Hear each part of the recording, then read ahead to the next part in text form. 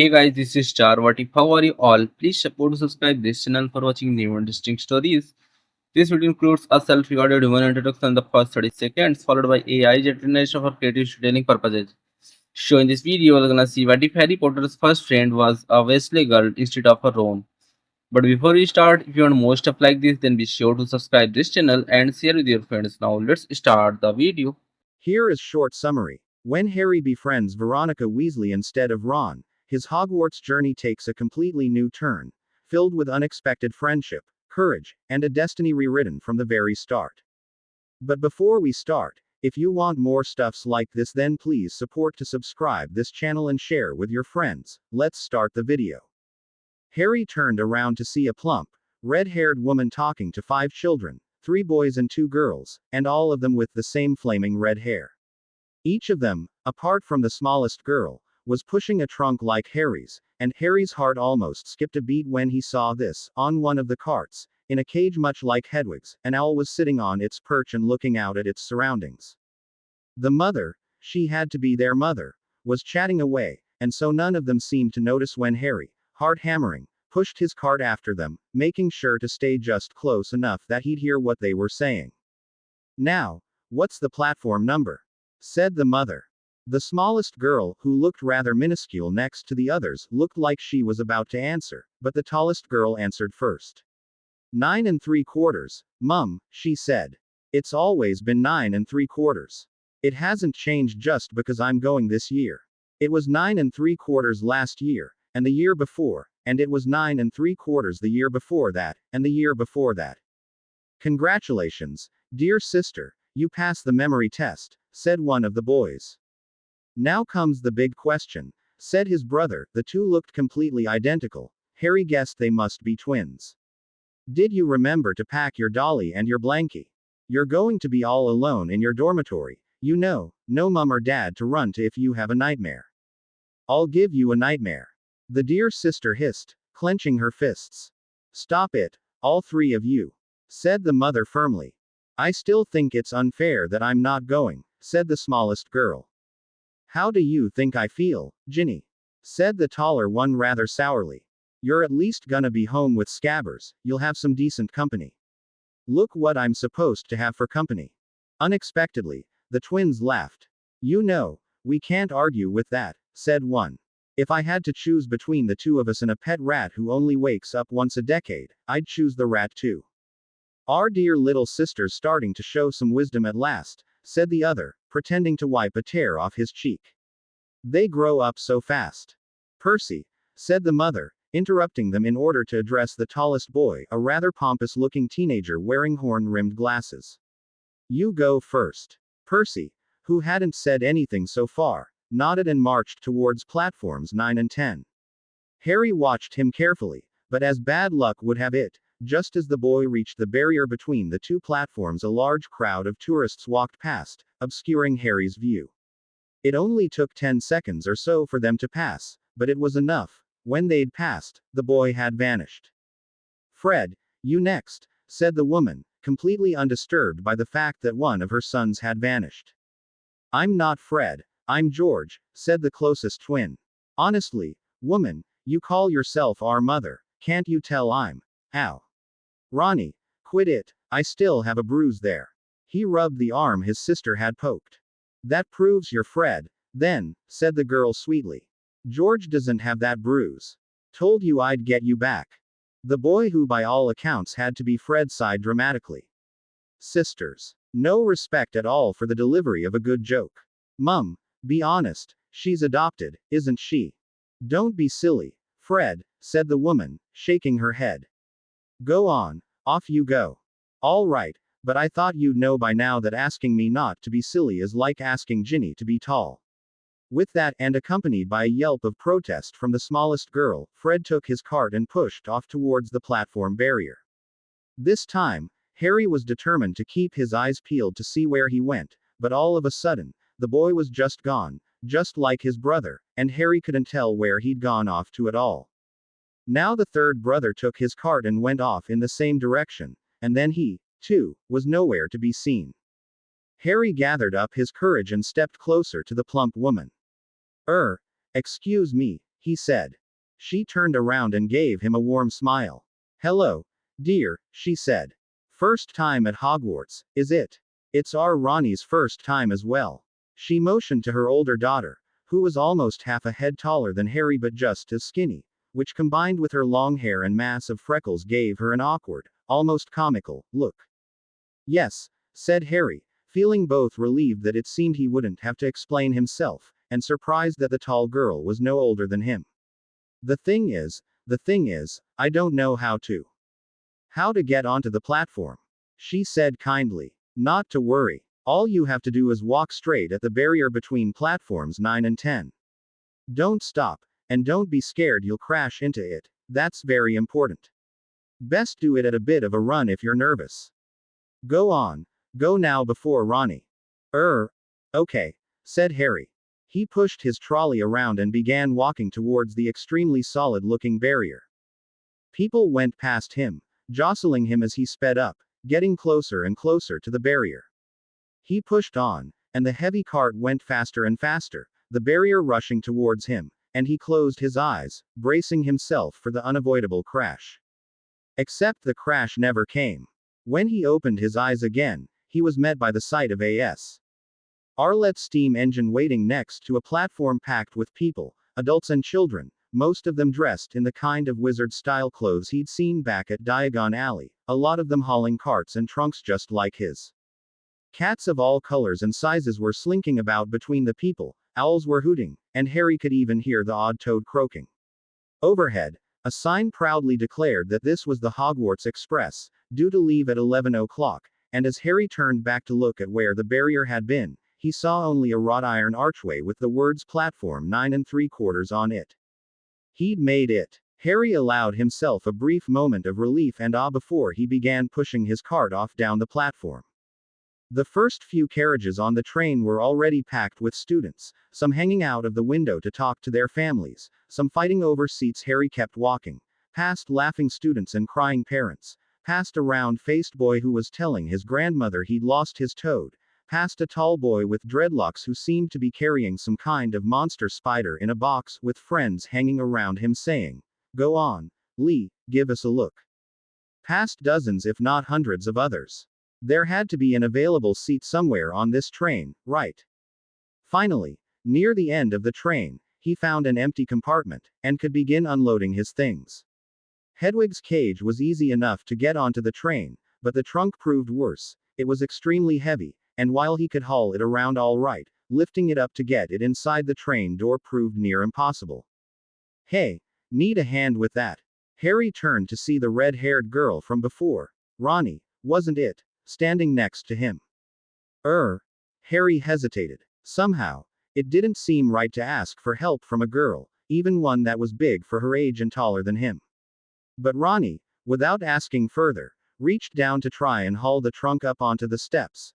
Tried. Being the key word, because though she grunted and strained, she had no more luck than Harry in hauling the trunk all the way up to the steps. For a moment, Harry just stood and watched her in amazement. Then, a pang of guilt hit him because he was letting her fight with his truck all alone, and he grabbed the other side of the trunk to help lift it. Together, they managed to haul the heavy trunk up on the first step. Panting heavily, Ronnie grinned at Harry with an expression of pride on her face, an expression that vanished very quickly as she looked at the steps and realized there were 2 more of them. Damn, she panted. What have you got in that trunk? Solid gold bars. No, Harry began. Never mind. We need more help, said the girl, taking a few deep breaths and then turning to call. Hey, Fred, George, over here. Seconds later, the twins appeared. The family resemblance was clear. They had the same red hair, the same blue eyes, the same freckles, and even the same open, easygoing looks on their faces. Of course, the twins, while not much taller than their sister, were notably stockier and sturdier looking, and luckily they didn't need any convincing in order to lend a hand.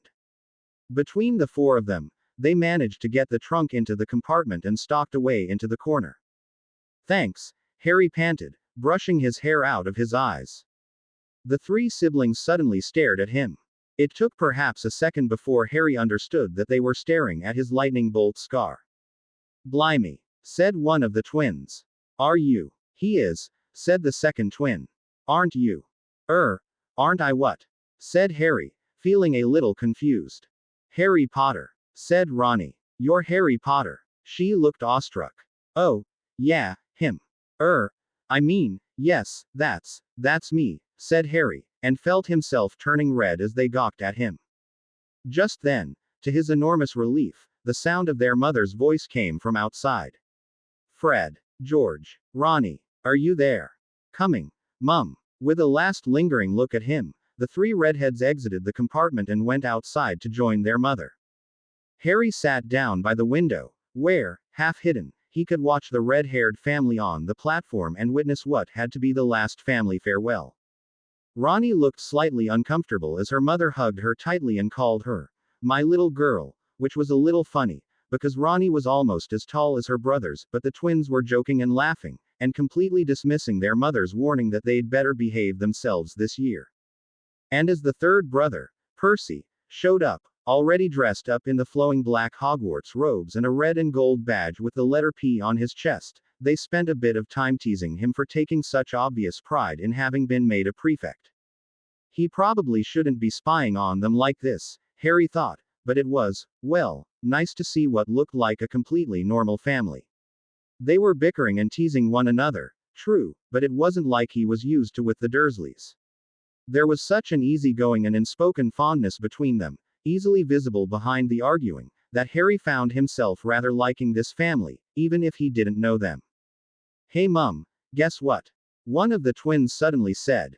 You know that black-haired boy who asked about the platform? Know who he is?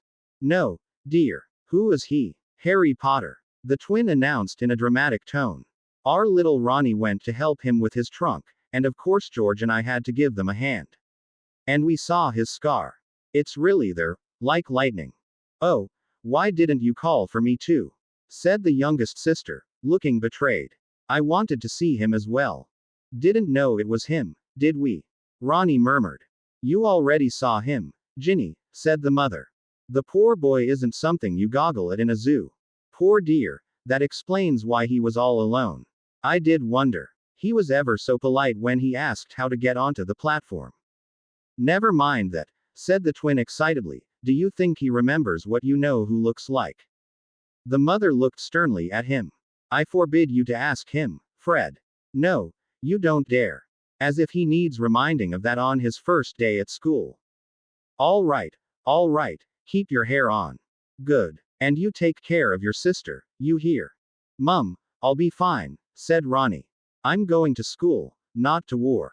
Oh, I don't know, said the other twin. The two things have quite a bit in common if you ask me. The conversation might have gone on longer, but now a whistle sounded, and the mother ushered her children towards the train, telling them to hurry up. A lot of hugs and kisses were exchanged. Ronnie picked up her younger sister and spun her around, and then everyone who was going on the train was on board, and the train began to move. From his place by the window, Harry could see the mother waving and the smallest sister running along by the train, laughing and crying at the same time. The train rounded a corner, and picked up speed. Houses were flashing by faster and faster, and Harry felt a thrill. He was really going. It was really happening. The door to the compartment opened, and Ronnie peeked in. For some reason, she looked a little shyer now than she had, but she still smiled at him. Hello again, she said. I don't have anywhere else to sit. You don't mind if I? Yeah, no, I don't mind, said Harry, and Ronnie gratefully slid down in the seat opposite him. She met his eyes, smiled nervously, and then became very interested in Hedwig, who was still sitting in her cage and watching the newcomer with interest. Oh, is this your owl? She said, looking at Hedwig with adoring eyes. Yes, said Harry. Her name is Hedwig. Oh, she's beautiful. Hello there, girl. Ronnie cooed at the cage. Hedwig let out a friendly-sounding hoot, of the kind she usually greeted Harry with, and closed her eyes in satisfaction as the girl carefully stuck a finger into the cage and stroking her feathers lightly. The door opened again, and the twins peeked in. Hey, Ron, said one of them. Already making friends with the local wildlife, are you? Listen, We're going to the middle of the train. Lee Jordan's got a giant tarantula down there, and we'd like a chance to see it before you show up and begin cuddling it. I won't. Ronnie, alias Ron, pulled slightly away from Hedwig's cage, but then apparently decided not to say whatever it was she had planned on saying. Instead, she just flopped back down in her seat and murmured, "Right, then. Harry," said the other twin, "did we introduce ourselves? Fred and George Weasley. And this is our little sister, Veronica. Try anything unseemly with her, and you answer to us."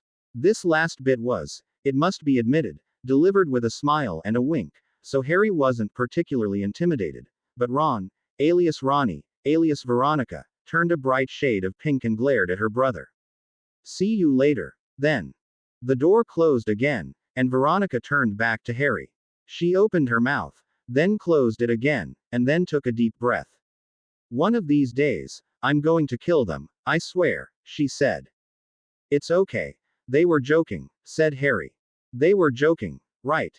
"Yeah, but still," Veronica sighed. "My sister Ginny and I are the only girls in the family, and we're the youngest, so they think they have to play bodyguards for us. When they're not teasing us for being girls, that is. I hate it." "I wouldn't know. I've never had siblings," said Harry, who wouldn't count Dudley as a sibling if his life depended on it. "Wish I had 3 brothers that were wizards."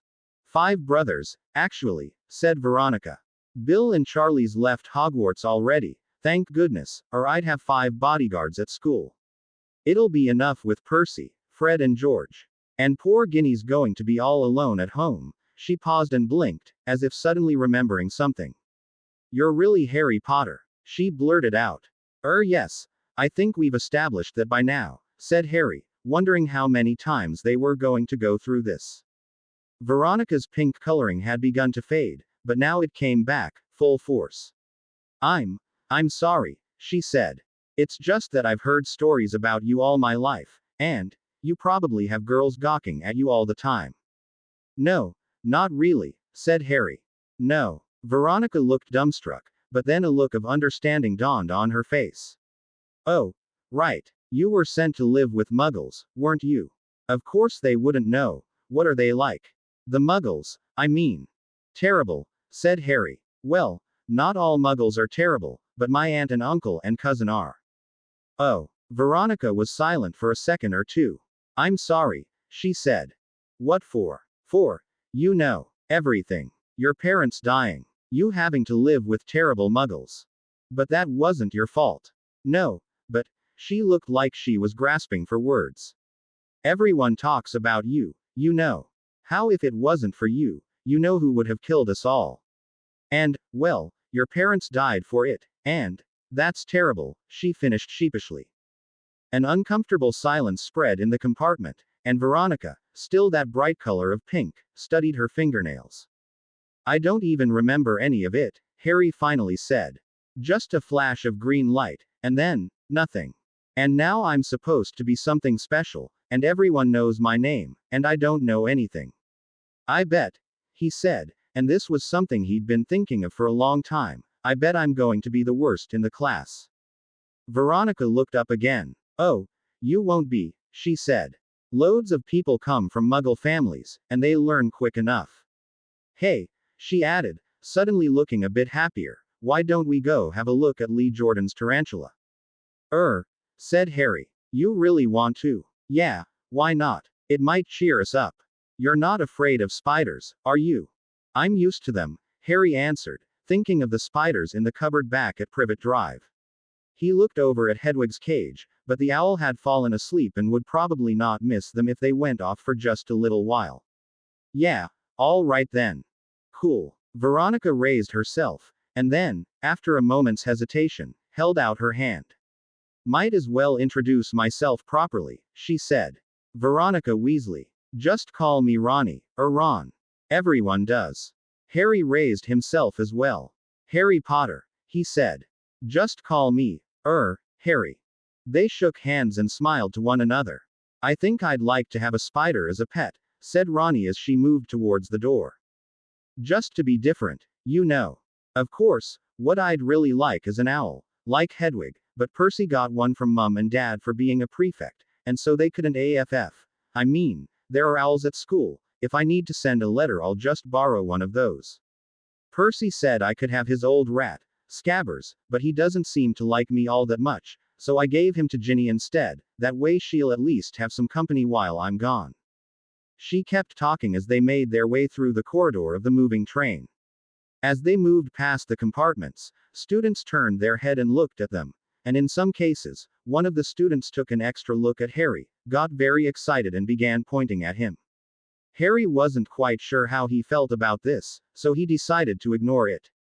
Here we are, Ronnie finally said, pointing to one compartment. Through the windows, Harry could easily make out Fred and George Weasley, and the dreadlock-haired boy he'd seen on the platform.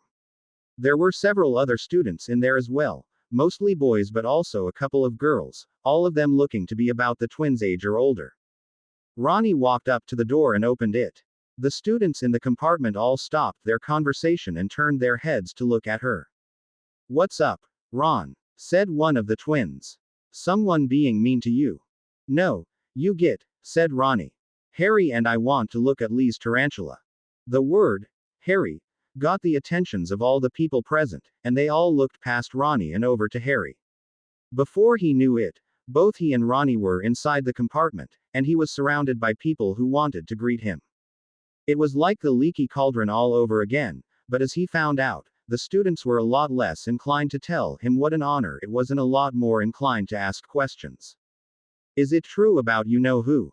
Do you remember anything at all? Does that scar hurt? What house do you think you'll be in? Do you play Quidditch?" Harry tried to answer all the questions best as he could, but the sad fact was that most of the questions were of the kind he didn't know the answer to.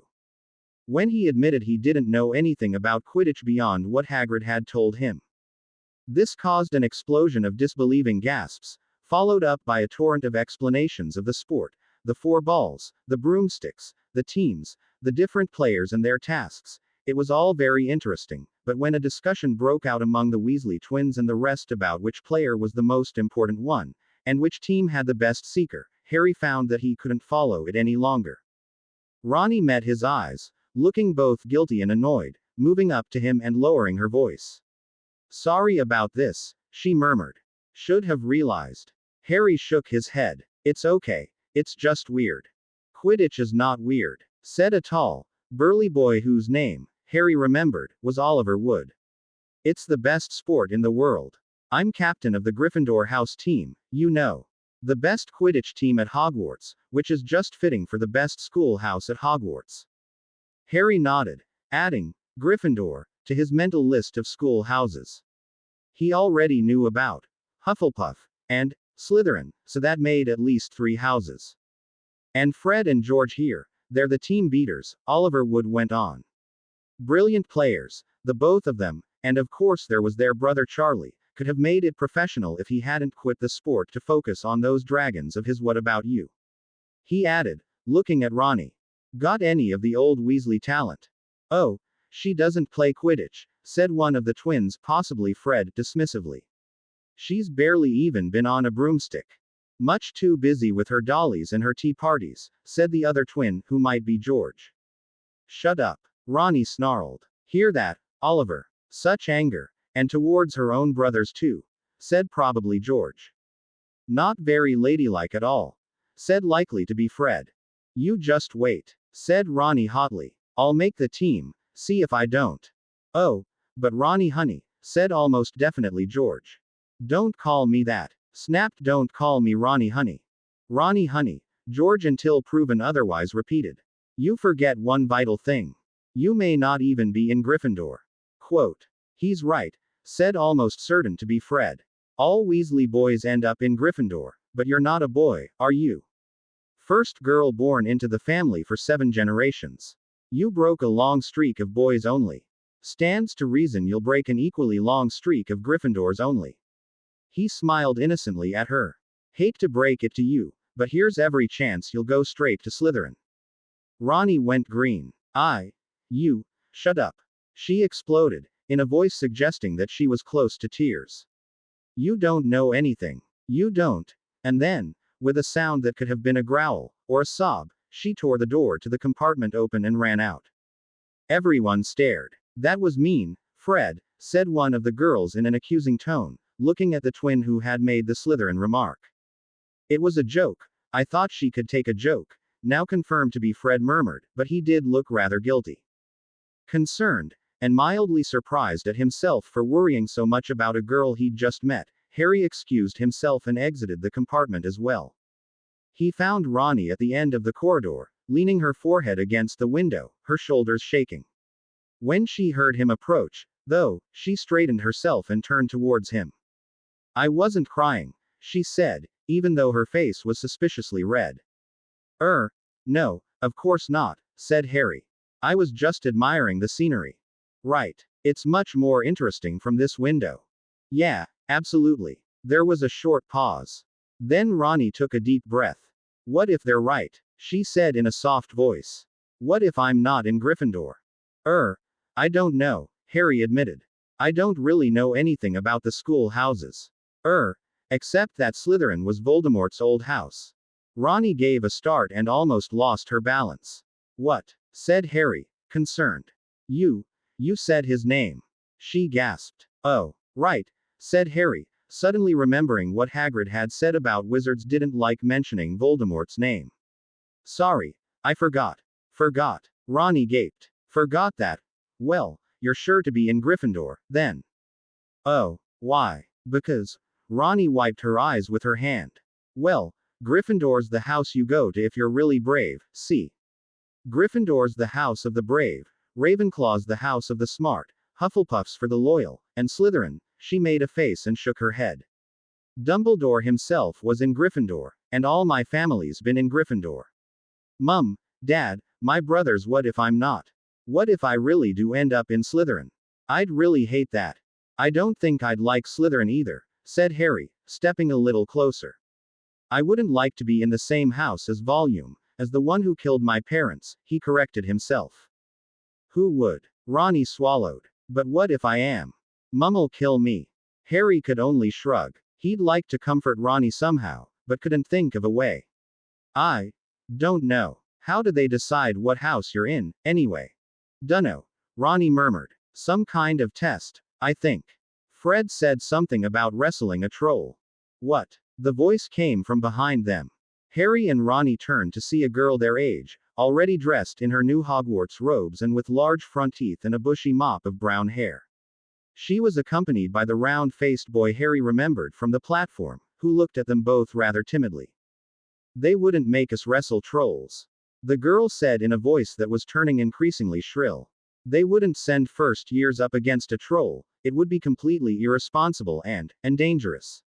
We're not supposed to learn the proper spells to deal with a troll until our third year. None of our course books for this year mention trolls, and I've read all of them, several times, and no, they wouldn't. Would they, Neville? She turned to the boy for confirmation. I don't know, he answered. My gran wouldn't tell me. Well, they wouldn't, said the girl, though she sounded a little less certain of the fact than her words indicated. Then, her eyes fell on Ronnie. Have you been crying? She said, rather bluntly. No, Ronnie snapped. Well, you shouldn't. I mean, yes, it's strange to leave home like this, but it's ever so exciting to be off to study magic, and I'm sure we'll be so busy learning new things that we won't even have time to get homesick, said the girl, probably intending to sound encouraging. Nobody in my family's magical at all, so it was a huge surprise when I got my letter, but I was ever so pleased, of course, I mean, it's the very best school of witchcraft there is, I've heard, and I'm so looking forward to learn everything, and my parents are ever so proud of me, and I've learned all our course books, of course, but I'm sure there'll be so much more to learn. Oh, and by the way, my name is Hermione Granger. And this is Neville Longbottom, from a long line of wizards. All this came at a great speed. Hi, said Neville Longbottom, from a long line of wizards, timidly. We're looking for his toad, said Hermione Granger. Have either of you seen it? No, said Harry. Ronnie, can't say I have. Well, thanks anyway, said Neville, looking disappointed. We'd better continue looking then. Don't worry, Neville, we'll find him, said Hermione, taking Neville's hand and more or less dragging him along. She did, however, stop by Ronnie and give her an encouraging smile. And don't you worry either. Hogwarts will be ever so much fun, and I bet that within a week. No, within a day. You'll have forgotten all about how frightened you were, and once you've found out what house you're in, you'll settle down and you'll think you were silly for crying. I wasn't crying. Oh, of course not. Don't worry, we won't tell anyone, will we, Neville? See you later. And with that, Hermione dragged Neville off and vanished, leaving Harry and Ronnie standing there gaping. I think, said Ronnie slowly, I think I'd like to go back to our compartment now. Yeah, said Harry. Good idea. But you know, we never even saw that tarantula. I think I'll pass, said Ronnie. I don't want to talk to Fred and George right now. On their way back to the compartment, they passed a smiling, dimpled woman pushing a cart with all kinds of wizard-type sweets and snacks. As she'd apparently already passed their compartment, and as Harry for the first time in his life had lots of money in his pockets, and just remembered that he hadn't had breakfast, he grabbed the chance to buy as many different foods as he could. Bertie bought every flavor: beans, chocolate frogs, pumpkin pasties, cauldron cakes, licorice wands, ice mice, and loads of other strange goodies he'd never heard of before. Ronnie's eyes were huge as Harry carried off the huge load. Hungry, are you? She said. Starving, said Harry. Want some? There's more than enough for us both. Well, thank you. Mum sent with me some sandwiches. I should probably eat them before they get too dry, Ronnie murmured, though Harry could tell that she really wanted to say yes. Go on, I've got loads, said Harry, and discovered in that very moment how good it felt to have something to share and even more importantly, someone to share with. In the end, they ended up sharing the lot, and Ronnie's mood improved drastically as they sat in their compartment, making their way through the considerable pile of snacks and sweets, and chatting away like old friends. Time flew as she told him all about what the different sweets were and what he could expect from them. And when Harry pried, she talked about her family, who were all wizards, except for one second cousin of her mother's that apparently was an accountant. But Ronnie had never met him. She told him stories her brothers had told her about life at Hogwarts, about wild pranks Fred and George had pulled, and about her sister Ginny, who wasn't going to start school until next year and had been very angry about that. Harry, in return, told her about life in the Muggle world, though he decided to refrain from mentioning he'd slept in a cupboard for most of his life. Somehow he felt mentioning such details would make it look like he was fishing for sympathy, and Ronnie seemed to find Muggle life just as fascinating as Harry found wizard life. You've got to meet my dad sometime, she said. He's wild about everything Muggle. Keeps bringing home all sorts of Muggle devices and trying to make them run. Drives Mum up the wall. She was in the middle of telling him about a motorized lawnmower that her father had brought home, which he'd somehow managed to get going and lost control over, the result being that the carpet in the Weasleys' living room now had a bare stripe on one side, when the compartment door slid open and Hermione Granger peeked in. Hello, she said. I'm still looking for Neville's toad. Have you seen it since last we spoke? Oh, and how are you doing? Are you feeling any better? This last part was to Ronnie, who opened her mouth to answer, but then apparently thought better of it and just nodded. Good, because I was thinking about what you said about wrestling a troll, and I think. But what Hermione thought, Harry never knew, because at that moment 3 boys appeared behind her, 2 of them large and hulking brutes not unlike a couple of junior trolls, who made even Ronnie look tiny by comparison, and the third a much smaller and paler boy that Harry recognized from before. It was the same boy he'd met at Madame Malkin's. Hermione shrieked in surprise as one of the brutes grabbed her shoulder and pulled her away from the door to make way for the pale boy, who strolled into the compartment as if he owned the entire train. So, he said, looking at Harry with much greater interest than he had at Madame Malkin's. It's true, then. They're saying all down the train that Harry Potter is in this compartment. That's you, is it? Yes, said Harry, looking at him, and then at the 2 others, who were flanking him like bodyguards. Another shriek came from Hermione, who poked her head back into the compartment. You're Harry Potter, she said excitedly. Oh my goodness, I'm so sorry, I didn't realize. I've read all about you in modern magical history and the rise and fall of the dark arts and. Nobody asked your opinion, said the pale boy coolly, turning to look at her through narrowed eyes. Who might you be? Hermione looked a little put out by his tone, but nevertheless answered in a reasonably polite tone, Hermione Granger. I don't know any Grangers, said the pale boy. Who are your parents? They're not. And here he made a disgusted face, Muggles, are they? Not that it's any of your business, said Hermione stiffly, but my parents are quite successful dentists, and. Just as I thought. Stay out of this, mudblood, the pale boy sneered, turning away from her to focus on Harry again. Ronnie had gone white. She raised herself and glared at the pale boy. You did not just say that. She snarled. If the boy was intimidated, he didn't show it. And you're a Weasley, he said. I know all about your family. Red hair and disgusting, Muggle-style clothes. Not even new, disgusting Muggle-style clothes. Heard you were bawling in the corridor earlier. Can't say I blame you. If I belonged to such a pitiful excuse for a wizarding family, I'd probably cry too. Potter, he said, once again focusing on Harry as Ronnie sputtered and snapped for her breath with anger. Take this as a friendly bit of advice. You don't want to get mixed up with riff-raff like these two. Look at them, they're not even remotely pretty by any standards. One looks like a beaver with a bushy wig, and the other's a beanstalk with red hair.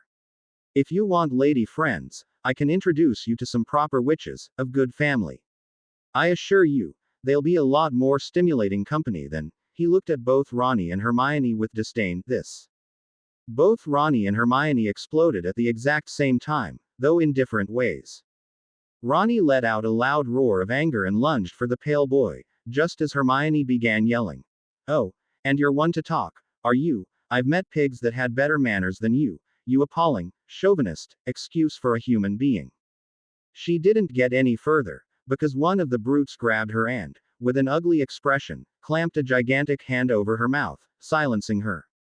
The other brute, meanwhile, grabbed Ronnie before she could even get close to the pale boy, hauling her off the ground and holding her tight. The girls squirmed and struggled, Ronnie kicking and snarling like a wildcat, but the brutes were too strong for them. The pale boy, completely unmoved by this, merely shook his head and looked at the struggling girls. Pitiful. No class whatsoever, you'd think they were Muggles. Now, Potter. Get out. Harry commanded a lot more bravely than he felt, because he was the smallest and skinniest person in the room and did not exactly have high hopes about his ability to fight off even one of these boys, let alone all three. You just let those girls go, and get out. Or you'll do what, Potter? Said the boy, his eyes narrowing. You'll fight me. This is my last piece of friendly advice, and I do hope you'll take it. Watch your step. If you don't wise up and begin treating the proper wizarding families with a bit more respect instead of hanging out with scum like this, you'll end up just like those parents of yours. Just then, there was a loud cry from the brute holding Hermione, who pulled his hand away from her face. Let me go or I'll bite you again. She demanded once her mouth was free. Let me go or I'll kick your balls. Ronnie snarled to the brute still holding her. Hedwig, who had slept through it all, now woke up and started screeching indignantly. Harry braced himself. It looked like it was going to come to a fight, and he was absolutely certain that he would lose, but seeing Ronnie and Hermione both in the grasp of boys the size of young trolls, he couldn't not do anything. Just as he was about to make his move, though, he saw 4 familiar figures appear behind the pale boy.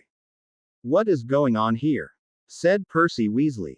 The 3 boys all turned to see the 3 Weasley brothers, plus Neville Longbottom, who looked completely terrified, standing in the corridor just outside the compartment. The 2 brutes quickly let go of the girls, while the pale boy got just slightly paler. More Weasleys, he sneered, obviously trying, and just as obviously failing, to keep the cool contempt in his voice. That's right, said one of the twins. More Weasleys.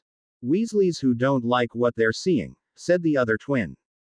And one of whom happens to be a prefect, said Percy rather pompously. You're Lucius Malfoy's son, aren't you? And these must be, oh yes, Vincent Crabbe and Gregory Goyle. What do you think you're doing? Ronnie, who had fallen to the floor when she had been dropped, got rather unsteadily to her feet. They came in here and began insulting our family, and they called her. She pointed to Hermione, an ugly word that I don't want to repeat, and then these 2 trolls attacked us. Percy's mouth tightened. Rest assured, I will be speaking to whomever your head of house turns out to be, he said to the three boys. And I will keep my eye on you three from now on. And if he's too busy, said one twin. Then we'll be more than happy to do it for him, said the other. You stay away from our sister. Yeah, and her friends. Or we'll make sure you regret it. That's enough. You two, said Percy. And you three, get out. Seeing that they were outnumbered, and not prepared to risk getting into even more trouble, the three boys turned and slinked out of the compartment. Lucius Malfoy's son, however, couldn't resist glaring at all the Weasleys, and at Hermione, and last of all at Harry. This isn't over, Potter, he sneered. But don't say I didn't warn you. Scram. The twins chorused, and then both Lucius Malfoy's son and his two friends were gone. All at once, the three Weasley brothers entered the compartment. One of the twins went straight up to Ronnie and brushing off some dust that had gathered on the girl's shirt after her unexpected trip to the floor. Are you all right, Ron? He said. Look, I didn't mean that part about Slytherin, you know that, right? Jareth, Fred, Ronnie snapped, trying to twist away from him. I'm all right. What about you two? Said Percy, looking at Harry and Hermione. Are you all right? Hermione nodded. She looked a little shaken, but unhurt. Thanks for the rescue, said Harry, going over to Hedwig's cage to make sure the owl was all right too. I don't even know what that was about. Percy's face darkened. There are certain wizard families, the Malfoys among them, who insist on holding on to the outdated belief that the only thing that matters is purity of blood, he said. Pure wizard blood, that is, Fred, according to Ronnie, explained when he saw Harry's confused expression. No muggles anywhere on the family tree. My parents are both muggles, said Hermione, uncharacteristically silent and subdued. Is that what mudblood means? That's a nasty and dirty word, said Ronnie, looking at Hermione. Anyone ever call you that, you just come to me, and I'll kick their asses for you. Yeah, you were doing a really good job of that, dear sister, said George. You can thank Neville here for the timely rescue. Neville smiled nervously. He noticed that Malfoy and his cronies were up to no good and came to alert us. Of course, we were already on our way over here, Fred added. Just to see if you were doing all right. And Prefect Percy was doing his prefectly duties and doing a bit of patrolling, so he was going the same way. Well, Percy cleared his throat rather pompously.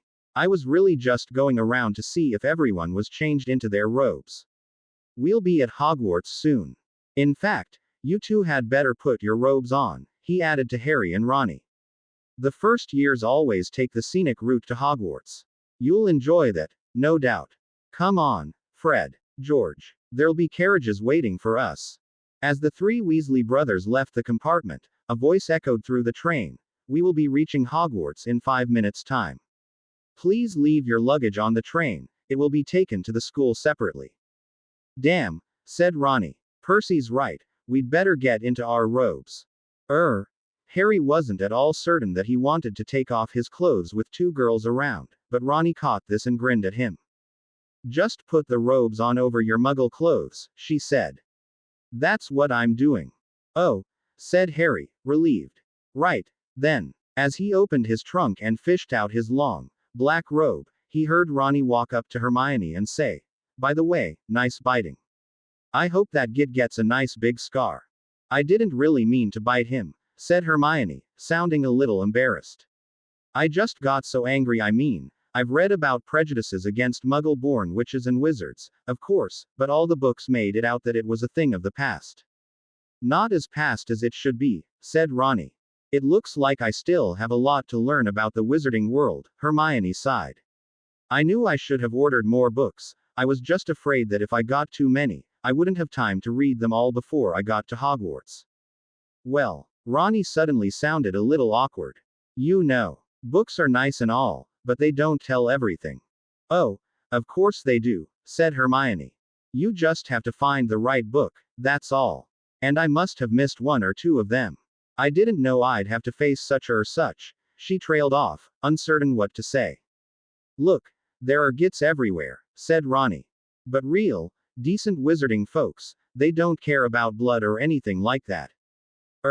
The important thing is that you You know, do your best and all that, right? Neville. What? Neville sounded a little startled that Ronnie had addressed him, but managed to say, "Oh. Yes. Right. My gran says that some of the best wizards and witches around are muggle-borns." His robes finally fully on, Harry turned again to see the three others standing by the door. Ronnie was now in her robes as well, though Harry couldn't help but notice that they were slightly too short for her. The train was slowing down. It was getting dark outside. Mountains and forests were silhouetted against a deep, purple sky. Harry took a deep breath as the train finally came to a halt. "Okay," he said, hoping that they wouldn't notice how much his voice was quaking. "This is it, then. Off to school," Ronnie agreed. She had gone rather pale underneath her freckles. Moment of truth. "Never mind about Gryffindor, but if I'm in the same house as that Malfoy git, I'm going home. Wouldn't mind being in the same house as you three, though," she added, a little shyly. "Let's hope we all manage the fight against that troll, then," Harry tried to joke. "Well, you already have been fighting 2 trolls, haven't you?" said Neville. "3 if you count Malfoy." He blushed as the other 3 laughed, more out of nervousness than because the joke was particularly funny.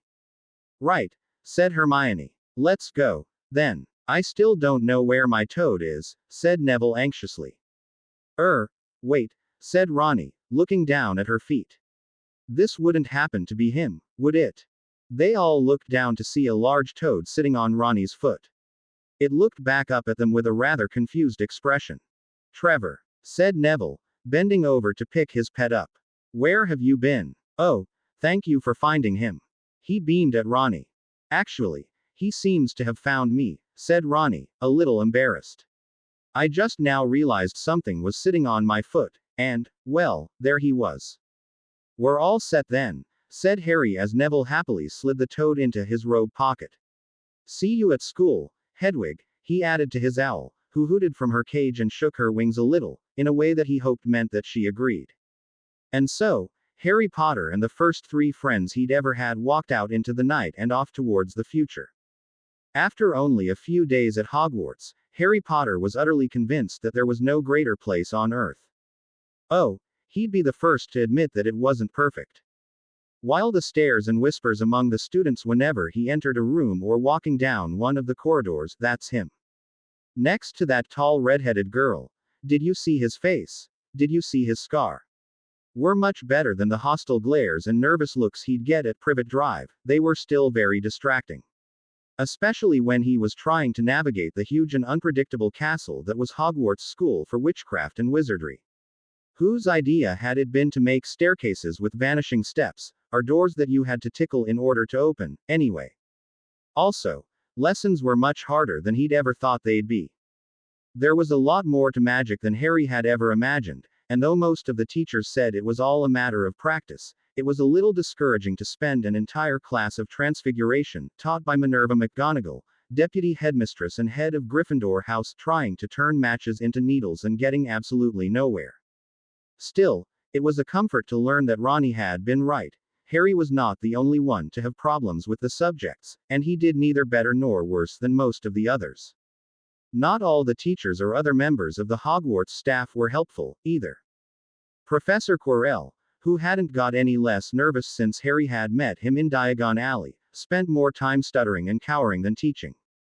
Professor Binns, despite being something so unusual as a ghost teacher, still managed to officially be the most boring person ever. The caretaker, Mr. Filch, was a nasty old man who seemed to delight in catching students breaking some rule or other and threatening to lock them up in the dungeons or some other harsh punishment. And the librarian, Madame Pants, viewed students as a nuisance who shouldn't be allowed in her precious library and took any excuse to throw them out. And of course there was the ghosts. Oh, great heavens, the ghosts. Harry had very quickly grown used to their presence, and a number of them were even friendly, but every so often one of them would get upset or angry over something and begin shouting and pestering a student.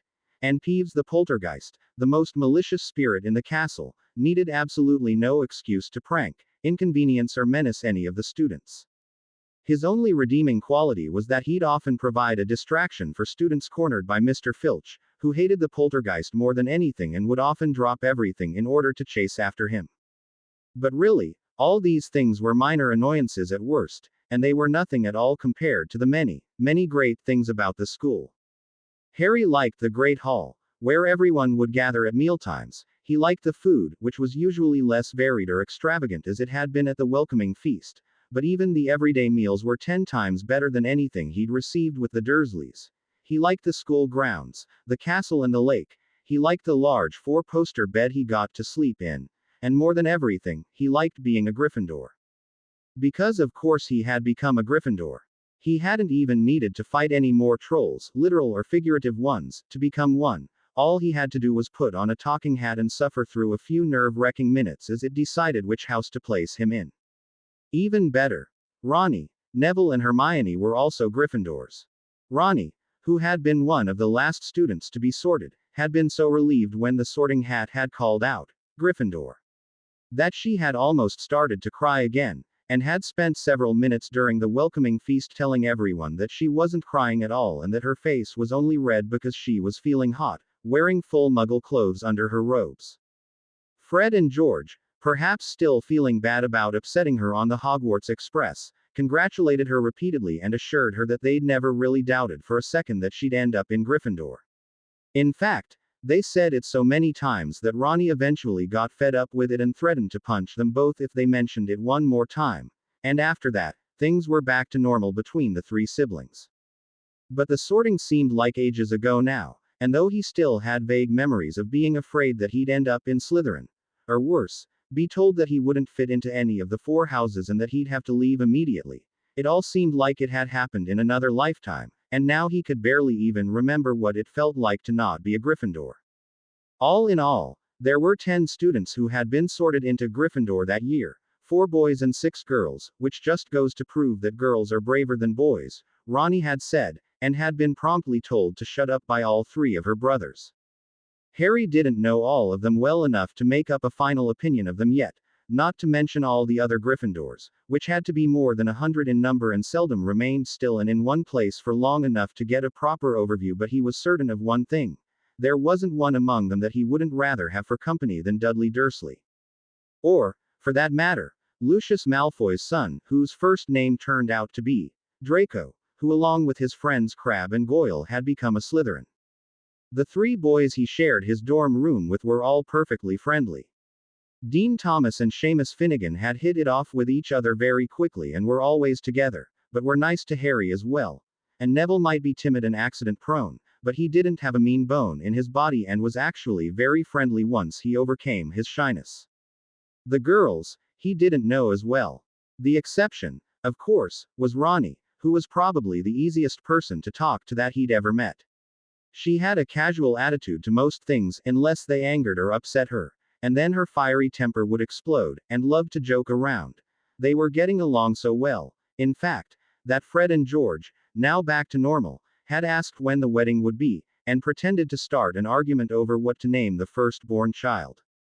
Ronnie had gone pinker than ever at that, and for a few minutes she refused to meet Harry's eyes while she called the twins the nastiest names she could think of. Most of the other first-year Gryffindor girls seemed a little shy around Harry, though this did not apply to Hermione Granger, who probably didn't even know what it was like to feel shy. The girl had bonded with Ronnie after the incident on the Hogwarts Express, and would often be found hanging around Ronnie, and by extent, Harry, whenever she wasn't sitting with her nose in one of the 5,000 books she appeared to read on a daily basis. I dunno why, Ronnie had confessed to Harry one evening, while Hermione was off reading her current favorite book, Hogwarts, a history, and was oblivious to anything else. I have absolutely nothing in common with her. She's dead clever. Mind, absolutely brilliant, really. Comes from a muggle background, only known about magic for a few months, and still knows more spells than I do. Did you see her at Transfiguration? Harry nodded. Hermione was the only one in their year who had managed to turn a matchstick into a needle during their very first lesson. Absolutely brilliant, Ronnie repeated. But barking mad. She spends more time reading than Percy does, she's obsessed with homework, she shows off during lessons, thinks everything has to be done her way, and she even thinks Quidditch is silly. It's just because she's never seen a game, of course, but honestly. What sort of person doesn't like Quidditch? Harry could only shrug his shoulders. If he was to be honest, Quidditch sounded rather confusing to him, even with Ronnie's numerous enthusiastic attempts at explaining the game, but the way everyone was going on about it, he couldn't wait to actually see it played, just to find out what the fuss was about. She's all right, he said diplomatically. Bit bossy, but you like her well enough, don't you? Yeah, Ronnie murmured. I dunno. I think it's impossible to end up in a fight with a couple of trolls alongside someone and not end up liking them at least a little. And, well, it's weird, really, but it's just that when I'm with her I don't miss my sister as much. Hermione reminds you of your sister, said Harry. Ronnie pondered this for a bit. Not really. No. Okay.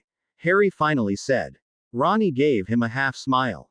Ginny and I used to do everything together, you know, being the only girls in the family, and now I'm here and she's back home.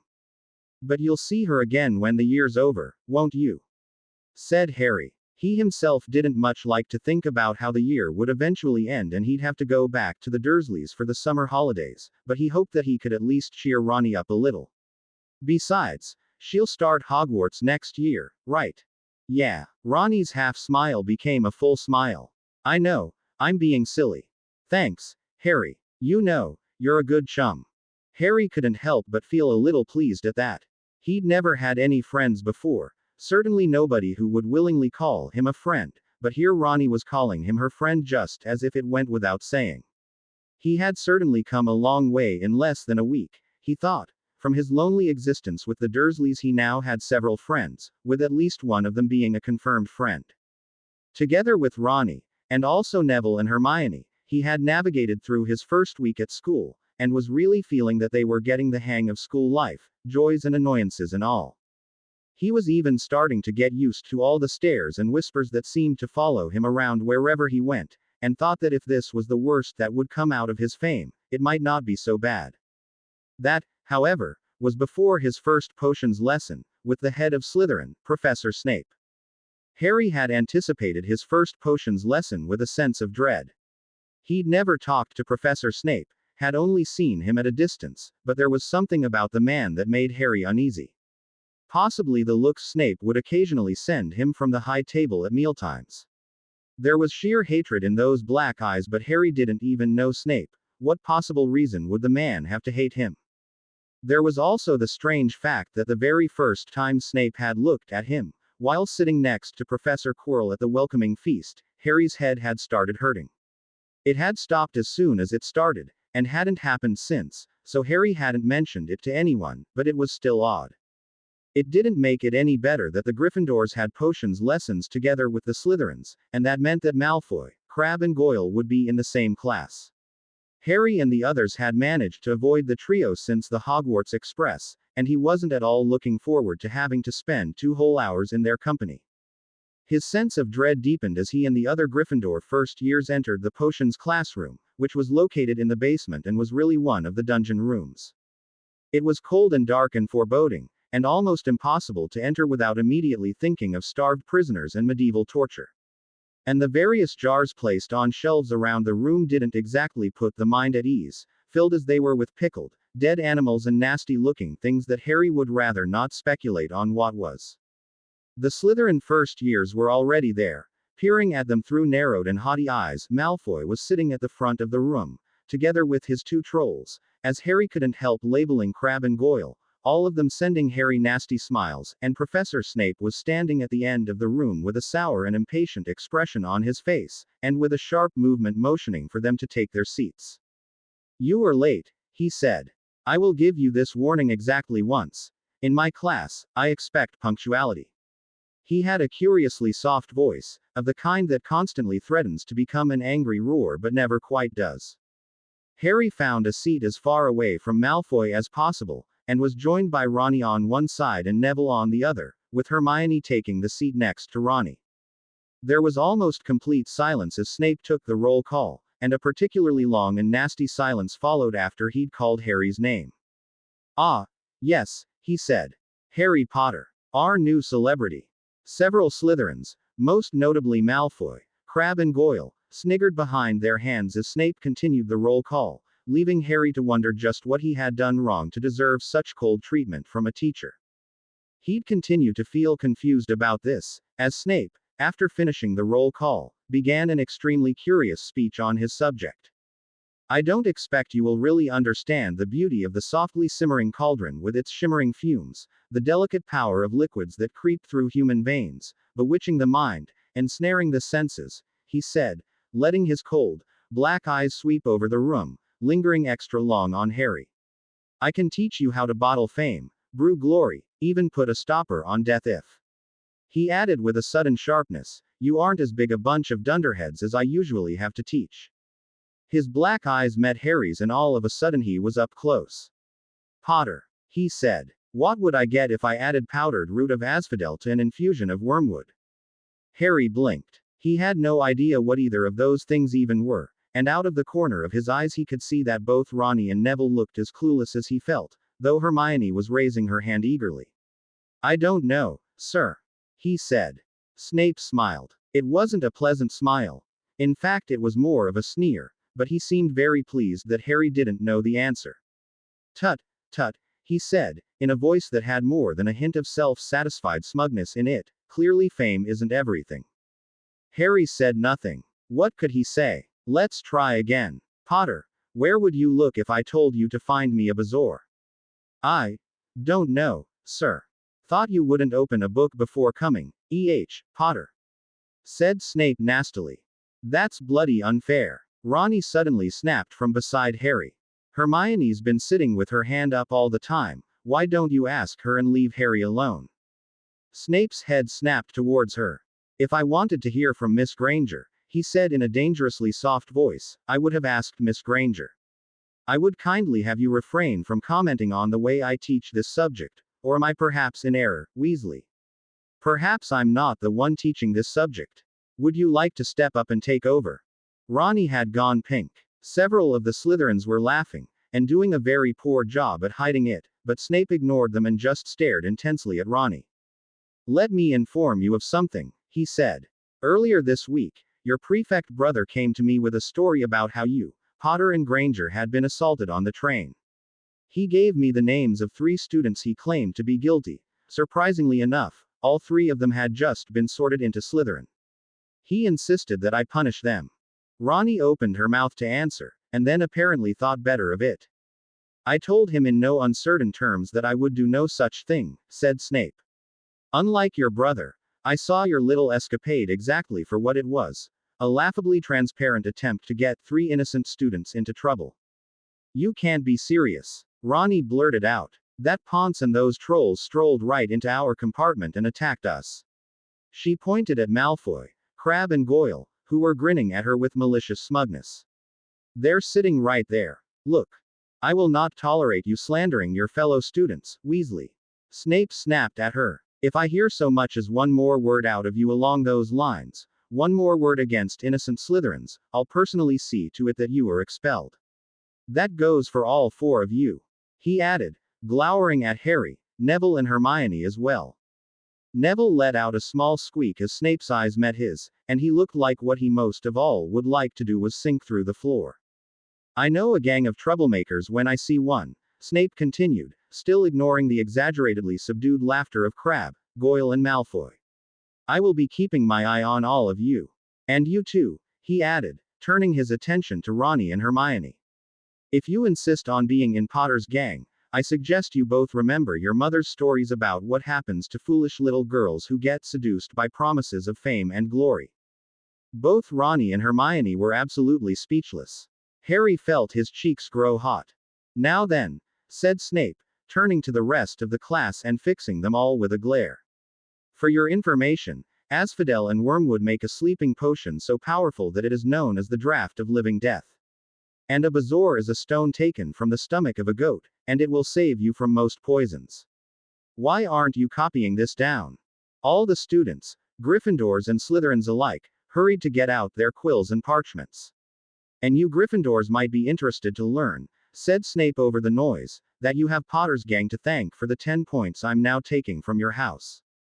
The rest of the potions lesson was a complete disaster for anyone who wasn't in Slytherin. Snape had them work in pairs to make a simple potion that cured boils, but Harry, who was working with Neville, was so put out by sheer astonishment over the unfairness that he couldn't concentrate, and Neville was no help. He'd been reduced to a nervous wreck and couldn't even get a proper fire going under the cauldron, which resulted in Snape stopping by several times to call Neville an idiot. Hermione and Ronnie were working together in stunned silence, and were for the most part ignored, and the rest of the Gryffindors were subject to sour commentaries and harsh criticisms from Snape. The Slytherins got off without so much as a reprimand, even though many of them did worse than the Gryffindors, and Malfoy, whom Snape for some reason seemed to like, was even held up as an excellent example for the other students. Malfoy smiled in a self-satisfied way as Snape praised his excellently stewed horned slugs, and glanced at the Gryffindors as if daring them to say otherwise. That was the worst lesson I have ever been to. Hermione fumed as they finally left the dungeon. What kind of a teacher is he? Insinuating that Ronnie and that Harry, I have a good mind to go to the headmaster with this. I'm sure that sort of behavior isn't allowed. Snape's been at school for years, said Ronnie glumly, and he's always been horrible. You wouldn't believe the stories my brothers have told about him, and he's never been sacked. I think I officially hate Fridays now.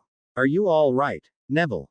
Neville, who hadn't said a word other than the occasional squeak after the dressing down Snape had given him, just shook his head. It was a relief that none of the other first-year Gryffindors blamed them. Most of them seemed even more confused at Snape's severe antipathy towards Potter's gang, as he called them, than Harry himself was. Indeed, Lavender Brown, one of Ronnie and Hermione's dorm mates, normally a rather giggly and silly girl, came up to them immediately after the lesson was over to give both Hermione and Ronnie big hugs and tell them that she thought that Snape was being completely horrid, and that she believed them about that awful Malfoy and his ugly trolls. Harry was a little afraid that she'd try to hug him as well, but luckily she didn't, though she did give sympathetic looks to both him and Neville. Well, at least now we know why he's been glaring at me all week, said Harry after Lavender had gone off. Seems like he thinks we're out to discredit 3 of his students. Maybe Malfoy's his nephew or something, seemed like they knew each other. Neville shook his head, but didn't say anything more. Well, if you ask me, he's completely out of line, said Hermione, who just seemed to have gathered more steam after Lavender's burst of sympathy. Professional educators should not let their personal biases stop them from providing an education of decent quality. Did anyone from Gryffindor properly learn how to make that boil-curing potion? I don't think so. What if it's part of the end-of-year exams? Then you know none of us Gryffindors are going to pass, and all because that man was too busy making insults and threats. Why are you looking at me like that? That last part was directed to Ronnie, who was staring incredulously at her. Hermione, the taller girl said. Not that I don't like to hear you berate that git, but it's just the first week of school. Isn't it a little too early to think about end-of-year exams? It's never too early to think about end-of-year exams, said Hermione. Ronnie paused and then turned to Harry, tapping her forehead with her finger a few times to indicate what she thought of Hermione's state of sanity. Hermione gave her a hurt look and opened her mouth, and to stop her from going on what looked to be another tirade, Harry hurried to say, You know, Hagrid sent me a letter inviting me to tea this afternoon. Would you 3 like to come along? I'm sure he won't mind. Yeah, all right then, said Ronnie. Thank you, Harry, that's very kind of you, said Hermione, and as Harry had hoped, she didn't begin to berate Ronnie after that. Apparently she felt the moment had passed. And so it was that all 4 of them, at 5 to 3, left the castle and made their way over the school grounds towards Hagrid's hut, a small, wooden cabin at the edge of the Forbidden Forest. Already before Hagrid opened the door, they could hear the noise and commotion from inside. A few loud barks sounded from inside, accompanied by Hagrid's rough, booming voice. Back, Fang, back. And then the door opened, and there was Hagrid, just as huge and lumbering as he'd been when Harry first saw him, firmly holding the collar of an enormous black boarhound, who was barking and struggling to get loose, paws scraping against the wooden floor. Hello, Harry. The giant man beamed. Just one moment. Back, Fang. He added to the overeager dog as both Neville and Hermione shrank back. Hello, Hagrid, said Harry. I brought a couple of friends, I hope that's all right. The more, the merrier. said Hagrid. Don't worry, Abu. Fang here, he added to Hermione and Neville. He's friendly, he won't hurt ye. He's just eager to meet new people. Come on in. They entered a surprisingly large room. Hagrid's hut had only one room, Harry realized, which served as kitchen, living room, bedroom and storage room all in one.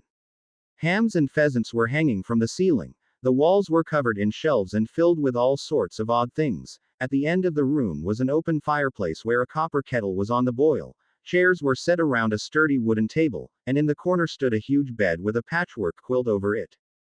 Make yourselves at home, said Hagrid, motioning over to the chairs and at the same time accidentally letting go of Fang, who immediately jumped at Ronnie and began licking her face while wagging his tail furiously. Ah, no, stop it. Ronnie laughed, trying to push the friendly boarhound away.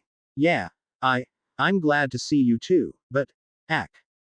Jareth. That last word almost drowned in loud fits of giggling. Ticklish, are you? Said Hermione, looking a little calmer, and with what Harry thought looked like a wicked gleam in her eyes. Yes, Ronnie squeaked between her giggles. I am off me. Oh, thank you. She breathed in relief as Hagrid effortlessly pulled Fang away from her and told him to go and lie down. The boarhound reluctantly obeyed, and Ronnie wiped her face with her sleeve. Sorry, Abu. That, said Hagrid, picking up a towel and handing it to her. Sometimes he forgets he's not a puppy anymore. Now, you're a Weasley, aren't ye? Having got her breath back under control, Ronnie nodded. Veronica Weasley, she said. Course, now I remember it, said Hagrid. Brother Charlie talked to Boo, ye often enough. And, there was this great fuss when ye were born. First Weasley girl born in centuries. Caused a bit of a stir there, ye did. Think there was even a small bit about ye in the Daily Prophet. Yeah, I've seen it, said Ronnie, handing the towel back to him. Mum cut it out and saved it. It was during the war, and apparently they were desperate for any news that weren't about you-know-who. Fred and George say I became a girl just because I knew I'd get more attention that way. Hagrid chuckled. Pleased to meet ye in any case. Sit down all oh ye, I'll get ye some tea. As they flocked round the table, Harry introduced Hermione and Neville to Hagrid, and he greeted them warmly, as he poured boiling water from the copper kettle over into a large teapot. So how's Toad doin'? He asked Neville. Seemed to remember ye had a bit of trouble with him on the boat ride. Trevor's fine, I think, said Neville, who still seemed a little intimidated. He keeps getting away from me, though. I don't think Hogwarts agrees with him. Ronnie's been good at finding him, though. More like he keeps finding me, said Ronnie. I think he gets confused about which dorms are the boys and which are the girls. Well, if ye got any more problems with, bring him to me sometime, and I'll see if I can do something for him, said Hagrid as he laid out mugs for them. He wouldn't be the furs. Toad having problems with adjustin'. Tear belongin' to a wizard one o' the reasons why they went out o' style, really. Oh, said Neville, and looked like he didn't know whether to be relieved that he wasn't the only wizard to have such problems with his toad, or embarrassed that he had a toad to begin with. Hagrid smiled at him. Don't worry about it. They always come around. In the end. Difficult pets. Toads, with a bit o' patience they make great companions. So, he added, addressing the whole group, how's furs week at Hogwarts been, then? It's been. Harry hesitated. If Hagrid had asked that question before the potions lesson, he would have enthusiastically claimed that he was having a great time, but at the moment Snape with his off-putting behavior was still a little too fresh in his memory. Mostly, it's been great. Mostly, After placing the teapot down onto the table, Hagrid grabbed a large tin which stood on a shelf by the fireplace and removed its lid, before fishing out a number of shapeless lumps that might, with some goodwill, be called rock cakes, which he put onto a plate. Course, there's always a lot get used furs week. This be expected. I didn't say I didn't like it, said Harry hurriedly, in case Hagrid had got the wrong idea, but Hagrid merely chuckled again as he placed the plate onto the table. I know ye didn't, he said. But I know how it can be, suddenly livin' in a new place, totally different from old one. Ye might think it's great, might even think it's the best place y'ave ever known, still not used tear it. Duh. Part still takes a bit o' time. So, tell me Abu. Here he stopped and looked towards Ronnie again. Fang, having grabbed the opportunity while Hagrid was busy, was back by Ronnie, tail still wagging fiercely, though at least he hadn't tried to jump up on her this time, as the girl scratched his ears. Hagrid beamed. Ah, he likes Ye. He said. Charlie was right, Ye do take after him. He was always great with animals too. I like dogs, Ronnie said, scratching Fang's chin. Well, when they're not trying to drown me in slobber, anyway. Somehow, she seemed a little embarrassed at the affection Fang was giving her, but it was also obvious, at least to Harry, that she rather liked it as well. At least she never took Hagrid's advice to just shoo him off if he starts annoying Ye, because the dog remained firmly at her side through the rest of their visit. Hagrid poured the tea for everyone, and though the rock cakes turned out to be exactly as edible as they looked, which is to say not at all, the tea itself at least was decent. Harry, Ronnie, Hermione and Neville sipped at it and pretended to enjoy the cakes as they told Hagrid all about their lessons. He didn't seem surprised at all that they'd got into trouble with Snape. Snape's not what ye'd call friendly tear the students, he said. Dislikes most of 'em, and the ones he does like tend ter be in Slytherin. Gryffindors always get the worst of it, too, so there's another reason. Ol' house loyalties and rivalries, see. Quote. Why's he even allowed to teach? Hermione blurted out. Well, man's a bloomin' genius when it comes ter potions, said Hagrid. Not many people alive that know their way round a cauldron better than Snape does, and ye can take that as a fact. Much as students like ter complain about, they still got Severus Snape ter thank fair some o' the most useful potions invented in the lost decade. Some of 'em he invented himself, some of 'em people who were his students at Hogwarts thought up. All right, so he's brilliant at stirring cauldrons, said Ronnie, scratching the adoring Fang's ears some more. He's still a git. Threatened to expel the lot of us. Hagrid raised his bushy eyebrows at this, so Hermione took over and told him about the events at Potions, and how Snape had first singled Harry out in order to put him up against the wall, and then had gone off on all four of them. Pouring them all some more tea, Hagrid wrinkled his brows as he listened. Well, now, I admit that's extreme, even fair Snape, he said in a contemplating voice, as if trying to choose his words carefully. Reckon that, he wasn't happy Abu, that incident at the Hogwarts Express and just overreacted. Didn't, like ter have 3 o' his own students accused o' something like that. But you believe us, right? Said Harry hopefully, while trying to pretend he was enjoying the cakes. I mean, they really did come into our compartment and start making trouble, for no reason at all. If Percy and Fred and George hadn't shown up when they did. Course I believe ye, said Hagrid. That Malfoy family, Harry. Nasty folks. We're on the side o' you know who durin' the war, as I remember, got away with it by pretendin' they'd been under a spell. Absolute rot. O' course, reckon they were right in his inner circle. Don't surprise me in the least that a Malfoy would be up ter no good. And those 2 others same sort, by the sound of it. He looked at Ronnie and Hermione. They didn't hurt ye, did they? The only thing that was hurt was our pride, said Hermione with a slight grimace. Apart from the bruise I got when Crabbe dropped me to the floor, Ronnie added.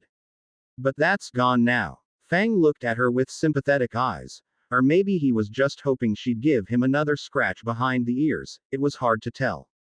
Brutes, said Hagrid. They do anything like that again, to any of ye just go to tear one o' the teachers, or if ye can't find any, come tear me. I'll set 'em straight. Thanks, Hagrid, said Harry. Yeah, thanks, said Ronnie. Knew it wouldn't do to go to Snape with it. Woof, said Fang, as if wanting to add his thoughts to the conversation. Ronnie stroked him few times. Well, I wouldn't worry too much about those threats, said Hagrid soothingly. Snape can take points and give detentions, he's not head o' house, so he can't expel ye witho, gettin' Professor McGonagall ter agree to it. Harry felt relieved. Professor McGonagall was strict, to be sure, but she seemed fair. Surely she wouldn't follow up on Snape's threats. Hermione looked notably relieved as well, but Neville, who had barely said a word since he entered the hut, looked skeptical. I don't know, he said silently. I saw how he looked at Harry. That wasn't just dislike, that was hate. Nonsense. What did he hate Harry for? Said Hagrid, though Harry could have sworn he didn't quite meet Neville's eyes when he said that. And then, before anyone else could say anything more on the subject, he turned to Ronnie and asked. By the way, been meanin' ter ask, how's Charlie doin'? Loss I saw. I am. He was talkin' about goin' off ter Romania ter study dragons.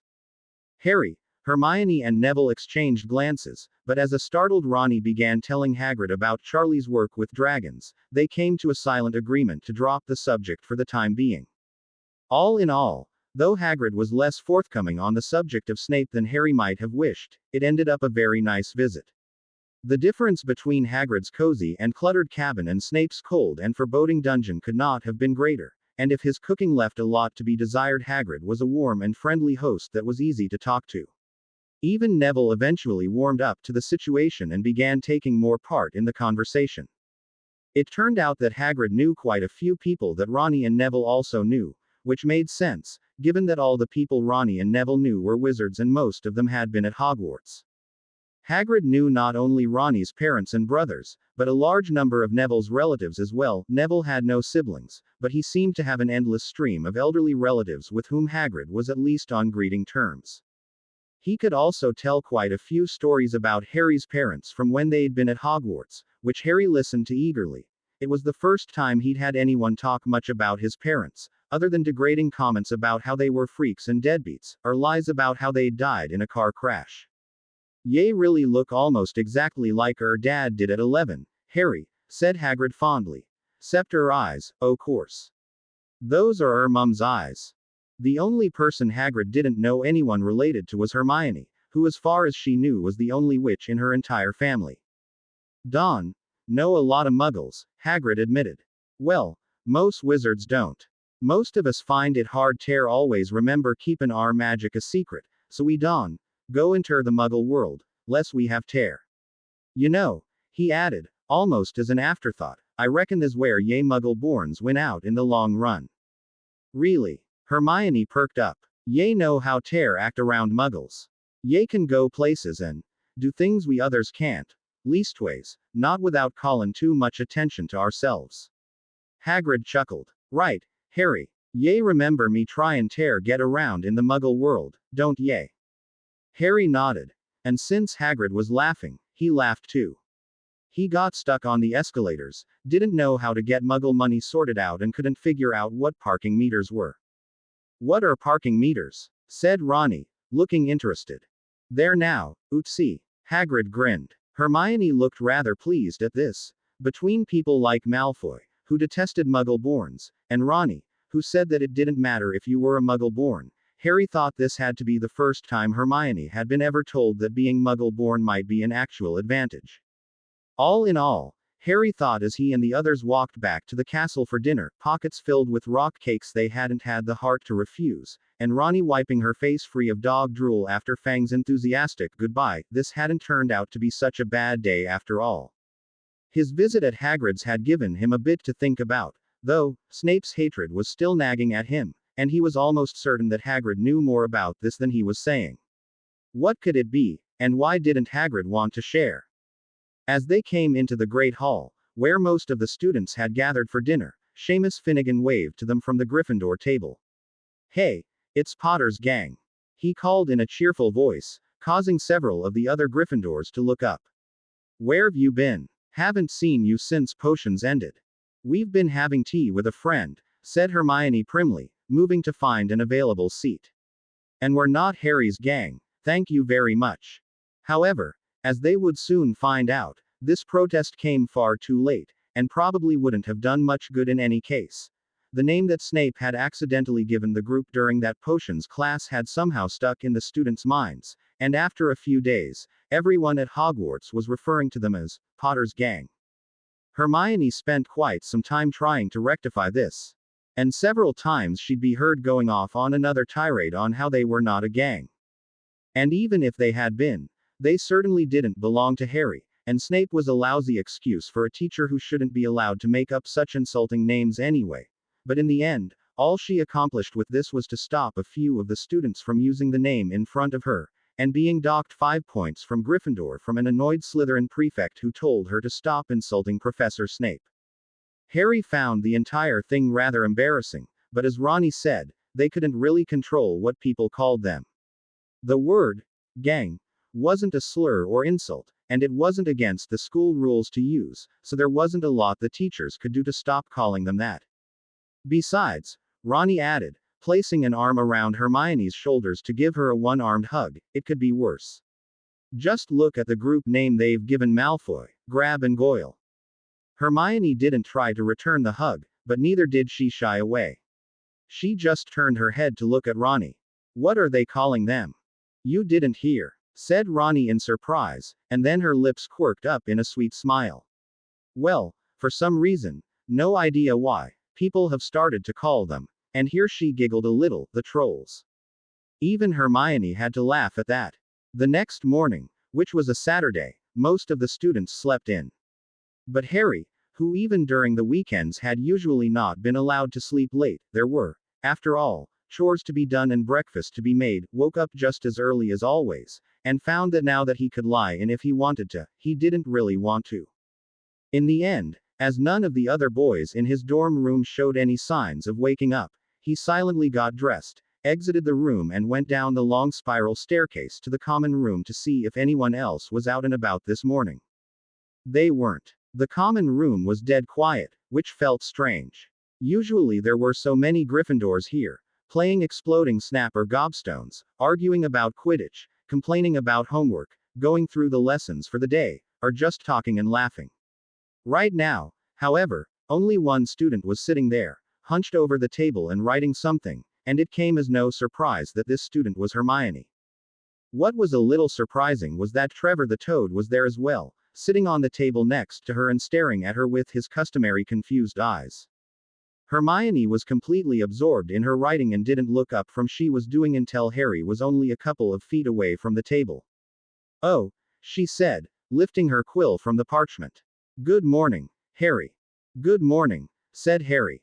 Having a good time with Trevor? Hermione looked over at the Toad. Oh, no, but he was in our dorm room again when I woke up. I found him trying to hop into Ronnie's bed, but when I tried to wake Ronnie, she just shoved me away, called me Ginny, and went back to sleep. So in the end I decided to take Trevor with me down here so I could give him back to Neville when he showed up. Well, that's nice of you, said Harry. So what are you doing, then? Getting in some homework before breakfast? No, I finished all my homework yesterday, said Hermione matter-of-factly. What I'm doing is writing a formal letter of complaint to the school about Professor Snape. Oh, said Harry, turning his head to try and see what she was writing. And with this I want to point out why he is not a worthy teacher, he read. Worthy teacher?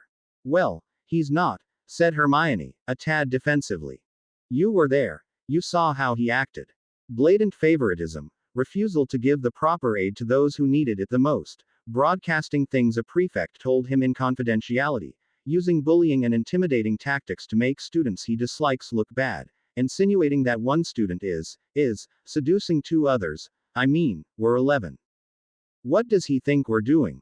Does he think we're She hesitated, apparently trying to think of an example that was sufficiently ludicrous and not too embarrassing to say. I have no idea what he thinks, and I don't think I want to know either, said Harry. Bad enough that I have to spend at least 2 hours with him every Friday without trying to find out what goes on inside that greasy head. This isn't a joking matter, Harry, said Hermione disapprovingly. A teacher should not be allowed to act like that around his students, genius with potions or not, and Hagrid did say Snape always had it in for Gryffindors, so who knows how many other students have done poorly at potions over the years just because they had him as a teacher. All right, said Harry, holding his hands up to stop her from going on another tirade. I'm not saying I disagree with you, but do you really think a letter's the best way to solve this? At first I thought I'd go to Professor McGonagall or Professor Dumbledore and just state my complaint, Hermione admitted, but then I thought it would be a lot more orderly if I did it in writing. They have to at least listen to me. Having avoided one tirade and not wanting to risk another one, Harry didn't tell her that he thought she was being a little too optimistic. But he too remembered how he'd been told that Snape always had it in for Gryffindors, and if he had been allowed to teach here for several years despite that, it didn't seem likely that a measly letter of complaint would change anything. He himself had had a few awful teachers over the years, none of them as awful as Snape but still, and none of them had ever lost their jobs, much as they had deserved to. And it did seem like Hermione's letter of complaint, once she had sent it, ended up being ignored. At least none of them heard anything more about it for several days. But to be honest, Harry didn't mind this so much, as he had other things to think about, and it was something a lot more exciting and promising than any letter of complaint could hope to be. Even if it was against Snape. The coming Thursday, the first-year Gryffindors, together with the first-year Slytherins, would have their very first flying lesson, and they were to meet with flight instructor Madame Hooch on the lawn in front of the Quidditch pitch for an introduction to broomsticks and flying techniques. Flying was the one thing that Harry more than anything else had been looking forward to.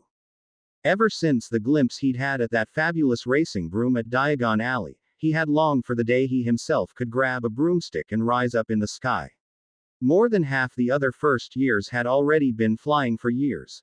The way some of them were talking, you'd think they had been born on a broomstick, and they were all more than happy to share their stories of high-speed aerial acrobatics and long flights over the countryside. Draco Malfoy was, unsurprisingly, one of the worst. His stories were taller and fuller of amazing heights and daring dives than anyone else's and always seemed to include at least one part where he narrowly escaped muggles in helicopters. If only half of these stories were true, he had to have encountered all the helicopters that existed in the country, plus a few that didn't.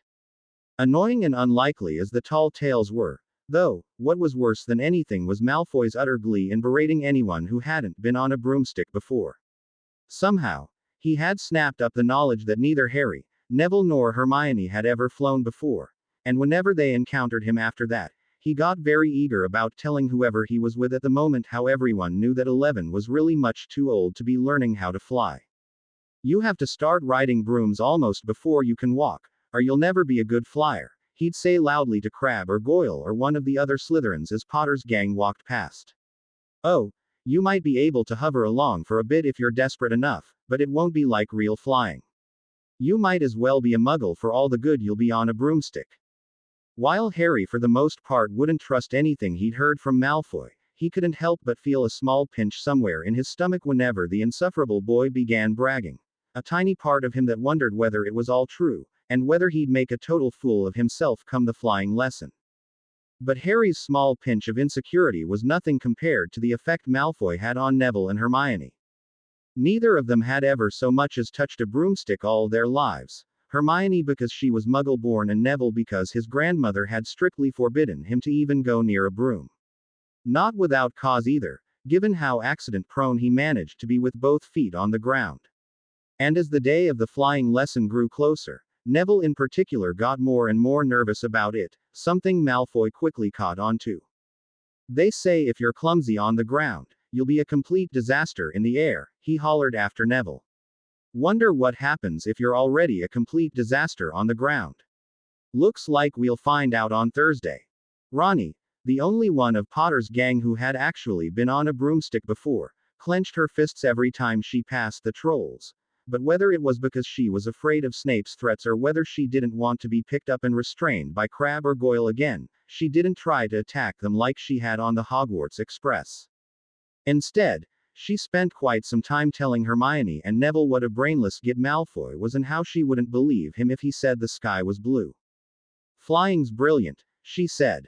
And it's dead easy too. Ginny and I have been doing it since I was 7. Don't tell Mum this. And here she lowered her voice and whispered conspiratorially, as if afraid her mother would somehow hear, but we used to break into the family broom shed and borrow the broomsticks without anyone knowing.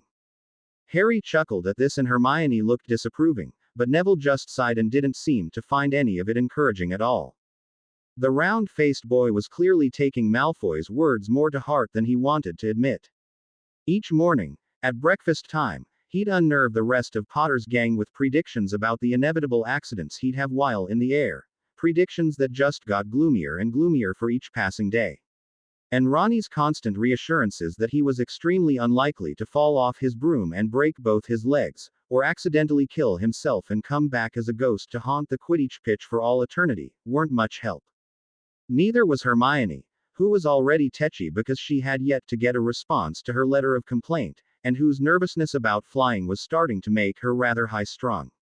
And though broomstick flying was one thing she couldn't learn by heart from a book, she was still making an honest attempt, borrowing all the books she could from the library that so much as mentioned flying or even Quidditch, and would sit around with Neville, listing up all the flying tips she'd read in Quidditch Through the Ages in an increasingly panicked voice. Tuesday afternoon, 2 days before the flying lesson, Ronnie pulled Harry aside while Hermione and Neville were sitting in the Gryffindor common room and getting one another more and more worked up with flying tips and lamenting everything that could go wrong. A couple of the other Gryffindors turned their heads and watched as Ronnie all but dragged Harry over to an empty corner, but since no heavy snogging took place, most of them seemed to lose interest and went back to their individual activities. "Look," the red-haired girl said in a hushed voice. "We've got to do something about those two. If they continue like this, they'll be nervous wrecks by the time the flying lesson comes around, and I don't trust the trolls at all." "You think they'll try something?" said Harry. "Don't you?" said Ronnie. "Malfoy's been chipping away at Neville's self-confidence all week, and Hermione's not much better. 10 to 1 the trolls have something planned." Harry sighed and nodded. Ronnie's predictions were altogether too plausible, and if there was one thing that made him look forward to the flying lesson slightly less, it was knowing that he'd have to share it with the Slytherins, and particularly the trolls. "But what can we do?" he said, looking towards the table where Neville and Hermione were still memorizing segments from Quidditch Through the Ages. "We can't force them to calm down. Unless you wanted to smuggle some of that calming draft into their pumpkin juice or something." "Nah, you're not supposed to fly if you've had one of those," said Ronnie. "I was thinking something else." "What?" "Private flying lesson." All 3 words in Ronnie's short sentence was punctuated with a thrust of her finger. "Just a simple introduction course. Mind," she continued, lowering her voice a little further. "For all 3 of you. Get those first-time flight nerves out of your systems, away from everyone else.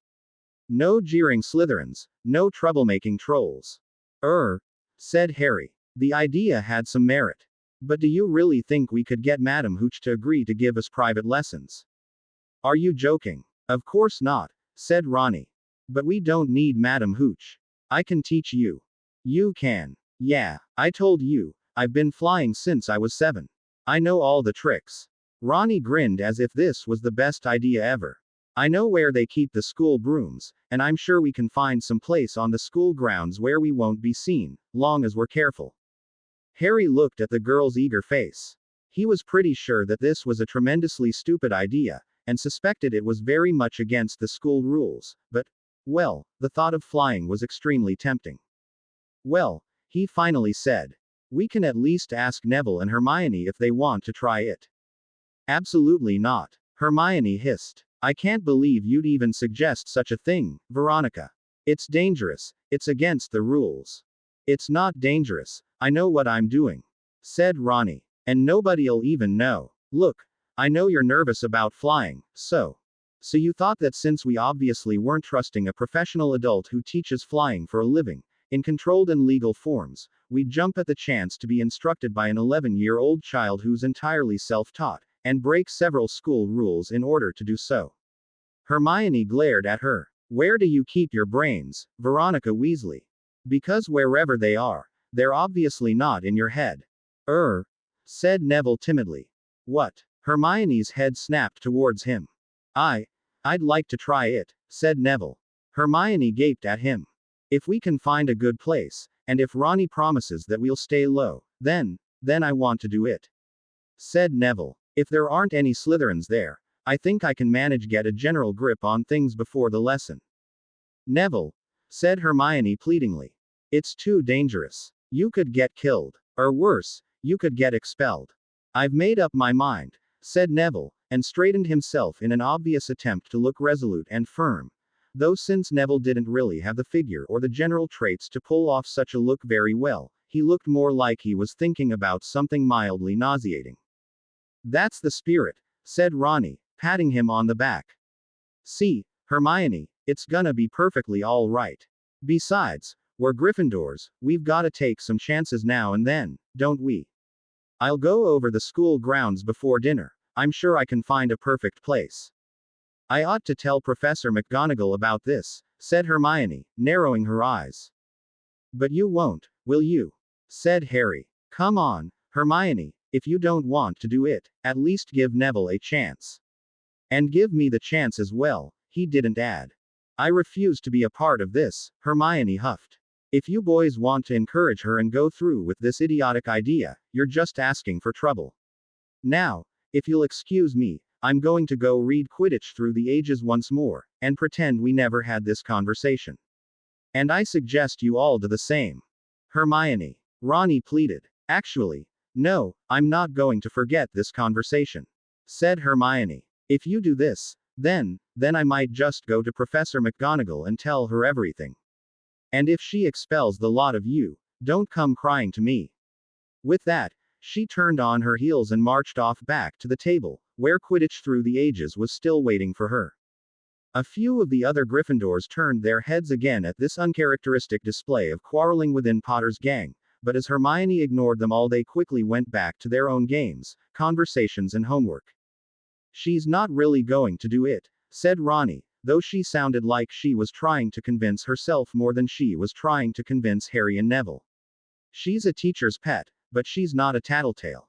Harry looked towards the table, where Hermione was sitting with her back to them, and he couldn't help but feeling a twinge of unease and perhaps the start of a guilty conscience.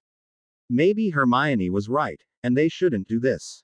Ronnie meant well, but it would probably be better for Neville to just take the flying lesson together with everyone else, if they were just a little extra observant around the trolls.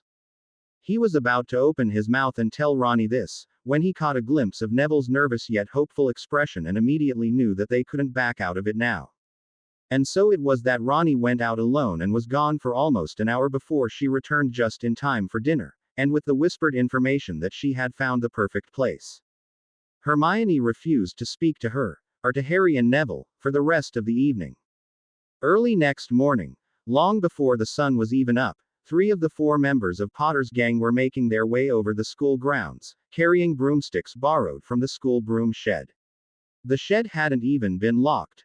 No wonder, Ronnie said, because anyone wanting to steal those old brooms would be completely mental.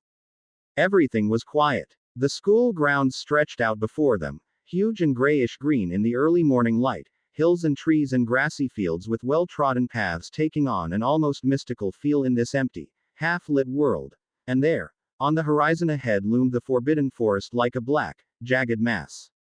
The sky was brightening slowly, anticipating the sunrise, and the cold September air did a lot to chase away the initial sleepiness they felt at being up so early. Harry had wondered if the Quidditch pitch wouldn't be the best place for the practice, but Ronnie said no. Fred and George are always going on about how Wood makes them practice at all hours, wouldn't want to risk the team coming out for an early training session, she said. I thought they said they didn't have a full team yet, said Harry, trying to remember the details of all the Quidditch conversations he'd tried to follow along with over the last 2 weeks. They don't have a seeker yet, said Ronnie. They got the rest of the team, but not a seeker. Course, Fred and George say they never had any good seekers after Charlie quit the game, so I expect they'll want to hold tryouts soon. Well, don't they need a complete team to practice? Said Harry. Nah, seeker's a very important part of the team, mind, but it's the easiest to practice without. And Wood wants to really build up the team this year, so it's just better if we don't take chances. Ronnie paused for a few seconds, and then added, other than the ones we're taking by doing this in the first place, I mean. You all right, Neville?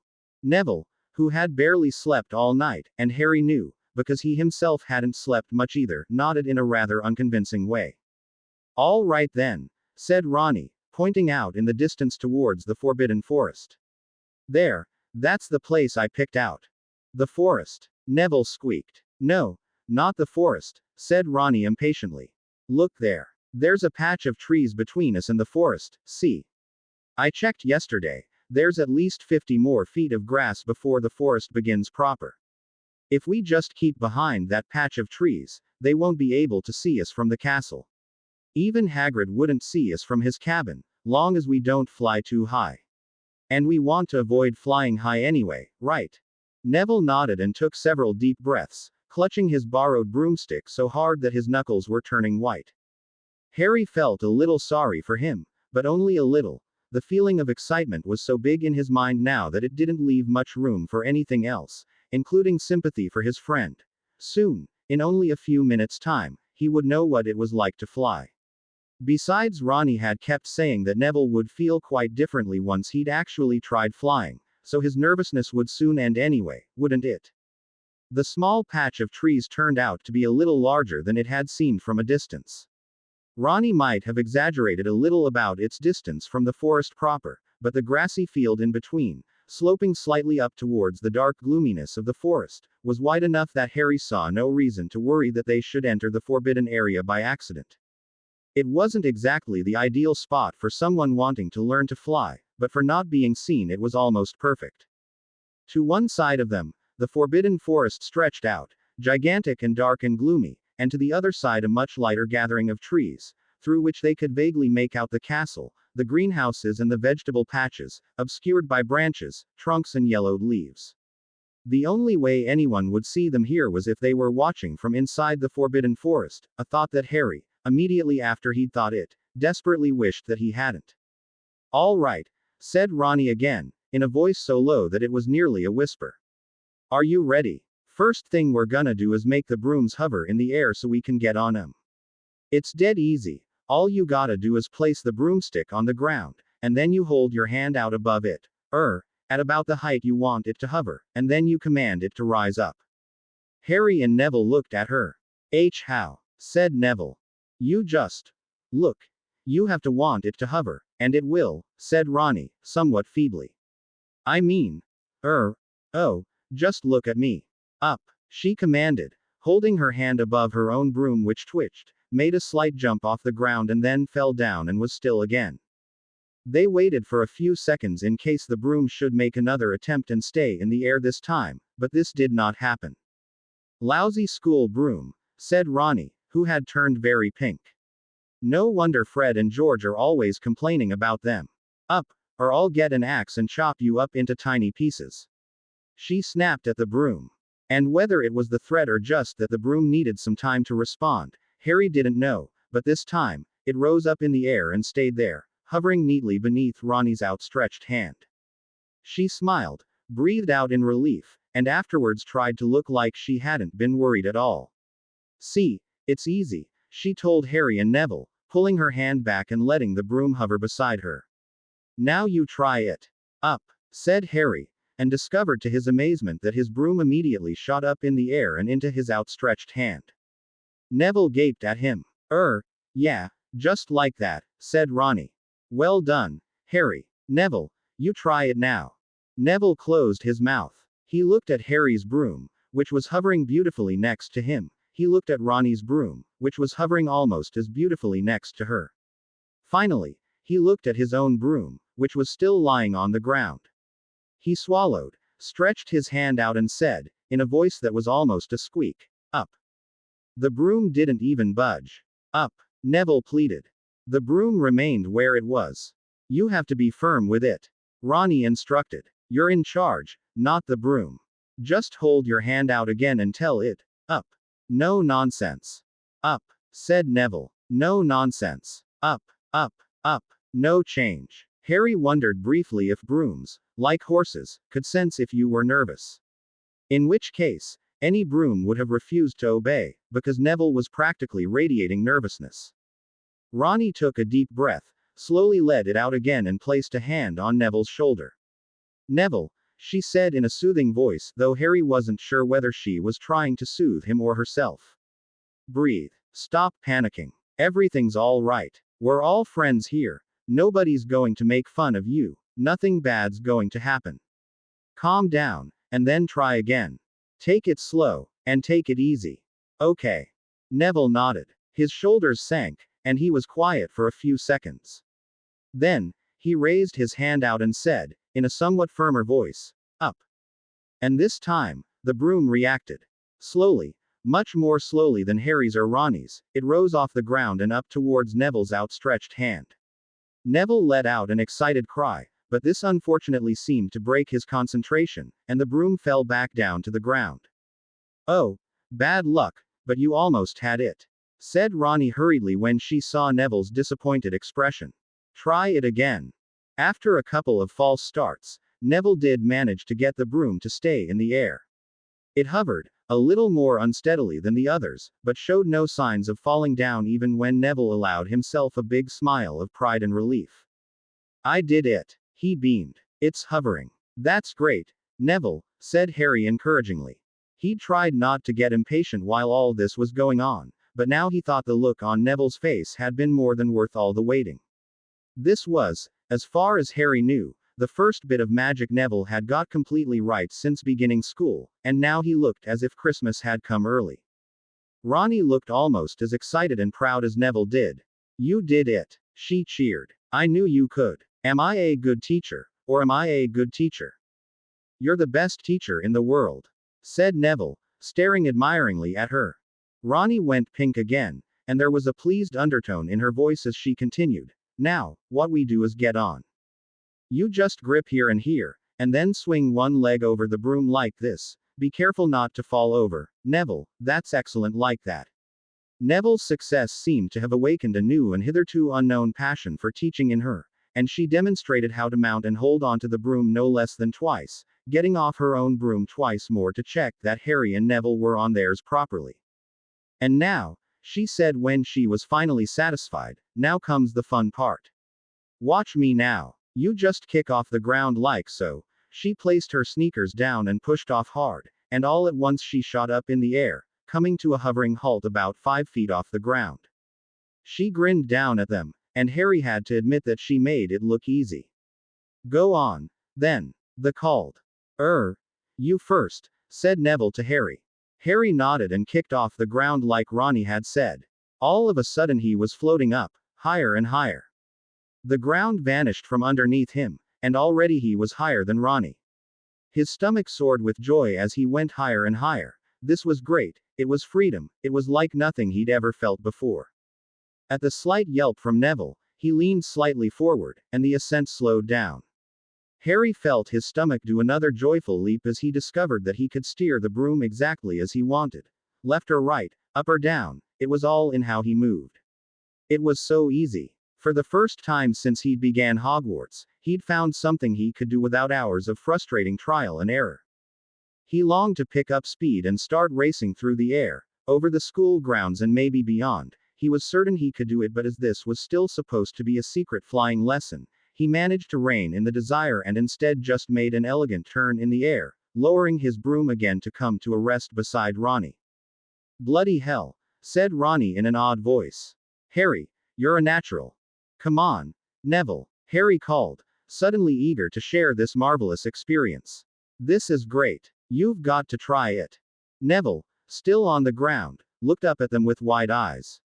Then, with a deep breath, he too kicked off the ground and shot up in the air. There was a thrilled expression on his face as he rose to Harry and Ronnie's level, an expression that quickly turned to worry, then fear, as he kept rising, further and further up. Harry realized at once that he'd lost control. Oh, no, said Ronnie, her face paling slightly underneath her freckles. Neville, don't let go of the broom, whatever you do. Lean forward and slowly come down. No, not like that. She yelped, but it was too late. Neville, still with a tight grip on his broom, had thrown his body forward with a sharp movement, and then everything happened extremely fast. The broom went in for a sharp dive, and in panic Neville threw his head back just before crashing into the ground, and this in turn caused the broom to flatten out and zoom forwards at a breakneck speed.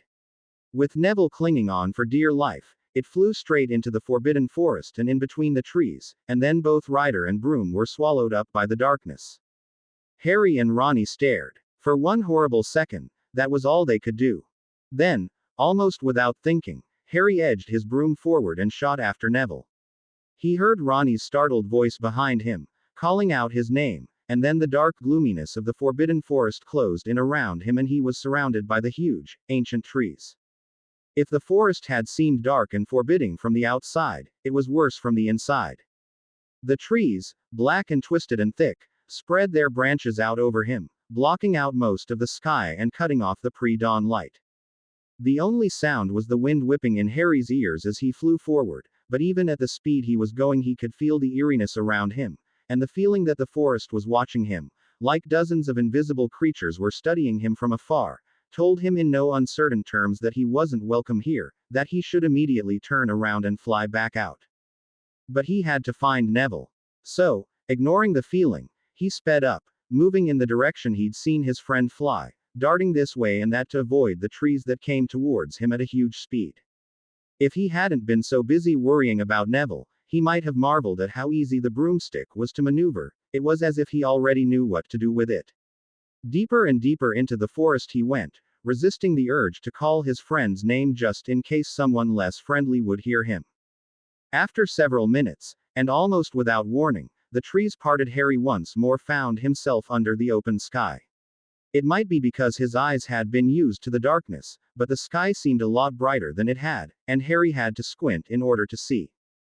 He was in a large clearing in the forest, open and airy, with a thick carpet of grass and one single, very large tree in the center, and underneath it lay Neville's broomstick, and on one of the thicker branches sat Neville himself looking shaken but none the worse for wear. Apparently he had managed to avoid all the trees until he came to the clearing, upon which he had crashed into the one tree that was there. Neville, Harry called. Are you all right? Neville looked at him with mortal terror on his face. Horses. He squeaked, pointing down. Look. Big, black horses with bat wings. What? Said Harry, confused. The clearing was completely empty. Apart from Neville and himself there was nobody there, much less any big black horses with bat wings. Where? You can't see them. Neville's look of fear was mixed with one of confusion. There's 3 of them, standing right there. They're looking up. Oh, no. Harry looked down again. There was absolutely nothing on the ground. Right, he said. Can you get to your broomstick? Maybe you can call on it like you did before. Not with that one horse standing almost on top of it, I can't. Harry looked at the broomstick, which was definitely not almost underneath any horse. Neville must have hit his head when crashing into the tree and was seeing things. Right, I'll get it, he said, urging his broom to land. A loud, whinnying-like sound rang out, and Harry felt something invisible bump against him. He almost fell off his broom in surprise, but managed to straighten himself and rise back up in the air, out of reach from whatever invisible creature he'd collided with. I felt that, he said, straining his eyes to look towards where the creature must be, but seeing nothing. The horses were clearly there, just like Neville had said, but somehow they were invisible to Harry. Feverishly, and mentally kicking himself for forgetting, Harry recalled how no muggles had seen the leaky cauldron, and Harry himself almost hadn't either, but Hagrid had spotted it at once. This had to be something similar. You still can't see them. No. Neville, do they by any chance look angry? Little bit, said Neville, clutching the branch he was sitting on. Right. Harry tried to sound more confident than he felt, but it wasn't easy, knowing that an invisible monster horse was probably angry at him. You don't have your wand, do you? I can't do anything with it, said Neville. Most I ever got out of it was a couple of sparks. Harry's mind raced. He barely knew any spells himself. After 1.5 weeks at school, the only thing he could do with his wand was make the tip of it light up, as well as halfway transform a matchstick into a needle, neither of which seemed particularly useful at the moment. The only thing he could do right now was fly, but he couldn't leave Neville behind. That horse is raising its wings. Neville swallowed. Harry, fly away before they attack you. I'll be all right. His voice was trembling so much that Harry was absolutely certain he wouldn't be. I'm not gonna leave you. Look, why don't we? Harry had no idea what he was going to suggest, but just then, the trees rustled at the end of the clearing, and out from the darkness, flying on her broom, came Ronnie. The girl had obviously decided that she couldn't just wait outside the forest, and had followed Harry, but hadn't been able to fly as fast as him. Now she was half closing her eyes and squinting at the light much as Harry had done. It was closer to sunrise, making everything brighter, which was probably why she didn't seem to see them at once. Ronnie, stay back. Harry called before she could fly closer. Harry. Ronnie blinked and squinted, pulling her broom down to land softly on the grass. Then, her eyes seemed to adjust to the light, because now she looked at both Harry and Neville with an expression of relief, though it didn't look like she could see the horses either. There you are. Are you all right? What happened? Stay back. Harry warned her. There's some kind of invisible horses here. Invisible? Where? Ronnie blinked again, this time in surprise, turning her head this way and that to search the clearing for invisible horses. Harry can't see them, but I can, said Neville. 3 of them. They're big and black and bony with bat wings, and they look angry, and 2 of them are eyeing you now. Oh, said Ronnie in a small voice. Then, a look of understanding dawned on her. Oh, it's gotta be Thestrals. Harry had no idea what Thestrals were, but this information seemed to greatly upset Neville. Those things are Thestrals, he yelped, looking, if possible, even more afraid than he had before. They're really dangerous. I know. Charlie had a book on them, and, Ronnie gulped and didn't finish the sentence. Are they doing anything? They're looking at you, Neville gulped. Right. Ronnie's voice was thin, breathless and squeaky, and it would almost have sounded comical if she hadn't so clearly been terrified. I'll distract them, then. You, get your broom and get out of here. They're going for you, said Neville in a mortified voice. All 3 of them. Harry, get his broomstick. Ronnie cried, dropping hers in alarm. Harry didn't waste a second. He swooped down with his own broom, and this time he didn't bump into anything invisible. Flying low to the ground, he was able to reach out a hand and snatch Neville's broom up, holding it tightly as he rose up again. Just as he was up by Neville again, he heard Ronnie shriek loudly behind him.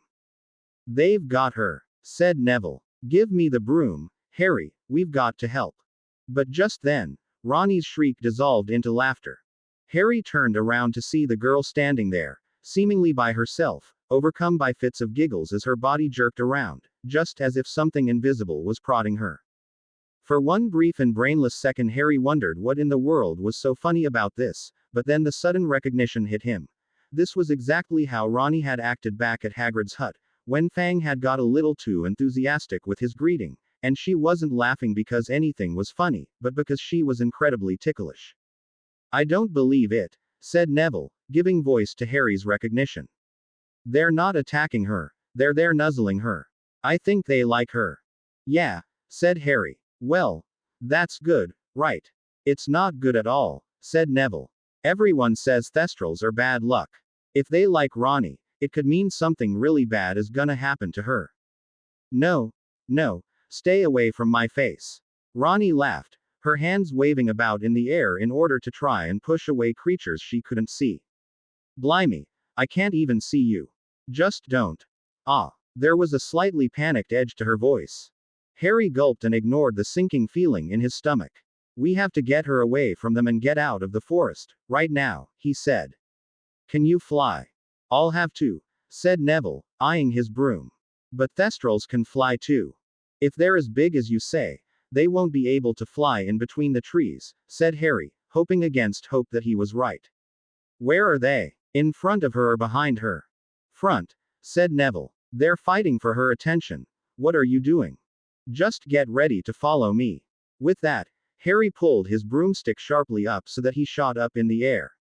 He was only going to get one shot at this. Hold on, Ronnie, he shouted, and swooped down on the girl, grabbing her by the hand. He felt himself brush against something invisible and heard a surprised whinny, and then Ronnie was shrieking again as they both shot up in the air, with her hanging from his grip.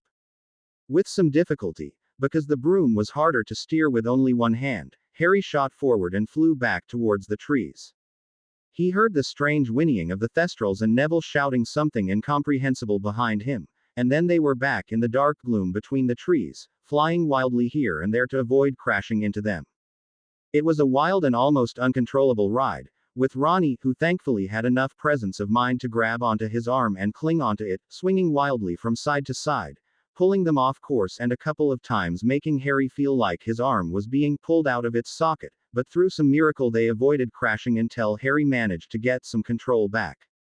They sped through the forest again, past the trees, but unfortunately, the broom did not seem to be made with two riders in mind, and Harry couldn't keep it up at a decent height for very long.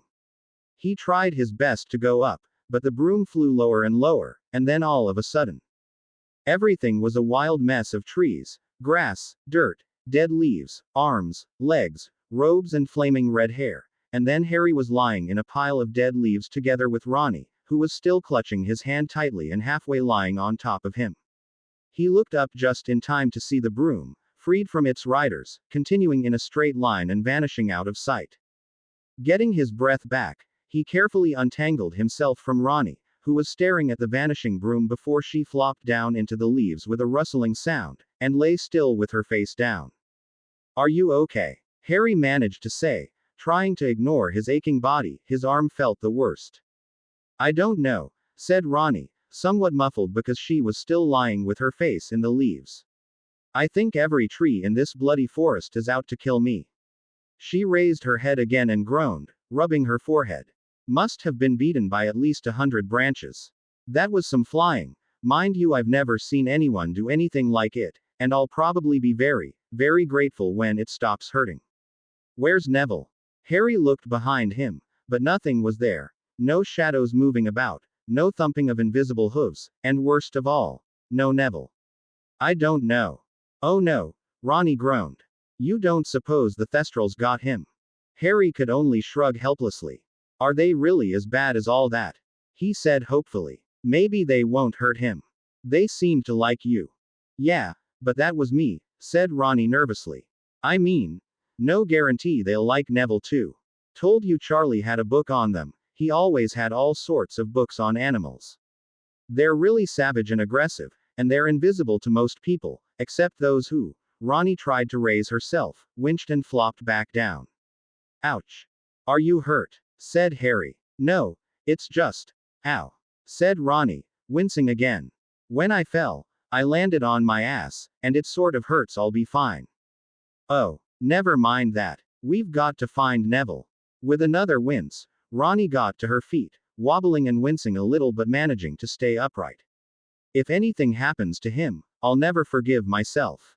"He has his broomstick," said Harry, struggling to get to his feet as well. "Which he can barely fly." Ronnie's freckled face was a study in fear and guilt. "And we've lost our broomsticks. And there are worse than Thestrals in here. Fred and George were talking about trolls and werewolves." She trailed off, as if it was suddenly dawning on her that Neville wasn't the only one currently in the forest. The feeling of being watched returned. Harry had barely noticed it while flying around, dealing with Thestrals and worrying about Ronnie and Neville, but now, once more he felt as if the entire forest was watching them, and very much disapproving of their presence. Was it just Harry's imagination, or did everything around them seem to grow a little darker? "Harry," said Ronnie in a forced casual tone. "You wouldn't happen to remember which way leads back to the school grounds?" "Well, I think it's," Harry began, and then stopped. He had no idea. He wasn't even certain if they had been flying in the right direction after they'd escaped the Thestrals, and nothing around him gave any sort of clue as to in which direction Hogwarts was. "I was afraid of that," said Ronnie in a small voice. "The broomsticks," said Harry. "If we find them, we can use them to fly up above the trees and see which way we have to go." "My broomstick is still in the clearing," said Ronnie, "and the way yours was going, it's probably halfway to London by now. Let's just hope that Neville has his and that we can find him." "Harry, next time I suggest flying lessons by the Forbidden Forest, just do me a favor and kill me." "Kill you? That can be arranged, little girl." A sudden voice called out from the darkness, an icy cold voice that made Harry's blood run cold. All of a sudden, he felt a sharp pain in his forehead, around the area of his scar. It was as if someone had lit his head on fire, and the world blurred around him. He doubled over and clutched his head, seeing through his pain a dark, shadowed figure that came out of the darkness. "First years in the forest," the icy voice hissed. "And look who it is. How very pleasant to see you here, Harry Potter." Ronnie shrieked again, and clutched Harry, beginning to shake him. Harry! Harry! Come on! Run! But Harry could barely move. He would have fallen to his knees if Ronnie hadn't been holding him up, and he could only watch through a haze as the shadowed figure slowly came closer. He felt Ronnie pull on him, trying to drag him along, but he couldn't run. Oh, why did his head hurt so much? Then, still, through his pain, he heard the surprising sound of hoofbeats against grass, the rustling of dead leaves, and the characteristic whinny of the Thestrals. The shadowed figure stopped in its tracks and made a sharp turn towards where the sound had come from. Harry could make out, just, the form of Neville Longbottom coming flying through the air towards them. But, no, the pain must be making him hallucinate, because Neville wasn't sitting on a broomstick but on nothing at all, clutching onto something invisible and looking completely terrified. Almost as suddenly as it had arrived, the pain in Harry's forehead vanished, leaving behind it only a dull ache. Then, he heard a snort and a strange sort of whiffle, and felt something invisible nudge him. He blinked, and as the fog cleared away from his eyes he saw Neville, with a rumpled robe and messy hair, sitting on thin air just above him, looking halfway scared and halfway proud. And now, Ronnie was giggling again. Okay. Okay. Fine. Fine. She squealed. There you go. Nice Thestrals, Harry. Are you all right? Harry nodded. I think so, just got a terrible headache.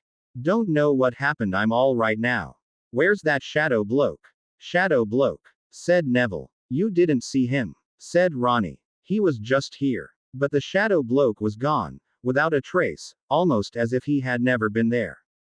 The Thestrals must have scared him away, said Harry, and suddenly felt a huge pang of gratitude towards the invisible horses.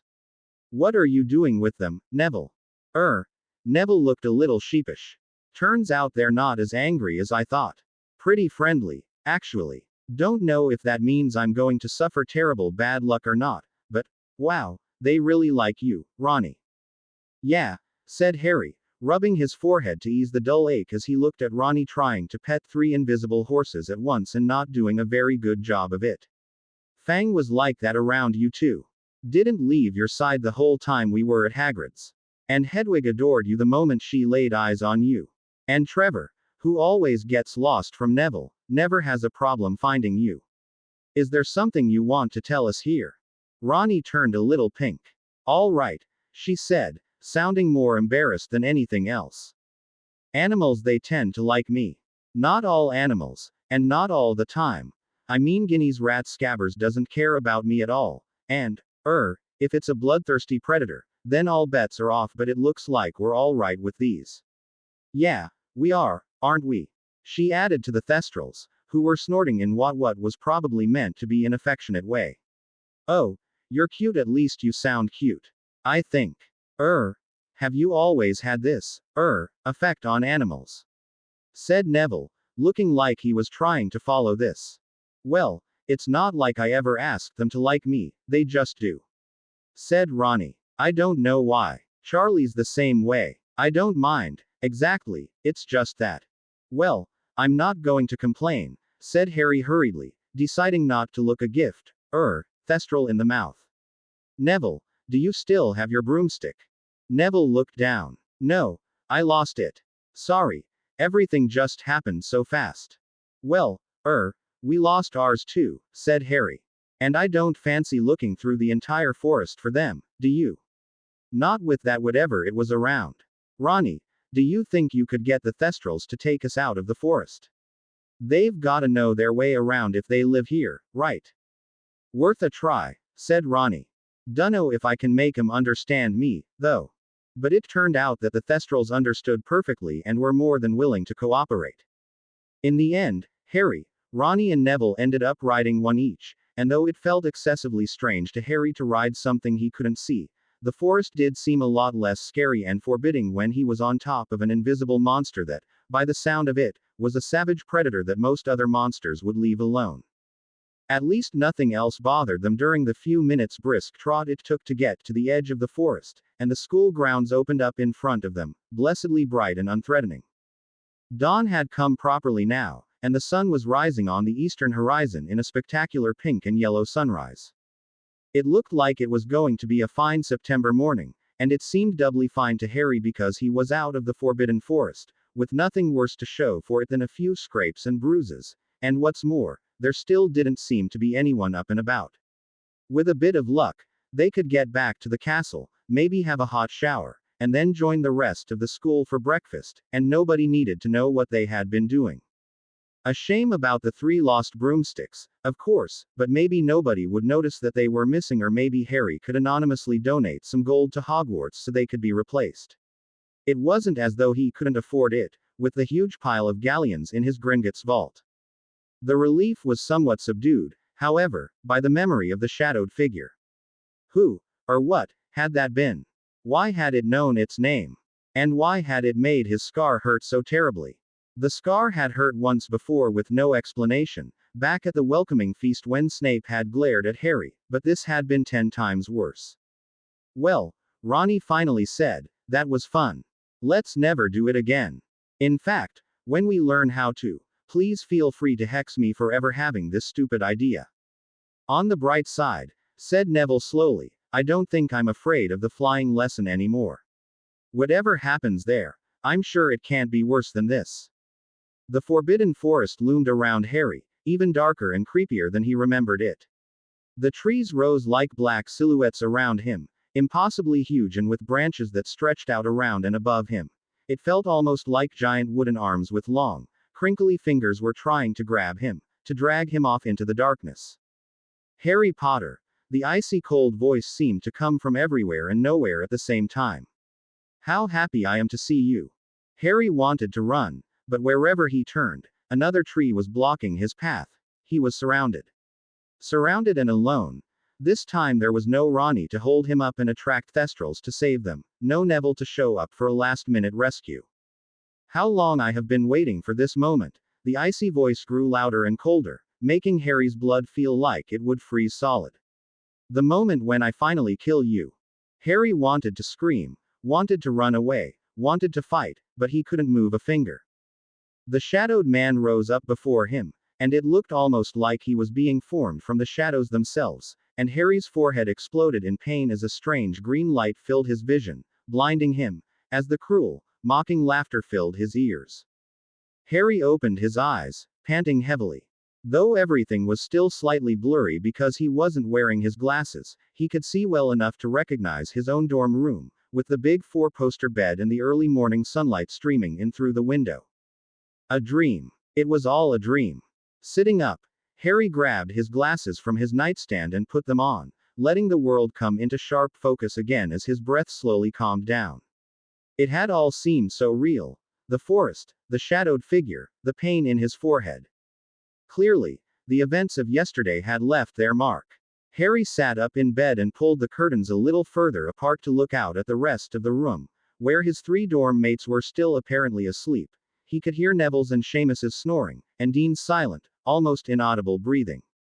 It was early, but it looked like it was going to be a clear, sunny day, not a cloud in the sky and no dark, shadowed figures anywhere. Relief turned to contemplation. The worst part of it all was that Harry still had no idea what that shadowed figure had been, or how it knew his name, or why it had made his scar hurt.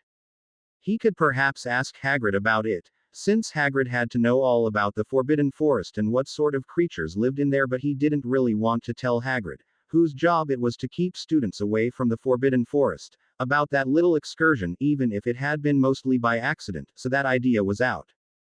He could go down to the library and find some books on dark creatures, but he didn't really know what he should search for.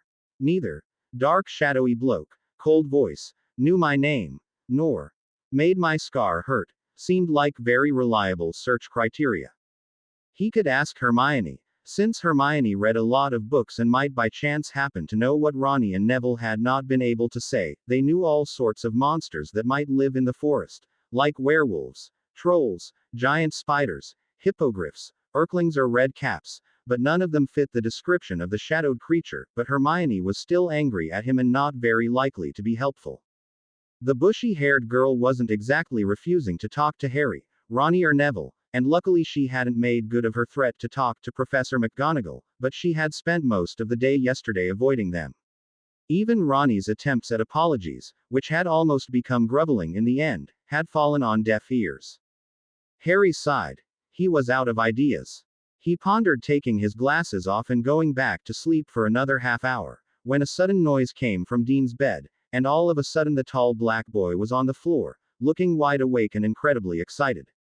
Yippee! He cried. Today's the first flying lesson.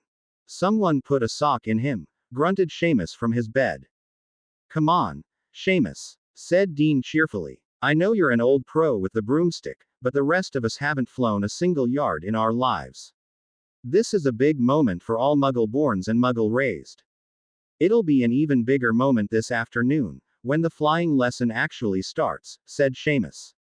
Until then, I repeat, someone please put a sock in that bloke. Harry, however, felt his spirits rise. He'd almost forgotten it after his nightmare, but Dean was right. Today was the day of the first official flying lesson. Though quite a bit of the unofficial one from yesterday had ended up being rather awful, the flying itself had been wonderful, and he couldn't wait to do it again. The thoughts of the shadowed man suddenly didn't seem so big or looming, and he climbed out of bed to join Dean in his excitement. After a few moments, Neville too got out of bed, yawning and looking rather tired. Hey, Neville, said Harry. How's it going? Nervous about the flying? Neville shook his head. Actually, no, I meant what I said after yesterday. I don't think flying scares me anymore. Really? Said Dean curiously. You've been a wreck about it all week. What happened yesterday? Neville hesitated, just now realizing that he had almost given away the story of the unofficial flying lesson, and clearly not being able to come up with a good story to serve Dean. We passed Professor Snape in a dark corridor, said Harry. He heard himself how ridiculous that sounded, but it was the only thing he could think of at such short notice. Dean looked at them both like they were weird. Then, he shrugged. Well, he is a pretty scary bloke, can't argue with that. Hey, Seamus, he called, marching up to his best friend's bed. Get up. Come on. Flying. Fun. Excitement. Sleep. Bed. Pillow. Seamus countered, pulling the covers over his head. Harry laughed and went to get dressed, all thoughts of dark and shadowed people forgotten for now. That afternoon, at exactly 3:30, the first-year Gryffindors made their way over the school grounds to their first official flying lesson, which was to be held on one of the grassy lawns on the opposite side of the grounds to the Forbidden Forest, not too far away from the Quidditch pitch. Most of the Gryffindors were rather excited at the prospect.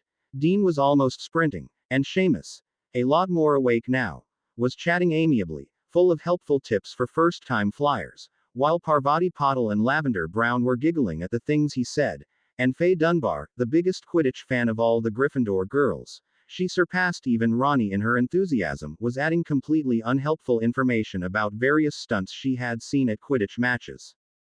The rest of the students were slightly more subdued, particularly Hermione, who walked on her own and refused to acknowledge either Harry, Ronnie or Neville. She can't stay mad at us forever, can she? Said Neville somewhat nervously, looking at Hermione's huffy expression. She'll get over it, said Ronnie, though she didn't seem too certain. Harry, you were raised by Muggles. It's not common for people in the Muggle world to stop being friends over something like this, is it? Harry had to think about that. He'd never actually had any friends in the Muggle world. To them he was simply the freak orphan, whom Dudley's gang hated, but from what he'd seen of other kids' friendships, they tended to make up again rather quickly. Certainly Dudley and his friends would often come to blows over something and be best pals again the next day. No, I don't think so, he finally said. All right then, said Ronnie, looking relieved. It would be a shame if all that groveling I did went to waste. And that was all they had time to say on the subject before they arrived at the lawn where the lesson was to take place. The Slytherins were already there, as were 20 broomsticks lying in neat rows on the ground, and so, to Harry's surprise, was Percy Weasley with his prefect badge, looking just as pompous as he always did, and getting quite a few sour looks from the Slytherins. Just doing my duties as a prefect, he explained. We prefects are not only here to be authority figures or to keep other students in line, after all, we're supposed to be here to give aid to students in need. A pair of extra eyes and a helping wand can come in handy at any time, especially at such an unpredictable situation as the first flying lesson. Ronnie went pink. You're here to keep an eye on me, aren't you? She hissed. Did Mum put you up to this? She said it perhaps a little louder than she'd intended to, because several of the Slytherins began sniggering at her. The Slytherin girls in particular looked gleeful over Ronnie's obvious discomfort, and Pansy Parkinson and Daphne Greengrass, the two most hard-faced Slytherin girls, began cooing at Ronnie in saccharine, babyish voices. Ah, poor baby Weasley need her big BW other to keep her out of trouble, said Daphne. That's baby Weasley. I thought it was one of the broomsticks, said Pansy. One of the oldest and ugliest ones. No, it's a baby, Daphne giggled. A freakishly tall and ugly baby. Look, it's about to CWY. Ronnie looked more like she wanted to punch the daylights out of both Pansy and Daphne, but Percy simply turned around and gave them all a stern look. I am here to keep an eye on all of you, he said, and Harry thought he was giving the trolls an extra suspicious glance. It was hard to say whether the Slytherins took him as seriously as he took himself, but at that point Madame Hooch came walking up towards them and everyone became very busy looking alert and attentive. Well, what are you all waiting for? She barked as a means of greeting. Everyone stand by a broomstick. Come on, hurry up. Madame Hooch's teaching style was notably different from Ronnie's. She was a professional through and through. She spoke with a lot more certainty and with far less faltering, but also, Harry thought, considerably less unbridled enthusiasm. She certainly didn't beam with pride and joy for every student who got something right, just giving them short approving nods when they managed to follow her instruction perfectly and going in to correct them when they didn't. Much like Ronnie had, she made the students call the brooms to them from the ground and spent quite some time teaching them how to mount them and what the correct way to hold on to them were. And Harry couldn't help but feel just a little satisfied that both he, Ronnie and Neville all got nods of approval while the ever-bragging Malfoy was told that he'd been using the wrong grip for years. Very common beginner's mistake, she said, to Malfoy's obvious displeasure. We call it Muggle's grip. If you're going to use the broomstick to sweep the floor, it's a good grip, but for flying it's not quite optimal. What you want to do is grip it here and here. She physically took his hands and placed them in the correct spots, which lessens the risk of losing control over your broom at the first strong gust of wind. It's best to weed out such small mistakes in the beginning, before they become dangerous habits, Percy offered in his customary pompous way, something which made Malfoy look even angrier. Thank you, Mr. Weasley, said Madame Hooch dryly. If I may continue. Now, she barked to all the students. When I blow my whistle, you kick off from the ground, hard. Keep your brooms steady, rise a few feet, and then come straight back down by leaning forward slightly. On my whistle. 3, 2. The whistle sounded, and the students all kicked off. Some of them, like Ronnie and, infuriatingly enough, Malfoy had control at once, while others, like Hermione, were struggling a lot more. Crabbe and Goyle, Harry noticed, were the worst. They barely got up off the ground. Dean was overeager and shot up in the air faster than anyone. He almost lost his balance but managed to cling onto his broom, coming into a landing with the widest grin Harry had ever seen on anyone, exclaiming, "That was so cool." Several times before his feet even touched the ground. Neville, however, rose calmly up in the air and landed quite perfectly. It really did seem like yesterday's happenings had cured his terror for flying. He even got a surprised look of admiration from several of the girls, who clearly hadn't thought he would do so well. And Harry felt the same thrill that he had before. Being on a broomstick just felt right. Ronnie had called him a natural, and that was what it felt like as well. He knew with absolute certainty that he could make his broomstick do exactly what he wanted it to do, and he really had to control himself to come down straight away instead of making a few turns around in the air just to show off. He did linger in the air a few seconds longer than he needed to, though, taking the extra time to just enjoy being on the broomstick. Soon, very soon, he would be flying all over the place, doing all sorts of wild and fun stunts. His stomach tingled in excitement just at the thought. But for the moment he was content just to stay in the air for a little longer until he, as the last student, finally landed on the grass. Very good, said Madame Hooch approvingly. Now, for the next attempt, I want you all to stay up in the air a little longer, and make a slow turn to the right.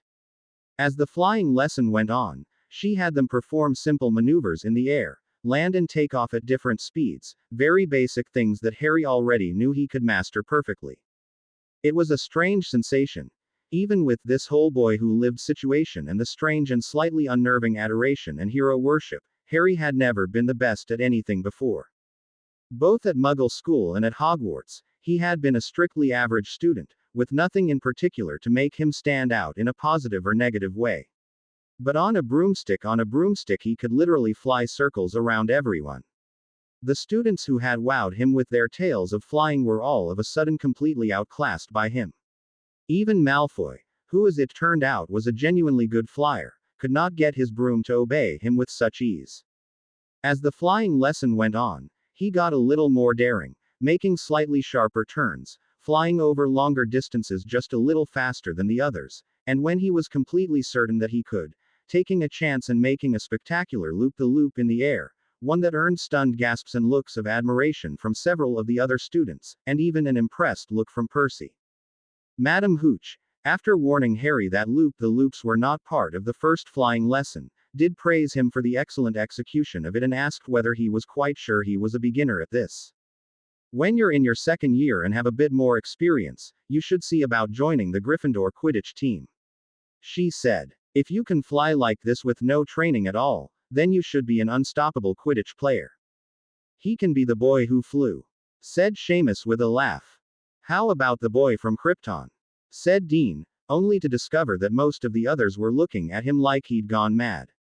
Dean, Harry remembered, was Muggle-born. Fine, he muttered. It was a lousy joke anyway. Hermione, for once not the top of the class, as she didn't quite seem to trust her broomstick, gave Harry a rather sour look. Clearly she didn't like Harry receiving praise from a teacher for something he had, illegally, practiced at. But Hermione's bad mood was nothing compared to Malfoy's.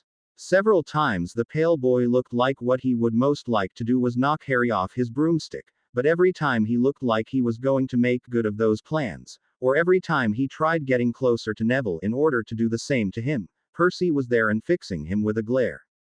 In the end, he had to content himself with sending Potter's gang some very nasty looks. Towards the end of the flying lesson, though, he managed to get close enough to Harry in order to growl at him, out of hearing range of both teacher and prefect. Think you're all that, do you, Potter? At least I don't grip my broom like a muggle. Harry knew it was a childish answer, but Malfoy had at that point gone back to his old grip on his broomstick, and it was just too tempting. Malfoy took a deep breath and looked closer than ever to throw caution to the wind and attack violently, but he managed to control himself. You are going to pay for that, Potter, he said through clenched teeth. You and your little gang. Especially those two ugly girlfriends of yours. What are you going to do? Hide behind Crabbe and Goyle and try to sneer us to death? Said Ronnie, who came up to hover beside them. Malfoy glared at her. Nobody asked your opinion, Beanstalk. How much is Potter paying you to be his girlfriend, anyway? A couple of nuts would be like a fortune to you, I suppose, so I'm guessing he just has to throw you a sickle and you'll do anything he wants. Ack. That ack was clearly not meant to be part of his insult, but it was probably all he could think to say when a furious Ronnie slammed into him with her broomstick, almost causing him to lose his grip and fall to the ground. As he flailed and clutched to his broom, Madam Hooch's whistle sounded, loud and sharp. Mr. Malfoy, Miss Weasley, what are you two doing? The teacher demanded loudly. Come down on the ground, now. Both of you. She was trying to murder me. Malfoy gasped, clutching his broom tightly, his face even paler than normal. I'm sorry, Ronnie growled, and looked like the only thing she was sorry about was that she hadn't managed to knock Malfoy off his broom. I lost control of my broomstick. Lost control? Nothing. She's a raging loony. I'll get you for this, Weasley. Harry opened his mouth in order to defend his friend, but just then Madam Hooch snapped. 5 points from both Gryffindor and Slytherin. Now don't make me ask you to come down here again. Ronnie and Malfoy both sank to the ground, glaring at one another. The entire class were watching them now, hovering around on their brooms, the Slytherins for the most part scowling and the Gryffindors looking agitated. She attacked me for no reason, said Malfoy as soon as his feet touched the ground, looking at Madame Hooch with an expression of hurt indignation. When my father hears about this. That's not true. Harry called from his broomstick. Madame Hooch, Malfoy was. Silence. Madame Hooch thundered. I don't care what the reason was, you do not try to knock your fellow students off their brooms. Percy, who had been watching with a fairly neutral expression, now cleared his voice and said in a formal tone, if you will allow me, Madame Hooch. I should point out that Malfoy here has been known to attack other students before, and I know for a fact that my sister has been one of his victims before. I am not saying Veronica is blameless in this situation, goodness knows she could use a few lessons in controlling her temper. Ronnie glared at him, but I have been watching Malfoy all through this, and he has made several moves that made me suspect he was trying to attack Harry Potter and Neville Longbottom in much the same way. The only reason he didn't was because I was watching him. I see. Madame Hooch's hawk-like eyes narrowed as she studied both Ronnie and Malfoy. All right, you two. You are both grounded for the rest of this lesson, and for the next one I don't want to see you come within 10 feet of one another. Miss Weasley, go, sit down over there and don't move until I tell you. Mr. Malfoy, you go sit over there. And rest assured, I will be talking to your head of house about your behavior. I've heard a few too many stories about your little intimidation tactics towards the Muggle-borns this past week. Malfoy looked like he was ready to kill both her, Ronnie and Percy, but in the end he simply sneered, yes, Madame Hooch, and went to sit down on the grass as far away from Ronnie as possible. He spent the rest of the lesson, what little there was left of it, glaring alternately at Harry, Madame Hooch, Percy and Ronnie, the latter two of whom were having a heated discussion while the rest of the class flew above them on their brooms. I don't need you to hold my hand all the bloody time. Harry heard Ronnie hiss to Percy. I am not a baby. Maybe not, but you are my little sister, said Percy. What would you have done on the train if Fred and George and I hadn't shown up? That oaf crab could have seriously hurt you. I'm not afraid of the trolls. I can take care of myself. No, Ronnie, you can't. You're only 11. You and Ginny both think you can do everything, but you're wrong. You're just saying it because we're girls. I bet you never said anything like that to Fred and George when they were 11. Ronnie, for your information. Harry didn't catch whatever information Percy was about to give Ronnie, because he suddenly realized he was listening in on a private family argument, and pulled away with some embarrassment, hoping they hadn't noticed him. However the argument had gone after that, it had set Ronnie in a rather foul mood for the rest of the afternoon. As she walked back to the castle with Harry and Neville when the flying lesson was over, she was scowling a bit, muttering under her breath about the nasty things she would like to do to brothers in general and Percy in particular. Hermione, who passed them by just as Ronnie was muttering the worst parts, just gave her a stern look. It's your own fault, you know, she said. You keep breaking the rules, you're just lucky that you haven't been expelled yet. First that ridiculous idea about a private flying lesson, now you start fighting with Malfoy, out in the open, no less. It wasn't a fight, I just slammed into him, said Ronnie defensively. Wasn't like he was hurt. Besides, that tosser deserved it. You didn't hear what he said. No, but I wouldn't have lost my temper like that, Hermione huffed. And it's rotten of you to blame Percy for wanting to make sure you're all right. I thought it was sweet of him, coming down here to keep an eye on you. Not everyone has an older brother who's always there for them, you know, maybe you should stop being so ungrateful. Ungrateful, am I? Yeah, I suppose I am. After all, who wouldn't want 5 older brothers who think you can't do anything? Ronnie's blue eyes flashed dangerously. Everybody's always telling me how bloody special I am, being the first Weasley girl in centuries. Oh, we expect great things from you, Ronnie, only then, when I try to actually do something, they're there to stop me and saying how I'm going to get hurt, and treat me like I'm a helpless baby. I can't imagine why I'm not more grateful for that. Hermione blinked several times, clearly not having expected a tirade like this. Well, she said after a few seconds. They're just doing it because they love you, and it's still rotten of you not to consider their feelings. A fine way to repay your family, to break school rules and risking your neck like that, just like that private flying lesson of yours. Hermione, Ronnie groaned. I already agreed with you that it was a horrible idea. I've promised not to do anything like it again. I said you were right about everything. What more do you want from me? Not continuing to break rules would be nice. Now you'll excuse me, I have some homework to do. And with that, Hermione pushed past them and walked off. Ronnie stared after her, looking halfway forlorn and halfway infuriated. Ronnie, said Harry, and then realized he had no idea how to continue. You know what? I hate being a girl. Ronnie suddenly snapped. Whatever Harry had expected her to say, that wasn't it. What? He said, exchanging a look with Neville, who looked just as confused as Harry felt. Nobody thinks girls can take care of themselves, said Ronnie. My family certainly doesn't. Why couldn't I have been born a boy? Maybe then they'd have some bloody confidence in me. Said Neville, turning rather red and looking at Ronnie. I like you as a girl. As Ronnie gaped at him, he averted his eyes and murmured. Not that I, fancy you or anything. I just, like you as a girl. I think you make a very, nice girl. There was an awkward silence. Okay, Ronnie said, having gone pink and suddenly being very interested in looking everywhere but in Neville's direction. But that was a great lesson, wasn't it? Said Harry with forced cheerfulness. We all did splendidly. And at least Malfoy didn't get away with anything this time. Yeah, that's true. Said Ronnie, who seemed just as eager to change the conversation topic as Harry was. Okay, so Percy may have been good for something. Don't tell Hermione I said that.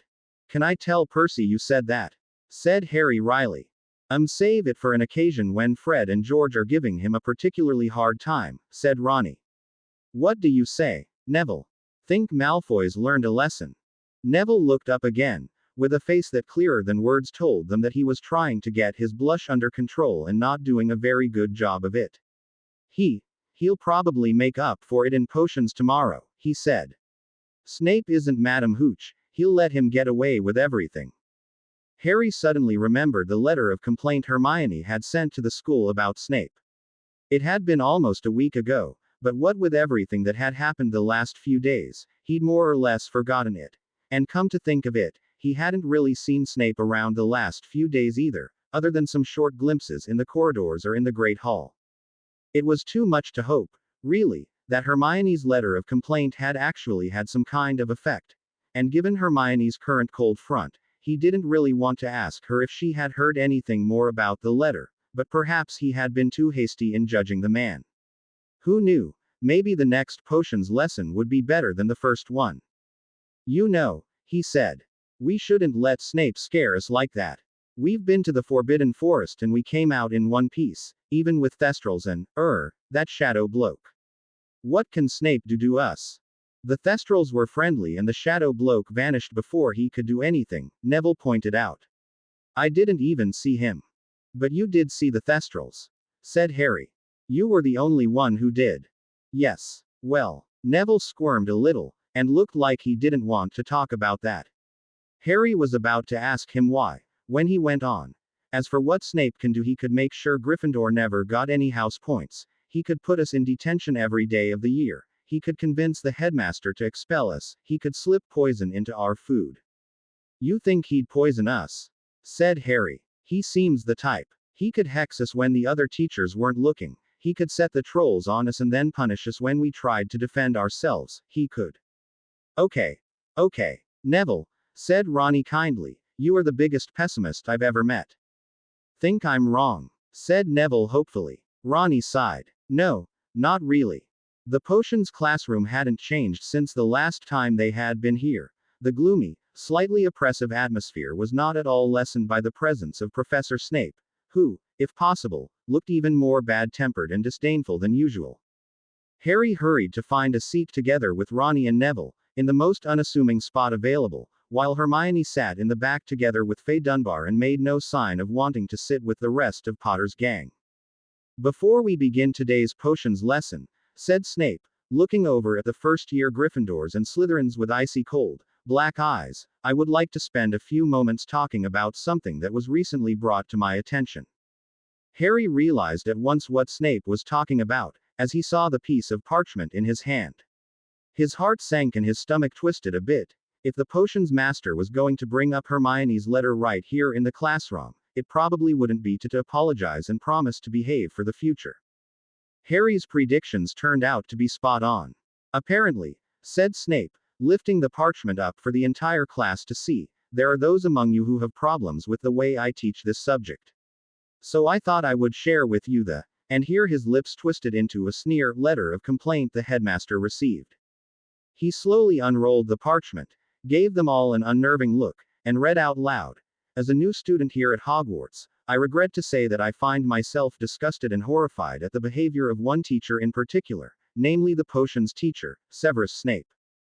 While I understand that I am new to the world of magic and may be missing some of the finer points of wizard interaction, I nevertheless strongly feel that Professor Snape, only after one class, is already overstepping several boundaries, and with this I want to point out, Snape made a small pause in order to glare at the Gryffindors, and then continued, pronouncing the next words with an extra large amount of ice in his voice, why he is not a worthy teacher. The silence in the room was so thick you could cut it with a knife. Every single student was staring at Snape, hanging on to his every word. He plays clear favorites in the classroom, showing a distinct tendency to unjustly praise students belonging to his own house and likewise unjustly punish those from other houses, Snape went on. He outright bullies those students that he does not like, and on the whole shows far more interest in insulting or berating his students for not already knowing the subject they are in his class to learn, than he shows in actually teaching them said subject. Furthermore, he breaks the trust placed in him by prefect, broadcasting things to the class that were clearly told to him in confidentiality, and he makes rather unseemly suggestions about his students, implying things about them that I wish not to repeat in a letter such as this. Quote. Lavender Brown suppressed a giggle at this part, but quickly grew somber again when Snape looked at her. Reliable sources. Snape looked like he wanted to strangle said reliable sources, have revealed that Professor Snape has divulged in such unprofessional and frankly quite disturbing behavior ever since he started teaching at Hogwarts. If he had been a Muggle teacher, he would have long since been subject to a serious examination of his work, and would most likely have been in danger of losing his job. Signed, a concerned student. There was a long silence as he rolled the parchment back up and placed it down on his desk. Then he looked up and down the rows of students, making several of them cower slightly under his lingering gaze. If anyone here does not like how I teach, he said, his voice raising a little, they are welcome to leave. He pointed to the door. Go on. Make both your own lives, and mine, a whole lot easier. But, Hermione gasped as Snape sharply turned his head to stare at her. But sir, potions is mandatory, we can't just. So fast that they barely even had time to see him move, Snape was over by her side. Quite correct, Miss Granger, he said. If you quit potions, you quit Hogwarts. But since you make it quite clear in your letter, don't even try to pretend this letter isn't yours, that you think yourself more suited than Professor Albus Dumbledore to judge who is worthy to teach you and who is not off with you. Everyone was looking at Hermione now, some with disdain and others with sympathy. It seemed like none of the students were particularly surprised that the letter had been hers. After all, what other first year would use the word unseemly in a letter? But none of them dared say anything. Hermione, for her part, simply sat there and looked mortified over the prospect of leaving Hogwarts. Faye, who was sitting next to her, looked like she desperately wished she'd chosen to sit somewhere else. Not leaving, are you? Said Snape, lowering his voice again. Could it possibly be that my teaching style is not the real issue here? Perhaps you were simply upset that your little ploy to get 3 Slytherin students into trouble failed to work, and decided to instead go for the teacher who saw through your scheme. Tears began to well up in Hermione's eyes from the anger and humiliation, and this was too much for Harry. He very seldom got angry at unfair behavior. At the Dursleys he pretty much just kept his head down, made the best out of things and made sure to duck whenever Dudley tried to slug him. But seeing Hermione, his friend Hermione, about to cry because of this man, he raised himself from his seat, only barely registering through his anger that Ronnie had also raised herself and was standing next to him with her fists clenched. Leave her alone, he demanded. You are a bully, Ronnie cried, almost at the same time. Sit down, Snape snapped, turning towards them. And unless you two are leaving, In which case I will no longer be your teacher. You will address me as, sir. Is that understood? Harry had never wanted so badly to yell profanities at someone, but he had just enough presence of mind to realize that this was probably the stupidest thing he could do. He flopped back down into his seat, reaching out and pulling Ronnie down with him. Yes, sir, he said. Ronnie breathed heavily. Yes, sir, she said through clenched teeth. There was another long stretch of silence, and then Snape nodded, looking at Harry, Ronnie and Hermione with an unpleasant expression, and then turned to look at Neville, who had sat there with a terrified expression throughout.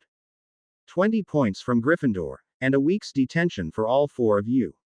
Yes, you too, Longbottom, he added as Neville made a surprised squeak. If you're going to be in Potter's gang, you have to learn to take the consequences. Well, he turned to look at the students. Are any of you leaving? Nobody moved. I trust that is the last I will hear on the matter. Then, said Snape, moving away from Potter's gang and back up to his own desk. He stopped halfway to look at Malfoy, who had raised his hand, and then said, in a much less disagreeable tone, yes, Draco. Sir, said Malfoy with a wheedling smile. I just wanted to say, on behalf of all of Slytherin, that we think you are a great teacher. The rest of the Slytherins nodded, adding in silent murmurs, best teacher in the whole school. Potter's gang don't know good teachers when they see 'em. Think you should be headmaster.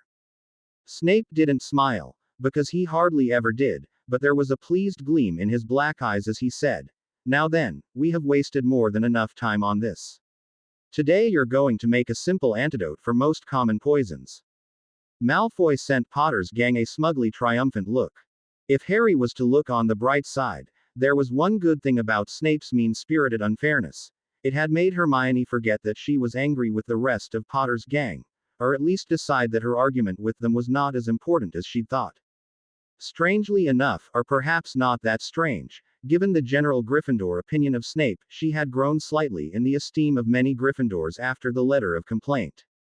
After the potions lessons, all the girls in her dormitory were flocking around her to tell her that she was completely mad and must be suicidal, to say such things about Snape and even put it in writing, but they said it in such odd and admiring voices that it was impossible to view it as anything other than a compliment. And even though Hermione did squirm and mumble a little at this sudden attention, it wasn't hard to tell that she liked it at least a little. But it was with a look of utter devastated betrayal she came to join the rest of Potter's gang for dinner that evening. I talked to Professor McGonagall, she said, sitting down next to Ronnie and looking more miserable than she ever had before. I told her everything Professor Snape had said and done, and how unfair it all was. She said that she sympathized with me, but that Snape was within his full right to punish his students how he saw fit, that she had no authority to overturn any of his punishments, much less tell him how to teach. She looked so upset that Harry didn't even have the heart to tell her that he'd more or less expected this. And I told her about today and how he was even worse than before, said Hermione. And you know what McGonagall said to that? What? Said Harry. Nothing. She just dismissed me. Just like that. She always struck me as a fair teacher, you know, strict but fair, but she didn't even reply to that, she just said I should go eat my dinner. And now I'm stuck with detention. I've never had detention in my life, and now I have an entire week of it, and I've lost 30 points for Gryffindor in 1 week, and I don't get it. What have I done wrong to deserve this? What if this goes on my permanent record, and I won't be able to get the job I want because... Hermione. Ronnie grabbed her by the shoulders. Breathe. Hermione took a deep breath, which was good, because her face was turning red and once again, tears were forming in her eyes. Right, said Ronnie. Look, at least you're not alone in this, right? Harry and Neville and I were right there along with you. But it's so unfair. Hermione sobbed. And you 3 didn't even do anything to earn that detention. Hermione, George said from a little way down the table. Chin up. Life isn't fair, and school is even less fair. Besides, Snape's horrible to everyone. I've lost count over how many points he's docked me and Fred, or how many detentions he's given us, said Fred from beside his brother. Really, it's like a rite of passage here for everyone not in Slytherin. Until you've got detention or points deducted from Snape, you're not really a Gryffindor. Even perfect Percy had a couple of points deducted from Gryffindor thanks to Snape, said Fred from beside his bother, leaning back with a nostalgic look in his eyes. Remember that. It was his first year, and after he'd been gone a few weeks he sent a long letter home complaining about how Snape had taken 5 points from Gryffindor because Percy had tried to correct him on how to spell asphodel. One of his finest moments, George agreed, casting a surprisingly fond look at Percy, who was sitting with the other Gryffindor prefects. The moments where we can truly say we're proud of having Percy for a brother are few and far between, but that was definitely one of them. Shut up, said Percy and went back to talking to his fellow prefects. George sniggered and then turned back to Hermione. Point is, Hermione, on one side you've got the teachers, and on the other side you've got the students. The two sides are sort of working towards a common goal, getting the students to one day leave school without too heavy injuries, but they're not the same side. Anyone who tells you differently is lying. Exactly, said Fred. It's why no teacher will ever openly talk bad about a fellow teacher in front of the students, and it's also why students who rat out fellow students to teachers are seen as traitors. Not seen as traitors, are traitors, George corrected him. Right, said Fred. Silly me. Are traitors. Hermione wiped her eyes with her sleeve and looked at the twins. That, she said, is no doubt the stupidest thing I've ever heard. George shrugged. Give it a couple years. When you're the ripe old age of 13, like us, and have been around Hogwarts a bit, we'll see if you still feel the same way. Ronnie, said Hermione as the twins returned to their dinner. I don't want to insult your family or anything, but I'm seriously questioning your brother's sanity right now. I've been doing that for years, said Ronnie. But they're right about one thing. A week's detention's not the end of the world, and we'll face it together, right? I suppose, said Hermione, looking a little happier. Then she looked from Ronnie, to Harry, to Neville, bit her lip, and said, I'm sorry. They looked at her. Sorry for what? Said Harry. For being such a pain the last couple of days, said Hermione. I wanted us to be friends. Harry, Ronnie and Neville exchanged glances. Hermione, said Harry. We are friends, aren't we? He added, noticing how strangely hopeful his voice sounded at that. She smiled at him. I'd like to be, she said, somewhat awkwardly. But I've been horrible. I suppose I wanted to protect you. I didn't want to see you get hurt, or expelled, and when you wouldn't listen to me I just got so angry and then I couldn't stop being angry even when you apologized, and now you're all in detention because of me, and I'm really sorry, Ronnie. She added, sounding a little shocked, because the red-haired girl had thrown her arms around her and was hugging her tightly. I'm sorry too, said Ronnie. I'm sorry I didn't listen to you, and you were right about everything. We had an awful time, and if I hadn't just scoffed at you. It's okay, said Hermione, looking a little panicked. I should have been nicer about it. You can let go now. No, said Ronnie, continuing the hug, and Hermione finally just sighed and let her carry on, somewhat clumsily wrapping her arms around Ronnie to return the hug, and was that a small smile Harry could see on her lips. Ah, look, they WUV each other, came a voice from farther down the table. Shut up, Fred, said Ronnie without letting go of Hermione, to general laughter from the Gryffindors who were paying attention to the scene. I'd say, let's never fight again, said Neville, looking at the two girls, but that's not very realistic, is it? I mean, everyone fights every now and then, don't they? How about, let's promise to always make up after we fight? Harry suggested. That works, said Neville happily. Are we supposed to hug too now? He added, looking at Harry with a slightly nervous expression. Do you want to hug? Said Harry. Not really, no, especially not here at the dinner table. Good, me neither. We could shake hands if you like. What? Right here in front of everyone. Harry couldn't decide whether Neville meant this as a joke or if he was genuinely concerned about shaking hands with someone in front of a crowd. Oh, you boys, Ronnie snorted. I take back everything I ever said about wanting to be one. I'm glad I'm a girl. Harry and Neville both laughed. After a few moments, so did Hermione and Ronnie. The 4 members of Potter's gang were the best of friends again. If Potter's gang had hoped that they would at least get the weekend to relax and catch up on their homework before their week of detentions began, they were disappointed. During breakfast on Saturday, they received instructions via a note casually delivered by one of the school owls to report to Snape's office straight after breakfast, with an additional comment that they should not expect to be done with the detention for the day until dinner time.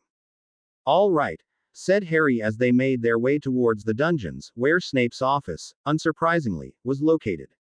"Let's just get this over with. What usually happens in detentions?" "I have no idea," said Hermione. "I never had detention in Muggle school, and I'm guessing Hogwarts detentions are different anyway." "I heard that sometimes students on detention are sent into the Forbidden Forest," said Neville. "Then again, it was Fred and George who said it, so I don't know." "We should be right at home, then," said Harry, in a not very successful attempt to lighten the mood a little. "Usually, they have you do some work that needs to be done," said Ronnie, who after all had two very mischievous older brothers. "Cleaning some room that hasn't been cleaned in a while, tending to plants, sorting out potions ingredients, things like that." "Oi, Ronnie, wait up." The sudden voices belonged to Fred and George, and Potter's gang turned around as one to see said mischievous older brothers come running up to them across the Great Hall. "Glad we caught you before you got down to the dungeons," Fred panted. "Couldn't let our baby sister go into a day-long detention with Snape without giving her this." He pulled a small parcel wrapped in brown paper out of his pocket and handed it over to Ronnie. "What's this?" Ronnie looked at the parcel with equal parts curiosity and suspicion. "This, dear sister, is a small snack prepared for you by your loving brothers, since Snape's not very likely to let you take a break for tea time," said George. "Be a good girl and share with your friends, will you?" Thank you," said Ronnie, looking overwhelmed and a little embarrassed, and quickly slid the parcel down into her own pocket. "That was nice of you," said Hermione approvingly. "It's just the sort of people we are," said George, his voice an exaggerated parody of Percy's characteristic pompousness. "Just make sure Snape doesn't catch you eating those snacks, or he's guaranteed to confiscate them." "Wouldn't want that, would we? Ronnie honey gets cranky if she doesn't have her tea, after all," said Fred. "We'd be looking at a huge temper tantrum." Ronnie turned pink. "Don't call me that. Why do you keep calling me that?" "Because you always look so cute when you go all pink," Fred sniggered. "Besides, it's our right, nay, our duty as older brothers to call our baby sister by embarrassing nicknames in front of her friends." Ronnie opened and closed her mouth. "Why do you always do this?" She suddenly blurted out. "You do something nice, and then, just when I think it's sorta okay to have you as brothers, you immediately turn around and ruin it by acting like a couple of gits." "That's the sort of people we are too," said George lightly.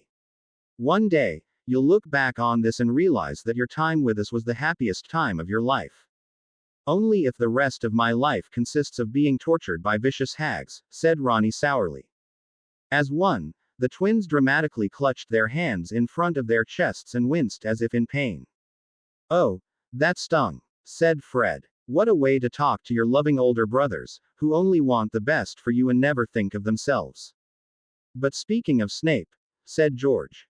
"Were we?" said Fred. "Yeah, just now. I told Ronnie to make sure Snape doesn't catch you, remember?" "Oh, yes, pardon me, I think I must be getting a little slow in my old age," said Fred. "All right, we were speaking of Snape. What about him?" "Well, just that Ronnie and company best be off to meet him. He tends to get a little bit grouchy if he's kept waiting. Speaking from experience here." "Right, good point. Off you go, children. Be brave in the face of adversary, that's the Gryffindor way." Harry watched Fred and George as they turned and walked away, before glancing over at the still rather pink Ronnie. He wanted to say something encouraging to her, but had no idea what. The relationship between Ronnie and her brothers was like nothing he'd ever experienced before. One moment they were being protective and looking out for one another, the next they seemed to take great pleasure in hurting each other's feelings, and then they'd go right back to looking out for one another. "We're all families like this." "Gits," Ronnie murmured. "I'm sure they mean well," said Harry, and realized almost at once that this was not the right thing to say.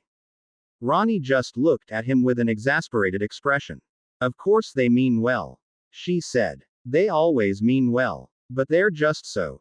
So, she searched for a good word to call her brothers, but apparently couldn't think of any, because she just sighed and shook her head. After a few seconds in which nobody could think of anything to say, Neville finally cleared his throat. We'd better get going, he said. I'm not looking forward to spending time with Snape, but I really don't want him to get angrier at us than he is. They walked the rest of the way in ominous silence, down the cold and dark passageway that led to Snape's office. There was almost no light, no windows, and only a few faintly glowing oil lamps placed much too far apart and doing little more than making the shadows longer and darker. A small number of doors were placed sporadically on each wall, all of them plain and unadorned and leading to rooms unknown. One of them presumably led to Snape's office, but which one? They were all unmarked and impossible to tell apart. This is ridiculous, Ronnie grumbled. How does Snape expect us to even find this office of his? He should have taken us down here himself, or at least given us a map. Oh. She never got further than this, because just then a shadowy figure appeared out of the darkness. For half a terrifying second, Harry thought it was the shadowed figure they'd met in the Forbidden Forest. But no, he saw almost immediately that this one moved completely differently, with a nervous and halting kind of gait, and then, when the figure saw them and gave a terrified little squeak, the sort of sound that could only come from one person in this school, there was no doubt anymore. Hello, Professor Quirrell, said Harry. P. Potter. The characteristic voice of Quirrell stuttered, as she figure haltingly came closer. What a surprise to see you here.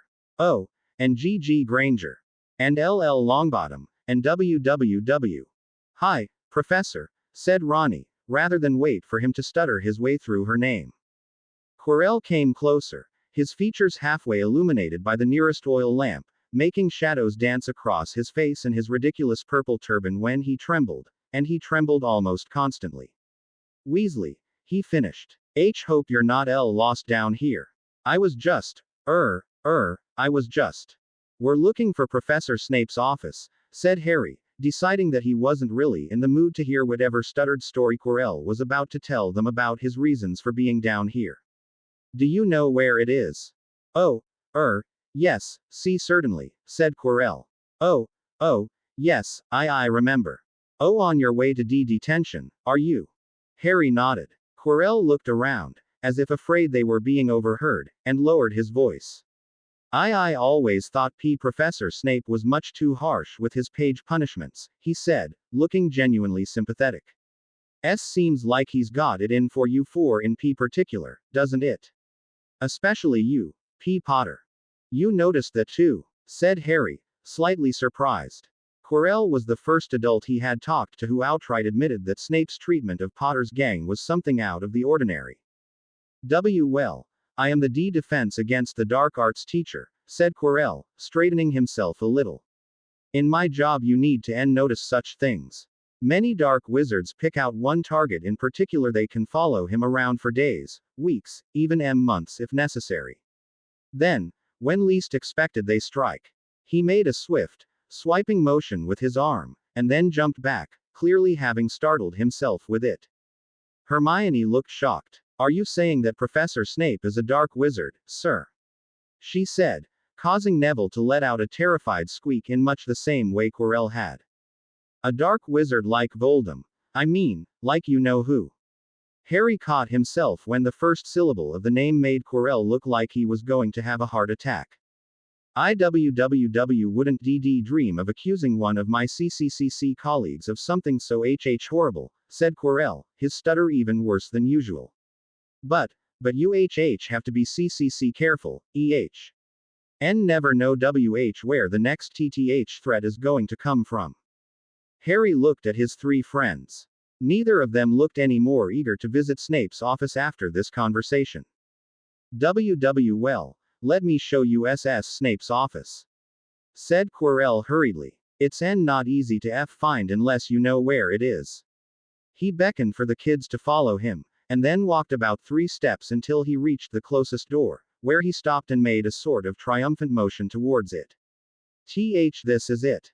The door looked no different from any of the others, but Quirrell seemed certain enough, so Harry swallowed the vaguely nauseous feeling that threatened to rise up inside him and went up to the door to knock on it. When it suddenly opened with a loud creak, Harry took a step backwards, and Quirrell must have jumped at least a foot, because there stood Snape, his skin looking unhealthily pale in the darkness of the room. Hello, Severus, said Quirrell, cowering and sending him the world's most nervous smile. JJ just helping the CHCH children finding your office.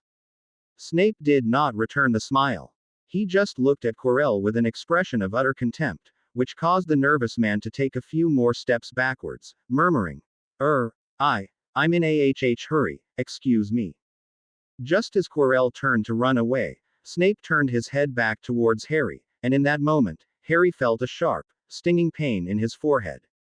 With a wince and a gasp, he raised his hand towards his scar, but the pain was gone as soon as it had appeared, and Harry blinked at Snape as the panicked footsteps of Quirrell vanished down the passageway. I hope you're not going to tell me you have a headache and must be excused from your detention, Potter, said Snape coldly.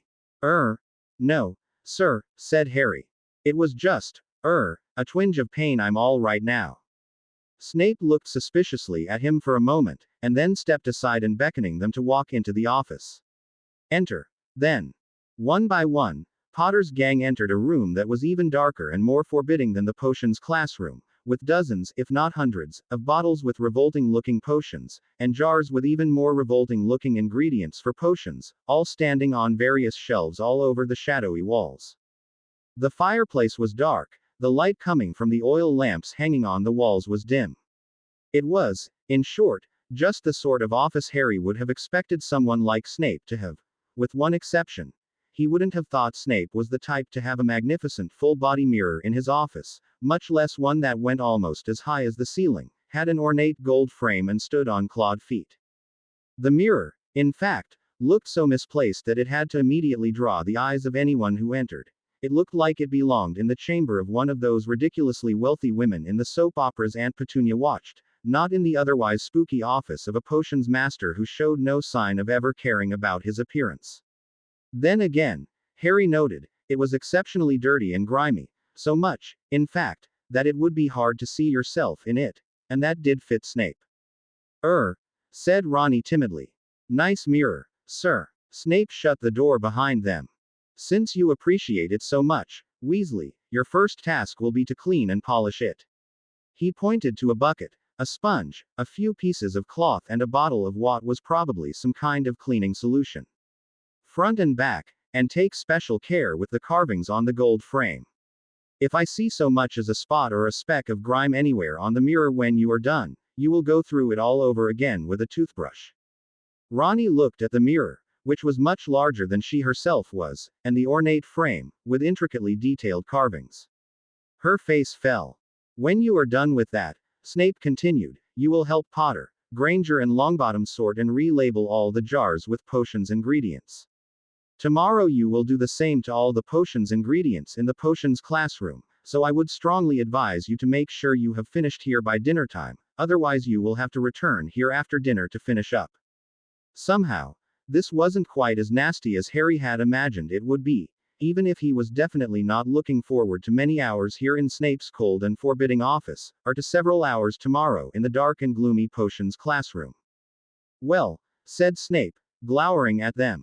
Get started. Ronnie tentatively went over to the mirror, but Harry, Neville and Hermione remained in place, looking first at all the various jars and boxes, then at one another.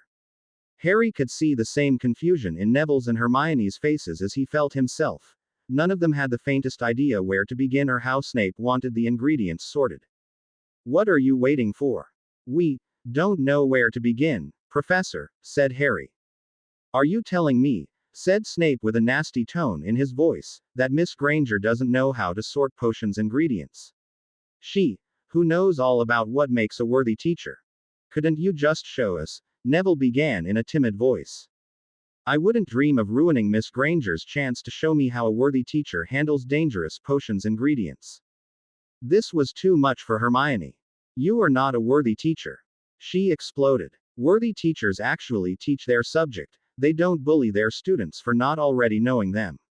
If we were in the Muggle world, But we are not in the Muggle world, Granger. Snape snapped, silencing her.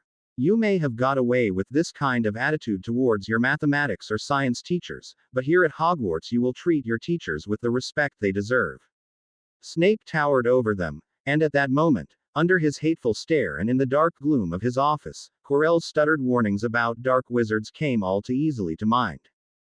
Don't kill us. Neville burst out. Kill you. Snape's eyes widened in anger, but before he could say anything more, a startled yelp came from the other side of the office. Bloody hell. Ronnie was standing in front of the still dirty mirror with a cloth piece in one hand and a bottle of cleaning potion in the other, staring at her own unclear reflection with wide-open eyes and a look of absolute astonishment. Harry didn't miss a beat. Glad for an excuse to escape Snape's stare, he ran over to her. What's wrong, Ronnie? He said. Ronnie pointed at the mirror. That's me, she said, her voice sounding odd. Well, it is a mirror, said Harry, looking towards the grubby surface of the mirror and finding it surprisingly difficult to see anything at all. Yes, but, Ronnie blinked and leaned closer to the mirror. I look different older. All of a sudden, Snape was behind them. I told you to clean the mirror, Weasley, not gawk at it, he said. Step away from it. Granger, Longbottom, over here. Hermione and Neville came up to them, Hermione looking angry and defiant and Neville looking like he was close to turning around and running for his life. I want you all to understand something, said Snape, looking at all 4 members of Potter's gang, one by one. This mirror is one of a kind. It is over a century old, and we still haven't discovered all of its abilities, nor do we know just how well the magic within it will react to any kind of outside influence. So it should be treated with respect at all times. Assuming, that is, that you 4 are capable of treating anything with respect. But, Ronnie began, but fell silent when Snape fixed her with a glare. But, as you keep demonstrating that you clearly have no such capabilities, the potions master went on, perhaps I should simply resort to threats. If either of you do anything to this mirror, anything at all to potentially upset or alter the magic within it, I will personally see to it that you are expelled, after I have taken every single point from Gryffindor to ensure that you leave Hogwarts in complete disgrace. And Weasley, he added, turning to Ronnie, if you can't clean the mirror without getting distracted by your own reflection, I'm certain I can find something else for you to do. Ronnie glowered, but didn't answer. If this is all quite clear, Snape began, but was cut off as the door to his office flung open, and Quirrell rushed in, looking more wide-eyed and terrified than ever before, and breathing heavily if he had been running. PP Potions classroom. He panted, waving his hand frantically behind him. Someone's TT trashed it. I just went past and was awful. Snape actually looked shocked for a moment or two. Then, his head snapped towards Potter's gang, and his eyes were more furious than ever. We haven't even been near the potions classroom, said Harry. JJ jars smashed, desks turned over, dead spiders all over the floor. Corelmo.ned. Snape took a deep, angry breath and glared at Harry. Stay here, he said through gritted teeth, his shoulders shaking in silent, barely controlled fury. None of you touch anything, especially not the mirror. With that, he swept out of the room and vanished down the passageway. Quirrell staggered back and forth a few times and then ran after him, leaving Potter's gang alone in the office. There was a long silence as they looked at one another in utter surprise and confusion. Who would trash the potions classroom? Said Neville, momentarily stuttering just like Quirrell. Someone who hates potions, said Ronnie. Someone who hates Snape, said Harry. They're going to blame us for this, said Hermione with a tone of certainty. The way things have been going lately. They'll blame us for everything. Snape's going to say that we were the only ones who would do such a thing, and nobody's going to take our word over his. Harry, Ronnie and Neville all looked at her. What happened to your usual tirades about how the teachers were fair and how they had to listen to us? Said Harry. That's in the Muggle world, said Hermione crossly. As Snape just pointed out, we're not in the Muggle world anymore. Fred and George were right. Teachers do band together against students here.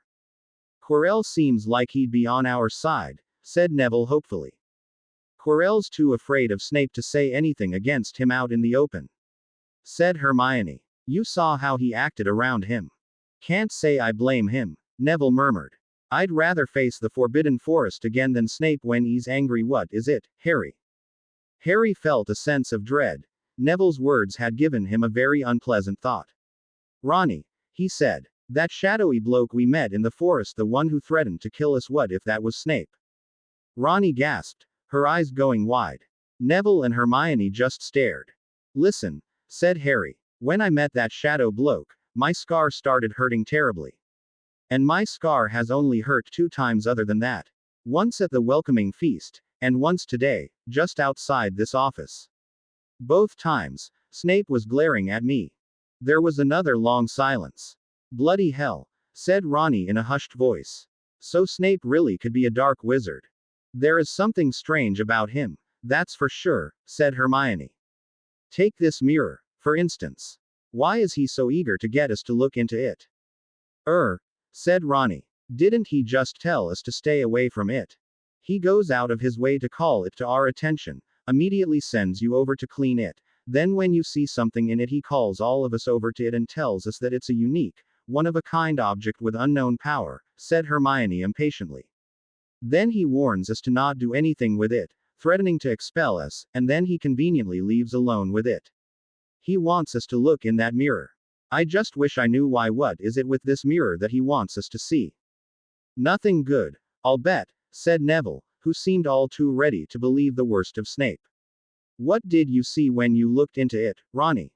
Ronnie turned pink again. It was weird, she said, sounding uncharacteristically shy. Well, what was it? Said Hermione. I saw myself, but it was a different me. I looked older, and, well, pretty. Ronnie's pink coloring turned a few notches brighter. I mean, bloody hell, I looked gorgeous. Not like the lanky, great beanstalk I am now. Quote. You're not a lanky, great, Neville began, but cut himself off as Ronnie placed a hand on his shoulder. Neville, please don't, she said. I've always known I wasn't pretty. It's okay. But, said Neville helplessly. Harry wanted to say something, but he had no idea what. In truth, there were many nice things he could say about Ronnie, but pretty really wasn't the first thing that came to mind. She looked all right, he supposed, but no more than that. The first time he'd seen her, he'd secretly thought that her gangly, freckled form made her look more awkwardly comical than anything else. He knew for a fact that he would never, ever tell her this. Maybe I'll grow into it, said Ronnie, a little dreamily. Like I said, I looked older in the mirror. And I think I was very powerful and successful too. I could see my family in the background and they all looked, well, proud of me. Even Fred and George. Like I dunno, done something very great. You don't think the mirror shows the future, do you? There was a hopeful tone in her voice. If it does, said Hermione hesitantly, why does Snape want us to look into it? Does he know something we don't know? All right, said Harry, coming to a decision. I'll look. Move aside, please. Harry. No, Hermione protested. If Snape wants us to look, I say we stay as far away from it as possible. We're going to get in trouble no matter what, might as well do something to earn it. The thought of Snape possibly being the shadow bloke had given Harry a new resolve. He wanted to find out whether he was right, and right now the only possible clue he had was that mirror. He stepped up to it and gazed into the grubby glass. For a second or so he couldn't make out anything. Then all of a sudden he saw himself, exactly as he looked in normal mirrors. Not older or better looking or in any way seeming like a big, powerful success, but surrounding him, and this was the big surprise, was a huge crowd of people. Almost automatically, he turned around to see whether they were actually standing in the room with him, but there were only Ronnie, Hermione and Neville, looking at him. What happened? Said Ronnie. I'm not sure, Harry managed to say without having his voice quake too much. I'd better have another look. Before the others could say anything more, he turned back and gazed into the mirror. His reflection looked back at him, as did all the other people in the mirror. Behind the dirt and grime they smiled at him. All of them had friendly faces, and all of them were older than him. Some were elderly or middle-aged, some were young adults, but none of them were children or teenagers. Closest to him, standing on each side of his reflection, were two people. A man and a woman. The woman was very pretty, with dark red hair and green eyes the exact same shade of green as his own. Harry suddenly realized as she lovingly placed a hand on his reflection's shoulder, he instinctively raised his hand to touch hers, but he touched only his own shoulder, she existed only in the mirror. And the man had dark hair that stuck up in the back just like Harry's did, and he wore glasses like Harry. In fact, he looked an awful lot like. All of a sudden, it was as if Harry could hear Hagrid's voice. "Ye really look almost exactly like dad did at 11, Harry, 'cept eyes, o' course. Those are mum's eyes." He stared at the man and the woman. "Dad," he whispered. "Mum." They nodded softly and looked at him with warm smiles. And then, all the other people seemed to come into focus as well, and Harry discovered that he could recognize parts of himself in most of them. That man had his green eyes, that woman had his nose, that funny little man looked like he had Harry's knobbly knees. Yes, there was no doubt. All these people were his family. For the first time in his life, Harry Potter was standing face to face with family members he had never met, or if he had. It was so long ago that he'd forgotten, and he felt a strange, painful sensation rise up in his chest. Part of it was joy that he was finally seeing his family, but the joy was tinged with sorrow over the fact that they were just reflections and images. And through it all, a longing more powerful than anything he had ever felt before. He wanted these people, more than anything he wanted to step into the mirror so that he could be with them, touch them, talk with them. He pressed his hands against the mirror, but the glass was hard, cold and unyielding against his fingers. "What are you doing, Harry?" Ronnie's voice suddenly brought him back to reality. Harry pulled his hands away from the mirror, for some reason suddenly feeling very silly. He began, tearing his eyes away from his family in order to focus on his friends, who were still standing behind him with concerned expressions. I saw. You said, Dad, and Mum, said Neville softly. Was it your parents? Harry could only nod. You didn't see yourself as a grown-up, said Ronnie. Wait, said Hermione suddenly, pointing at the top of the mirror. I think I figured it out. Look at the inscription. Harry tilted his head backwards and looked up, and for the first time he noticed that the inscription carved around the top of the mirror weren't just intricate patterns but elaborate letters forming strange words. They weren't the easiest to make out thanks to the dirty state of the frame, but eventually Harry read, Arised straw eru oytube kafru oyt on woshi. What's that? Said Ronnie, squinting to read the words herself. Bulgarian or something? No, said Hermione in a triumphant voice. It's very simple. It's a mirror, so of course the inscription is mirrored as well. See, if you read the words backwards, they spell, I show you not your face, but your heart's desire. Said Harry, getting it. Hermione nodded. The mirror shows us what we want, deep down. You never knew your family, Harry, so that's what you saw, yourself surrounded by family. And Ronnie, you're always saying how you wish your family wouldn't treat you as a baby, so when you looked in the mirror, you saw yourself as someone who wouldn't be treated as a baby. A powerful, grown-up witch, who has the respect of everyone. So it's not real. Ronnie looked about as disappointed as Harry felt. We just see what we want to see. Seems like it, said Hermione. But I wonder why Snape has a mirror like this in his office in the first place. Are you joking? Said Ronnie. Being able to look at what you want, when you want. I'd want a mirror like that. I don't think it's as simple as that, said Hermione, and drew a breath to say more, when Neville suddenly spoke up. I don't think any of us should look in that mirror again, he said, looking strangely solemn and uncharacteristically determined. So much so, in fact, that Hermione closed her mouth instead of continuing what she was going to say. Hermione was right. If Snape wants us to look into it, we shouldn't. Besides, I have a bad feeling about this entire thing, like it's a trap or something. Harry thought about how he'd wanted to climb into the mirror to join his family. If he had been able to, he would have done so in a heartbeat, and hang the consequences. Even now, when he knew that the images of his mum and dad weren't real, he felt a burning desire to turn back and look into the mirror to see their faces once more. If it was a trap, the bait was extremely alluring. But what's the point? He said. Why would Snape try to trap us with a mirror that shows us what we want? Is he so desperate to expel us that? He never got further than this, because just then there was a noise from the other end of the room, by the open door. He turned around just in time to see one of the shelves collapse and fall, sending its contents tumbling to the floor. Several bottles of strange-looking potions crashing and breaking upon impact, sending glass shards flying everywhere and strange-looking liquids splattering about, forming big puddles. Potter's gang stared at the sudden unexpected mess in shocked silence, as the puddles on the floor began flowing and mixing with one another.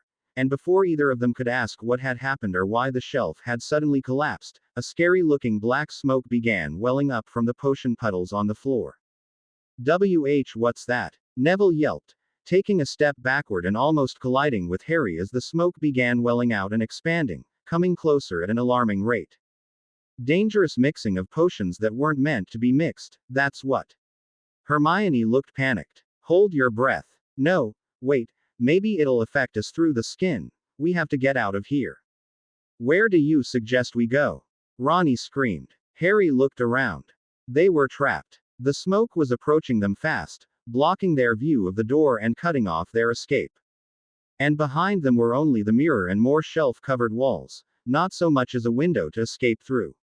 He desperately looked towards the mirror to see if maybe his family members had any suggestions, but all he could see in the mirror's grubby surface was an image of himself, Neville, Hermione and Ronnie wearing gas masks. A doubly useless image right then because they didn't have any. Why couldn't the magic lessons have gone a little quicker? If they had just learned how to conjure up gas masks or maybe learned to create powerful gusts of wind to blow dangerous-looking smoke away.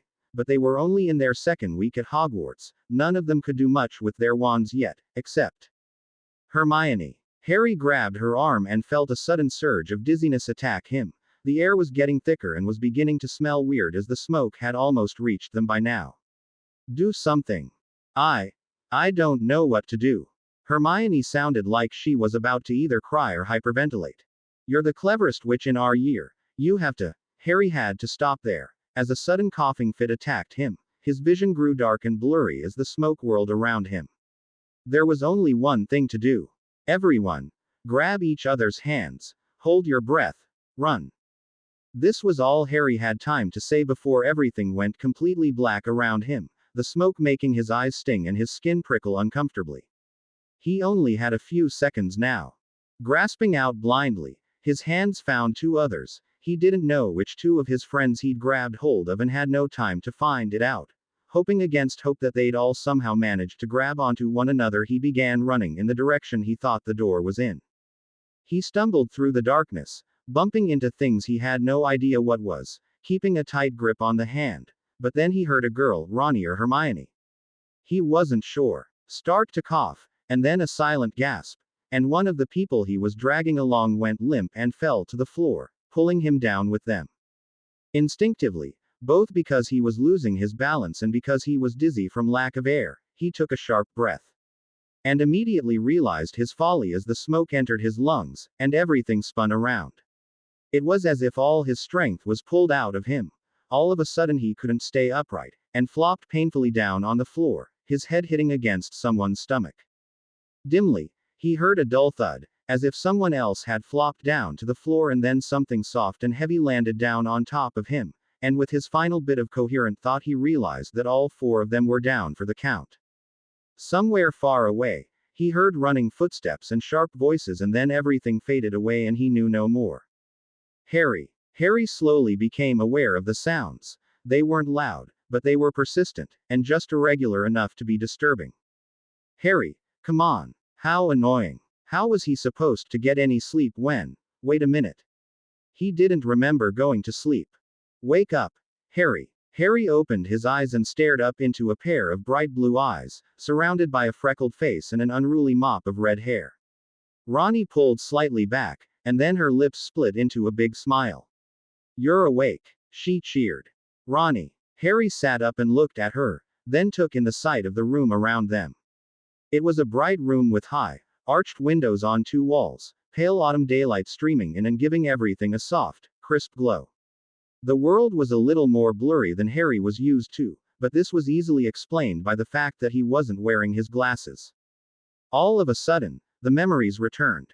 Snape's office, the mirror, the collapsing shelf, the strange black smoke.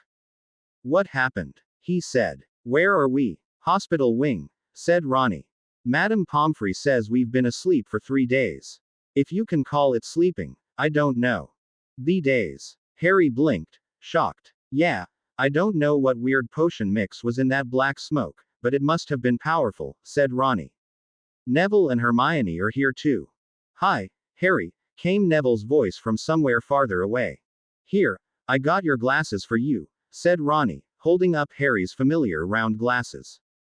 Harry gratefully accepted them, and to his relief found the world come into sharp focus as he put them on, and he could take on the sight of the room properly, now seeing that his bed was only one of many simple beds with white linen sheets, around which there were frames that held curtains which could probably be pulled closed if the people in them wished privacy.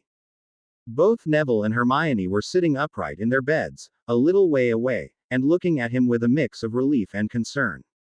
It was only now that Harry noticed, to his slight embarrassment, that they were all in their pajamas, and that Ronnie's were not only a tad too small for her, but a surprisingly loud shade of pink that clashed horribly with her hair. He hid the embarrassment as best as he could, especially since she didn't seem to have a problem with it. How did we get to the hospital wing, anyway? He asked. No idea. Madame Pomfrey didn't want to tell us anything before we were all awake, said Ronnie. I suppose someone carried us, unless we sleepwalked or something. That's ridiculous, said Hermione. How are you feeling, Harry? Harry had to take a moment to feel before he could answer. A little dizzy. So did we, at first, said Hermione. It'll pass. Yeah. Ronnie bit her lip and looked at him. And then, all of a sudden she had thrown her arms around him and was hugging him tightly. It came as a complete surprise. Ronnie had hugged Hermione before, but never him or Neville. Now she was holding him hard, as if she was afraid he would vanish if she let go. Ronnie. Harry tried. It's all right, Harry, she did that to Hermione and me too, said Neville in an uncharacteristically dry voice. I was so scared, said Ronnie in a soft voice. I thought we'd all die. Oh, Harry had no idea what to say to that. She suddenly let go of him, and took a step back, looking at both him, Hermione and Neville. But you don't tell anyone I said that, okay? She said, suddenly back to her old self again. Okay, said Harry, relieved. He'd known Ronnie was strong, but he hadn't known just how hard she could hug. His muscles were crying out in relief after she'd let go. Ronnie nodded, and opened her mouth to say something more, when the door at the far end of the room opened, and in the doorway stood a familiar figure. A tall, thin man with a silver beard so long it reached down to his waist. Bright blue eyes twinkled from behind elegant half-moon glasses, and extravagant, crimson robes with gold trimming almost, but not quite, swept against the floor as he walked. Ah, you're all awake, said Albus Dumbledore, headmaster of Hogwarts, beaming as he stepped into the room. Welcome back to the land of the conscious. Behind him, the much shorter and less impressive form of Madame Pomfrey appeared, scooting past the headmaster and fixing Ronnie with a stern look. Miss Weasley, what are you doing up? She said before the headmaster could continue. Go on, back to bed with you. Ronnie muttered something about wanting to see how Harry was, but when the woman fixed her with another stern glare, she slinked back to the bed next to Harry's and lay down, pulling the covers up over herself. Madame Pomfrey was kind enough to inform me that 3/4 of your numbers were now awake, said Dumbledore, completely unfazed. But it was a pleasant surprise to see that the number has now increased from 3 to 4. Hopefully, that means there is only a question of time before all 4 of you are back on your feet. Harry settled down in his bed, shifting a little as Madame Pomfrey, after having given Ronnie a brief examination, came over to him and placed a clammy hand on his forehead. Lie down, Mr. Potter, she ordered. How are you feeling? Fine, said Harry, deciding to obey her and lie down before she got seriously angry. What happened? The last thing I remember was that smoke. Well now, said Dumbledore, I was rather hoping you could tell me what happened. Professor Snape tells me that he returned to his office to find it filled with black smoke, a considerable amount of broken potion bottles on the floor, and the four of you lying unconscious in a heap. He managed to get you out safely and get the smoke under control, but. Professor Snape. Harry almost sat up again from sheer surprise, but managed to control himself. He saved us. Lie still, Mr. Potter, said Madame Pomfrey, finally removing her hand from his forehead. Whatever it was she had been measuring, she was apparently satisfied. Though what that man was thinking, leaving a bunch of children unsupervised in a room filled with dangerous potions, I have no idea, she added under her breath. Poppy. Dumbledore looked at Madame Pomfrey with a kind, but serious expression. Would you mind leaving us alone for a few moments? I believe there are a few things I should discuss with our four young friends here.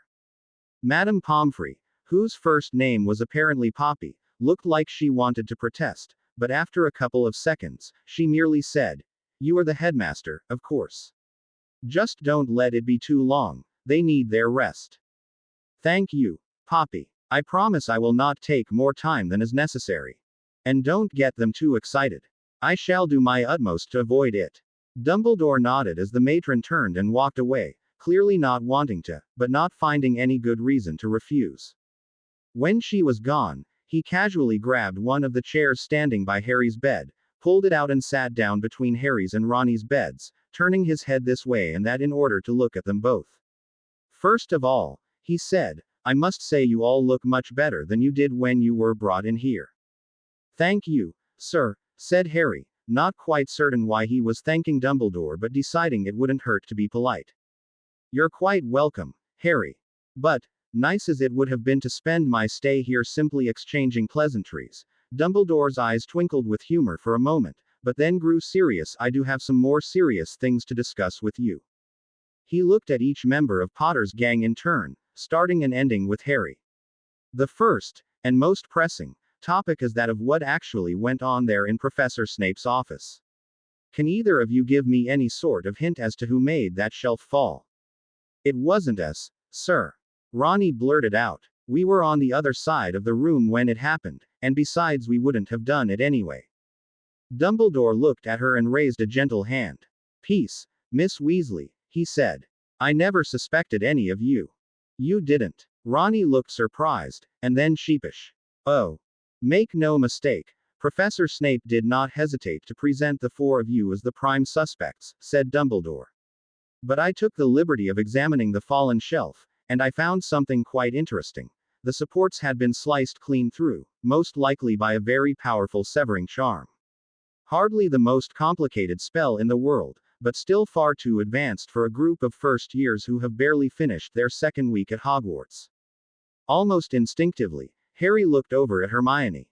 Of course, he knew she couldn't possibly be guilty, but if either of them could have cast such a spell, it would have been her. She did, however, not look indignant at the implication that she wouldn't be able to cast such a spell. In fact, she looked intrigued and a little worried. So who could have done it, sir? She said. It must have been a fairly accomplished wizard or witch, if they could do non-verbal magic, because that is what they must have used, isn't it? Dumbledore looked at her with an expression of impressed surprise. Most astute, Miss Granger. May I ask what leads you to draw this conclusion? Because I didn't hear a voice, said Hermione. We, that is, all four of us, were standing around by Snape's mirror and talking, said Hermione. All of a sudden, we heard a strange noise from the other end of the room, like wood being split, and then the shelf collapsed. No voices beforehand, that must mean non-verbal. Or maybe they were just whispering, said Harry dryly. Or had a very quiet voice. It wasn't as though we were listening for any voices. Oh, well, yes, I suppose. Hermione deflated a little. Actually, Miss Granger, it's a very good thought, said Dumbledore. I have no doubt that the person who cast the severing charm was a very accomplished wizard.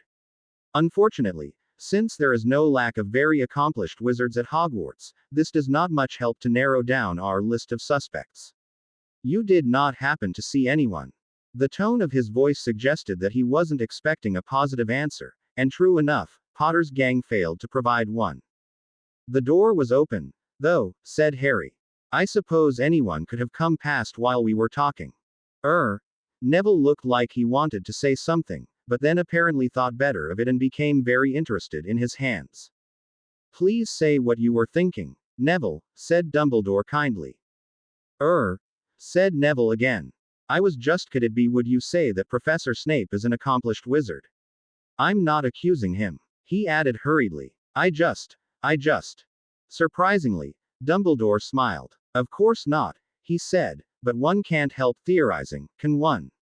And it is an understandable theory, but I fear it's rather a misguided one. After all, why would Professor Snape expose you to a dangerous and unpredictable mix of potions if he was going to save you from it immediately afterwards? Well, that's obvious, innit? Said Ronnie, clearly picking up on Neville's thread of thought. He wants to cover his own ass. Sorry, Headmaster, she added, going a little pink as she realized she was swearing in front of Dumbledore. Forgive me, Miss Weasley, but my old ears aren't quite what they used to be, said Dumbledore with the hint of a twinkle in his eyes, so I did not hear what you said just then. I said, Ronnie replied gratefully, that he wants to cover his own, neck. Try to kill us, and then save us, so that nobody will think it was him, and he'll look like a hero for it, and later on, when we trust him, he'll try to kill us again and. Thank you, Miss Weasley, said Dumbledore. But before you continue this expanded theory, I should perhaps inform you that I trust Professor Snape implicitly. He may not be a particularly affable man, but he would never try to kill you, of that you can be assured. Potter's gang exchanged glances. Harry could see that his friends weren't any more convinced than he himself was, but Dumbledore seemed so certain that there was no point in arguing. Make no mistake, Dumbledore went on, this is a serious situation. Knocking down a shelf full of potions is a highly dangerous thing to do. Anyone who would deliberately take such a risk, well, they would either have to be extremely desperate or firmly believe that the reward would be worth the risk. What reward? Harry was feeling rather confused. Dumbledore looked grave. I do not wish to alarm either of you, especially after Madame Pomfrey warned me against getting you too excited. We're not going to be any less excited if you don't tell us, said Ronnie. Sir, she added after Hermione had glowered at her. It appears I do not have much choice, Dumbledore agreed. You do have a right to know, especially after what happened. He sat back in his chair, taking another deep breath. I'm certain you will find it is no surprise that, just as there are good muggles and bad muggles in this world, there are good wizards and bad wizards. Harry bears the mark of a particularly bad one on his forehead, after all. Harry instinctively raised his hand to let his fingers brush against his scar. But you know who, said Hermione in a small voice, he's gone, isn't he? Call him Voldemort, Miss Granger. Do not let his name frighten you. Fear of a name increases fear of the thing itself, after all. Dumbledore smiled briefly, and then became serious again. But yes, as far as we know he is gone. But that does not mean he is dead, or that he can't come back. Harry recalled Hagrid saying something similar when he first told him about Voldemort. Some say he died. Codswallop, in my opinion. Dunno if he had enough human left in him to die. Most of us reckon he's still out there somewhere but lost his powers. Too weak to carry on. His mind went back to the shadowed figure in the Forbidden Forest. Could it be that Voldemort had been hiding in the forest all along, right under everyone's noses, perhaps biding his time until, but no, that was absurd. Wasn't it? For a second he pondered asking Dumbledore about this, but that would mean admitting that he, Ronnie and Neville had been out in the Forbidden Forest, and he couldn't do that. Are you saying, sir, are you saying that you know, I mean Voldemort, that he destroyed Snape's shelf? Harry heard himself how ridiculous it sounded when taken out of context like that. If Dumbledore found the thought as ridiculous as Harry did, he didn't show it. In the end, though, he shook his head. I doubt it's that simple. Still, what we would do well to remember is that Voldemort had followers. Not all of them were caught after the war ended. But there aren't any of them here at Hogwarts, are there? Said Neville, looking terrified. As far as we know, said Dumbledore. Still, this situation is too big a coincidence for my liking, considering how there were at least 2 things in that room that any follower of Voldemort would consider a great triumph to destroy. The second one being the mirror arised. 2 questions immediately and simultaneously popped up in Harry's head. He chose to voice the first one. That's Snape's.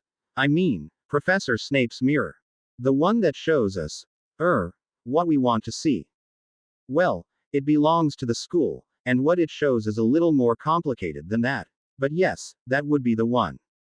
Professor Snape had it in his office because I had asked him to help me prepare it for, let us say, a somewhat unorthodox use. Dumbledore's tone was light, but Harry recognized it as the tone of one who was not going to elaborate and would refuse to answer any further questions on the subject. Suffice to say, the mirror can do more than just show us our heart's desires. And what's the first thing? Said Harry, deciding to voice his second question. I beg your pardon. Dumbledore smiled. You said there were two things that Voldemort's followers would want to destroy, and the mirror was the second thing. What's the first? He'd thought it was a perfectly legitimate question, so what he wasn't prepared for was the look of surprise in Dumbledore's eyes, nor had he expected that his friends would be staring at him the way they were now. What? He said. You're joking, right? Said Ronnie, sounding halfway exasperated and halfway scared. It's you, you idiot. You were the one who vanquished their boss. The boy who lived, remember? Oh, right. Harry suddenly felt very stupid. But that means Harry's in danger. Said Neville, and if Harry had thought he looked terrified before, that was nothing compared to the terror on his face now. Professor, we have to do something. We have to. I shall personally take every precaution I can in order to ensure Harry's safety, said Dumbledore. In fact, yes, that is an idea. Potter's gang held their breath, looking at him. But Dumbledore didn't elaborate. He just smiled as if he had thought of something clever, and then said, well, since I do enjoy ending things on a positive note, especially after having discussed such serious things, I have some pleasant news for you all. Yes. Harry leaned forward. Indeed. Professor Snape has agreed to cancel the rest of your detentions. Really? Said Hermione, sounding halfway shocked and halfway relieved. Well, he did set the condition that you would not write any more letters of complaints about him, said Dumbledore, his eyes twinkling. Keep in mind that I have not said this, but I do think your letter affected him much more than he would care to admit. Still, I was able to convince him in the end that a letter of complaint was not a liable reason for giving detentions, especially not since the first detention ended with all four of you in the hospital wing. Hermione looked like she was about to say something, but she was interrupted by Ronnie, who gleefully cried, "Wicked! This calls for a celebration." Everyone turned to look at the red-haired girl, who had snatched a small, brown paper parcel from her nightstand, and was in the middle of opening it. It's the snack Fred and George gave me before we went down to the dungeon.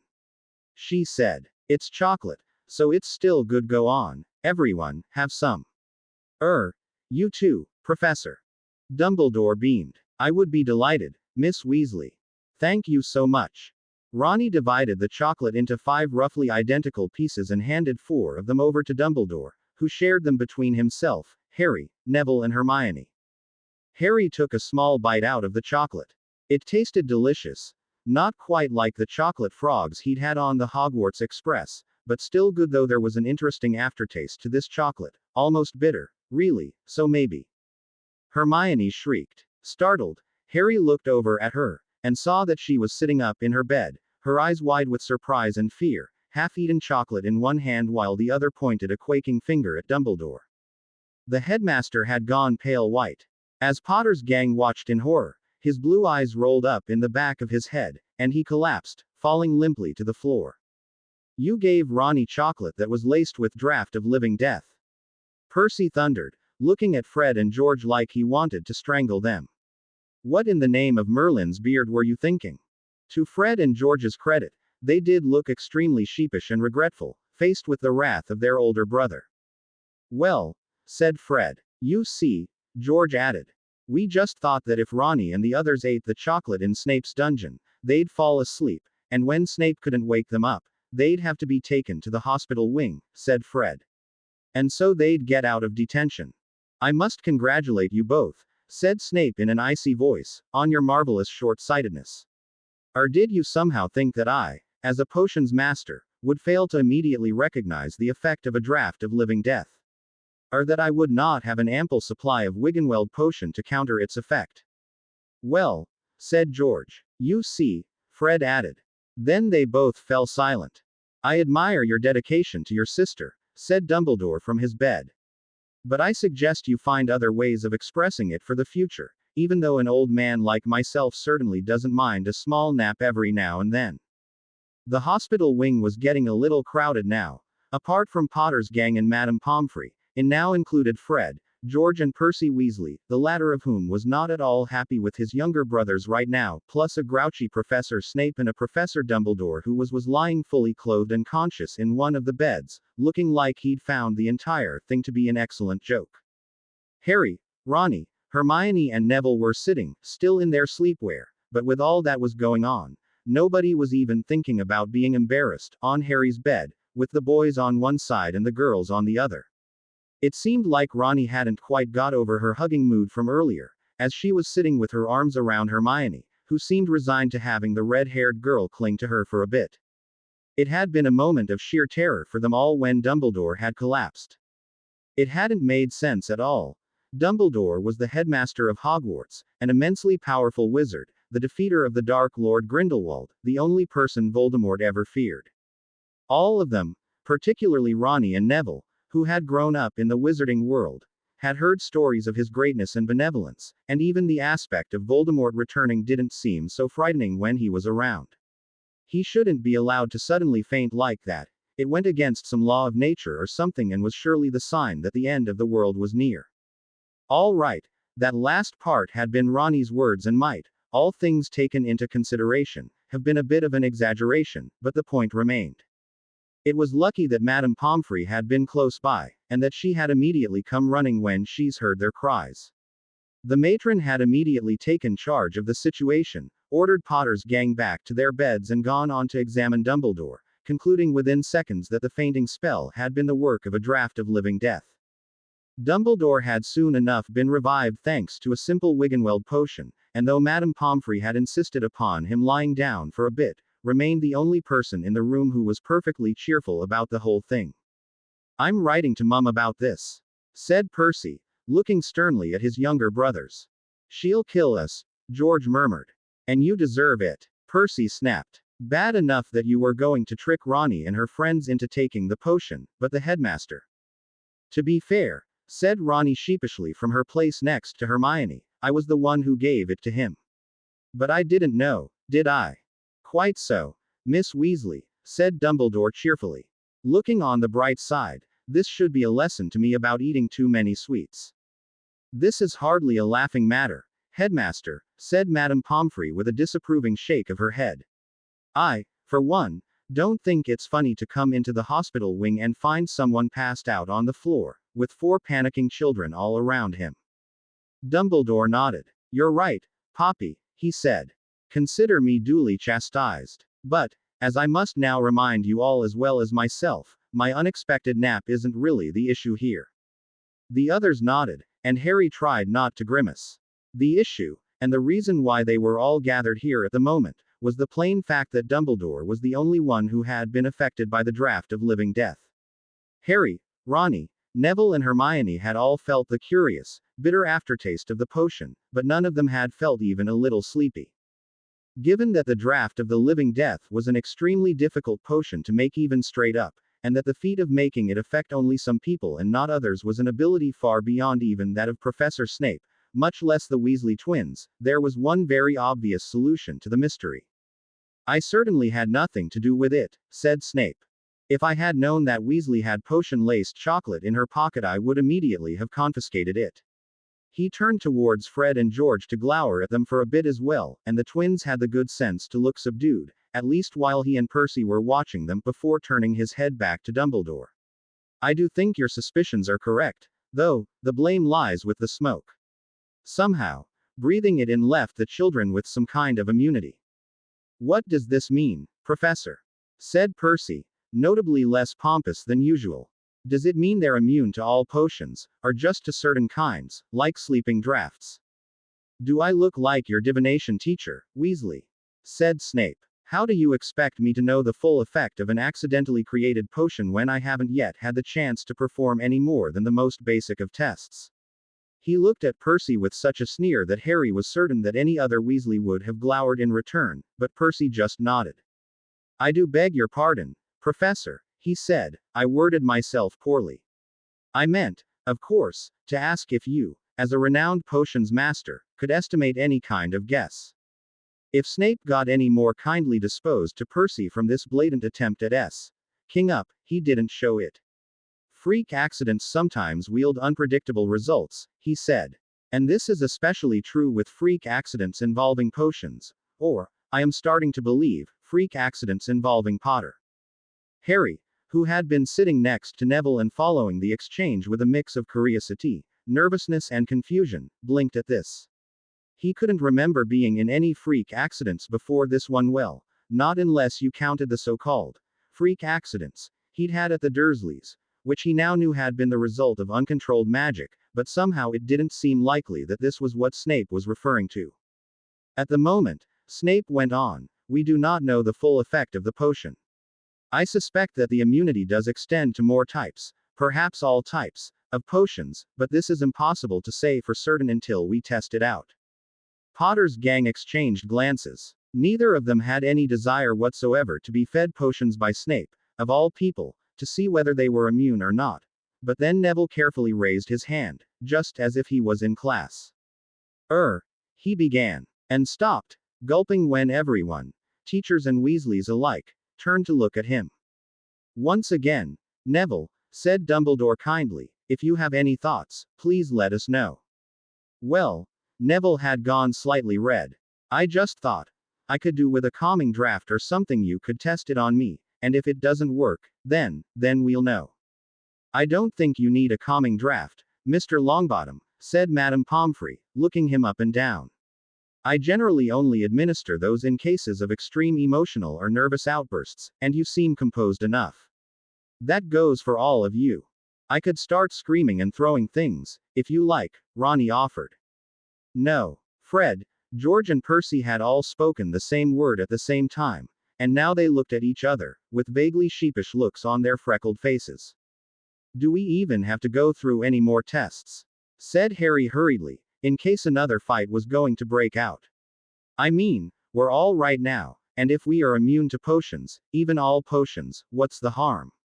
What's the harm? Snape turned on him, his black eyes glittering unpleasantly. Once again, Potter, you display not only a disturbing lack of knowledge on the subject of potions, but an alarming lack of common sense as well. You may think immunity to potions sounds like a good thing, but potions are more than just cheap pranks and poisons. More than half the common medical remedies and cures for magical ailments and curses take the form of potions. Do I need to write down the implications for you? Harry felt a sense of dread.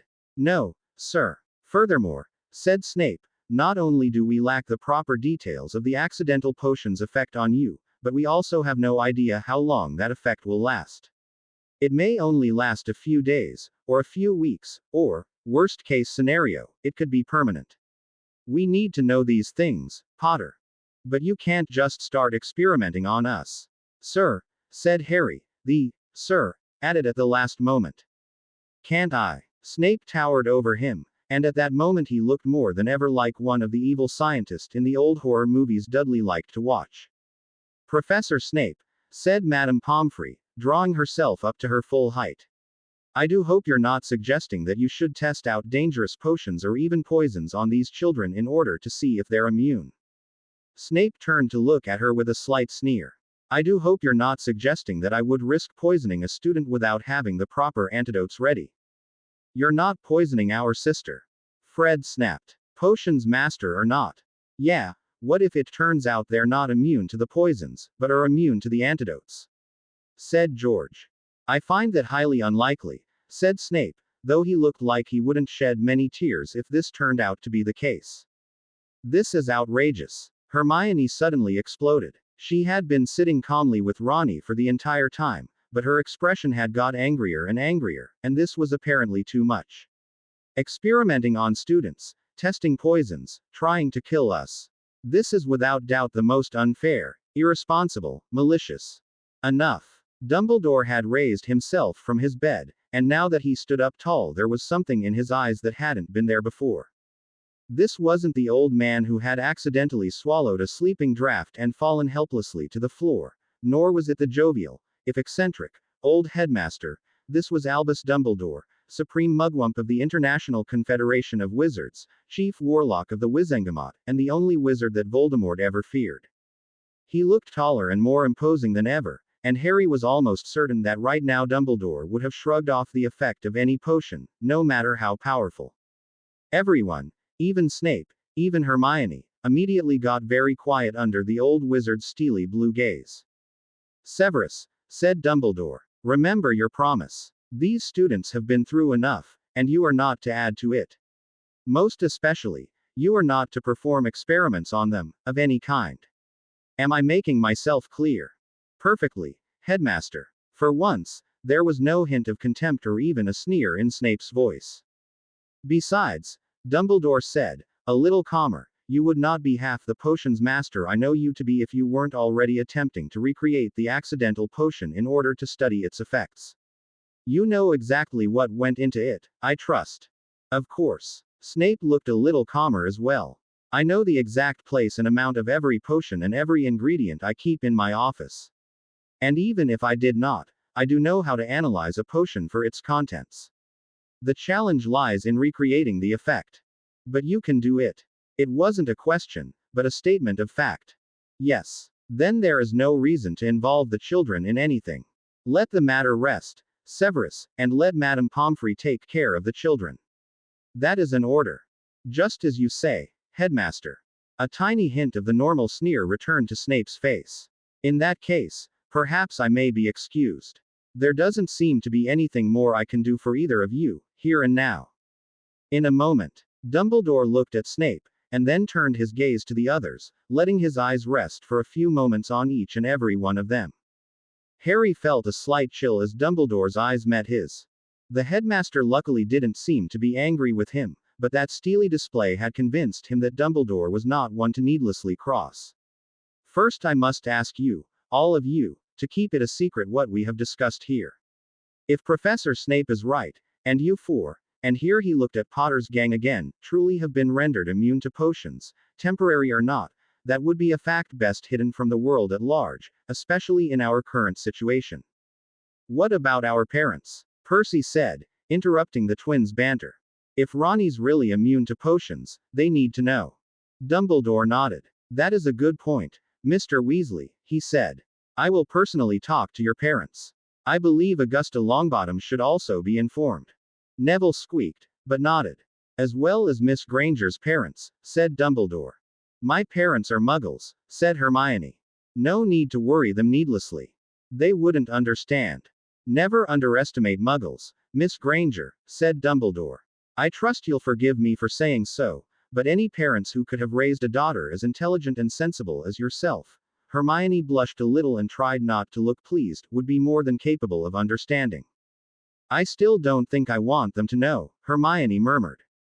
They might get scared and decide to forbid me from attending Hogwarts. Dumbledore looked at her seriously. I do think you are making a mistake by insisting they be kept in the dark, he said. However, I will not insist. That leaves only Petunia and Vernon Dursley.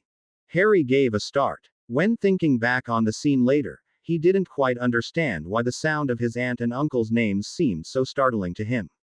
Maybe it was just the fact that he hadn't expected Dumbledore to know their names, though maybe Hagrid had told him. Or maybe it was the thought of how the Dursleys might react if someone like Dumbledore showed up at Privet Drive. I don't think you should bother, sir. He said hurriedly. They wouldn't be interested. Wouldn't be interested, Percy repeated, in a dumbfounded voice. Harry, we're talking about your health here. What sort of legal guardians wouldn't be interested? Mine, said Harry, feeling slightly uncomfortable with the way everyone was suddenly staring at him. Could we perhaps talk about something else? Just before the drawn-out silence that followed began to get embarrassing, Dumbledore nodded and said, Very well, Harry, if that is your wish, I shall not inform your aunt and uncle. Then I suggest that our official story is that there was a regrettable accident with the potions in Professor Snape's office, and that the children were unconscious for a while, but are recovering nicely and now simply need some time to rest and recuperate here at the hospital wing. It's not like it's a hard story to believe, Madame Pomfrey sighed. With all the reckless things the students do on a daily basis. We were all young once, Poppy, said Dumbledore with a smile. Then, he turned to Fred, George and Percy. Gentlemen, can I perhaps ask you to help spread this information among the students? Percy nodded, while Fred and George made exaggerated salutes. You can trust us, Professor Dumbledore, said George. Well, not really. After all, we're notorious pranksters. But in this case, it's all right, because we're also industrious spreaders of rumors and misinformations, said Fred. Nobody outside this room'll hear anything even resembling the truth from us. Not even if they torture us. Not even if they take away our secret stash of joke chocolates.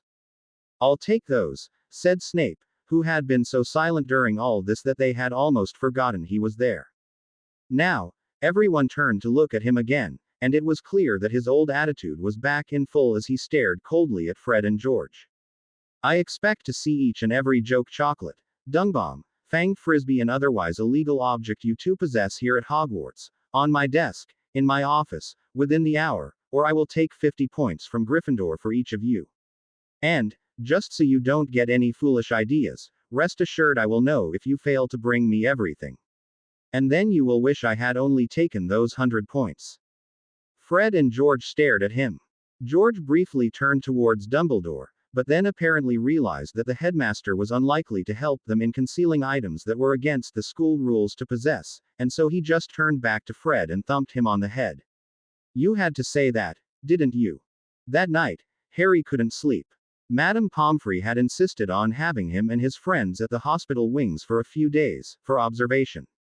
And after a few gentle nudgings, she had agreed to test out their newfound immunity to potions by giving them a few simple harmless ones, none of which worked. Calming drafts didn't induce calmness, pepper-up potions did not make them smoke at the ears, strengthening solutions didn't make them stronger, even the dreamless sleep potion had failed to make any of them nod off. While there were still a huge number of other potions that Madame Pomfrey refused to try, so many potions at once aren't healthy for your bodies, no matter if they work on you or not. It did seem like Snape and Dumbledore's predictions had been correct. Potter's gang were completely immune to the effects of all kinds of potions. They still didn't know how long the immunity would last. Harry sighed slightly and looked up at the curved ceiling. From the other side of the curtains he'd drawn around his bed, he could hear the soft breathing of his friends, though the lack of Neville's characteristic snore hinted that Harry wasn't the only one who was having trouble sleeping. Neville, he tried, speaking quietly in case the girls were asleep. Yes, came Neville's voice, sounding about as awake as Harry felt. Can't sleep either. No. Neville was silent for a few seconds before he continued. I think sleeping for 3 days has made me too awake to get back to sleep. Sleep doesn't work like that, came Hermione's voice from a little farther away. You're awake too, Hermione, said Harry. We're all awake, came Ronnie's voice. Hope that's not another effect of the smoke. I don't want to live a life without sleeping, I'd get so bored at night. You'd have time to do your homework, said Hermione, with a slight hint of a smile in her voice. Ronnie snorted. Yeah, that'd chase away the boredom. Harry stifled a chuckle and waited for Hermione's response. When it didn't come, he concluded that she must either have fallen asleep or just for once decided to drop the subject. He lay back in his bed, closing his eyes. If he perhaps thought of something pleasant, he'd nod off. Do you think it was Snape? Came Hermione's sudden voice. What? Harry opened his eyes. Who broke the shelf? Said Hermione. He seemed awfully eager to do experiments on us today. Maybe he wanted a chance to finish us off when his previous attempt proved to be a failure. He said himself that the reaction was unexpected. Dumbledore doesn't think it was Snape, said Harry. Dumbledore isn't perfect, Hermione shot back. We saw that today, didn't we? And you can't pretend Snape isn't horrid. I'd trust him about as far as I could throw him, and I'm not convinced he's innocent. Who else had the motive, or the opportunity? Well, there was Quirrell, said Harry, though he heard himself how unlikely it sounded. He was down in the dungeons as well, and we never found out what he was doing there. Even Dumbledore said that the shelf had to be broken by a highly accomplished wizard, Hermione huffed. Do you really think Quirrell fits that description? No. He seems like a decent enough bloke, mind you, said Ronnie slowly, but I don't think he could so much as transform a matchstick into a needle without stuttering and messing it up.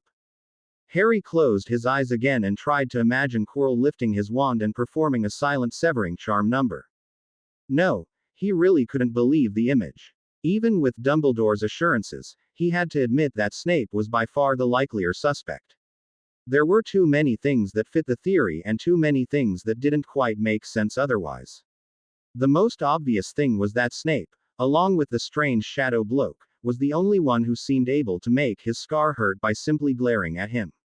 What do you think he meant when he talked about freak accidents happening around me? He said.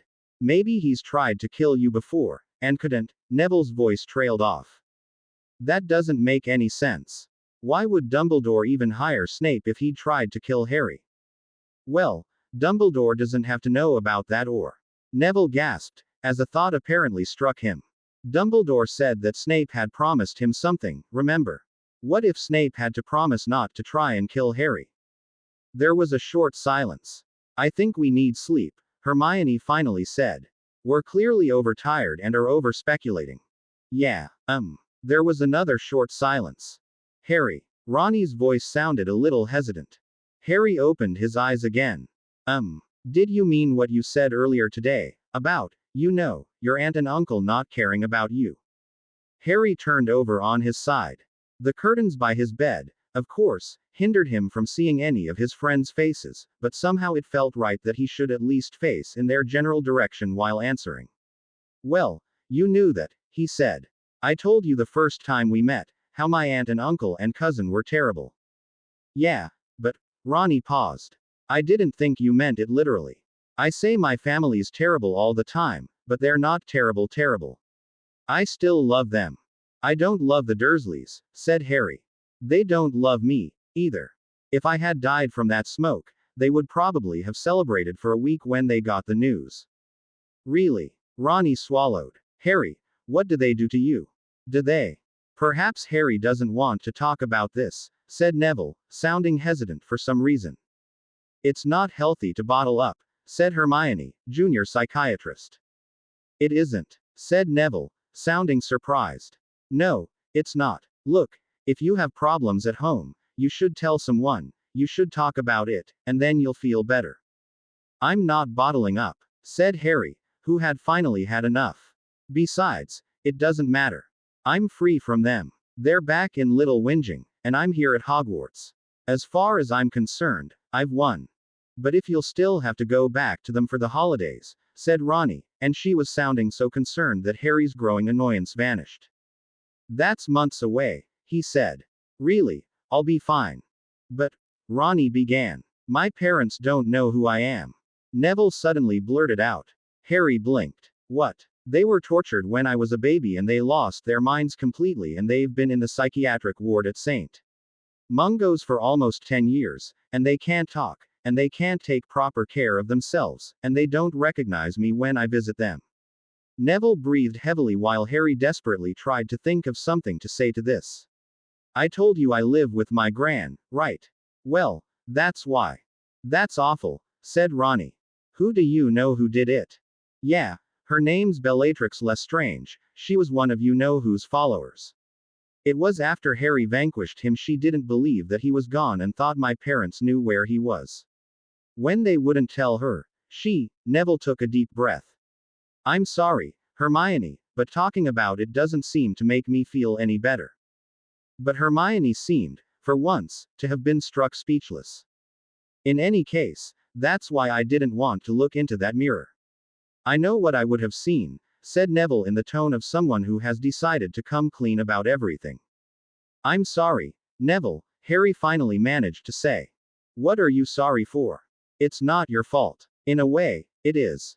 If she was looking for you-know-who, and I was the one who, Harry began. Don't you start blaming yourself, Harry. Hermione had found her voice again.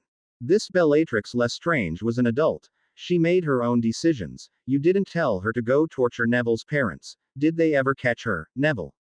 She's in Azkaban now, said Neville. She's not in prison. Hermione's voice turned shrill. Hermione, said Ronnie carefully. Azkaban is prison. That's the name of the wizard prison. Oh. There was another silence, a little longer this time.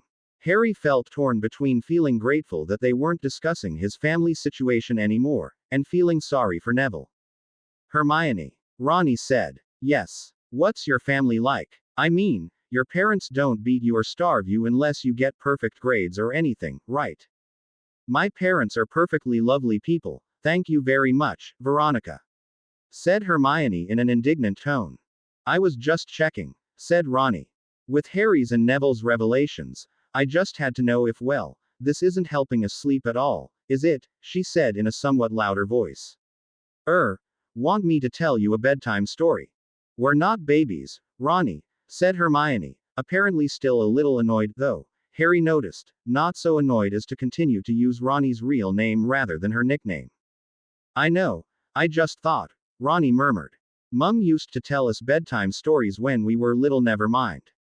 It was a silly idea anyway. I'd like to hear a story, said Neville hurriedly. It'd take my mind off things. Do you know the one about the Fountain of Fair Fortune? And in the end, Ronnie did end up telling the story, which turned out to be a wizard's fairy tale rather unlike any of the ones Harry had heard in the Muggle world. The Dursleys, of course, had hated fairy tales, but Harry still thought that, thanks to school, books and the occasional TV program, he at least knew the more popular ones. High on a hill in an enchanted garden, surrounded by tall walls and protected by powerful magic, was a fountain called the Fountain of Fair Fortune. Once a year, the longest day of the year, a single person was given the chance to fight their way to the fountain, bathe in its waters and receive fair fortune forevermore. Harry lay back, closed his eyes and listened to the story of three witches and a hapless Muggle knight who went on a quest to bathe in the waters of the titular fountain. As Ronnie's voice, towards what was probably the end of the story, started to become distant and dreamy, and Neville's soft snores began sounding, Harry finally and gratefully drifted off to sleep. They stayed at the hospital wing for 2 more days, but Harry found he didn't mind as much as he'd feared he would.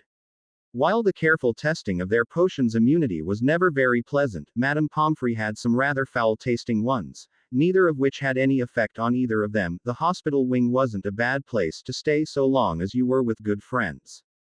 Since Madame Pomfrey had declared their conditions to be non-critical and unlikely to be contagious, and Fred, George and Percy seemed to have done their part in spreading the official story to the student body at large, they had several visitors as well.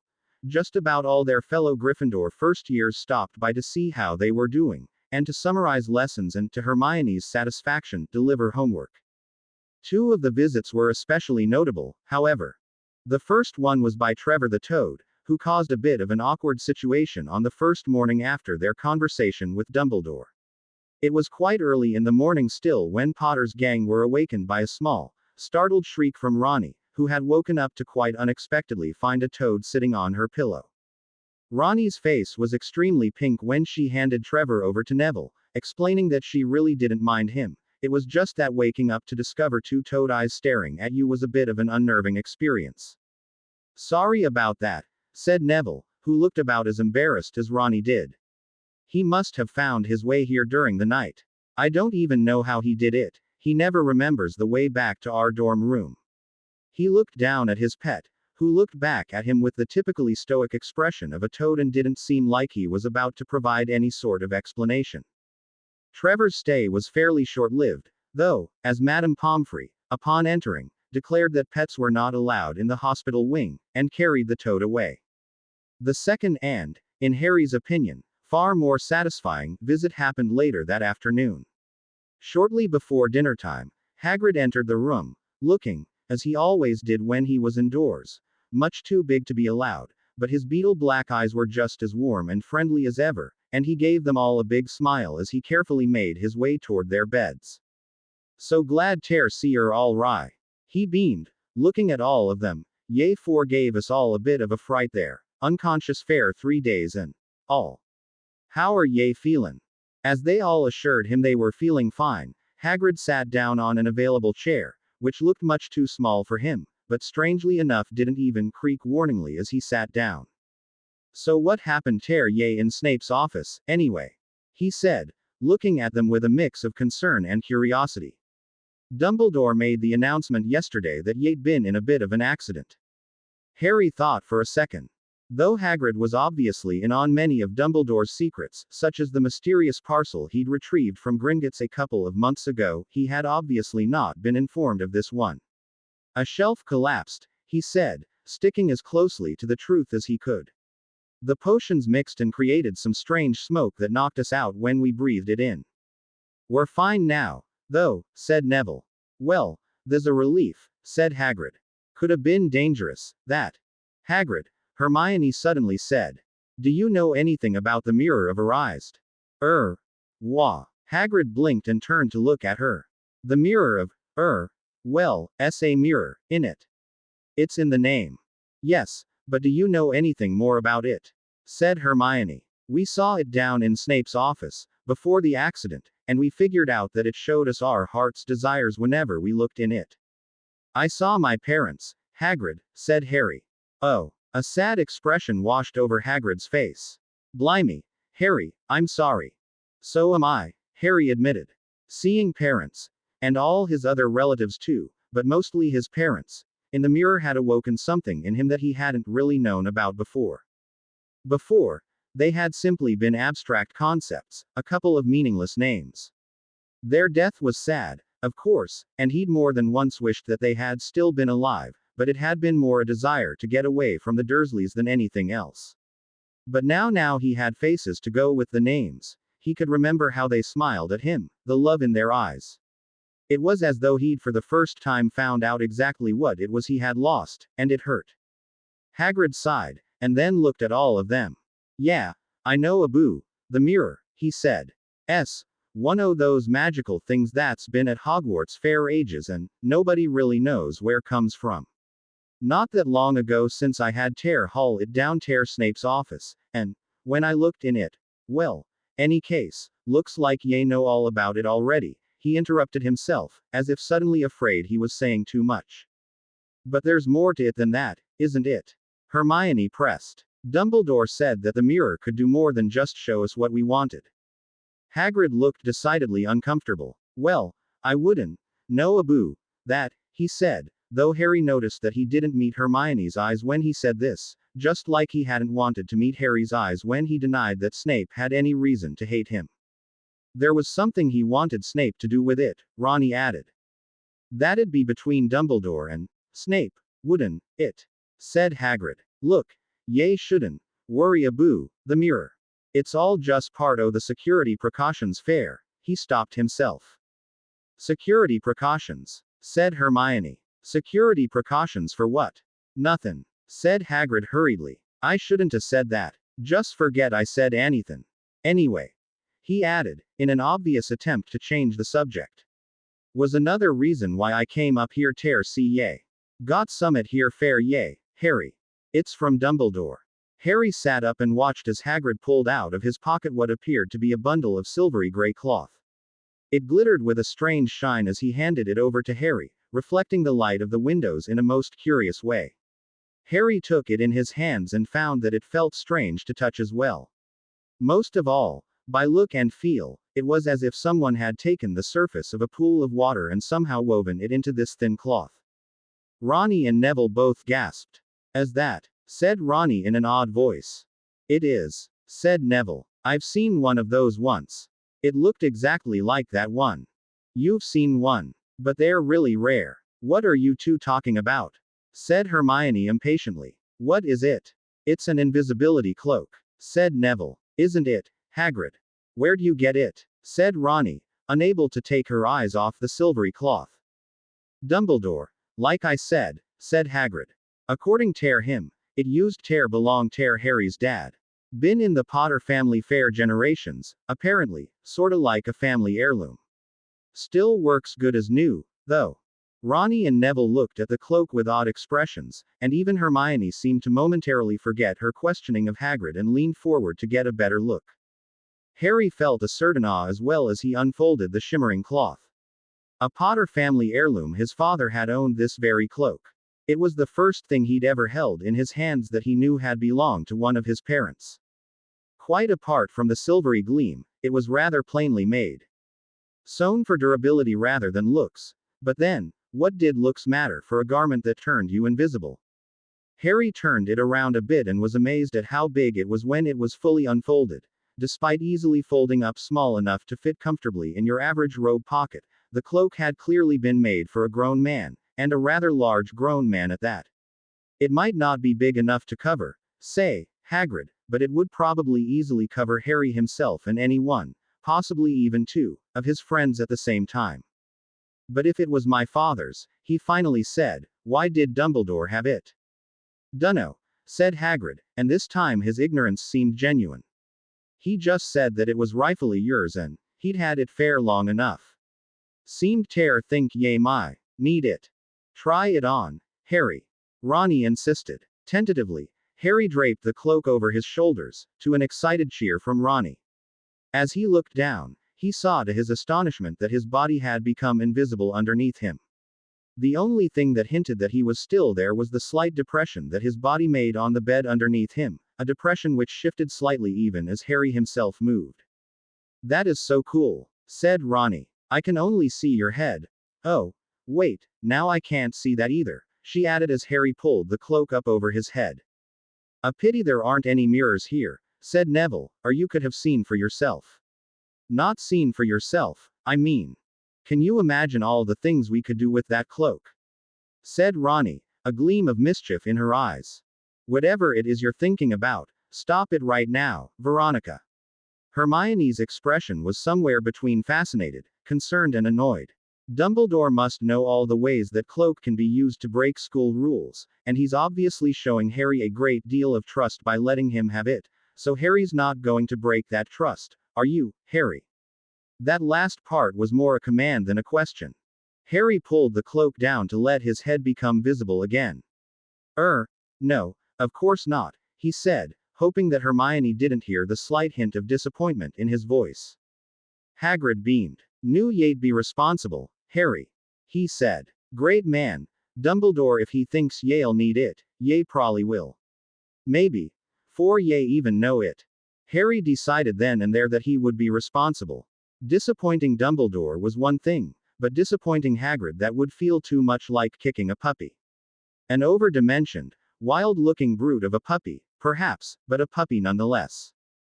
Just to see the cloak's effect in action properly, though, he let all his friends try it on.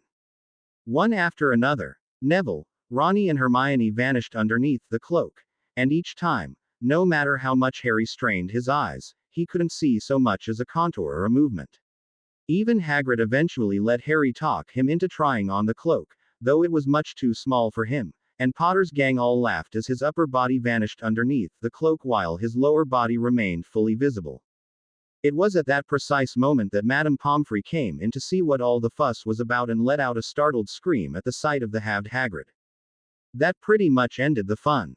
Hagrid hurried to pull the cloak of himself, and although Madame Pomfrey's shock at seeing his halved form passed almost immediately, she was rather cross with them all afterwards. The hospital wing is not the place for such nonsense, she said sternly. Invisibility cloaks aren't nonsense, Ronnie protested. They are if they're used in the hospital wing, said Madame Pomfrey. This is the second time in 2 days I come in here to see why everyone is making so much noise, only to get a nasty shock. I'm starting to think you're doing this on purpose. It's my fault. Really, said Hagrid. No, it wasn't, said Harry hurriedly. It was my idea. Madame Pomfrey shot them both an exasperated glance. Mr. Potter, I don't care whose idea it was, it stops now. And Hagrid, she turned to him and sighed, the sound of a long-suffering martyr. Honestly, sometimes you're worse than all the children put together. Do you think you could at least stop encouraging them? Yeah, sorry Abu, that, said Hagrid sheepishly. I probably got some work ter do anyway. He cast an apologetic glance at Potter's gang. I'll talk ter ye when you're out o' the hospital wing, all right. Good ter see ye all again. After he had left, Potter's gang made a hasty, but unanimous decision, supported by a very insistent Madame Pomfrey, to postpone further testing of the invisibility cloak until after they were released from the hospital wing. It was a bit of a letdown, but, Harry thought as he carefully rolled the marvelous cloak up into a bundle and tucked it under his pillow, it was only temporary, and besides, just having the cloak and knowing it had belonged to his father was a decent consolation price. There were no further attacks, at least none that Harry ever noticed, but the decision to not abuse the powers of the invisibility cloak were sorely tested over the following weeks, thanks to Draco Malfoy and the trolls. After being shown up by Harry and got into a fight with Ronnie at their first flying lesson, Malfoy's dislike for them seemed to have grown, though it also seemed like Madame Hooch's reprimand had somewhat startled him and made him decide to change his battle tactics a little. At least, he tended to keep silent and pretend not to notice Potter's gang whenever he met them and any prefects or teachers were around. However, after their stay at the hospital wing, Harry did notice that he tended to pass the trolls an awful lot in the hallway, and always Malfoy would just happen to be in the middle of some story about idiot wizards who thought they could master basic potions and ended up hospitalizing themselves and their friends alike. I feel so sorry for those who don't have the brains to realize that potions need to be handled with, he'd say. And I feel even more sorry for their friends. You'd think being friends with such blockheads would be punishment enough, but ending up in comas over it as well. Or, another time, I hear Professor Snape has never let anyone out of detention before. I wonder if he let Potter's gang out from sheer pity over how pathetic they are, or because he knew they would completely ruin his office if he had them in there for more than one day. Or one time, even. Hey, Goyle, can you guess who I am now? Followed by holding up an imaginary bottle in each hand and saying in an exaggeratedly dopey voice, "Ooh, what pretty potions. I wonder what'll happen if I spill them all over the floor and inhale the fumes." Harry knew that Malfoy was deliberately trying to provoke him, probably goad him into trying to respond or even attack him, so that he could tell the teachers, preferably Snape, and get Harry into more trouble. There was no reason to listen to him, and even less reason to get upset or annoyed over it, and yet, he had to admit, every time he passed the trolls, Malfoy's comments stung a little harder. It would be so easy to take out the invisibility cloak and use it to teach the trolls a lesson. Nothing huge, just perhaps give them a little scare. Nobody need ever find out. But every time he was tempted, he thought about Hagrid being so proud of him for being responsible with the cloak, and so he resisted the temptation. There were, after all, plenty of other things to contend himself with. The stay at the hospital wing had put Potter's gang slightly behind with the schoolwork, and so they had to work a little extra to catch up. But luckily, Hermione had been far ahead of the rest of the class anyway and was an immense help in getting the rest of the gang through the extra work. The smartest member of Potter's gang also spent quite some time in the library doing extensive research on the various mysteries that had shown themselves, trying to find out more about the Mirror of Erised, about potions and immunity to potions, and, of course, about dark wizards, to see whether she might be able to identify the mysterious attacker and whether Snape was really likely to be dark. The results of the research were apparently rather meager. When they asked her about it, she would shake her head and say that she was learning a lot, but nothing about what she was looking for. As for Snape, he spent the next few weeks rather preoccupied and distracted, and as such far less nasty than normal. According to Madame Pomfrey, who still meticulously checked Potter's gang for potion immunity every few days, he was busy trying to recreate the effects of what he had dubbed the immunity potion, something that seemed to be quite a challenge for him. Even potions class, held in a potions classroom that showed no signs of ever having been trashed, even if the potion ingredients on the shelves were less numerous, was more tolerable. While Snape was still openly favoring the Slytherins, he seemed somewhat half-hearted about it and even passed up several good opportunities to insult or belittle the Gryffindors. When Malfoy, secure in the knowledge that he could get away with it, raised his hand and asked innocently if it wasn't better that Harry be excused for the rest of the lesson because, if he messes this potion up, he might put us all to sleep for 3 years, Snape barely acknowledged it, simply took 5 points from Gryffindor out of habit, and continued the lesson. All the Gryffindors agreed that they vastly preferred this new, preoccupied Snape to the old one, though Harry was fairly certain it wouldn't last. Between everything that was going on, Potter's gang were kept quite busy over the next few weeks, and it actually came as a minor shock to Harry to discover that Halloween was coming up and he'd already been at Hogwarts for 2 whole months. What was certain, though, was that despite unfortunate elements such as Snape, the trolls, Filch, and the knowledge that someone was out there and probably wanting to kill him, these had been the happiest 2 months of Harry's life. Hogwarts already felt much more like home than Privet Drive ever had, and if he didn't enjoy universal popularity, most of the students and teachers seemed to like him. Whether this was because he was the boy who lived, or they liked him as a person, he wasn't so certain about. But after having lived for 10 years knowing he'd been unwanted and hated, Harry wasn't going to look a gift horse in the mouth. Besides, he knew that Ronnie, Neville and Hermione genuinely liked him, and that was really enough. Even lessons were getting more interesting now that they had mastered the basics and could start practicing some actual spells. True, their actual success in doing so varied a lot. Hermione was always the top of the class, while Harry and Ronnie struggled more, and poor Neville tended to either not get any result, or the wrong one. On Halloween morning, when everyone was excited about the big Halloween feast that would happen when darkness fell, the first-year Gryffindors got a pleasant surprise in the first lesson, which happened to be charms. The tiny, excitable Professor Flitwick announced that they were ready to start learning the charm for making objects fly. "Do you all have your feathers?" Flitwick asked, looking over the class from the stack of books he was standing on in order to be able to see over his desk. Good. The levitation charm is a simple one, but as always, it is best to start small, so we'll be practicing on feathers today. "Size matters not," said Dean Thomas in a strange, raspy voice. "Judge me by my size, do you?" A few of the students sniggered, but most of the people in the room, including Flitwick, simply gave him some rather odd looks, causing Dean to sigh. "I need more Muggle-born friends." Apparently deciding it would be better to bypass this moment without comment, Flitwick continued. "Now, don't forget that nice wrist movement we've been practicing. Swish and flick, remember, swish and flick." He demonstrated with his own wand. And saying the magic words properly is very important, too. Never forget Wizard Barafio, who said S instead of F, and found himself on the floor with a buffalo on his chest. There were more laughs at that than there had been at Dean's obscure joke. The students had been put into pairs. While Ronnie and Hermione had paired up, Harry was with Neville, and though they both swished and flicked the best they could to get their feathers to move, neither of them could lift it even an inch. None of the other students really managed any better, with the notable exception of Hermione, who with an elegant swish and flick of her wand and a self-assured command of Wingardium Leviosa, made the feather she was sharing with Ronnie rise off the desk and hover about 4 feet above their heads. "Oh, well done," Professor Flitwick squeaked. "Everyone see here, Miss Granger's done it."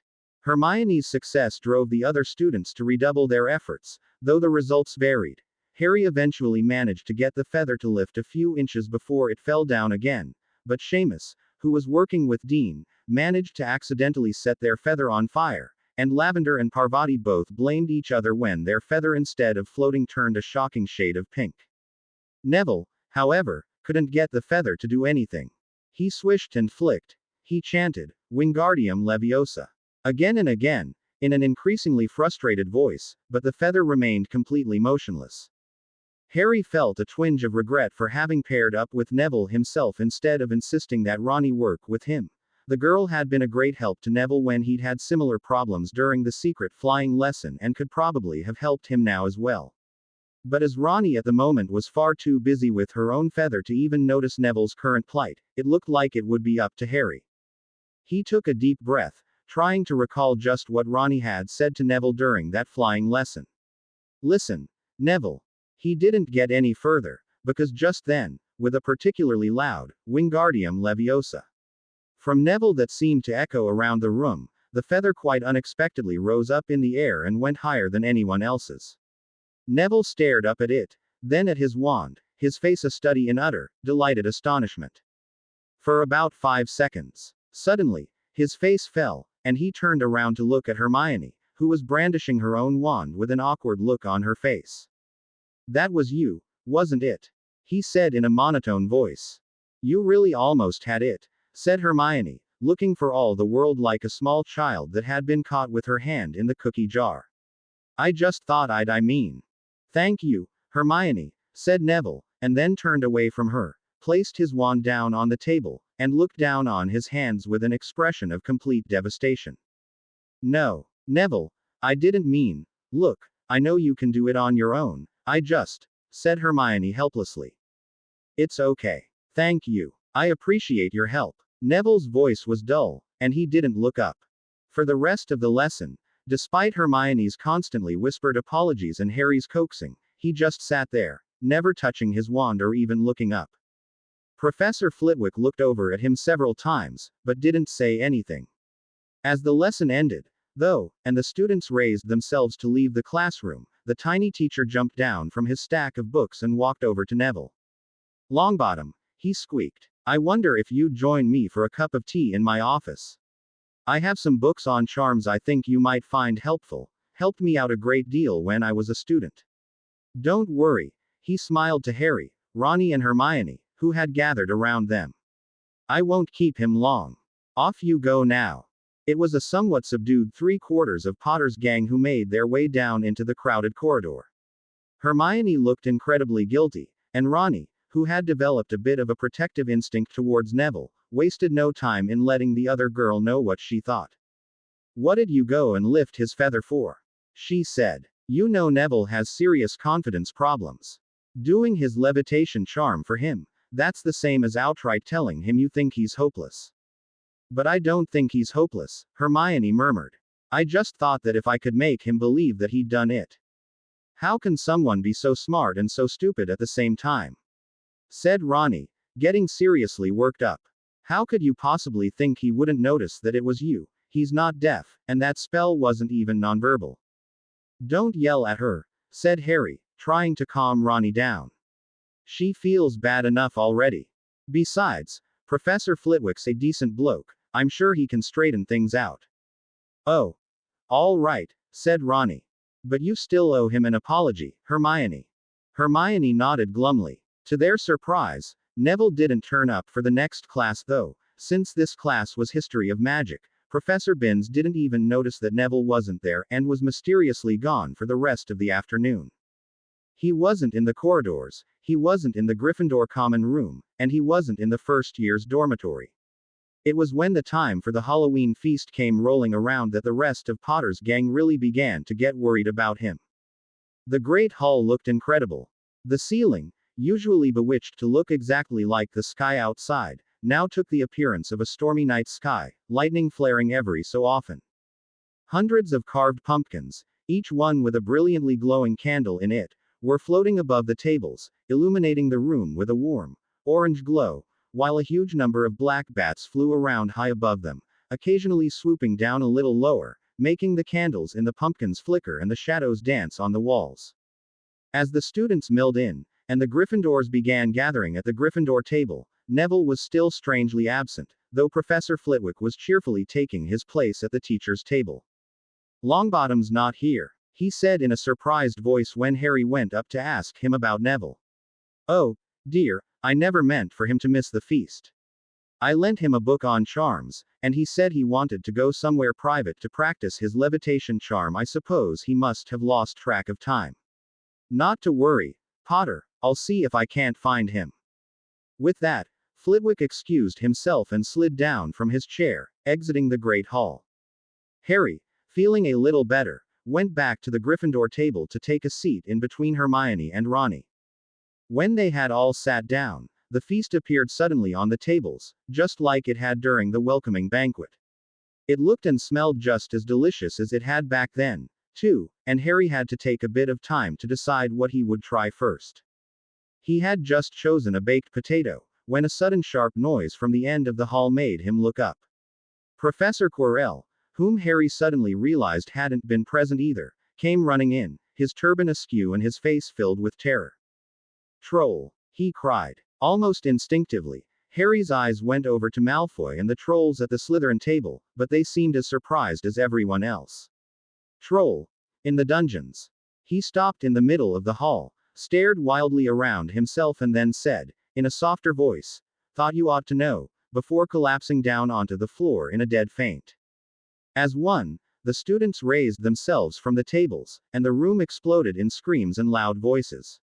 They would all have trampled each other in blind panic in order to get out of the hall, if Professor Dumbledore, at the teacher's table, hadn't got their attention by raising his wand and sending out several loudly exploding purple firecrackers. Prefects, he said, once again the steely, powerful wizard who could command crowds with a simple word. Lead your houses back to the dormitories immediately. Percy, of course, took the lead at once. Follow me. He barked at the Gryffindors. Stick together. First years. No need to fear the troll if you follow my orders. Stay close behind me. Now, make way. First years coming through. Excuse me, I'm a prefect. It would have been funny if the situation hadn't been so serious. Harry made his way in among the other first years, bustling here and there, trying to follow the prefects, when Ronnie suddenly grabbed his arm. Neville, she said. Where's Neville? I don't know, said Harry. Professor Flitwick went to look for him. He doesn't know about the troll, said Ronnie. He could be anywhere in the castle, and the troll might find him, and then, she couldn't finish the sentence. Hermione stopped next to them, guilt and fear on her face. But if Flitwick doesn't know about the troll either, said Ronnie. And what if he doesn't find Neville in time? We have to go look for him, said Harry. Ronnie nodded. Just so long as Percy doesn't see us going off. But what if the troll finds us? Hermione's voice had turned shrill. It won't, said Harry, patting the robe pocket where he kept his invisibility cloak. Looks of understanding dawned on the two girls' faces.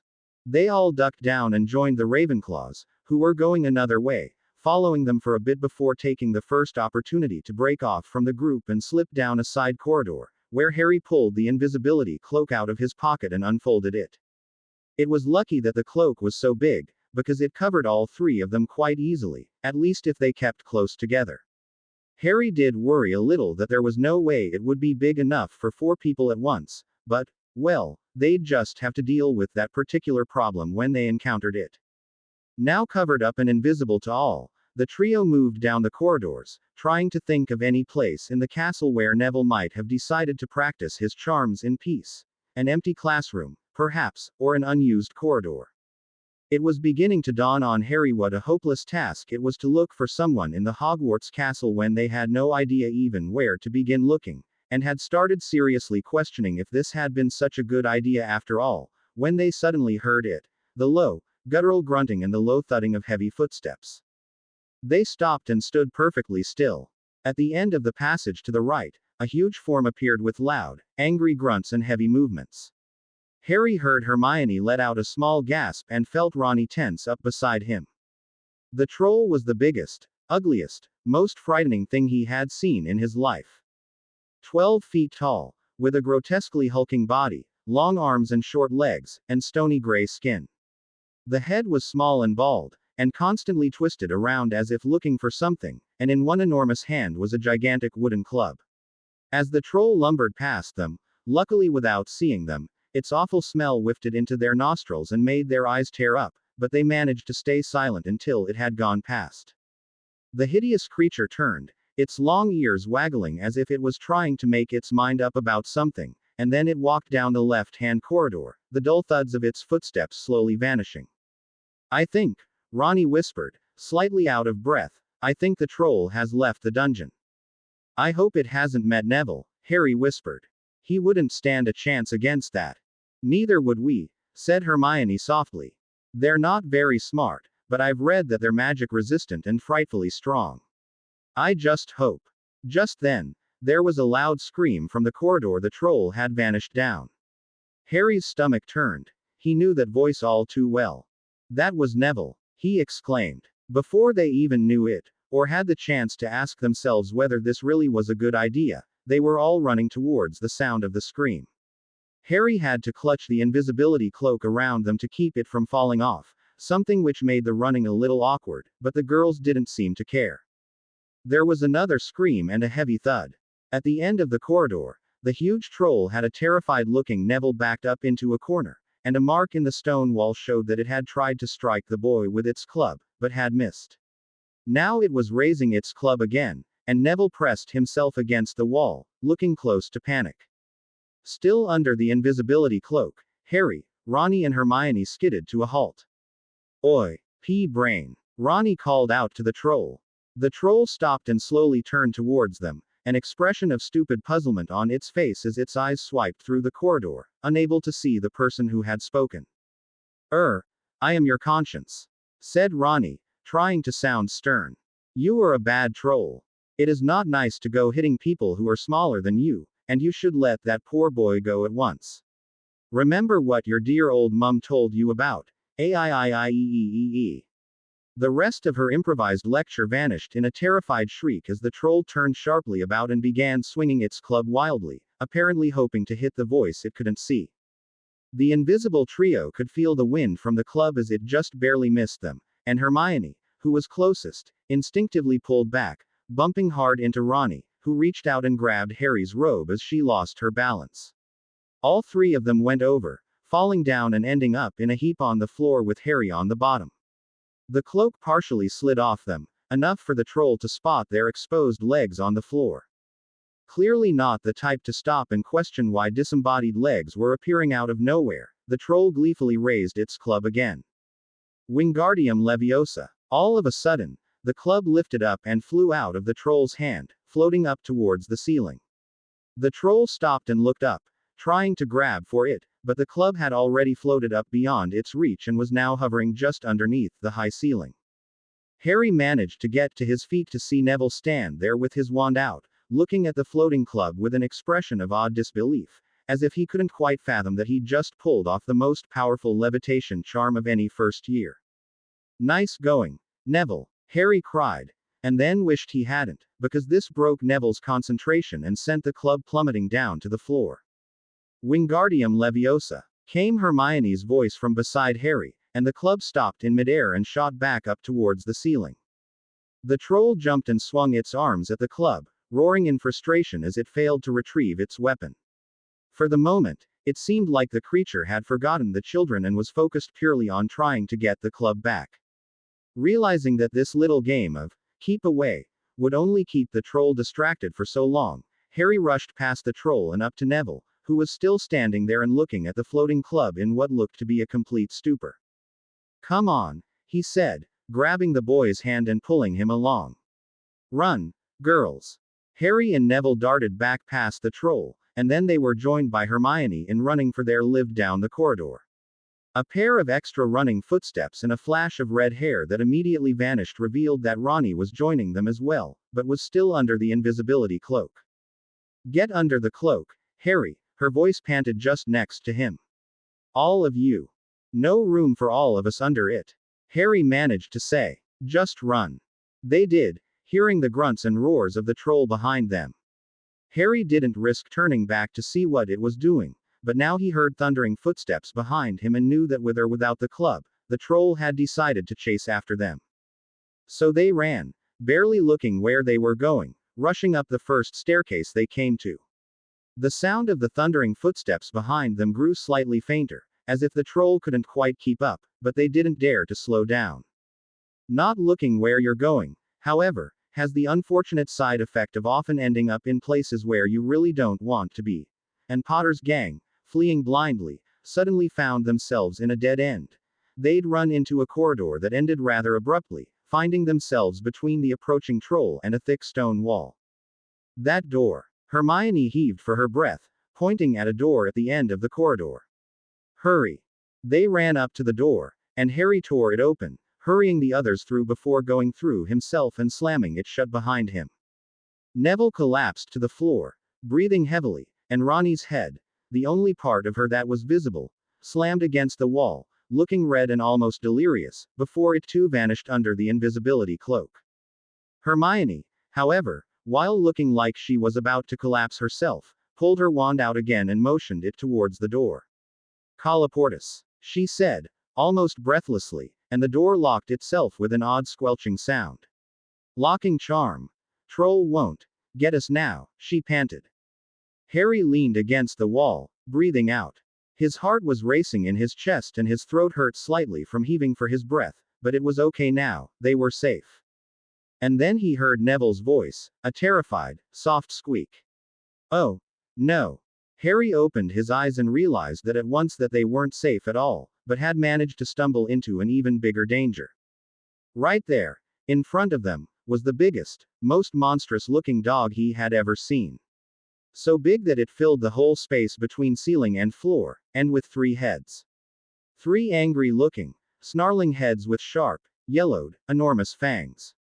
The door hadn't led to a room like they'd thought, but to another corridor.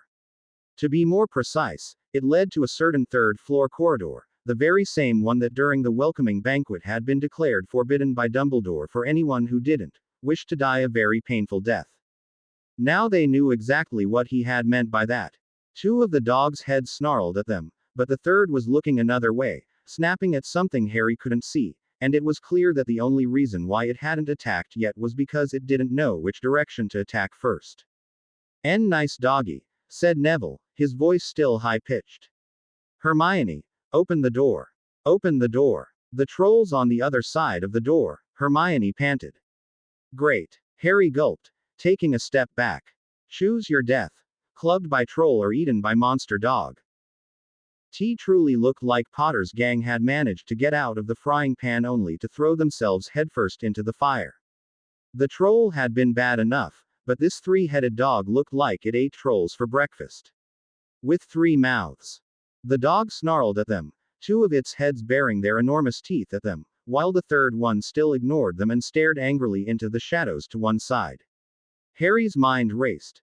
Something was there, something that kept the dog from attacking them on the spot.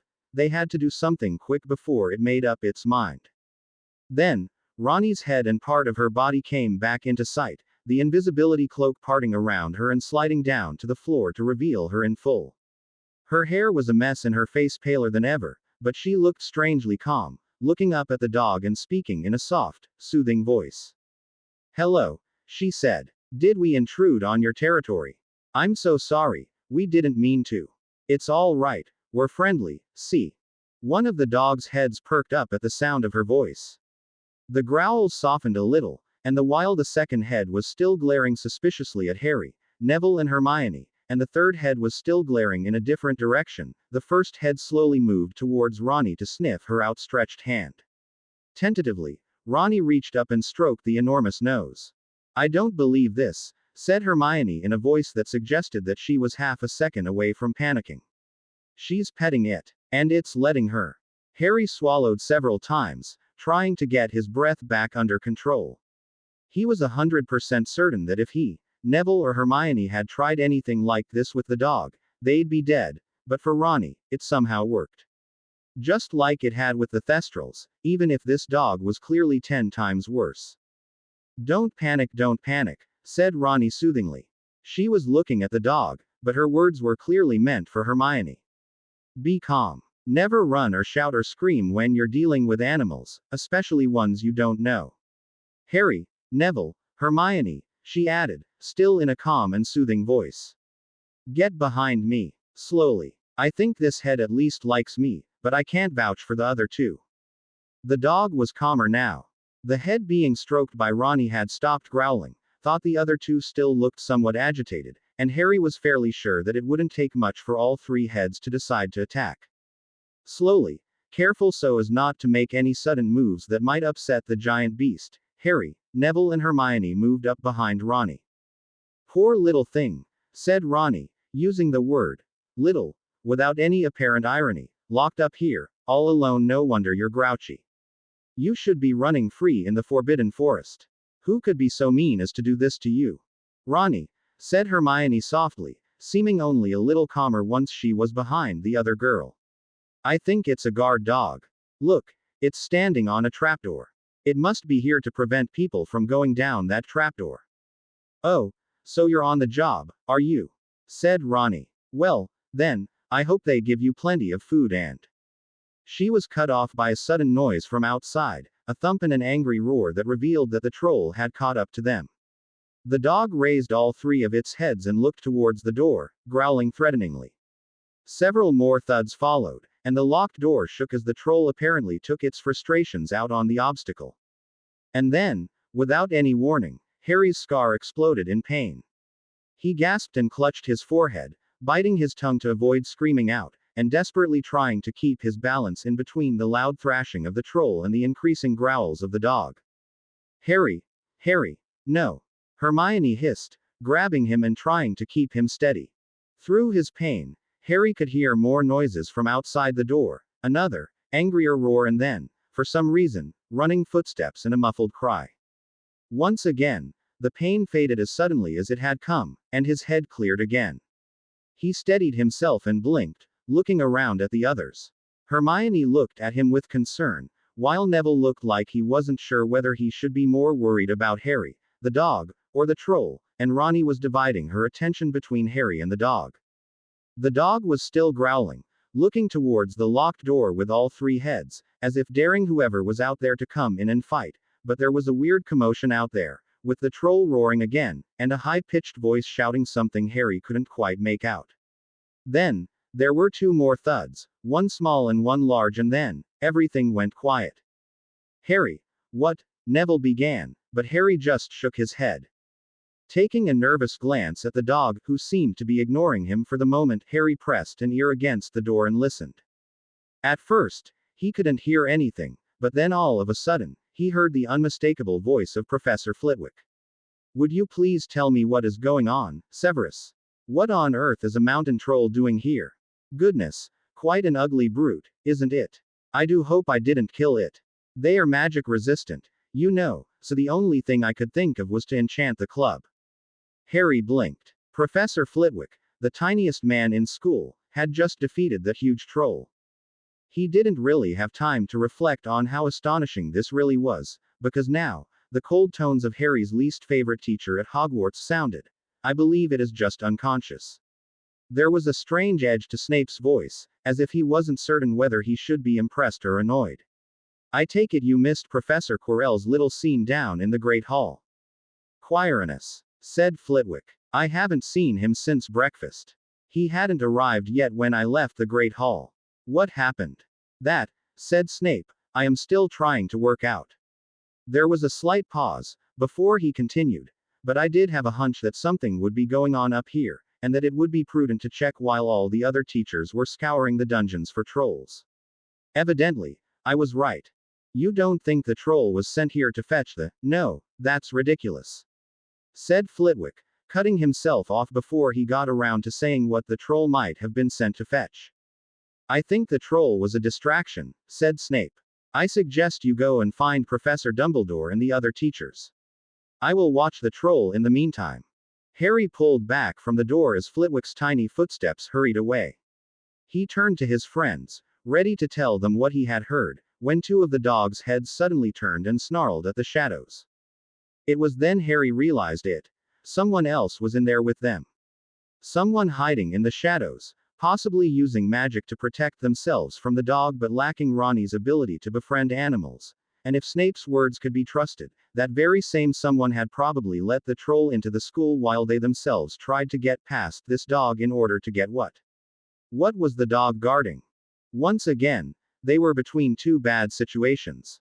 In here was not only the dog but also an unknown person, possibly a thief, but out there was Snape. Harry really didn't want to find out what Snape might do if he found 4 students trespassing in the forbidden corridor. Why couldn't Flitwick have been the one to stay and guard the troll? He would probably have been willing to at least listen to them. Harry cast a glance at his friends. He had to let them know that they weren't alone, but he wasn't too keen on letting whoever it was in on the fact that he knew. Then again, the dog was still growling with 2 heads towards the shadows, so. Before he could make up his mind about it, Ronnie turned her head sharply towards the shadow and said, still in a calm voice, someone else is in here with us. What? Neville squeaked. That's what that head is so occupied with, said Ronnie, motioning towards the head that was glaring into and growling at the shadows. It's got them cornered. Oi, she said, a little louder. We know you're there. And then a voice sounded from the darkness. And it was possibly the last voice Harry would have expected. WWW Weasley. WHWH whatever charm you've PP placed on the dog, PP please keep it up. IDD don't think my protection charm will HH hold out for much longer. Professor Quirrell, Harry exclaimed. Why yes, Quirrell's voice sounded. P please don't let that dog kill me. The growling head snapped towards the sound of the voice, and then the teacher came into sight, falling out of the shadows, turban askew, robes torn, body trembling as he dropped to the floor and let out a squeak of terror. The dog's head snarled and was about to go for a second attack, when Ronnie's voice called out, No, no, no, it's okay, it's okay. Calm down. Look, everything's all right, we're all friends here.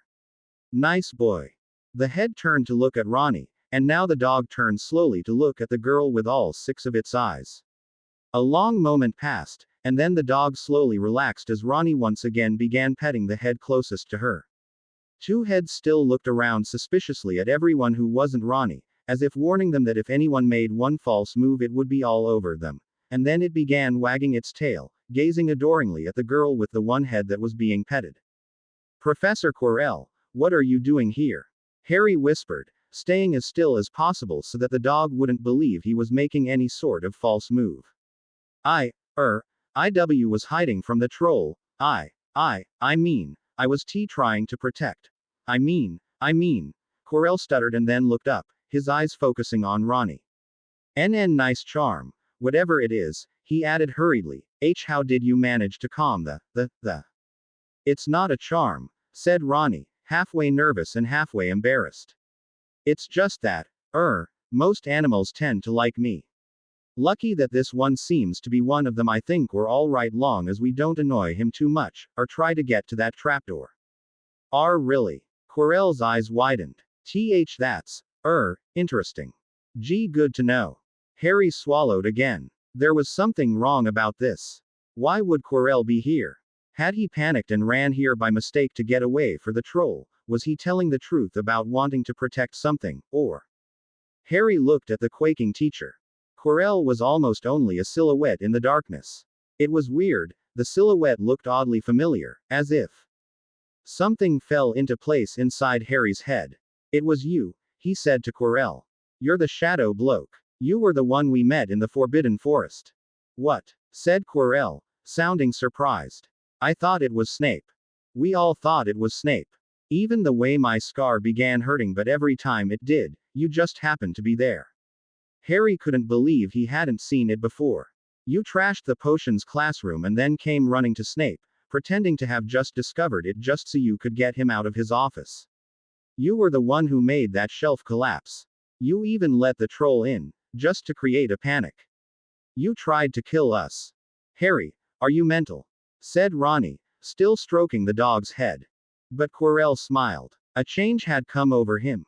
He'd stopped shivering and quaking and now he raised his head, slowly, and under the watchful eye of the dog, standing up. Well done, Potter, he said in a calm and collected voice, completely unlike his normal, nervous stuttering. You're not as stupid as I thought you were. Too bad nobody will believe you. After all, with teachers like Severus around, who would ever dream of suspecting poor street stuttering Professor Quirrell of anything? But, said Hermione in a small voice. Impressive control over the dog, Weasley, Quirrell continued calmly. It's true, then, animals do love you. I bet it would obey your every command. If you ordered it to bite me in half, it would do so without hesitation. You wouldn't even have to stop petting that one head after all, one set of fangs is all that's needed. Of course the dog would have to be put down after that. You've grown up in the wizarding world, you know as well as I do what happens to a beast that kills a human. Ronnie whimpered. The dog nuzzled her hand and wagged its tail sympathetically. Can you do it, Weasley? Can you turn the dog into a killer? Said Quirrell. That dog is already a killer, said Neville, gulping.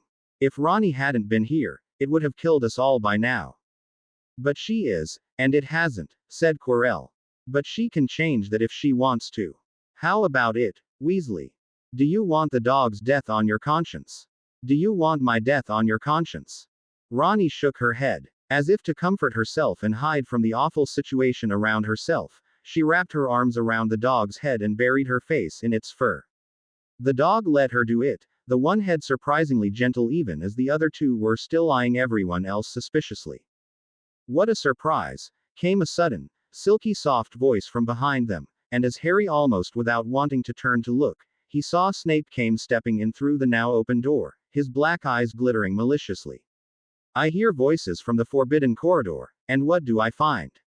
Potter's gang, up to their necks in trouble, and Professor Quirrell. Ah, Severus. If Quirrell was surprised, he didn't show it, nor did he show the terror he displayed of Snape earlier. Come in. Don't worry about the dog, Weasley has it under control. You've certainly changed your tune, Quirrell, said Snape.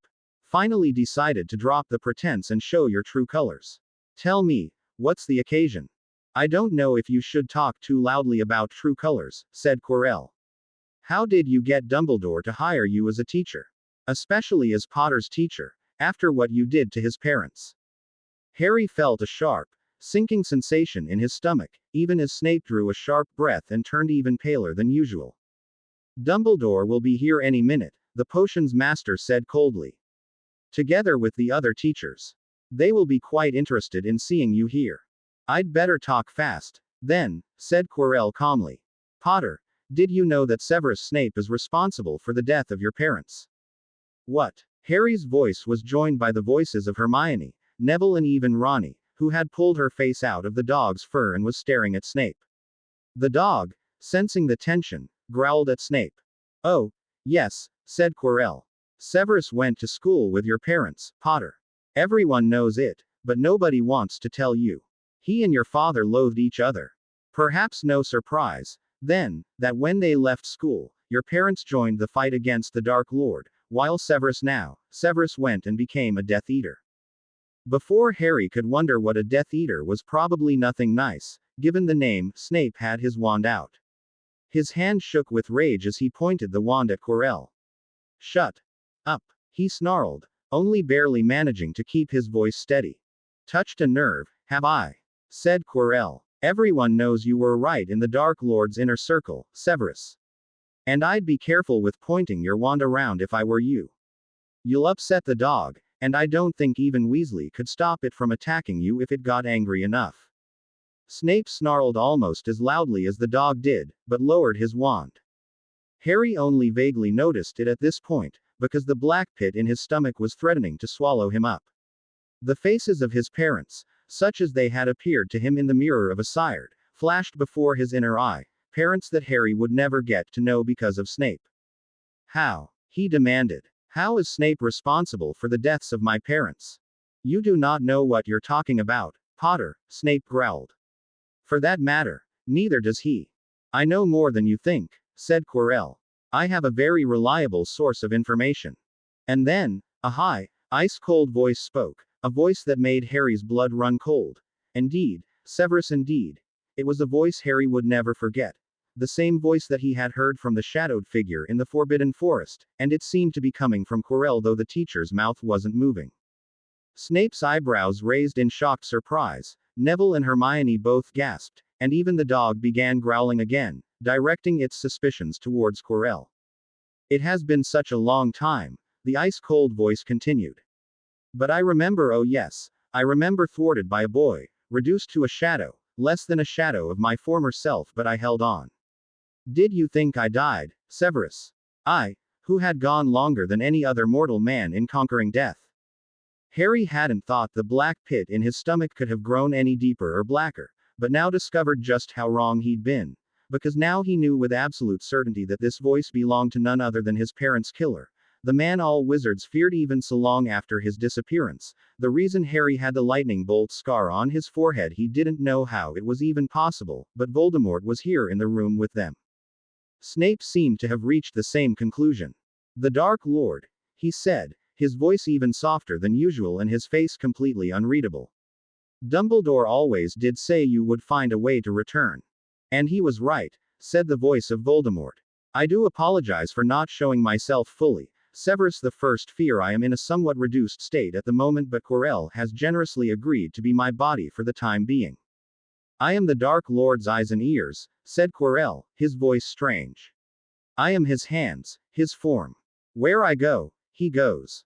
Where he goes, I go.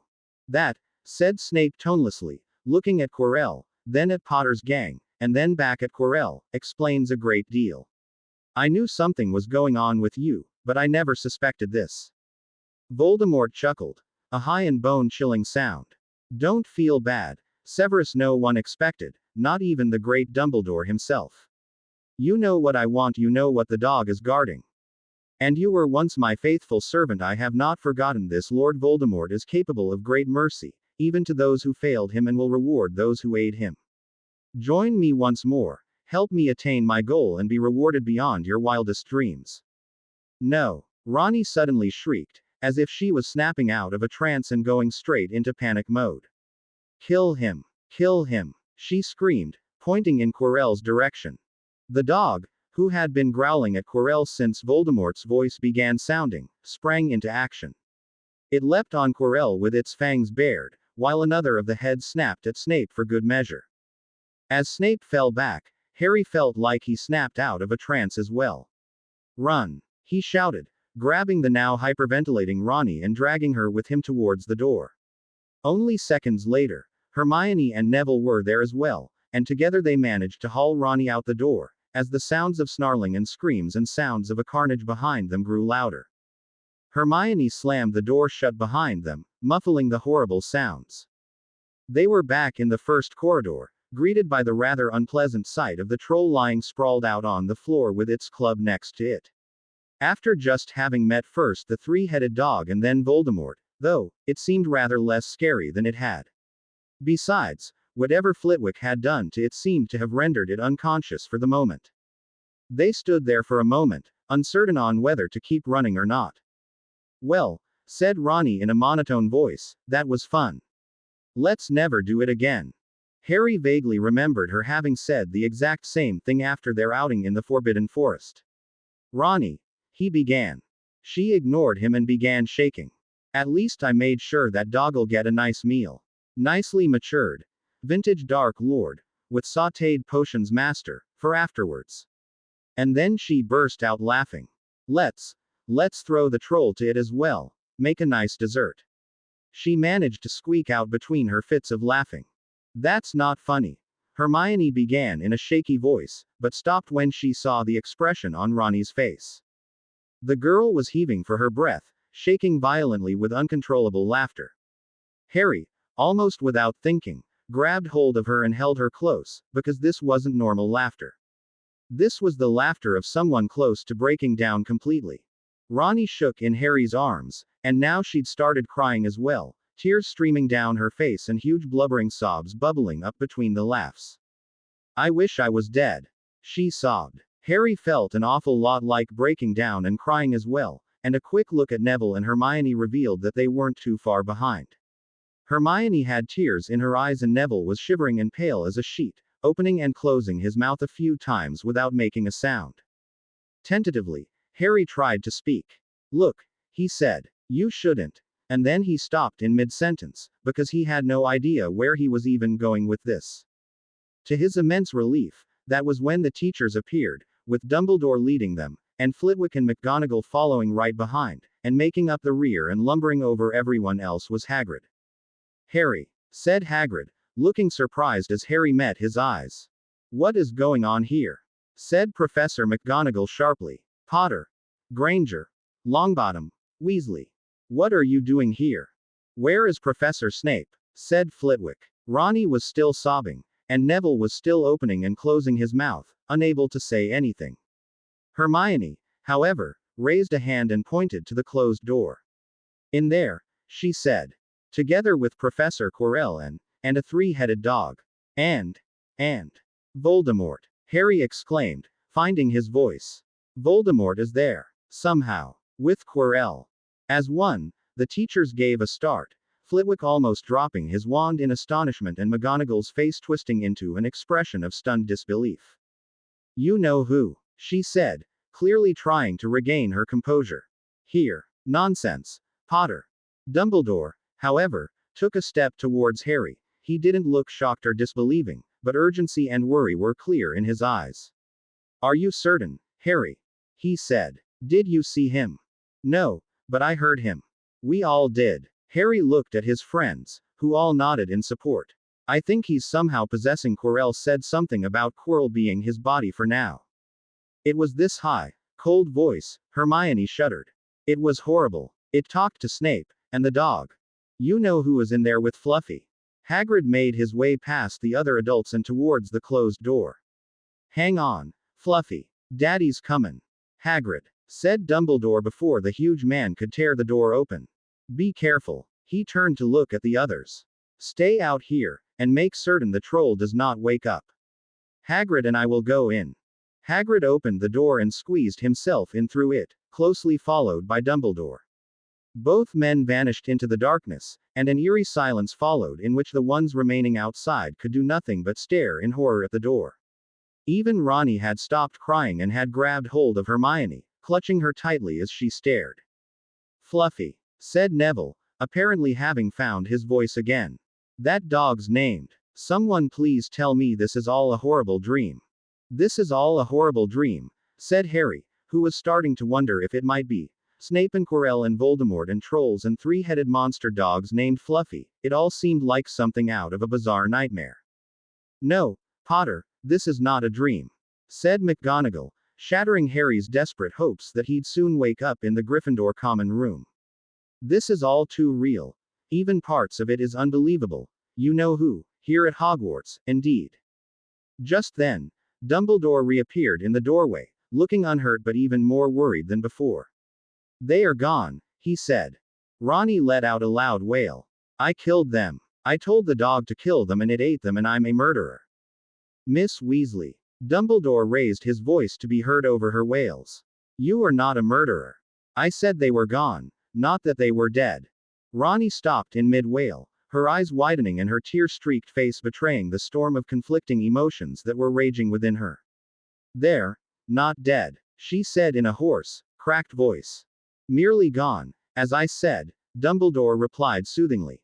There was some blood on the floor, but nowhere near as much as there would have been, had the dog eaten them, so the only explanation is that one, or both, of them, were injured, but they managed to escape.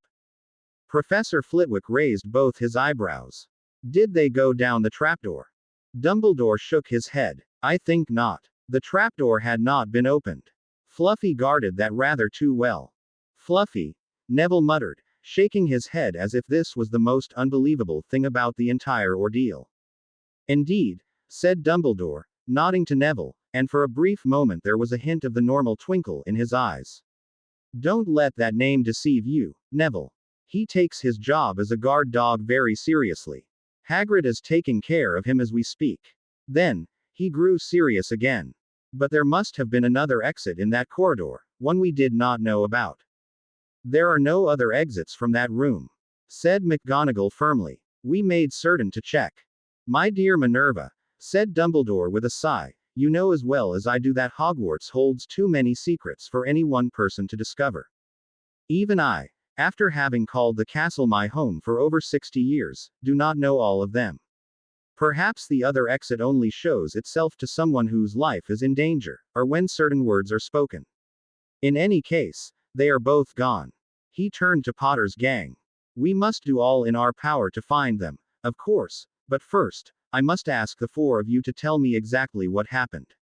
Naturally, it was Hermione who ended up telling most of the story. She kept it brief and to the point.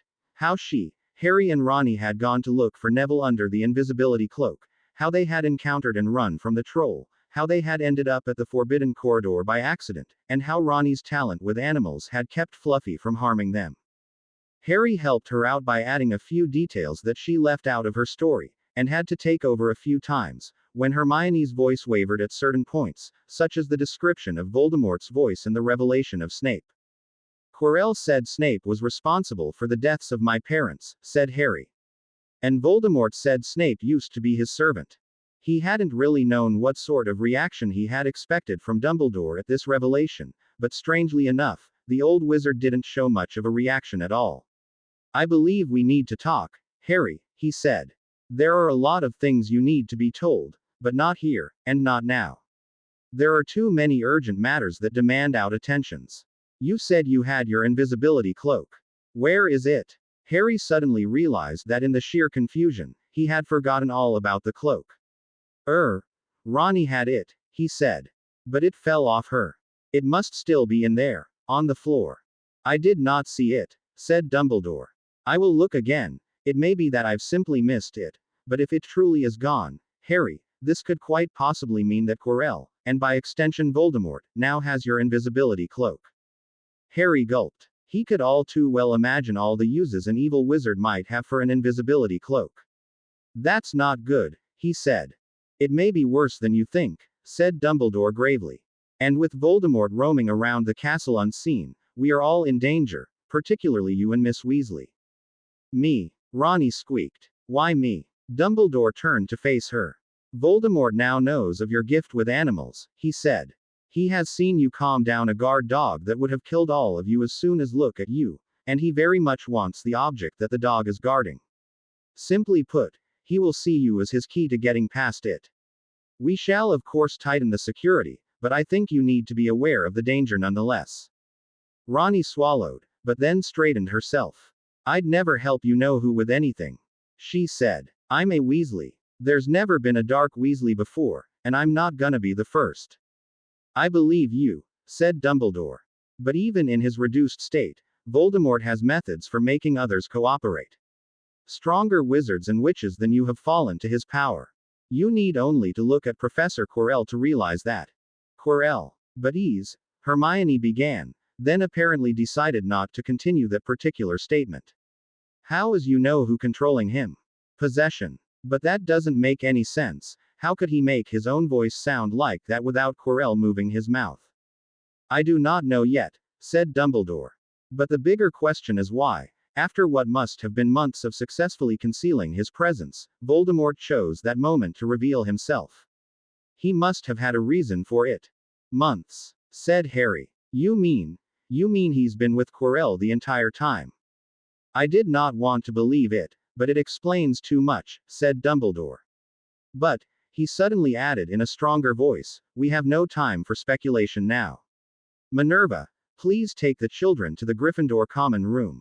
All students are to stay in their respective common rooms until further notice. McGonagall nodded. Come along, you four. We will talk, said Dumbledore at Harry's reluctant look. But for now, I have 2 teachers and 1 Dark Lord to look for. Be safe, Potter's gang. It was the first time he had used their collective nickname. McGonagall was rather grim-faced as she escorted Potter's gang back to the common room. While she had been the first one to declare the idea of Voldemort's appearance to be nonsense, she apparently trusted Dumbledore's judgment on the issue enough that she was willing to accept the story. It didn't mean she was going to be gracious about it, though. This is madness, she muttered. Absolute madness. Quirrell, working for you-know-who, and Snape going with him. Dumbledore didn't seem all that surprised when we told him about Voldemort, said Harry carefully. Ever since you-know-who vanished, the headmaster has been of the firm belief that he would one day make a return, said McGonagall. He tends to get extra concerned around Halloween. In fact, Potter, she added, looking at him, this very day marks the 10-year anniversary of his disappearance. That's right. Hermione sounded astonished. I can't believe I didn't think of that. All the books say that Voldemort was vanquished on Halloween. Harry, that means that it was exactly 10 years since, well, since you saw him last. Neville gasped. It has to be almost down to the hour. He said, sounding about as astonished as Hermione. That can't be a coincidence, can it? Whether it is or not, said McGonagall brusquely, I would advise the 4 of you to not speak too loudly of this, at least until the headmaster can make a formal announcement. It would cause a panic. And you would do well to not use that name among people. Hermione looked up at her, and there was a hint of defiance in her eyes. Professor Dumbledore told me to call him Voldemort. He said that fear of a name only increases fear of the thing itself. That may well be, Miss Granger, said McGonagall, but you will do yourself no favors getting people agitated by speaking the name unnecessarily. But, you are too young to understand what it was like back in those days, said McGonagall, not unkindly. You know who gathering followers in any way possible, not knowing who you could trust, knowing that they could strike at any time. I pray that you will never truly find out what it was like, though if you know who was here in the castle with an invisibility cloak, you may just get a taste of that feeling sooner than either of us would like. Professor McGonagall, said Harry. Was it true what Quirrell and what you know who said about Snape? Did he really cause the death of my parents? Was he you know whose servant? McGonagall didn't answer at first. Then, unexpectedly, she turned to the left and said, Pig snout. Harry blinked at the non sequitur, before realizing that they had reached the portrait of the fat lady that hid the entrance to the Gryffindor common room, and McGonagall had just spoken the password. As the painting swung aside to reveal the entrance to the common room, McGonagall waved for the children to hurry through, while positioning herself right behind them. Just making certain nobody invisible follows you though, she said in a low voice, before swinging the portrait shut and separating her from them. Harry turned back to look at the wall behind them, but McGonagall did not come through, and he realized to his disappointment that he wasn't going to get any answers for the moment. Why won't any of the teachers answer any of our questions about Snape? He lamented. I suppose I could write and ask Dad, Ronnie said softly.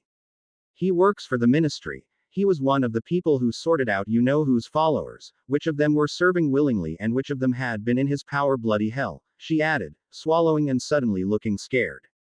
He's really here. This is really happening. They stood in silence for a while. At the other end of the short stone hallway, they could see into the circular common room, where a cozy fire burned in the fireplace and all the Gryffindor students were gathered around tables and in the stuffed armchairs, talking to one another and eating. The food from the Halloween feast must have been brought up to the common rooms. The smells of all the skillfully made foods would normally have made Harry feel hungry, but right now the mere thought of food made his stomach turn. I'll tell you what's worse, said Neville. If we hadn't happened to stumble across the forbidden corridor today, Quirrell would probably never have found a way to get past Fluff, that dog. He wouldn't have met Snape either. Voldemort wouldn't have revealed himself, though, said Hermione. None of us would have had any idea that possessing Quirrell, or whatever it is he's done to him. At least now Dumbledore knows. But thanks to us, Voldemort has the invisibility cloak, said Harry glumly. We all but delivered him one of the most useful tools he could have for skulking about unseen. He could go anywhere, strike at any time, and nobody'll ever see him coming. It was my fault, said Neville. If I hadn't been such an idiot in Charms class and gone off to practice on my own, we wouldn't even have been near that corridor. No, it was my fault, said Hermione. I was the one who showed you up in class. You didn't. You tried to help me, said Neville. I should have handled it better. I should have found a better way of helping you, Hermione insisted.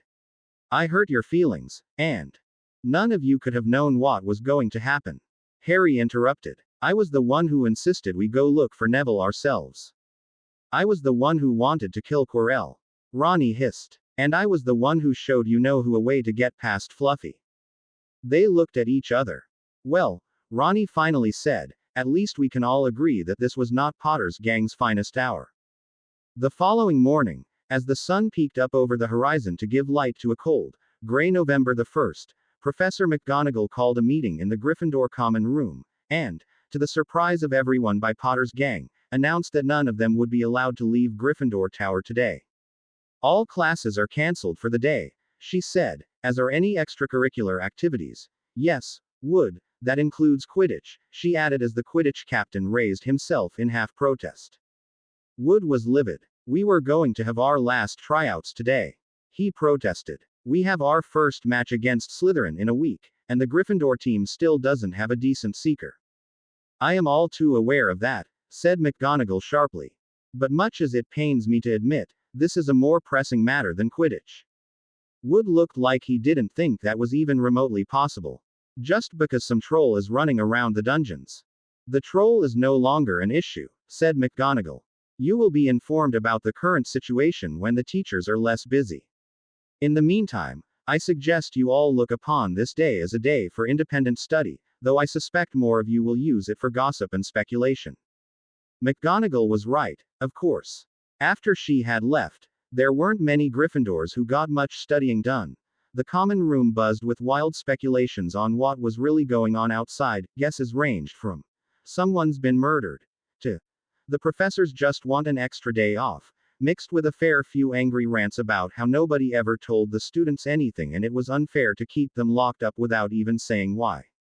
Potter's gang, after some brief internal debate, had decided not to tell their fellow Gryffindors about their disastrous misadventure with Snape, Quirrell and Voldemort.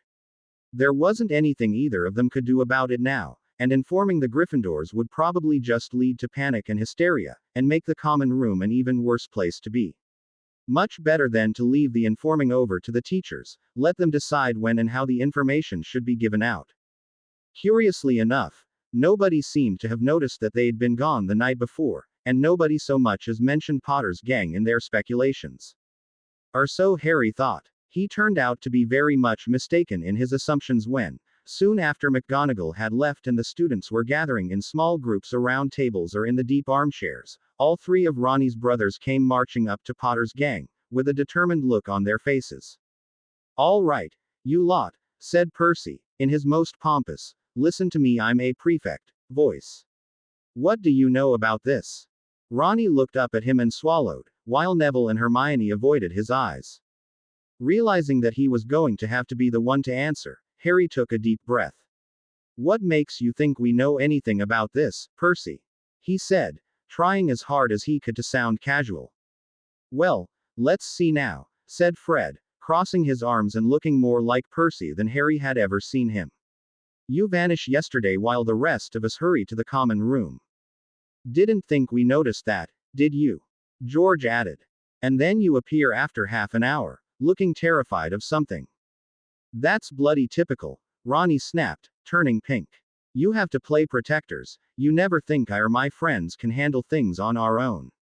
Why don't you back off?" "We have been, in case you didn't notice," said Percy. "We didn't so much as bring the subject up yesterday. We merely assumed you had been separated from the group or something, but since you were there and clearly none the worse for wear, we all decided to let the matter drop instead of nagging you." "You're welcome," he added, with a pointed look at his sister. Said sister looked down at the floor and murmured something inaudible. "But now Professor McGonagall is giving vague hints about something else going on," said Percy. "And you might say I'm jumping to conclusions here, but it wouldn't be the first time the four of you got into some sort of trouble that the teachers decided to hush up." "What is going on?" "You heard the prefect," said George, using Percy's title without a trace of mockery or irony for what was probably the first time in his life. "Spill it." Harry looked at the rest of Potter's gang. They looked back at him, all of them with similar looks of indecision on their faces. Finally, Hermione appeared to decide that enough was enough. "All right, fine," she said. "You want to know what happened last night?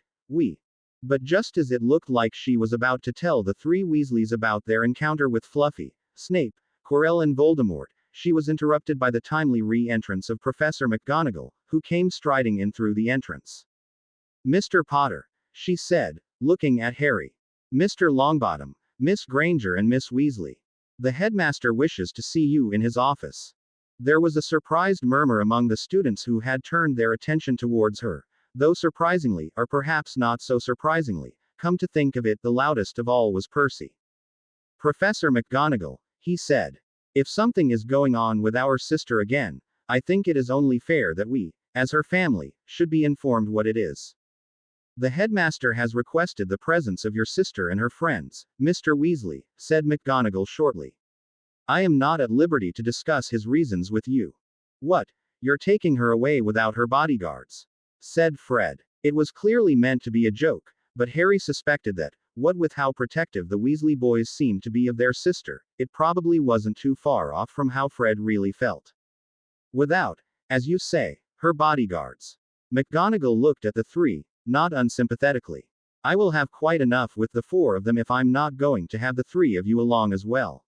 I assure you I will have them all back as soon as I can. Now come along, you four." The Weasley brothers sighed and reluctantly stepped back, but Harry couldn't help but worry. "Can't they come with us?" he pleaded as they walked down the short corridor towards the portrait of the fat lady.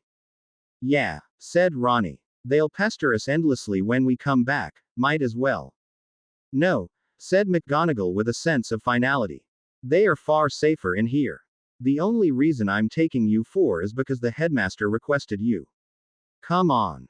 To Harry's surprise, on the other side of the portrait hole, a man was waiting for them. It was a man Harry had never seen before, a grizzled and gray-haired man with a face so scarred and scathed that it looked like he'd been attacked by a rabid lawnmower. Scars and cuts crisscrossed over his cheeks and forehead, and a large chunk of his nose was missing. This would have been enough to make him stand out in any crowd, but what really drew your attention about him was his eyes. Or, more precisely, his eye. While one of his eyes was normal enough, small, dark and beady, the other was large and round, its iris a striking, almost electric blue color. This eye, eerily enough, was constantly moving, quite independently of the other eye, and without ever blinking.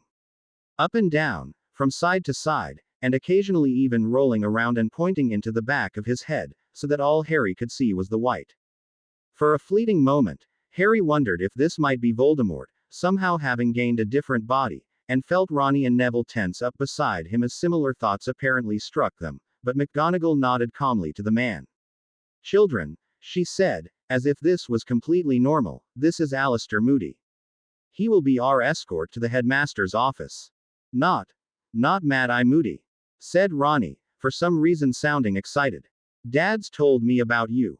The greatest Auror of our time. I thought you'd retired." Harry had no idea what an Auror was, but from Ronnie's tone of voice, it probably had nothing to do with killing first-year students. "You'll be Arthur Weasley's girl," said the admittedly accurately nicknamed Mad-Eye Moody. He had just the sort of voice Harry would have imagined, a gruff snarl that sounded ready to bark curses and threats at anyone foolish enough to oppose him. "Yeah, your father's told me about you too. And you're right. I am retired, at least officially. But retirement means nothing if Voldemort is making a comeback, now does it?" Harry blinked. This man was the first wizard he'd met, outside of Dumbledore and, lately, Hermione, who was willing to say Voldemort's name. Moody seemed to sense Harry's astonishment. "And here's Harry Potter, of course." The beady eye looked at Harry while the blue one kept whirling around in its socket, glancing in turn at Neville and Hermione. "Pleased to meet you, sir," said Harry, not 100% certain he really was. Moody grunted. "Well, come on, then, all of you," he said. "We're not here to hear me jabber on about how I knew Potter's and Longbottom's parents." Neville opened his mouth as if to speak, and then apparently thought better of it. "Follow Professor McGonagall. Granger, you go first, then Potter, then Weasley and then Longbottom. I'll take up the rear and make sure nobody invisible is sneaking up on us. Constant vigilance." This last part came so forcefully that Harry almost jumped backwards, the girls both gasped and Neville lost his balance and dropped on his bottom. Heart pounding furiously as he helped Neville get back on his feet, Harry wasn't quite sure he liked this Mad-Eye Moody character. But nobody else seemed to want to say anything, so he decided to follow suit and keep his thoughts to himself for now and get in line. They set down the corridor. The school was silent around them in a way it wasn't normally. Hogwarts was big enough, of course, that it wasn't hard to find abandoned corridors or rooms, and even in the middle of the busiest days you could always go to places of the castle that were empty and far enough away from everyone that you didn't hear the normal noise from students, teachers, ghosts or portraits. But, perhaps because Harry was fully aware of the possibility of an invisible Voldemort waiting around every corner, this silence was somehow more silent. The only thing that broke the silence was the curious thunk thunk thunk sound that came with every other step Mad-Eye Moody took. The man was quick enough on his feet, but he was walking with a heavy limp, and Harry realized to his astonishment that he was not only missing part of his nose, but one of his legs as well. It was a pretty natural-looking prosthetic, so Harry hadn't noticed it while Moody was standing still, but when he was walking it became very apparent that one of his legs was artificial. His skepticism grew. Was it really such a good idea to send a one-legged man as their escort? After a brisk walk, McGonagall rounded a corner and came to a halt by a very large and very ugly stone gargoyle before turning to look at Moody. "Are there any invisible people following us, Alistair?" she asked. And the hint of sarcasm that you would expect this sort of question to be asked with was notably absent. Moody's electric blue eye rolled around in its socket. "No," he said. "Hurry up." McGonagall turned back to the gargoyle. "Chocolate frog," she said. This was evidently a password like the one the Gryffindors used to get to their common room, because the gargoyle suddenly sprang to life and moved aside as the wall behind it split in two, revealing a spiral staircase that was moving smoothly upwards, like an escalator. "It's the way to the headmaster's office," Hermione whispered to Harry, sounding halfway odd and halfway nervous. "I read about it in Hogwarts. A history. There's a lot of enchantments on. Today, please, Miss Granger," said McGonagall, uncharacteristically brusque towards the girl who was normally one of her favorite students. Hermione shrank back, And for a moment it looked like McGonagall regretted her harsh tones, but then she simply turned and stepped up onto the staircase. Follow me, all of you. The others followed. First Hermione, then Harry, with Ronnie and Neville coming in directly behind them, and finally Moody. The wall slid shut again as she staircase began moving. It really was a lot like a Muggle escalator, but a lot faster and going in rapidly ascending circles. Higher and higher they went, Harry feeling a slight queasy feeling in his stomach as their ascent finally slowed down and they were standing in front of a large oak door with a brass knocker in the shape of a griffin. McGonagall rapped at the door, which opened silently. "Ah, Minerva," came Dumbledore's voice from inside. "Bring them in." They all followed McGonagall into a large, circular room. One of the most packed, beautiful and all-around interesting-looking rooms Harry had seen even at Hogwarts. There were bookshelves packed with books of all shapes and sizes, and high on the walls were large, intricate portraits of what must be all the previous headmasters of Hogwarts, all of them sleeping peacefully in their frames. A fire was crackling merrily in the large corner fireplace, and all sorts of strange, and likely magical, instruments and devices were whirring and emitting little noises or small puffs of smoke from their places on shelves or spindly-legged tables. Even the sorting hat, Harry vaguely noticed, was there, perched on a shelf all to itself on the wall behind the large, claw-footed desk at the end of the room. McGonagall moved aside to let Potter's gang past her as Dumbledore came towards them, hands raised in greeting. Come in, he said, giving the children a brief, but warm smile. I hope you'll all forgive me for this sudden summoning, but time is rather of the essence here. Have you found Voldemort? Harry blurted out. Alas, not yet. Which is the primary reason why time is of the essence. Please, sit. Dumbledore walked to take a seat behind his desk, indicating the number of available chairs around it with his hand. Potter's gang and McGonagall took the offered seats, but Moody just limped over to the desk and remained standing. Dumbledore looked at him, but didn't insist. To take the first matter first, the headmaster began, you told me of your encounter with Voldemort yesterday in some detail, but since we despite all have slightly more time now, are there any other details you would like to tell me? Potter's gang all looked at one another. They had gone through the encounter pretty thoroughly, well, Hermione had, and Harry couldn't think of any other details to add. Well no, that wasn't quite true. He remembered the first encounter he and Ronnie had with the shadowy figure he now knew to be a Voldemort-possessed Quirrell, back during their illegal first flying lesson and subsequent visit to the Forbidden Forest. But no, he didn't want to admit to having broken those rules. Besides, it had been ages ago and the encounter so brief, surely there wouldn't be anything helpful to Dumbledore in it. No, sir, I don't think so, Harry finally said. Dumbledore looked at him over his half-moon spectacles, but didn't press the issue. Well, then, I suppose I am the one who should tell you a few details. I warn you, these aren't good news, he said, folding his hands and once again looking at each member of Potter's gang in turn. I have searched for the invisibility cloak but have been unable to find it, so we must work out from the assumption that Voldemort indeed has the cloak. Harry bit his lip. He'd known this was likely, but to hear Dumbledore say it so, well, blatantly, in other words, I've handed him a foolproof way of sneaking around unseen. He couldn't help but hear the bitterness in his own voice. Oh, Harry, don't blame yourself, said Hermione. Foolproof. Dumbledore mused. Perhaps so, though it never does to underestimate the powers and abilities of fools. You need only to look at me to know that. Before anyone could ask him what he meant by that, he continued, in any case, and this is something we would all do well to remember, no magic is infallible. Even the cloak has its weak points, if we know how to exploit those weak points, which fortunately, having had it in my possession for so long, I do. Harry leaned forward, feeling a surge of hope. Of course, there had to be ways. Why else would Dumbledore have risked giving a student something like the invisibility cloak for free use at school grounds? First of all, said Dumbledore, motioning towards Mad-Eye Moody. You have already met our not-so-secret weapon, Alistair Moody. His magical eye can see through very nearly anything, and that includes invisibility cloaks. There is no question which eye was the magical one. The electric blue eye was still rolling around independently of the brown one, and though it might just be his imagination, Harry could have sworn he heard a faint whirring sound as it moved around. He has graciously agreed to pause his well-earned retirement in order to aid the school security. Other measures will be taken as well, but Moody will be the most visible one. Moody grunted. I doubt Voldemort, in his current state, will want to risk an open confrontation, Dumbledore went on. And I do not believe he will stay at Hogwarts any longer than he has to. Even with the invisibility cloak, it would be hard to stay undetected on school grounds for any lengths of time. But, Ronnie said weakly. Quirrell and Snape. Quite so. Voldemort is not operating alone.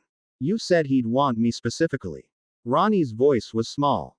He will, Dumbledore agreed, looking at her with sympathetic eyes. That is quite an impressive ability you have with animals, Miss Weasley. Normally, only Hagrid can go near Fluffy without fear. Ronnie turned pink and looked down. So did Neville, and Harry was certain he could see the boy mouth, Fluffy, with a slight shake of his head. Which, unfortunately, presents us with a bit of a problem, said Dumbledore. As you no doubt have guessed, Fluffy is currently guarding something that Voldemort is desperately seeking, and which he must not get. There are other security measures, and more will be added, but for the moment I fear that few, if any of them are quite as efficient as a three-headed dog who is resistant to most forms of magic. We could, of course, replace Fluffy with another security measure, one that did not involve any sort of animal, but with how the situation stands now we can't be certain Voldemort will know of the change, so it would not necessarily stop him from targeting you. Ronnie swallowed. You're not kicking me out of Hogwarts, are you, Professor? What? Dumbledore raised his eyebrows in astonishment. Goodness, no. Whatever gave you that idea? Well, if you know who wants to use me to get past Fluffy, then it is our job to make certain he does not get to you, said Dumbledore. Indeed, I would go so far as to say that you will be safer here at Hogwarts than anywhere else, especially with Alistair Moody on the job. Sending you away would be most irresponsible of me. Ronnie sighed in relief. And Harry, said Dumbledore, turning towards him, you of course have been a target for Voldemort and his followers for a long time. As much as he wants Miss Weasley, he wants you even more. A dark wizard's hatred and vengeance is a terrible thing, but also very powerful, and Voldemort has had 10 years to nurture his hatred and plan his vengeance towards you. Harry nodded slowly. It still felt strange to think about it. All the time he had been with the Dursleys, being made to sleep in a cupboard, doing all the chores and being called freak several times a day, there had been people out there who were out to kill him, and he'd never known. Headmaster, said McGonagall, her voice uncharacteristically soft. They are children. Dumbledore sighed. I know, Minerva. Were it up to me, no child would ever have to face such circumstances. Alas, it is not up to me, and I feel it would be wrong to sugarcoat this. Harry and Miss Weasley are targets. Neville and Miss Granger are in the danger zone as well, purely through their association with the two. The entire school knows that Potter's gang is inseparable. The sound of the name, Potter's gang, suddenly brought to Harry's mind thoughts about the one who had thought up the name in the first place. Snape. He burst out. Professor, yesterday I told you that Snape was. Professor Snape, Potter, said McGonagall, almost automatically, and then seemed to realize what she was saying. I think we can dispense with the formalities just this once, Minerva, said Dumbledore gently. Please continue, Harry. Harry forced himself to calm down a little.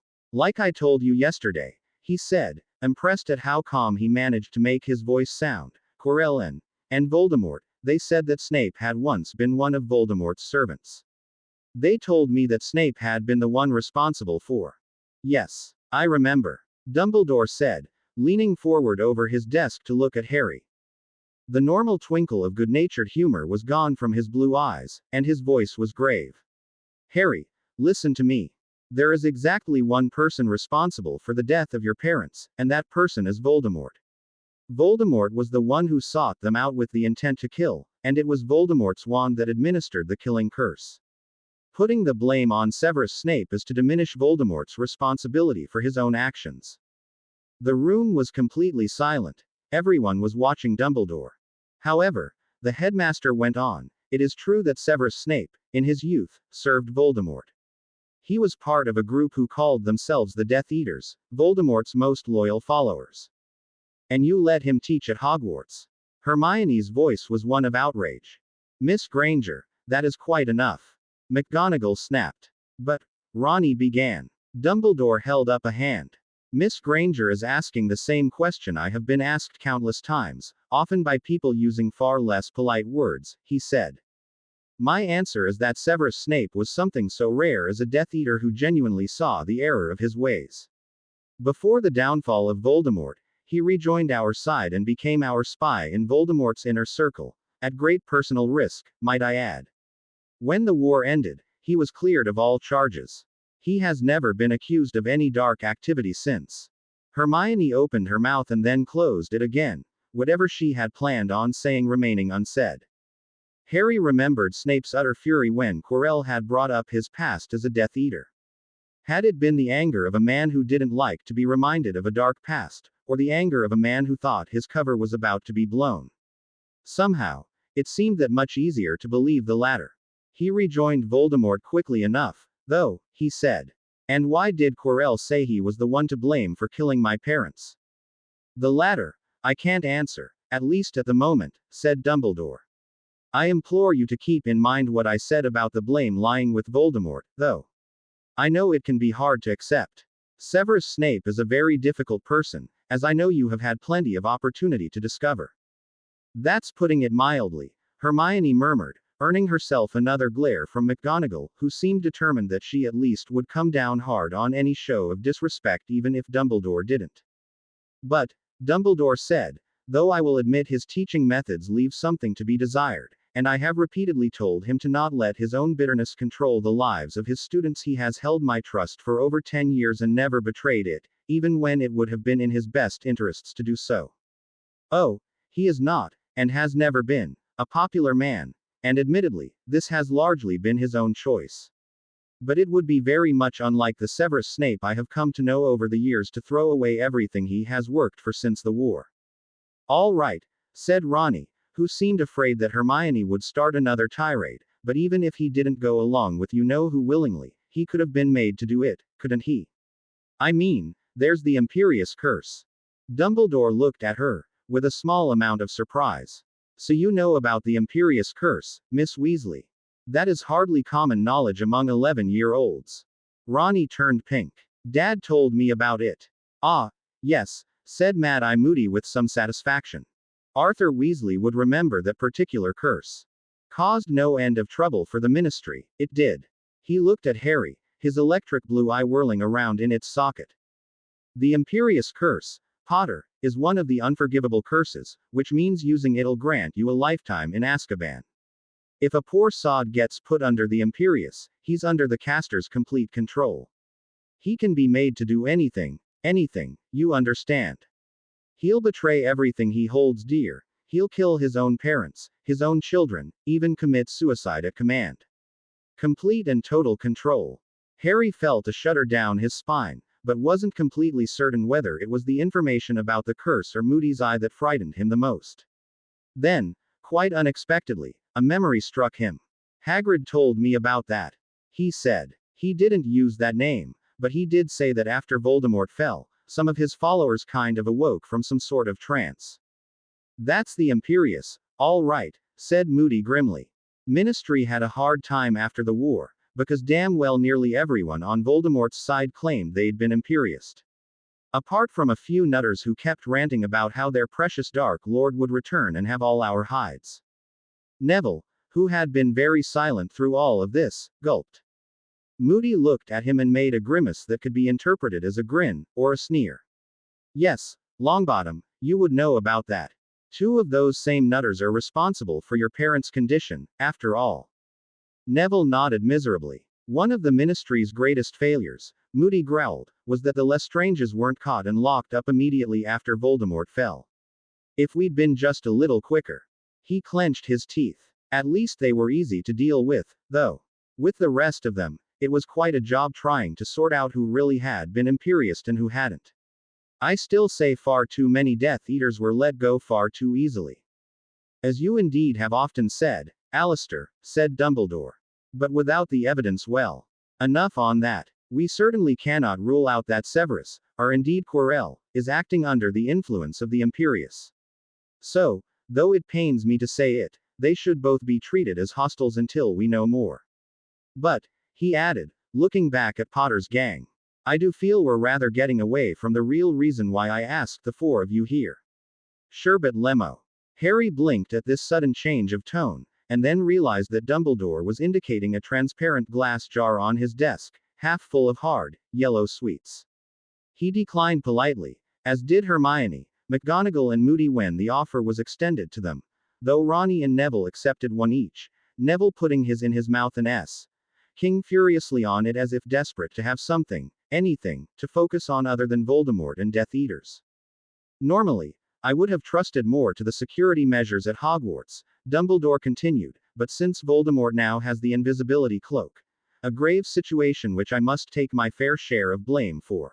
And since you four are particularly likely targets, I have asked Moody here to lend you a couple of items from his vast collection of dark detectors. Moody shifted and pulled out of his robe pocket what proved to be 4 identical necklaces, which he wordlessly handed to each member of Potter's gang.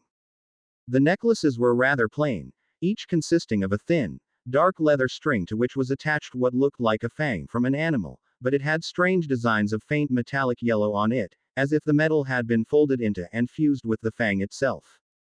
As that gold? Said Harry, examining the fang. Pyrite, said Moody, also known as fool's gold. These are warning fangs. If danger approaches, they'll grow hot.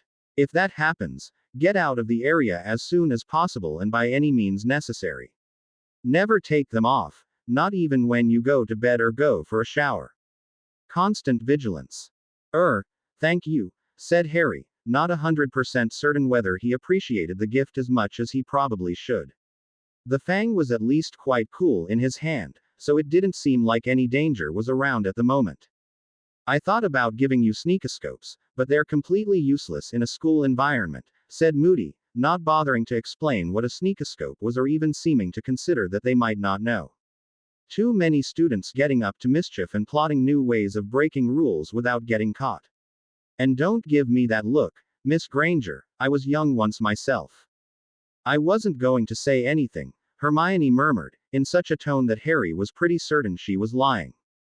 Before anyone else could say anything more, a strange noise came from the corner where the fireplace was located. Harry instinctively turned his head to look, and then had to blink several times to make certain he wasn't seeing things. There, in the fireplace, completely undisturbed by the flames dancing around it, was a human head. A living human head, belonging to a bald man with dark skin and a single gold hoop earring. Harry was absolutely certain the head hadn't been there when he'd entered the room. Dumbledore, said the head, and then, just as if this was a completely normal situation, moved around to nod at the others in the room as well. Hi. Don't mean to be rude, but I've got an urgent message for Dumbledore. What is it? Kingsley. Dumbledore had raised himself and was halfway over to the fireplace, followed by Moody, before anyone else had managed to react. Quirrell's been spotted in Hogsmeade, said the head named Kingsley. We've sent a group of Aurors and Hitwizards. What about Severus? Dumbledore asked. No sign of him. Harry couldn't see Dumbledore's expression, but the headmaster's voice was very grave when he spoke. Very well. Thank you, Kingsley. Heard about this invisibility cloak, though, said Kingsley. So I figure Quirrell was only seen in Hogsmeade because he wanted to be seen. Draw our attentions away from Hogwarts, most likely. You lot keep looking for him, Moody growled. Even if it is a distraction, leave no stone unturned, and inform me the instant you see either him or Snape again. Duly noted, Kingsley replied. By the way, Dumbledore, the minister wanted me to ask if you were absolutely certain we're dealing with Voldemort here and not just another nutter who thinks he's acting under his orders. Here was yet another person who said, Voldemort, instead of, you know who, Harry dimly noted, maybe such people weren't as rare as he'd thought. I have 4 witnesses right here who swear that Quirrell was indeed possessed by Voldemort, said Dumbledore, motioning to Harry and his friends. And I trust their word.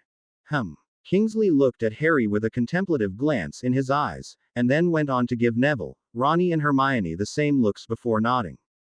If you trust their judgment, that's good enough for me, he said. I doubt the minister will see it the same way, thought. I will talk to Cornelius, said Dumbledore, and Harry remembered that Hagrid had said something about the Minister for Magic being named Cornelius or something like that, and that he was in constant contact with Dumbledore. For the moment, though, I expect I will be rather busy. Same here, Kingsley agreed. In fact, I'd better sign off now. I'll be in touch as soon as I know more. With that, there was a small popping noise, and his head vanished, leaving behind only a normal-looking fire. Well, said Dumbledore, turning back to the group at the desk. It appears we will all be quite busy for the foreseeable future.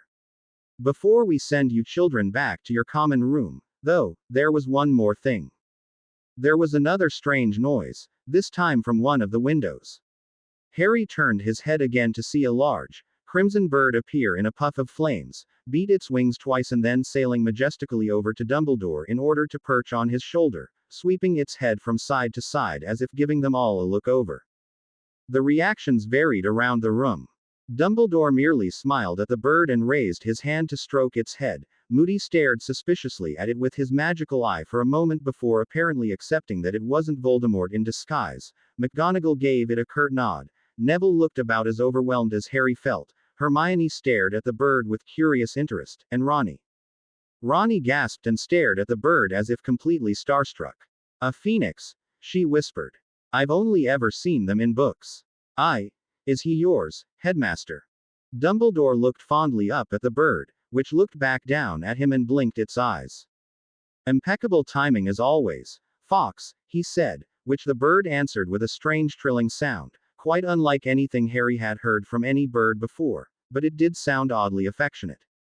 Yes, Miss Weasley, Dumbledore continued.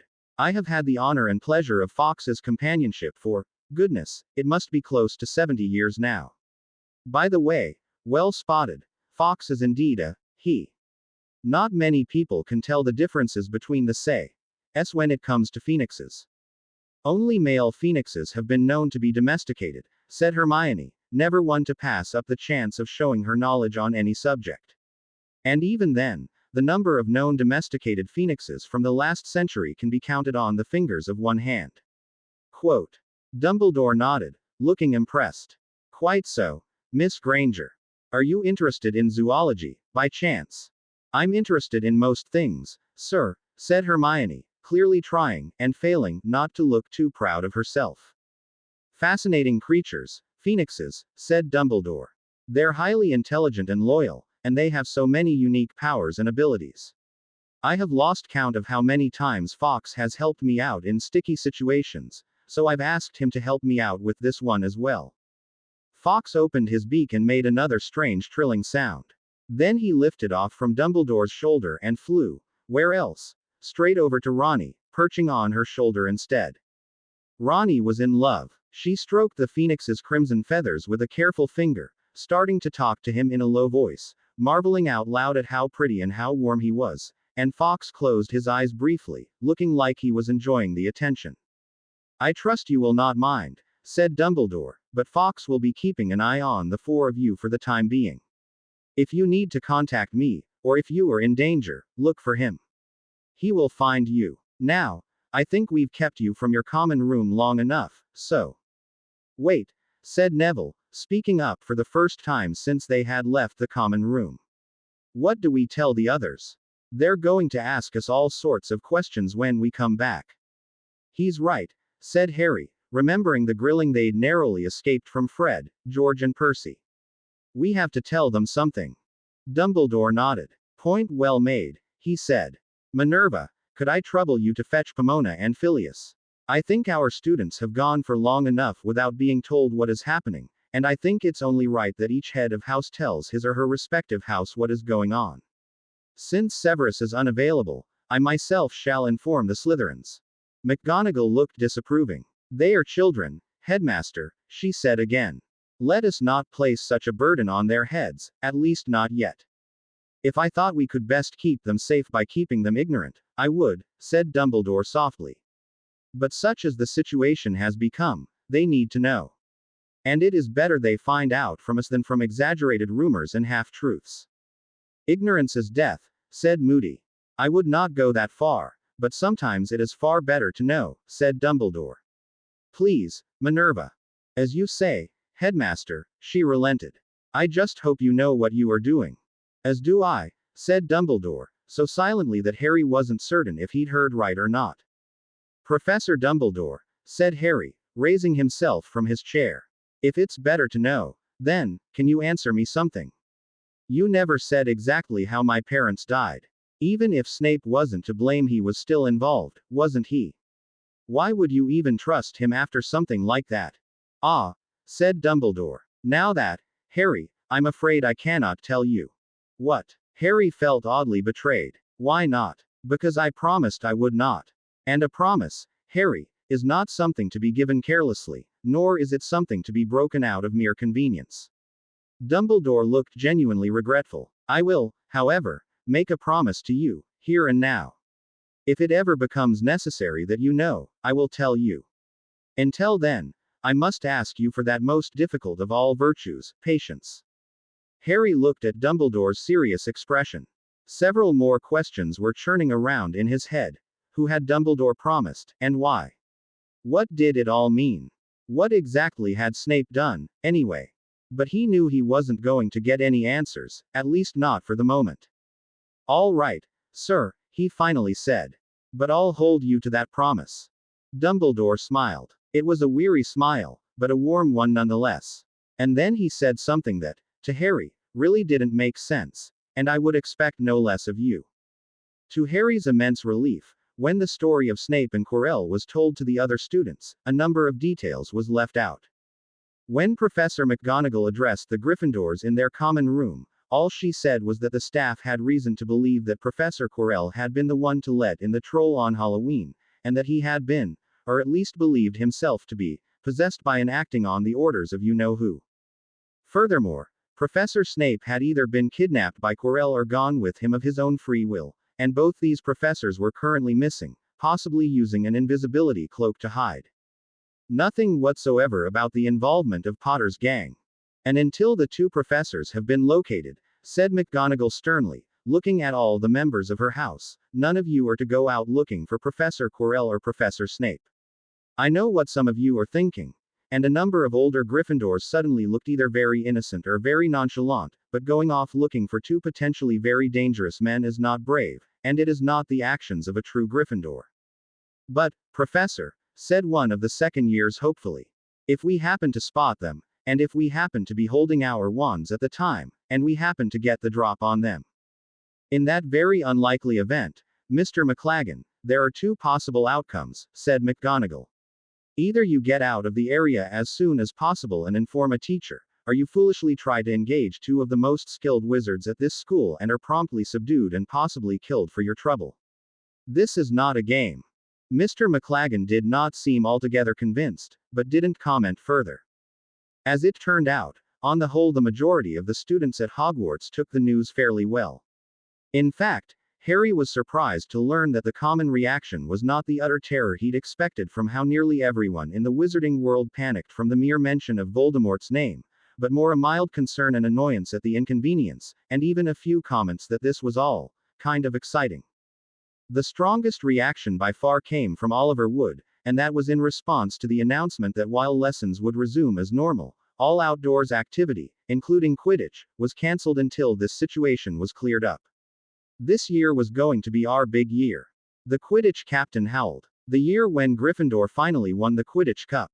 And now we can't even play. Because, as it turned out, most of the students didn't believe for a moment that Voldemort was actually possessing Quirrell. They found it much more likely that the defense teacher had finally gone off his rocker. It was bound to happen, one sixth-year Ravenclaw commented, summing up the general opinion among students.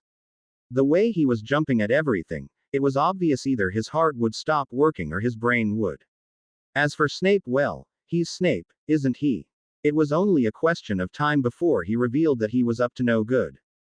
Gryffindors, Hufflepuffs and Ravenclaws alike agreed. There were even some quiet sniggerings at the thought that Snape, easily the least popular teacher in school, may have been kidnapped. What the Slytherins thought, Harry didn't know, because they refused to talk about it at all.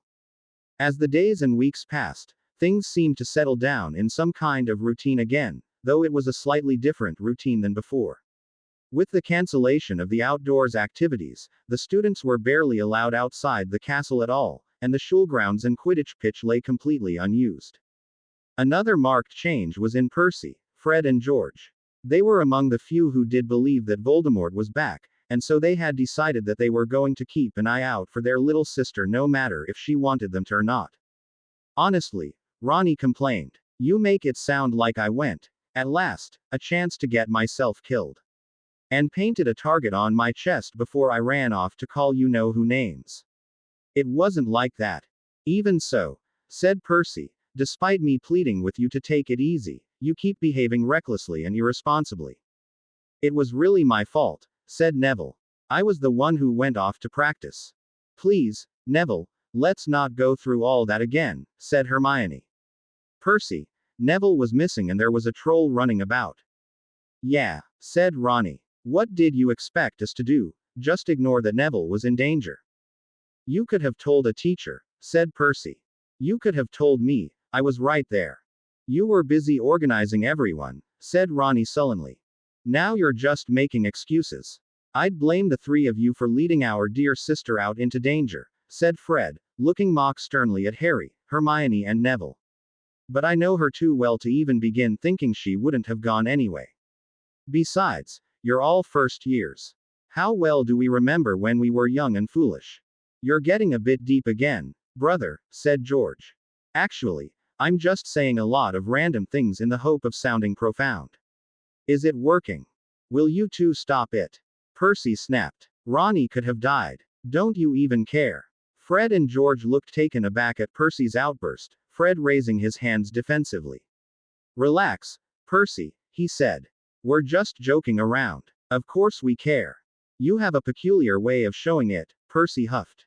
Nevertheless, Ronnie, as your older brothers, we can't allow you to roam around unsupervised, not if dark wizards are out there and targeting you. She's not going to be unsupervised, said Hermione carefully.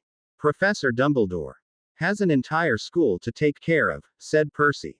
I'm certain he'd appreciate a pair of extra eyes and a helping wand. Harry remembered that he'd said something very similar when he'd shown up for their first flying lesson, and apparently, so did Ronnie. I don't need a babysitter. She snapped. And even if I did, do you really think you know who would let you stop him?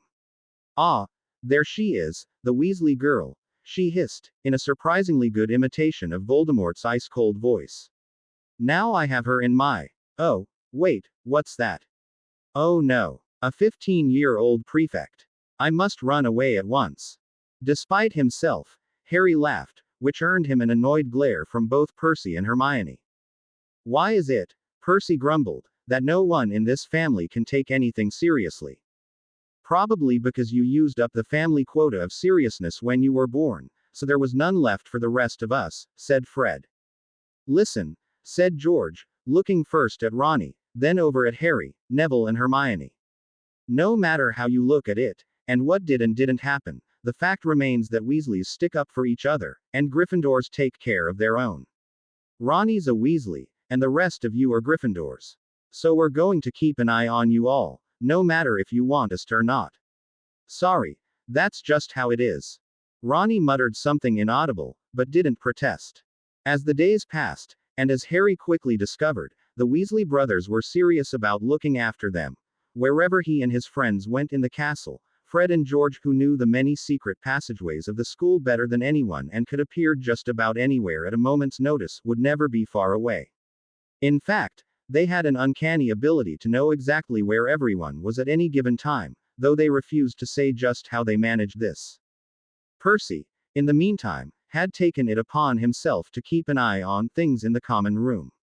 He lost quite a bit of goodwill with both Ronnie and the twins by insisting that all Weasleys, and by extension Potters, Grangers, and Longbottoms, should all do their homework together after dinner. We'd consider refusing that part, George sadly confessed to Harry, but Mum's always on about how we have to study more, and take care of our sister, and Fred and I are already in trouble with her over the entire draft of Living Death episode and, a few other harmless mishaps she may have had a few letters from Hogwarts about. But your mum's not even here, Harry had to point out. No, but Percy's a snitch if ever there was one, said George. He writes a letter home every week, haven't you noticed? I think Mum and Dad know more about what's going on at Hogwarts than we do. But, well, they haven't insisted on taking us out of school so far, so that's something. And so, for the next few weeks, Potter's gang spent an extraordinary amount of time with the Weasley brothers. Which was mostly okay by Harry. Fred and George were always good for a laugh, and Percy, while pompous and more bossy than Hermione, was helpful and knowledgeable about a lot of things. However, well, it might be a little too much at times. Even Hermione, who had been the Weasley brothers' biggest advocate when Ronnie started to complain about them, started to agree that they might be getting a little bit smothering. It was impossible to really find a moment to themselves anymore, because Percy, Fred and George were always around. And they weren't the only ones keeping an eye on Potter's gang, either, though the others were at least much less intrusive. While nobody saw Dumbledore other than at mealtimes, the children would occasionally catch a glimpse of Fawkes, either flying past a window or perched on a windowsill and peeking in. Once or twice, the Phoenix even came in to perch on Ronnie's shoulder for a while and let himself be admired by any students who happened to be nearby before he took off and remained out of sight for the rest of the day.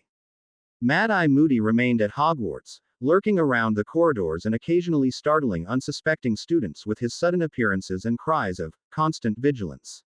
Sometimes he vanished and wasn't seen for days, and Harry suspected that these were the times he had received leads from his colleagues about the whereabouts of Voldemort, and then he would be back again with no explanation as to where he had been. As if all this wasn't enough, there was the warning fangs that Moody had given to Potter's gang, though these proved to be not as much use as Harry might have hoped. Yes, the fangs could detect malicious intent from those around, but couldn't tell the difference between someone who had murder on their mind, someone who just didn't like the bearer, and someone who just wanted to play a prank. This led to one of the more embarrassing scenes during the month of November, when Potter's gang were just leaving Charm's class when the fangs suddenly grew hot, and Neville panicked. He pulled his wand out and began firing curses at their attacker, who proved to be Peeves the Poltergeist, lurking in the shadows with water balloons ready for the throw. Neville's ineffective curses did not hurt Peeves at all, but somehow managed to turn his hat into a very pink, very feminine sunbonnet which, as Hermione said later, would have been a very impressive display of transfiguration if it had been on purpose. As revenge for his ruined hat, Peeves chased Potter's gang all the way back to Gryffindor Tower, hurling water balloons and other random items at them, even as Neville kept yelling apologies at him. With all this going on, Harry didn't really get a chance to discuss everything he had learned about Snape, Voldemort and Quirrell with his friends. Though Dumbledore had answered some of his questions, there were so many others that still needed answering, but which Harry didn't feel he should talk about in front of Percy, Fred and George. It wasn't that he didn't trust the Weasley brothers, it was more that, well, he didn't think they needed any sort of reason to get more protective than they already were. The only one he could really talk with undisturbed was Neville, as the two shared a dorm room and could at least grab the chance to talk when Dean and Seamus weren't around. Still, as it turned out, Hermione had her methods of sharing her thoughts indirectly. Questions to consider. 1. Is Snape evil? 2. How was he involved in the deaths of Harry's parents? 3. Why does Dumbledore trust him? 4. What made Dumbledore promise not to reveal his reason for trusting Snape? 5. Who did he make that promise to? Was it Snape, or someone else? 6. What was Quirrell, Voldemort doing in the Forbidden Forest? 7. What is the thing that Fluffy is guarding that Quirrell, Voldemort wants? 8. How does the Mirror of Arise tie into all this? Harry looked up from the parchment to see Neville's anxious face.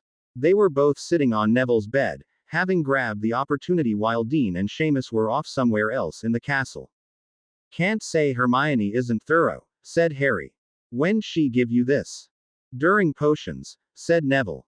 Hard to imagine Hermione ever passing notes during a lesson, but you know Binns, he didn't even notice. Harry nodded and groaned internally.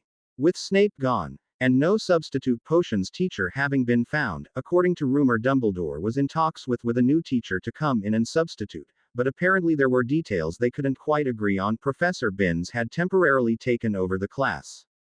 Though the ghost had insisted that he'd been quite the potioneer while he was alive, it turned out that he taught potions exactly the same way as he taught history of magic. He'd glide into a classroom, barely noticing if the students were there or not, and then start lecturing in a monotone voice that could put even the most eager listener to sleep. He would continue talking until the lesson was over, upon which he would leave the room, never bothering with practical assignments. More often than not, he'd forget that he wasn't teaching history of magic at the moment and would start talking about the Goblin Rebellion in 1612 or the creation of the International Statute of Wizarding Secrecy.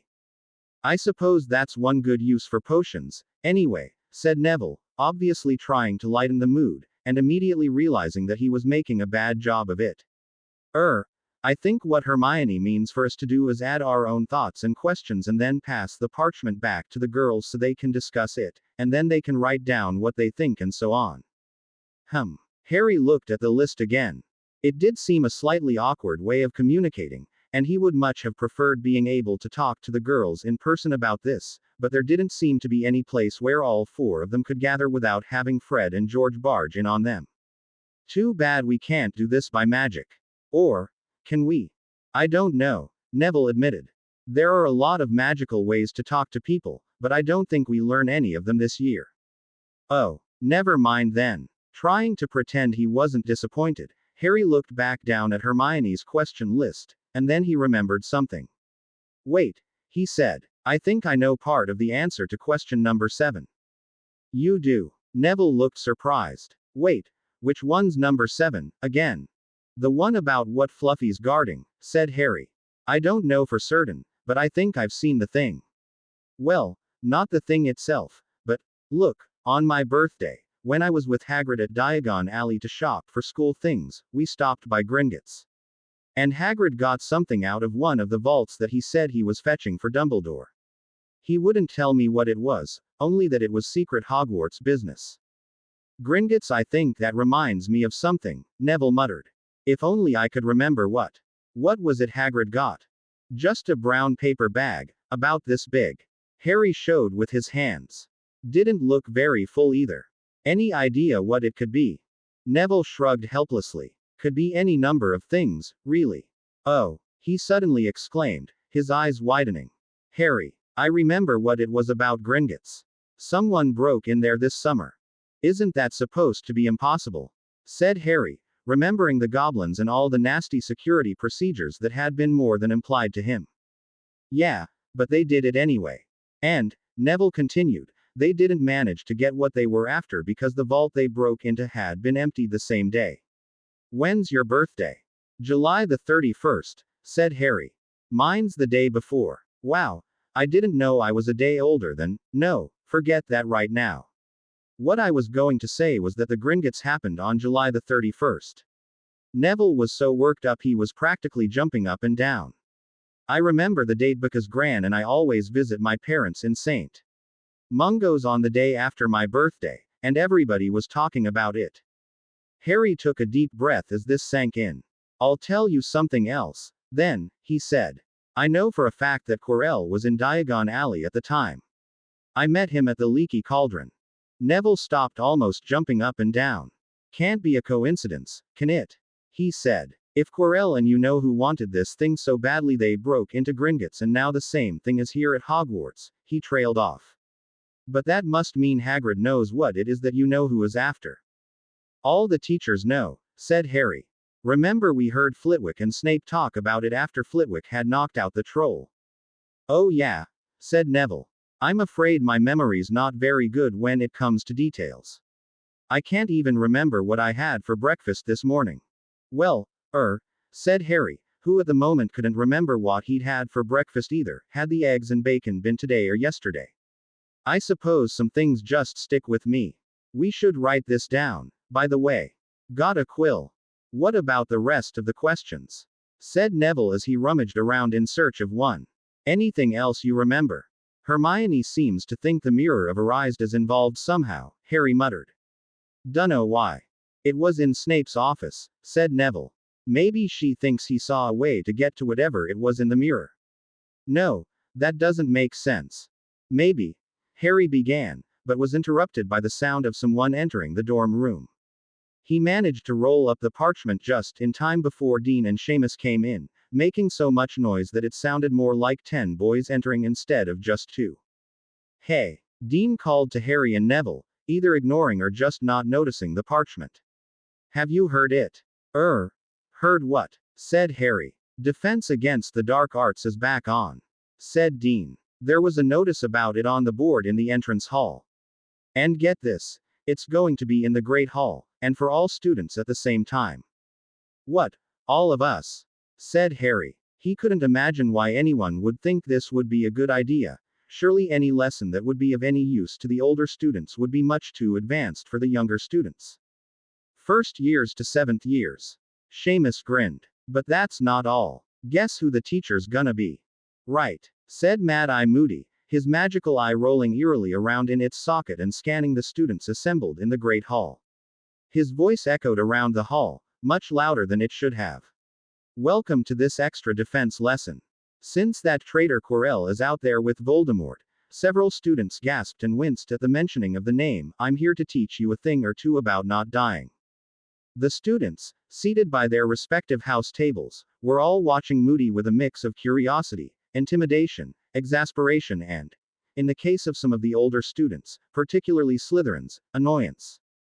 I know what some of you are thinking, said Moody. Mad-Eye Moody's gone paranoid in his old age. It's in all the papers. Old Mad-Eye was forced to retire from the Auror Force because he couldn't tell the difference between friend and foe anymore, so why should you take anything he says seriously?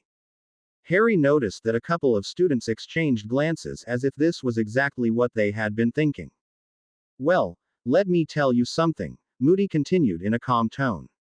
The Aurors are Britain's elite force against the dark arts and those who practice them. The Auror office accepts only the best, and every single Auror has to pass a number of fiendishly difficult tests and then go through 3 years of intensive training before they're even allowed out in the field. He paused for a second, and then with sudden and surprising force, he exclaimed, and yet more than half of them ultimately end up dead because they got careless. Moody limped a few strides over the stone floor, his wooden leg making loud, thunk thunk thunk, noises for each step.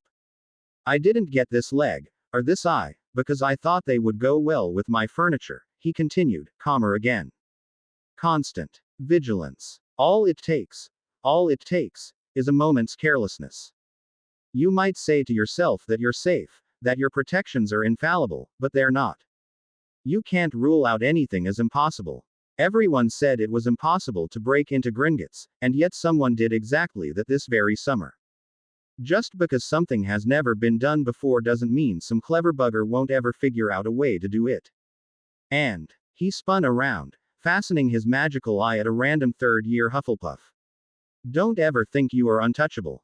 Nobody is so great and powerful that he can't be brought down, and nobody is so weak and insignificant that he can't be noticed and targeted. But, he took a few steps towards the Hufflepuff boy, who looked nervous. Nobody is so helpless that he can't give himself a chance to survive when he needs it. What's your name, boy? Diggory, sir. Cedric Diggory, said the Hufflepuff. Diggory, Moody repeated. Ah, yes, of course, Amos Diggory's son. So, Diggory, say a dark wizard suddenly gets the drop on you and raises his wand to throw a curse at you. Split-second decision. What do you do? Diggory gulped. I suppose I could use a shield charm. Yes, you could, said Moody, as if willing to give Diggory half a point. But shield charms are notoriously difficult to pull off, and the most powerful curses can go right through them. A disarming charm, said Diggory hurriedly. He can't curse me if I remove his wand. Better. Moody nodded. But only if you're quick enough. Remember, the dark wizard has the drop on you. I could counter the curse, said Diggory, obviously thinking like mad. Most curses have their counter curses. True enough, and you could, Moody agreed. But not all curses can be countered. He turned from Diggory to look around the hall. Anyone else? Ronnie carefully raised a hand. Kick. I am in the balls, she suggested, turning pink when more than half the students groaned. Several of the older ones repressed laughter, and Percy shot her a disapproving look. Oh, brilliant, Weasley, said Draco Malfoy from the Slytherin table, his voice filled with scorn. Trust you to fight like a filthy muggle. But Moody spun around, snarling. Right. Who said that? He snapped. The Slytherin table suddenly got very quiet. Moody glared at them, and then his magical eye fell on Malfoy. Oh yes, he said. Draco Malfoy, if I'm not mistaken. Son of Lucius Malfoy and grandson of Abraxas Malfoy. Yes, your family's quite well known. One of the oldest, richest, most influential pureblood families in the country. Your father's even the chairman of the Hogwarts Board of Governors. This was news to Harry, but it did perhaps explain why Malfoy so often walked around Hogwarts as if he owned the place. Malfoy didn't answer, though he did meet Moody's glare. Well, you're a fool if you think any of that makes you untouchable, said Moody. The world is full of people who won't care who your father is if you get in their way. Especially if you shoot your mouth off like that. Malfoy was slowly turning red and clenching his fists, but he remained silent. For your information, said Moody, raising his voice again. Weasley's suggestion wasn't such a bad one. He turned around again, now addressing the entire student body. If you can't block or counter the curse, you need to be prepared to use other methods, even if it involves fighting dirty.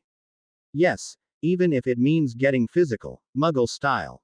Ignoring the glare from Malfoy, and the cautiously pleased grin from Ronnie, he moved away from the Slytherin table, slowly at first, but then all of a sudden he was over at the Ravenclaw table, faster than he should have been able to move with that wooden leg.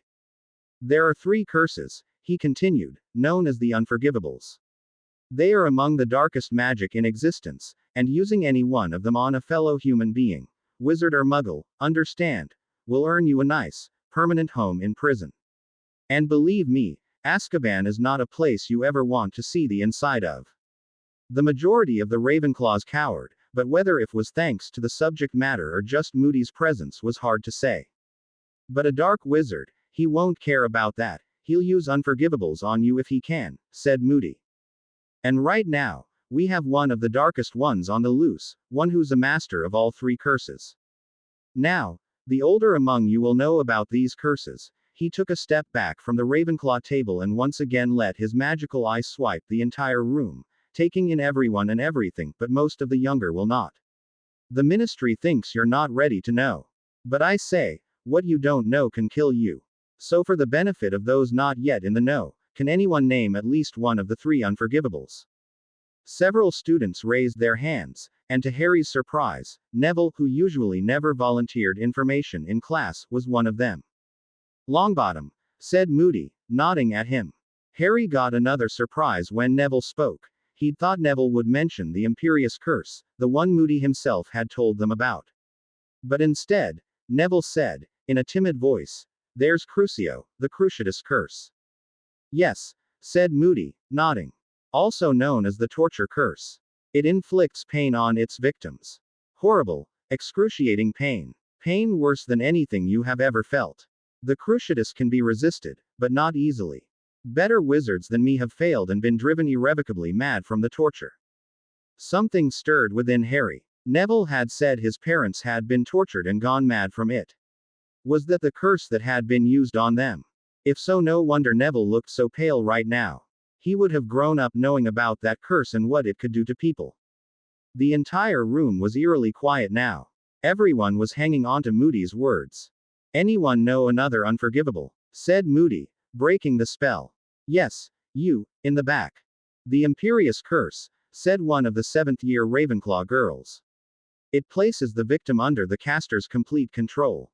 Textbook answer, said Moody, though whether he meant that as a compliment or not was hard to tell. Yes, it's the curse that allows you to operate people like puppets. It's the sneakiest of all the Unforgivables. For one thing, it's the hardest to detect. The person next to you might be under the curse and you'd never know it. The students all looked at each other. Several of them visibly shuddered. There are telltale signs that you all need to look out for, said Moody. Uncharacteristic behavior is one, of course. Someone with glazed, milky eyes or behaving like they're intoxicated or in a trance might indicate that they're under a poorly or hastily cast Imperious. But a properly cast Empress, where the caster is given enough time, can be almost impossible to notice.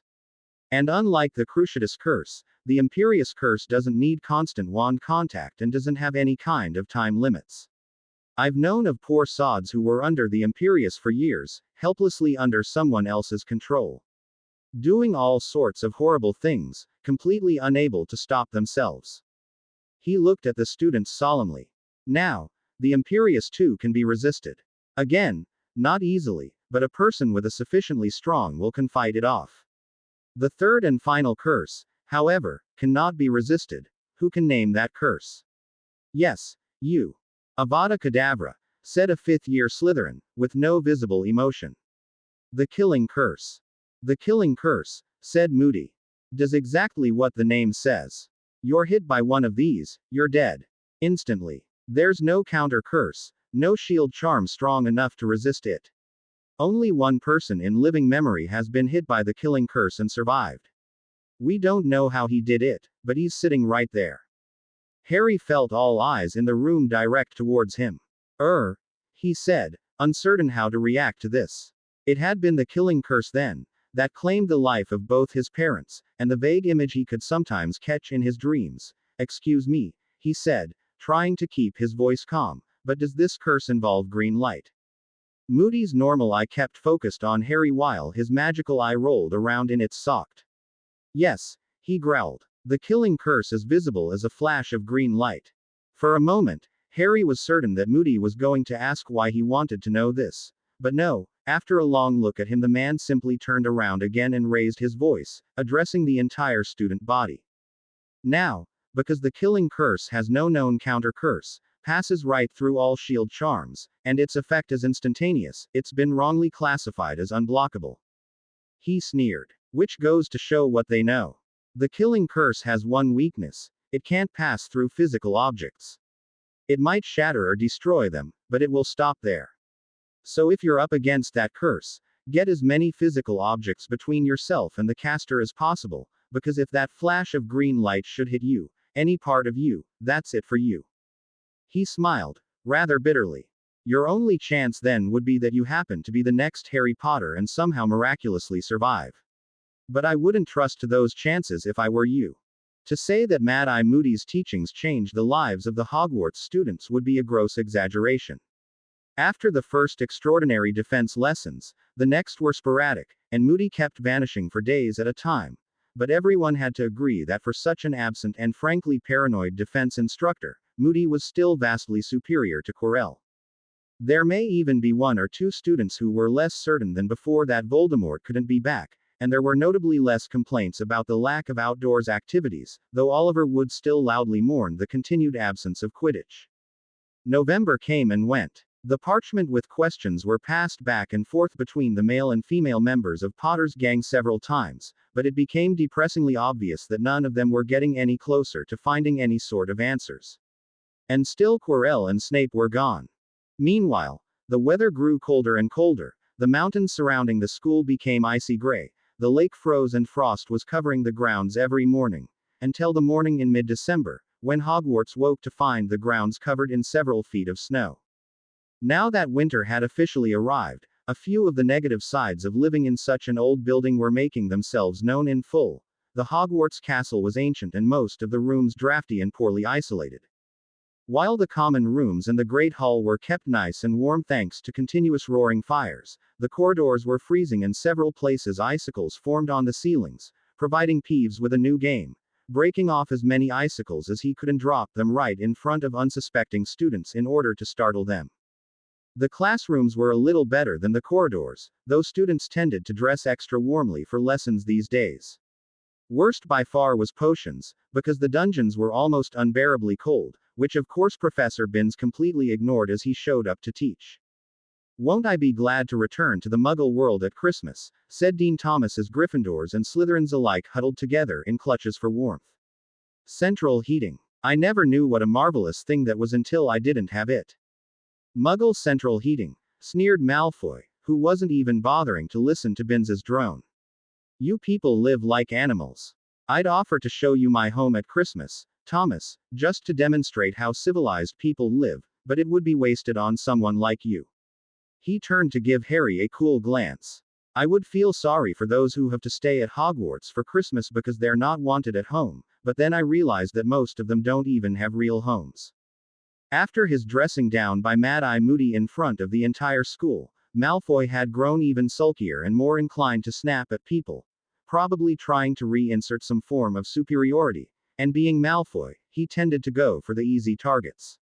Harry's lack of family was always a winner, as was Ronnie's lack of money, Neville's low school performance and Hermione's muggle heritage. And it was true that all of Potter's gang were staying at Hogwarts for Christmas. When Professor McGonagall had come around the week before to make a list of all the students who would be staying for the holidays, she had implored that Potter's gang all stay at Hogwarts this year, for security reasons. This was fine with Harry and Ronnie. Harry hadn't been planning on going back to Privet Drive unless he absolutely had to, and the Weasleys were also staying anyway, since their parents were going to visit Charlie in Romania. Neville and Hermione were disappointed, though they had both been looking forward to seeing their families for the holidays, but McGonagall had promised to personally visit both Hermione's parents and Neville's grandmother to explain, "Don't tell them about Voldemort." Hermione had begged. They wouldn't understand. They'd take me out of Hogwarts. And Harry had offered to lend them Hedwig, so they could at least send letters home. Still, both Hermione and Neville were a little subdued as they left the dungeons at the end of Potions, but they soon got other things to think about as they suddenly and unexpectedly found a gigantic fir tree, of all things, blocking the corridor ahead. It turned out to be Hagrid carrying the tree up to the Great Hall. "All right, you four," he huffed, peeking out from between the branches. "Chin up. Christmas is comin'. Would you mind getting out of the way?" said Malfoy, who was coming up from behind them. "I get that you enjoy spending your times with brutes and savages, but at least have the decency to do it somewhere where your superiors aren't walking." "Right, that's it," Ronnie snarled, and threw herself at Malfoy. She would probably have knocked him to the ground if Neville and Hermione hadn't had the presence of mind to grab her arms and hold her back. "Let go," she demanded, struggling to get free. "Come on, Malfoy. You and me. I'll kick your ass so hard." Malfoy, who for once wasn't accompanied by Crabbe or Goyle, took a step back. "You're barking mad, Weasley," he snapped, though he didn't quite manage to get the usual amount of venom in his voice. "I'll see you expelled from this school if it's the last thing I do, you and the rest of Potter's gang." "Say, Fred, did you just hear a Malfoy make idle threats?" came a sudden voice from the other side of the tree. "I did, George, but I wouldn't take it too seriously. It's how Malfoys breathe, after all." As was their habit, the Weasley twins had shown up out of nowhere, and now they came out from behind the tree, looking at Malfoy with disdain. Malfoy looked at the gathered crowd. "One of these days," he hissed. "You'll be sorry. You'll pay. The lot of you." With that, he turned and slinked away as fast as he could while still trying to make it look like he wasn't running. "I could have taken him," Ronnie growled. "And he woulda reported you, and you would get into trouble for fightin'," said Hagrid from somewhere between the branches of the fir tree. "Just as well da." Neville and Hermione stopped. "Yay. He's right," said George. "You've got to learn to control that temper of yours, dear sister. Or at least learn to pick your battles," said Fred. "Hey, Neville, you dropped this." He bent over and picked up a piece of parchment that had fallen out of Neville's pocket. Questions to consider." He read out loud. 1. Is Snape evil? What's this? Wait, what's the mirror of S I read? He said, completely mangling the pronunciation. "No, wait, it's Rised. That's ours." Ronnie yelped, rushing over to her brother to try and snatch the parchment away from him. Now, what's this?" said Hagrid, his huge shaggy head poking out from within the tree branches. "Didn't I tell ye not tear bother a boo, that mirror? Sides, it's been put in the, it's long gone by now." But Harry saw the opportunity. "Hagrid," he said, "that thing Quirrell and Voldemort are after." He ignored the winces at the mention of the name, "the thing that Fluffy's guarding. It's the same thing you fetched from Gringotts this summer, isn't it?" Hagrid gaped. "How the devil did ye?" he began, but then gathered himself. "Listen, Harry, I get that worried a boo. What happen, with Quirrell, and, you know who and, all, But ye got tear trust Dumbledore. He won. Let that stone get inter the hands o' stone. Everyone chorused. I didn't say that, said Hagrid, looking mortified. I absolutely did not say that. But Hagrid, what kind of stone? Hermione began. Not sayin'. Not tellin' ye any more, said Hagrid.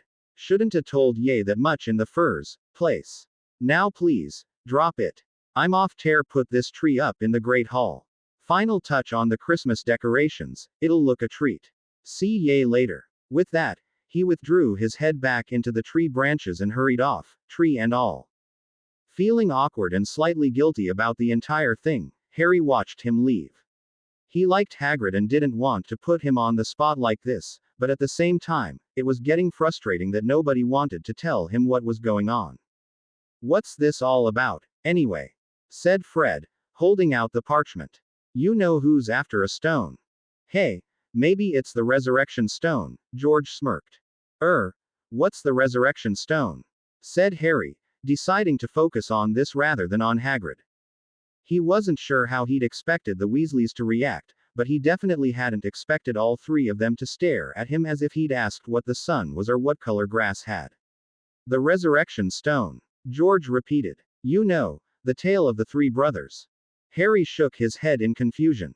Beetle the Bard, said George, as if this should mean anything to Harry. Harry shook his head again, and was surprised to see that Hermione, of all people, was looking completely blank as well. You know, Harry and Hermione grew up in the Muggle world, said Neville. Maybe Muggles don't have Beetle the Bard. What? Said Ronnie. No, that's impossible, everybody knows Beetle the Bard. What on earth are you talking about? Said Hermione impatiently. Beetle the Bard. Come on, Beetle the Bard. Said Ronnie, apparently under the impression that repeating the name often enough would make Hermione know all about it. When this tactic failed, she amended. The bloke who wrote all the old kids' stories. Babbity Rabbity. The Hopping Pot. The Warlock's Hairy Heart. The Fountain of Fair Fortune. I even told you that one back when we were in the hospital wing, remember? Hermione clearly didn't like being the ignorant one for once. So they're wizard fairy tales, then? Said Harry. Like, Cinderella. Ronnie blinked. Cinderella. What's that? A disease. Look, the resurrection stone is in an old kid's story called The Tale of the Three Brothers, said George hurriedly. It's a stone with the power to call the dead back to life. I just mentioned it as a joke, it doesn't actually exist. Harry felt his heart skip a beat. But if it did, he said, it would be extremely valuable, right? And Voldemort would want it, wouldn't he? George was so confused he didn't even flinch at the mention of the name. Well, yeah, I suppose he would. But it really is just a story, Harry. Until my 11th birthday, I thought magic was just a story, said Harry. His head swam with the possibilities. Was it possible that the grubby package from Gringotts had contained the resurrection stone? Could it be here at Hogwarts, right now? It could mean that if he could see his parents again, for real and not just as an image in a mirror. Maybe he could call them back to life, and go live with them, and be free of the Dursleys forever. Ronnie, if we go back to the common room now, can you tell me that story? He asked. I want to know about the resurrection stone. Of course, she answered, looking bewildered. But Harry, are you certain that? Hagrid said. Stone. We all heard him. Harry was trying to not shout with the excitement. And if I had a stone that could call the dead back to life, I'd keep it secret and in a safe place too. In fact, Harry lowered his voice. When I first asked Hagrid why we didn't tell Muggles about magic, he said it was because if we didn't, everyone would want magical solutions to all their problems. It would be the same with the resurrection stone, they'd keep it secret because everyone would want to call the dead back. The others stared at him. I think you're jumping to conclusions here, Fred finally said. Mind you, personally I wouldn't have minded helping Muggles out with magical solutions to their problems, maybe in exchange for a small fee. Could have been a profitable business, that. All right, maybe I am jumping to conclusions, Harry admitted, trying to get his enthusiasm under control. It was of course possible that he just wanted this to be true, but what if I'm not? It could be the resurrection stone. It would fit everything we know about the thing so far. It's small, it's a stone. The ones who know about it want to keep it completely secret. Voldemort wants it. He lowered his voice again. Remember, Voldemort said he was just a shadow of his former self and had to use Quirrell as a body. He could want the resurrection stone to return fully back to life. It would make sense, wouldn't it? The others exchanged glances. Finally, Ronnie shrugged. Make as much sense as anything, I suppose. Right. So, why don't we go back to the common room, and you can tell me the story? After hearing the story of the three brothers, Harry had to admit that it probably wasn't going to help as much as he'd hoped. Or, well, at all. The story described how three brothers once met death but escaped from dying, and so Death, apparently a sore loser, offered to give them each a gift. While he pretended this was a prize for besting Death, it was in reality a cunning trap to ensure the three brothers' death.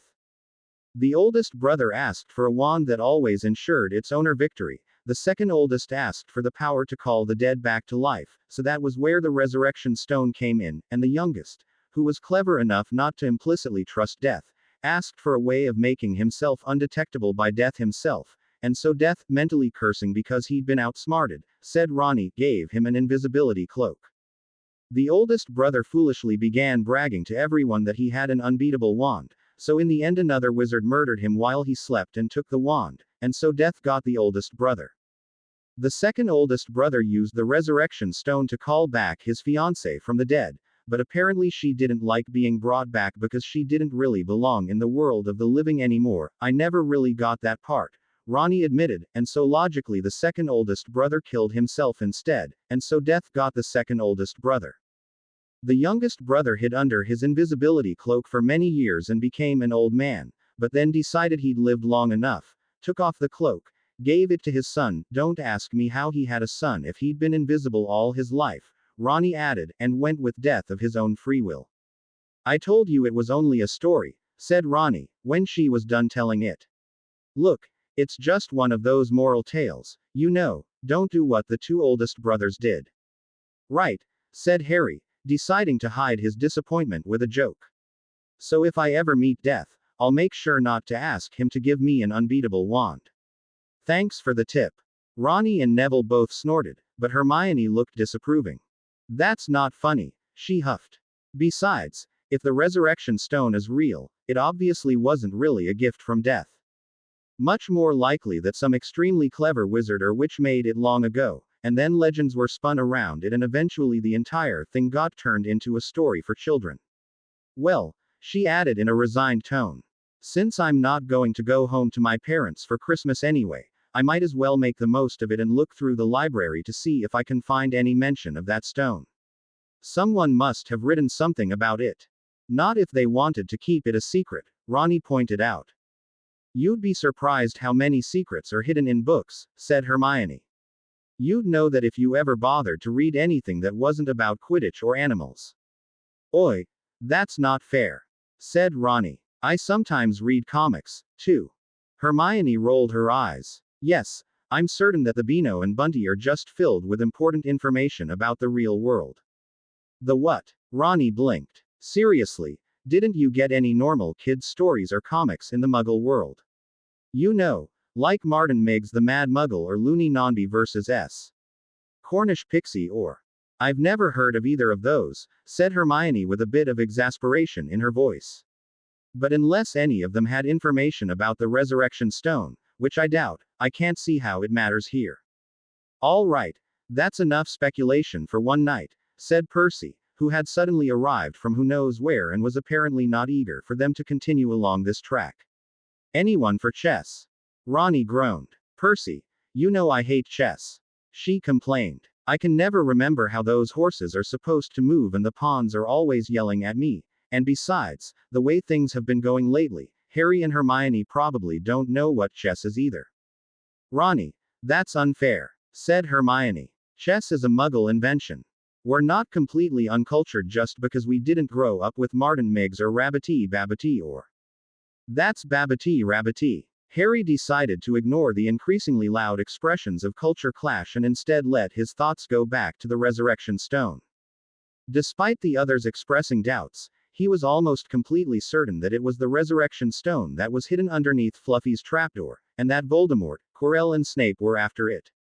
What if he could get the stone, call Ho's parents back to life? What would they be like? Would they be unhappy to be alive again, like the second brother's fiancé, or would they be glad to see him? He hoped it would be the latter. But to both Harry's and her own disappointment, Hermione couldn't find anything in the Hogwarts library about the Resurrection Stone. The only book she could find that even mentioned it was an old copy of Tales of Beedle the Bard, which simply recounted the story of the three brothers. Still, the next few nights, as Christmas drew nearer and most of the students went home for the holidays, Harry kept dreaming about his parents. The dreams were almost always the same. He'd somehow, none of the dreams were clear on the details, managed to get the resurrection stone from Voldemort, and called them back. And there they were, just as he had seen them in the mirror of Assyard, smiling and hugging him tightly. "Our son," they said. "We're so proud of you. We'll be together forever." But in the morning, he would wake up, and they were gone, and he was alone again. On Christmas morning, he woke up from the smiling expressions of his parents, thinking that he'd heard something. Sitting up in bed and reaching for his glasses, he wondered what could have woken him. Dean and Seamus had both gone home for the holidays, and Neville was still asleep. The last few days before Christmas had been blessedly quiet, with most of the students gone and no lessons, so what could have pulled him out of his happy dream? Then he heard it again. Ronnie's voice, coming from down in the common room. He couldn't hear what she was saying, but she sounded excited about something, which was odd, because in the months he'd lived with her he had never known her to want to get up early, or to be this loud in the morning. Then again, he remembered, it was Christmas. Even Dudley got up early on Christmas, to get to his presents faster. Wait, presents. Harry blinked at the small pile of parcels and packages at the footside of his bed. They hadn't been there when he went to sleep. It was too good to be true. He'd been looking forward to a Christmas spent in pleasant company for once, and the food and the fun, but presents as well. He almost didn't dare to touch the parcels, in case it was some sort of trick or illusion. There was Ronnie's voice again. And now he heard Fred, or possibly George, too. And then a number of other voices, voices he didn't recognize. It seemed like something noisy was going on in the common room, involving a lot of people. But who could it be, apart from Ronnie, Fred and George? It didn't sound like Snape or Voldemort.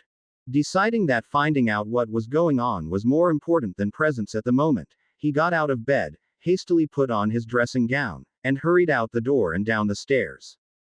And discovered that the common room was full of redheads. All right, full of, might be a slight exaggeration, but still there was a considerable number. There was Percy, looking frightfully smug as Fred and George were standing together with a balding, bespectacled man and a stocky, heavily muscled boy, and Ronnie was caught in a hug between a plump woman and a little girl, and after a few seconds, Harry recognized Ronnie's mother and sister from King's Cross. George was the one who spotted Harry first. "Hey, Harry," he called. "Come on down and meet the family. It's a Weasley Christmas party." Hi," said Harry, feeling a little self-conscious in his dressing gown as all the Weasleys, both the ones he knew and the ones he didn't, raised their heads to look at him. "Can you believe it?" said Ronnie, entangling herself from her mother and sister. "They just showed up. Percy knew all about it. The prat, he'd been planning this with them for weeks, even got Dumbledore's okay, and he never told us. Isn't Christmas meant to be the time for secrets and surprises?" said Percy, still looking rather smug. "I can't believe it. Pranked by Percy the prefect," said Fred, though he was grinning. "Keep this sort of thing up, Percy, and we might have to start admitting to people you're our brother." Percy just shook his head with an expression somewhere between exasperation and amusement, while Ronnie practically bounced up to Harry and grabbed his hand to drag him over to meet her family. Mr. and Mrs. Weasley were, apart from the flaming red hair, very different from one another. Mrs. Weasley was short and plump with a broad face, while Mr. Weasley was tall and thin, balding and bespectacled.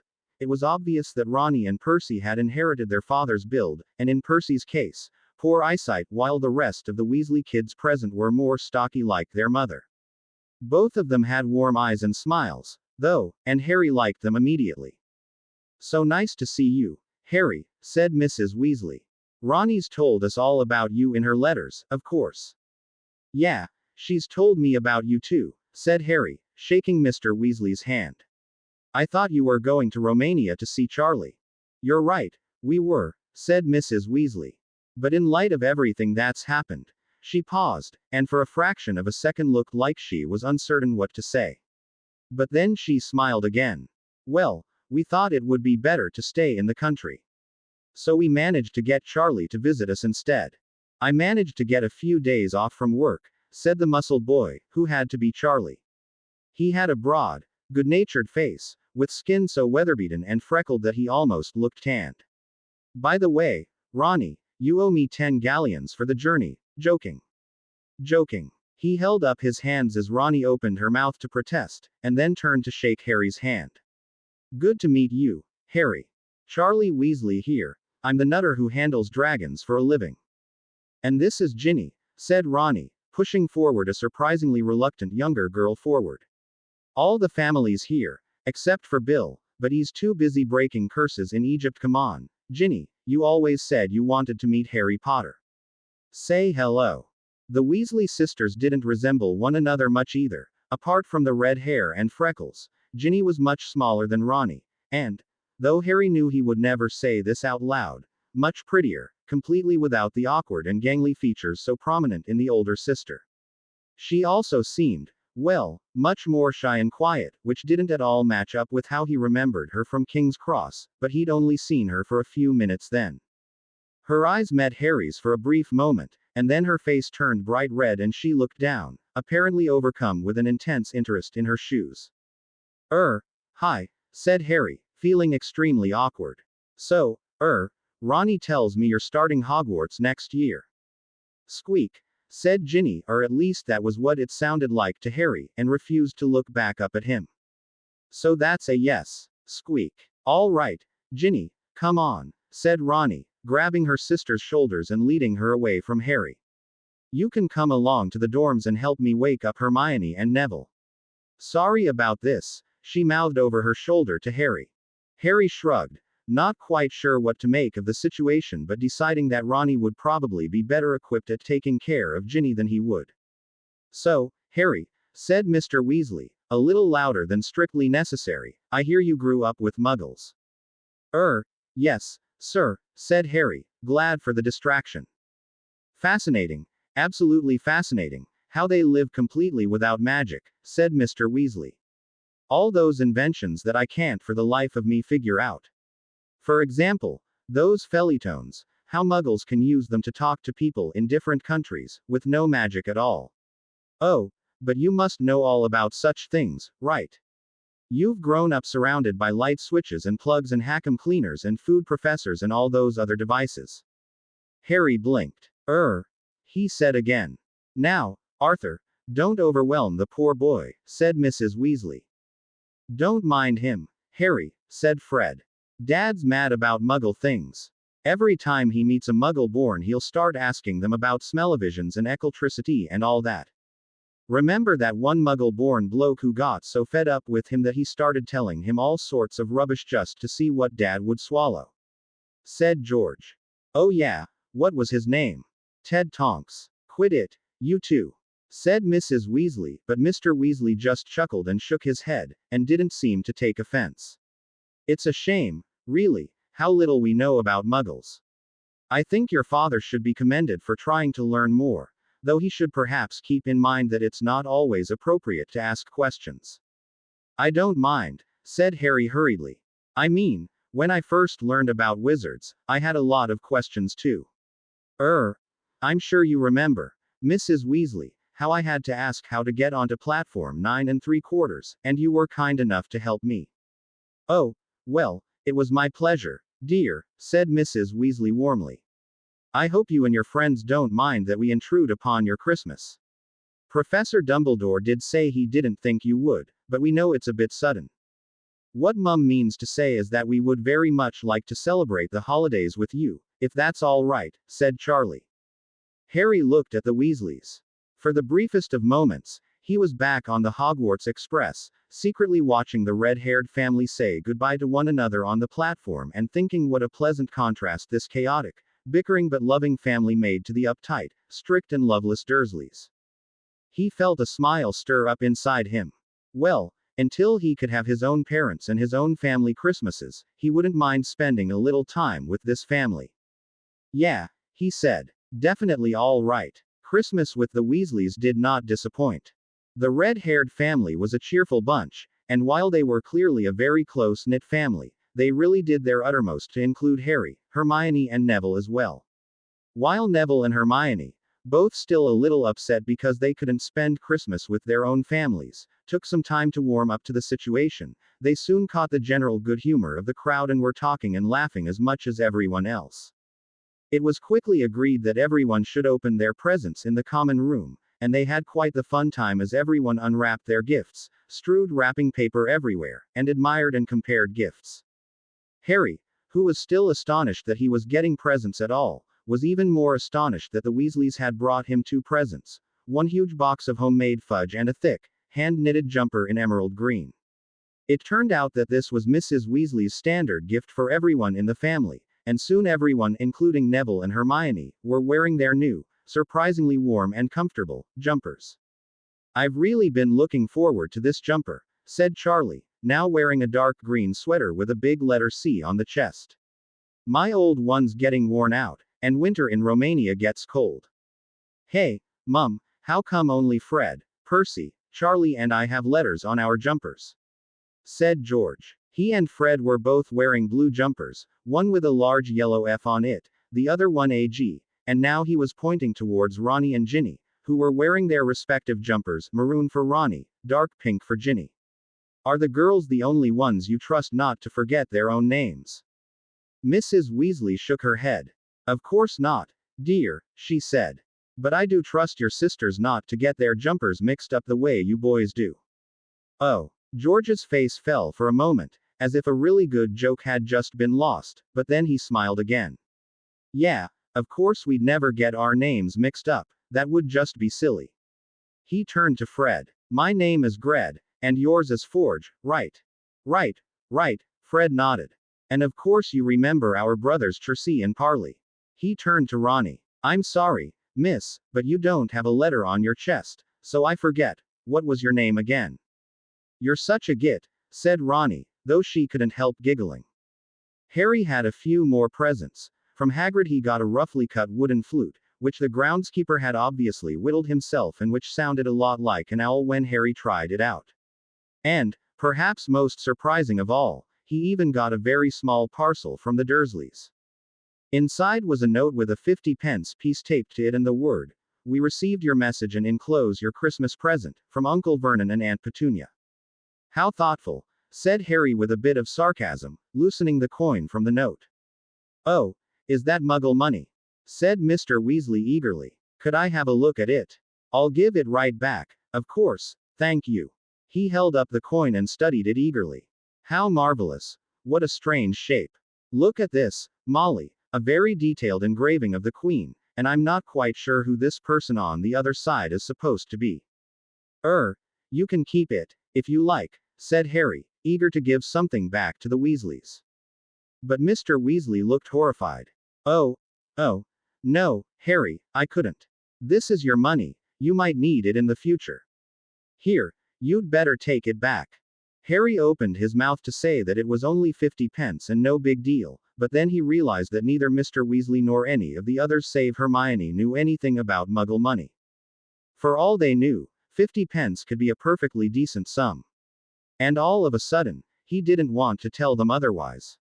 He didn't want them to know that Uncle Vernon and Aunt Petunia were the sort of legal guardians who would give him 50 pence as a Christmas present. They'd just start feeling sorry for him, and he didn't think he could handle that right now. All right then," he said, accepting the coin back and looked pleadingly at Hermione, who had looked up from her brand new copy of Tales from Beedle the Bard and stared at the coin in disbelief. "Your aunt and uncle gave you 50p for Christmas," she hissed as everyone else was concentrating on Ginny unwrapping her final present. "What sort of people? Could we talk about this after Christmas?"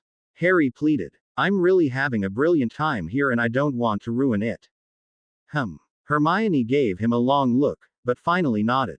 Relieved, Harry slipped the coin into his pocket, and was about to stretch his neck to see what Ginny had just unwrapped, when a sudden puff of flames by the window announced the arrival of Fawkes, who sailed elegantly through the air and circled once around Charlie before flapping his wings and gently landing on Ronnie's outstretched arm. Ginny, who hadn't said much so far, gasped and stared wide-eyed at the phoenix, and Mr. and Mrs. Weasley also looked quite astonished at the new arrival, but Charlie grinned widely. Why, if it isn't Fawkes, he said. You know him, said Neville curiously. We've met, said Charlie, scooting over to gently stroke the phoenix with one finger. Hello, Fawkes. Went straight for Ronnie, didn't you? No doubt whose sister she is. He looked proudly at his sister and smiled widely as Fawkes opened his beak and replied with his characteristic trilling sound. You didn't tell me about him, said Ronnie, almost accusingly, to Charlie. You talked about all those animals in the Forbidden Forest and the unicorns and the school owls, but you never mentioned Fawkes. No, I thought there were some things you should be allowed to discover for yourself, said Charlie. Besides, Fawkes hardly ever shows himself to students, and I didn't want you to spend your first weeks trying to look for him. Come on, you know you would have. Ronnie went pink. Instead of answering, she turned back to Fawkes to talk to him. Ah, said Fred as Ronnie and Charlie both concentrated on a delighted Fawkes, now we know it's Christmas. It's just not a Weasley holiday without those two finding some animal or other to go nuts over. The unwrapping of presents came to a close and everyone spent some time admiring this year's haul, or just talking to each other. Charlie was full of stories, and Ronnie full of questions, about training dragons in Romania, though Mrs. Weasley did sigh that she wished Charlie wouldn't encourage his little sister so. Mr. Weasley was eagerly asking Hermione all sorts of questions about Muggle life, and Percy tried to teach Harry and Neville wizard chess, which was exactly like Muggle chess except the chess pieces could move and talk on their own, only taking time off to chase Fred and George around the common room a couple of times because they'd stolen his prefect badge. This merry chase was eventually put a stop to by Mrs. Weasley, who threatened to turn their hair blue if they didn't start behaving. Ginny was acting strange, or at least Harry thought so. For the most part she looked to be enjoying herself. She absorbed Charlie's dragon stories, was visibly thrilled when Fawkes allowed her to stroke him, and laughed merrily at the twins' antics, but every so often she'd meet Harry's eyes or remember that he was there, and then squeak. Ginny, you sound like Scabbers when you squeak like that, said Ronnie, as Ginny blushed furiously and looked down at her shoes for the 5th time that morning. I think our littlest sister fancies Harry. Fred Stage whispered. I do not. Ginny snapped. And then looked at Harry, accidentally knocked over the pile of books Hermione had received for Christmas, blushed twice as hard and hid herself behind one of the chairs. Harry had absolutely no idea how to handle this sort of thing, and in the end he decided just to deal with it by pretending it wasn't happening. If he paid more attention to Ginny, she'd probably get worse, and besides, Ronnie was taking care of it. She yelled at Fred and then went to comfort Ginny, who eventually came out from behind the chair but was oddly silent afterwards and stayed close to her mother. Fawkes stayed with them for the entire morning, alternating between perching on Ronnie's shoulder and Charlie's, and looking quite content with this. All in all, despite Ginny's perplexing behavior and the occasional instance at one Weasley snapping at another over something, Harry had never had such a pleasant Christmas. The Great Hall looked amazing. No less than 12 Christmas trees had been brought in, no doubt by Hagrid, all of them beautifully decorated. Festoons of holly and mistletoe had been hung on the walls, and stacks of wizard crackers had been places anywhere and everywhere they might fit, and even some places where they didn't. Most of the students had gone home for the holidays, and a number of the teachers were gone as well, though the heads of the houses, excluding, of course, Snape, were all there, dressed up rather nicely in their finest robes and warmly greeting everyone who entered the hall. As Harry, Neville, Hermione and the Weasleys came down for Christmas dinner, the tables were set and overflowing with roast turkeys, roast and boiled potatoes, gravy and cranberry sauce. It was almost as spectacular as the welcoming feast had been, even if the number of people were much lower this time around. It all looked and smelled so wonderful that Harry felt his stomach rumble. Before they could find a place at the table, though, Dumbledore came up to them. He was dressed in magnificent crimson, and his eyes twinkled merrily as Fox took off from Ronnie's shoulder to land on his. I hope you are having a pleasant holiday, he said, and beamed at their nods of confirmation. Excellent, excellent. And so glad to see you both, Arthur and Molly, and Charlie, of course. And this must be young Ginevra. Ginny nodded shyly. Well, I do believe this must be the new record for number of Weasleys under the Hogwarts roof at the same time. Dumbledore chuckled, but then grew a little more serious. I truly am glad you could come. I think your children and their friends needed some extra Christmas cheer this year. Still a breach of safety, growled Mad-Eye Moody, who was also coming over, studying the Weasleys intently with both magical and normal eyes. Arthur, what is your dearest ambition? To find out how aeroplanes stay up, Mr. Weasley answered with a smile. And a happy Christmas to you too, Mad-Eye. It's all right, he said to his astonished family. Mad-Eye always asks control questions in order to make certain people aren't imposters. Can't be too careful, said Moody, but seemed to accept that Mr. Weasley was who he claimed to be. No need to remind any of you who's out there right now. Mrs. Weasley pulled Ronnie and Ginny close to her, something neither girl seemed to appreciate much. You're not expecting any sort of attack now, are you? No, said Moody. But it's when you're not expecting an attack you have to watch out for one. Nevertheless, said Dumbledore, we win nothing by denying ourselves the joys of the holidays. Indeed, if we allow our fears to rule us to the extent that we cannot celebrate Christmas, then Voldemort has already won.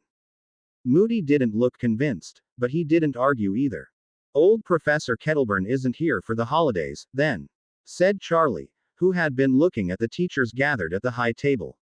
Shame, I was hoping to see him. Always loved his care of magical creatures lessons. What about Hagrid? He's not here either. Oh, Hagrid is always at Hogwarts for the holidays, said Dumbledore. He is out bringing some of our animals their Christmas treats, but he should be back any minute. I am positive he would love to hear about your dragons in Romania. In the meantime, well, this is impressive timing. Here he comes now. And indeed, there was Hagrid, entering the hall with snow in his beard and a surprisingly solemn look in his beetle black eyes. Professor Dumbledore, he called, hurrying up to them. Professor, hello, you lot, he added as if he just now was seeing that Dumbledore wasn't alone. Charlie, good tear see ye. Sorry, need tear talk tear Dumbledore unicorns, in the forest. Calm down, Hagrid, said Dumbledore, walking up to him and leading him away from the crowd. Tell me what happened. Harry looked at them as they retreated to over by one of the trees, the one decorated with the golden baubles, but their voices was too low for him to hear. Mad-Eye Moody, however, took one look at them and frowned before beginning to limp up towards them. Do you know if Moody can read lips? Said Neville. Yes, and he also has very good hearing, said Moody, without turning around and without stopping, causing Neville to gulp and take a step back as if he'd done something wrong. Oh dear, Mrs. Weasley murmured, finally letting go of Ronnier and Ginny. What's going on now? After having talked to Hagrid and Moody for about a minute, Dumbledore nodded to them both and then turned his head to Fawkes, still on his shoulder, and said a few words to him. The Phoenix looked at him for a moment or two, and then took off from his shoulder, once again flying over to the Weasleys in order to settle on Ronnie's shoulder. What's happening, Fawkes? Ronnie asked as he settled down on her shoulders, but not surprisingly he didn't answer. Dumbledore, meanwhile, walked swiftly over to the high table to exchange a few words with Professor McGonagall. Then, he turned to the room and spoke, loudly and clearly. I do beg your pardon, everyone, for leaving dinner before it has even started, but there is a minor situation in the Forbidden Forest that requires my urgent attention. Molly, Arthur, I was wondering if I could borrow Charlie for a moment. We might need his skills with animals. You want my son to go into the Forbidden Forest? Said Mrs. Weasley. I'll do it, said Charlie. Mrs. Weasley turned towards him. You jolly well will not, young man. Charlie sighed. Oh relax, Mum, there's nothing in that forest worse than the dragons I handle every day. He cast a longing look at all the food. Save me a slice of turkey, will you? Mr. Weasley placed a hand on his wife's shoulder. Molly, Charlie is an adult now. He has the right to make his own decisions. Besides, he will be with Dumbledore and Hagrid. Fine, Mrs. Weasley finally said. But Mad Eye, you go with them too. I intend to, said Moody, who was already moving towards the door. And you too. Mrs. Weasley looked at her two daughters. You're staying right here where I can keep an eye on you, is that understood? Ronnie and Ginny exchanged glances and then looked back at their mother with what was probably the fakest innocent looks Harry had ever seen. We weren't going anywhere, Mum, said Ronnie. Honest, Mum, Ginny added. The rest of the gathered teachers and students watched as Dumbledore took the lead and strode out of the Great Hall, followed in short succession by Hagrid, Moody and Charlie. Harry's heart was pounding. Something was happening in the Forbidden Forest. That was where he had first met Voldemort, though he hadn't known it at the time. Was that where Quirrell and Snape were hiding out? And if so, what were they doing there? Hagrid had said something about unicorns. Now Harry wished that he hadn't kept his, Ronnie's and Neville's trip to the Forbidden Forest a secret. If he'd been honest with Dumbledore about that from the start, maybe they would have thought of the Forbidden Forest. But, he thought desperately, maybe Dumbledore already suspected the forest as a hiding place anyway. Yes, surely he must have thought of it. It was really quite obvious, and that was why Moody was coming along too. If they met Voldemort out there, they would be prepared. And Charlie would be fine, obviously he would. Besides, it would be rather thoughtless of Voldemort to hide out on Hogwarts grounds now that everyone knew about him, so it was unlikely that it was him. Yes, it was probably just something unrelated. There was no reason to assume the worst. Professor McGonagall raised herself at the high table. Well, she said, since the headmaster left, it falls to me to wish everyone a happy Christmas and bid you to take your seats. Go on, it would not do to let the food get cold. Harry walked to the table together with the Weasleys and sat down with Ronnie and Neville on each side of him, but he suddenly wasn't as hungry for the magnificent Christmas dinner as he had been. While he noticed that Neville, Hermione and Ronnie were also a little more subdued than they had been, Mrs. Weasley seemed determined to keep up the good cheer. She started encouraging the twins to tell them more about the school year, told everyone to eat, it would be a shame to let all this lovely food go to waste. And in general kept up a steady stream of light conversation as everyone began tucking in. Hermione mostly picked at her food, but Ronnie and Neville ate heartily once they'd started. Ronnie did offer some of her food to Fawkes, who still refused to leave her shoulder, but he didn't seem to want any. The other students who had stayed behind at Hogwarts, and whom Harry mostly didn't know beyond what they looked like and what house they were in, were eating with gusto and didn't at all seem bothered about the headmaster's leaving, but then again, none of them even believed that Voldemort was out there. The teachers at the high table also seemed to be enjoying their dinner, though Harry couldn't help but wonder how much of this was genuine and how much was an act in order to not upset the students. Nevertheless, he allowed Mrs. Weasley to talk him into filling his plate, and when he first started eating, he had to admit to himself that it was nice to have a proper Christmas dinner for once and not just small portions and table scraps from the Dursleys. He'd eaten about half his portion when he suddenly heard a loud yawn from across the table. He looked up just in time to see Ginny look at him with a glassy stare, then go limp and slump over the table. Ginny, he cried. Ginny, what's wrong? Mum, Dad, Ronnie suddenly shrieked. Alarmed, Harry raised himself to discover that all around him people were collapsing. The Weasleys were drooping just like Ginny had, the twins leaning on one another and Percy falling against his mother. Further down the table, the other students were likewise collapsing, one Hufflepuff girl falling off the bench and lying limply on the floor with her eyes closed. And by the high table, even the teachers were collapsing, even Professor McGonagall going slack and sinking down from her chair. Neville had raised himself and gone pale. What's going on? Why's everyone? Are they? No, they're breathing, said Hermione, who was crouching by Mr. Weasley. I think they're just asleep. Harry looked around. An eerie silence sank around him as he realized that every single person in the Great Hall apart from him, Neville, Ronnie, Hermione and Fawkes had fallen into a deep sleep. Teachers, students and Weasleys alike were sitting or lying completely still, so still that they might have been dead. Hermione's eyes were wide. The food, she whispered. There must have been a sleeping potion in it. And we weren't affected because we're immune to all potions. And Fox wasn't affected because he didn't eat any, said Ronnie. But why? What's happening? We have to get Dumbledore. If we run, Harry began, but was interrupted by a startling puff of flames Fox had taken off from Ronnie's shoulders and vanished. Our Fox could just get to him like that, said Ronnie. That would give us about 5 or 10 minutes to work with before Dumbledore storms into the rescue, said a sudden voice from across the room. Not much, but I think we can manage. No sudden moves, children. Potter's gang turned around to see who had spoken. And there, visible only as a head and a wand brandishing hand, the rest of him hidden by what could only be Harry's invisibility cloak, was Quirrell.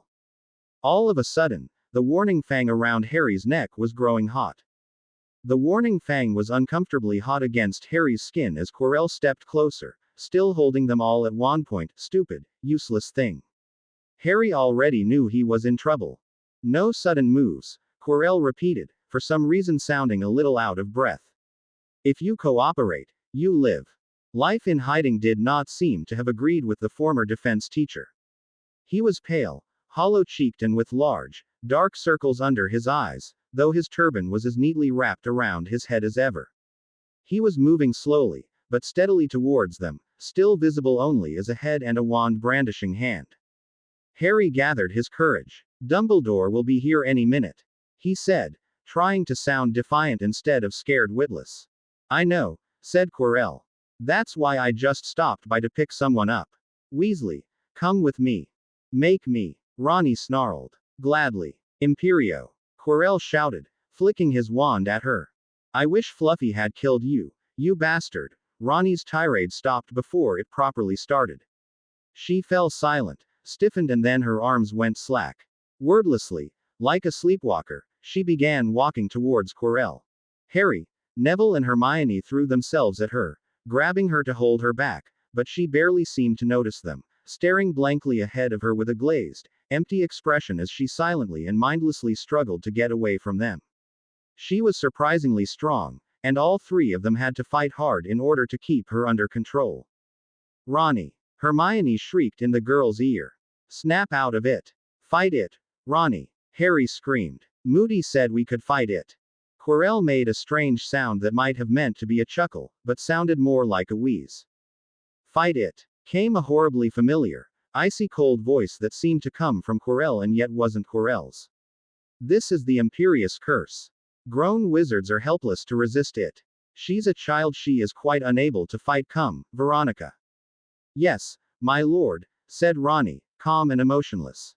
And then, with sudden force, she elbowed Neville in the gut, causing him to let go of her and double over in pain, and then she threw off both Harry and Hermione, who both lost their footing and fell to the floor. It was as if the Imperious Curse was adding to her already considerable strength, and she didn't even seem to notice. Once free, she just resumed walking up towards Quirrell. Neville, still on his feet and recovered from the blow to his gut, leapt upon her and tackled her, and both of them fell to the floor, Ronnie wordlessly struggling and fighting as Neville tried to pin her down. Ronnie, you have to listen. He begged in between the struggling. You have to fight it. I know you can. Oh, for the sake of, Quirrell wheezed, and pointed his wand at Neville. Crucio. Neville let out a scream of excruciating pain and let go of Ronnie, starting to twitch uncontrollably. Hermione was back on her feet and rushed over to Neville. Stop it. Stop it. She shouted, whipping out her own wand. You monster. Finite incantatum. Finite incantatum. Though her spell didn't seem to do anything, Quirrell broke wand point after a second, and Neville stopped screaming, just twitching a few more times and then lying still. Hermione dropped to her knees next to him, and Ronnie, who didn't even seem to notice what was going on around her, had used the moment of distraction to get back to her feet and walk the rest of the distance over to Quirrell and was now right next to him. As the pain in his forehead ceased, Harry finally managed to get back onto his feet. They were outclassed. Quirrell knew the unforgivables. Ronnie and Neville were out of commission. Please let them be all right, and he and Hermione were untrained first years. They didn't have a chance. Unless he could stall things for long enough that Dumbledore could get there. Wingardium Leviosa. He shouted, using the first spell that came to mind. One of the turkeys from the table rose up into the air and hurled itself at Quirrell. Quirrell hastily raised a glowing silver shield around himself, and the turkey bounced harmlessly against it, but now Hermione had picked up on Harry's idea as well, and the next thing any of them knew a myriad of items from the Christmas table became airborne and stared flinging themselves at Quirrell. Slices of turkey and ham, potatoes, empty goblets, full goblets, sprigs of mistletoe, all of them flying and bouncing against Quirrell's shield to Harry's and Hermione's repeated cries of, Wingardium Leviosa. Wingardium Leviosa. Christmas crackers that exploded and sent colorful confetti everywhere when they hit the shield, and Quirrell actually stumbled and swayed a couple of times, while Ronnie stood motionless as food and explosions rained all around her. Expelliarmus! Quirrell shouted. All of a sudden, Harry's wand went flying out of his hand, spinning through the air and landing on the floor several feet away. Moments later, Hermione's wand followed its example, shooting out of her hand and flying far out of her reach. All the flying food, crackers and mistletoe fell harmlessly to the floor as Quirrell's silvery shield vanished and melted into nothing. Quirrell panted and heaved for his breath, while Voldemort's voice sounded again, a somewhat dry tone mixed in with the horrible cold. Are we done with this childishness? I could kill the both of you right now for that display, but, a brief chuckle. If that glorified food fight truly is the best you can do, then you are hardly worth it. Besides, we are in a hurry. Veronica, come with me. Yes, my lord. Ronnie, Harry cried, desperately hoping to get through to her. You have to fight it. They want to use you to get to the resurrection stone. He was cut off by a burst of laughter. It was quite possibly the most terrifying laugh Harry had ever heard. Cold and cruel and completely without humor, and now Harry's scar was hurting again, but 10 times worse than before, and he felt himself go weak. The resurrection stone, said the voice of Voldemort. That's what you think I am after, isn't it? Harry could hear how pathetic he sounded, but at the moment he was much too busy fighting off the pain in his forehead and staying upright to care overly much how his tone came across. Voldemort simply laughed again, as Quirrell reached out and grabbed the unresisting Ronnie, pulling her close to him and letting the invisibility cloak cover them both, and then the laughter faded and both Ronnie and Quirrell were gone, along with the pain in Harry's forehead. For a brief, horrible moment, Harry and Hermione could do nothing but stare. Then, quite without warning, there was a brilliant burst of flame, and a magnificent streak of golden red swooped over Harry's head. It was Fawkes. Like a red and yellow bolt of lightning, the phoenix flew straight for the spot where Quirrell and Ronnie had stood and grabbed out with his talons. There was a strange blur in the air, and then all of a sudden both Quirrell and Ronnie came back into view as Fawkes pulled the invisibility cloak off them and flew off with the silvery cloth in his talons. Quirrell started. For the first time since Halloween, Harry could see the man clearly, and if his face had looked bad, his body looked worse. Skinnier and scrawnier than ever before, he stood hunched over and wobbled slightly on his feet. It seriously looked like a strong gust of wind would break his spine. Damn bird! Avada Kedavra! He shouted. A beam of sickening green light shot out of his wand and hit Fawkes just as he was flying over Harry. The phoenix had just enough time to drop the cloak onto Harry before he exploded in red flames, and, as the cloak spread out and covered Harry up, Fawkes fell to the floor several feet away, partly as ashes and partly as a burnt, shriveled, surprisingly small body. Fawkes! No. Harry realized in a flash that Fawkes had just been hit with the killing curse, that Fawkes was dead. He'd just sacrificed himself to get the invisibility cloak away from Quirrell and back to Harry. He felt numb. Fawkes was dead. Dumbledore! Hermione suddenly cried, tearing him out of his shock. And true enough, there by the entrance stood the headmaster, still dressed in magnificent crimson and not even seeming out of breath.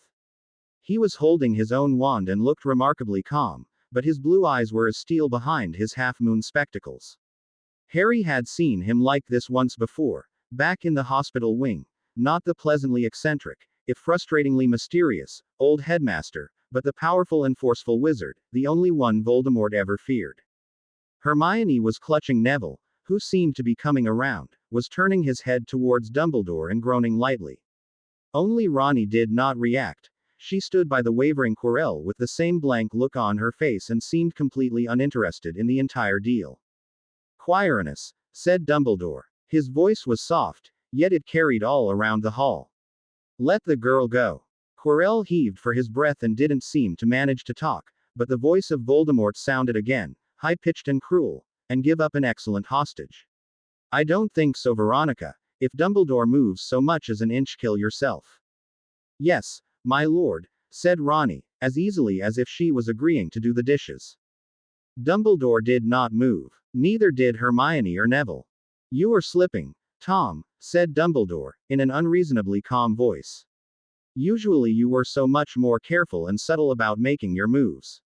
The imperious curse you placed on Miss Weasley is even blatantly obvious. And you are as much of a fool as ever, Dumbledore, Voldemort hissed. Sentimental to the last, you do not want the child dead, do you? I will spare her if you give me the stone. Behind his invisibility cloak, Harry gave a small start. Hadn't Voldemort just said that he wasn't after the resurrection stone? Had he been lying? You truly are slipping, said Dumbledore, in the same kind of tone he might have used to comment on the weather. 10 years of hiding, and you reveal yourself in such a manner. Even after attaining the invisibility cloak, which could have concealed you for an infinite length of time. It was the mention of the invisibility cloak that made Harry snap out of his stupor. Of course, he was covered by the invisibility cloak again, which meant nobody would be able to see him.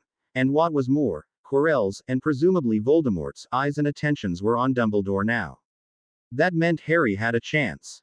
A chance, but not his wand. The only things he had in his possession right now were an uncomfortably hot warning fang and the 50-pence coin that the Dursleys had given him. Neither seemed like they could be much use. Then again, he had his cloak back.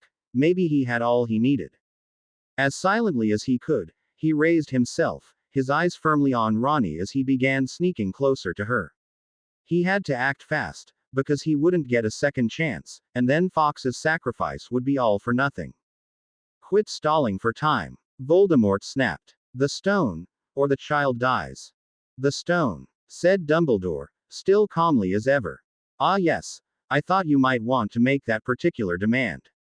There are only two. No, make that 3 problems with that. The first one is that I have no intention of giving you the stone. Then she dies. Voldemort snarled. Harry knew the time had come. He pulled the 50-pence coin out of his pocket and threw it. And, luck over all luck, hit Quirrell right in the forehead. The former defense teacher took a startled step back, and Harry took the opportunity to grab hold of Ronnie and pull her in under the invisibility cloak. As he had hoped, Voldemort had failed to give her any orders on what to do if she was unexpectedly grabbed, and so she was like a limp rag doll in his grasp, not even bothering to struggle. What? No. Quirrell yelped, turning around, hand on his forehead as Ronnie suddenly became invisible to him.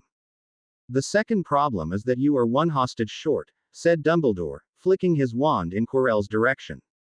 Quirrell once again raised a shining silver shield around himself, but Dumbledore's spell, whatever it was, hit it with such force that it shattered, sending Quirrell to the floor, and his wand almost flying out of his hand before it hit the floor and rolled away. The former defense teacher was on his stomach, panting and wheezing, his turban starting to come undone. Harry clutched Ronnie tightly under the cloak. The girl made no move to escape or to aid her ends. Aver, but she was like a sack of flour and he'd have to drag her along then. On a wild impulse, he pulled the warning fang, hot as ever, out from underneath his robe and pressed it against her forehead. She gasped and winced at the sudden pain of the uncomfortable heat against her head, twitching and murmuring, "No, stop, I don't like it, I don't. Ah." With a jerk, she snapped out of her trance, spinning around to look at Harry with a wild look on her face. There was an angry red mark on her forehead where the warning fang had burned her, but her eyes were clear again. "I'll kill that King bastard," she shouted. And before Harry could stop her, she had stormed away from him and out from the invisibility cloak, and Harry almost lost his balance from the sudden force, stumbling towards Hermione and Neville, who were still on the floor and watching the scene as if paralyzed. Quirrell had made a grab for his wand again, but Ronnie was by him with a snarl and stomped hard on his hand with one foot, causing him to howl in pain. "My lord, was it?" She screamed in rage. "All, my lord, you stinking son of a."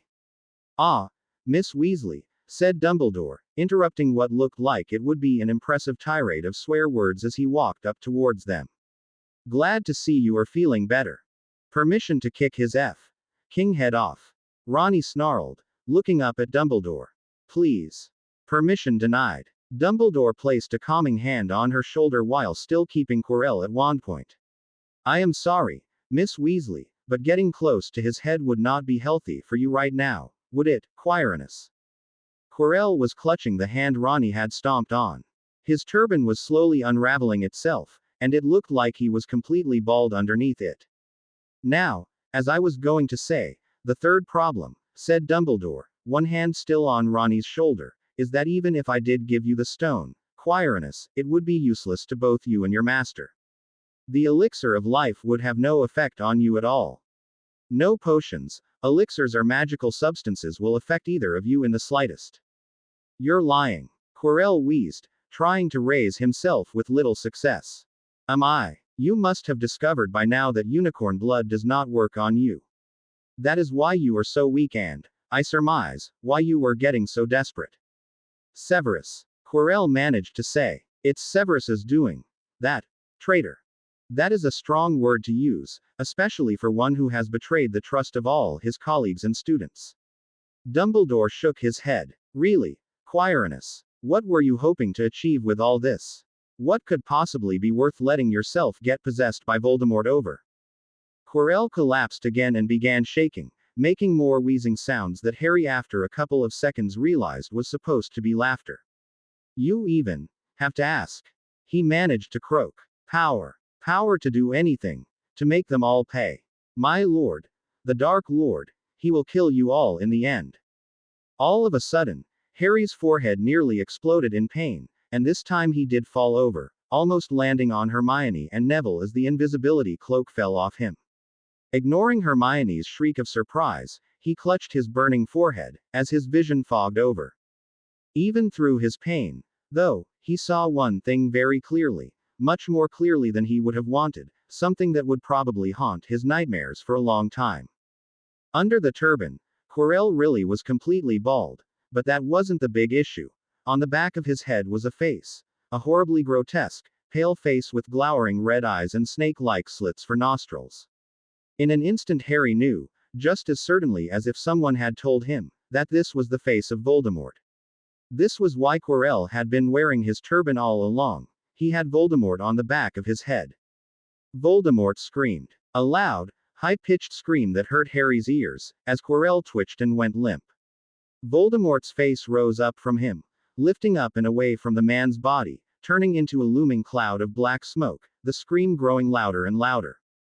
Harry could barely make out Ronnie and Dumbledore in all the smoke, Dumbledore flicking his wand and shouting something that was impossible to make out, upon which a strange silvery light formed a bird-like creature, but the scar was hurting so badly now, it was impossible to concentrate on anything but the pain, and the screaming.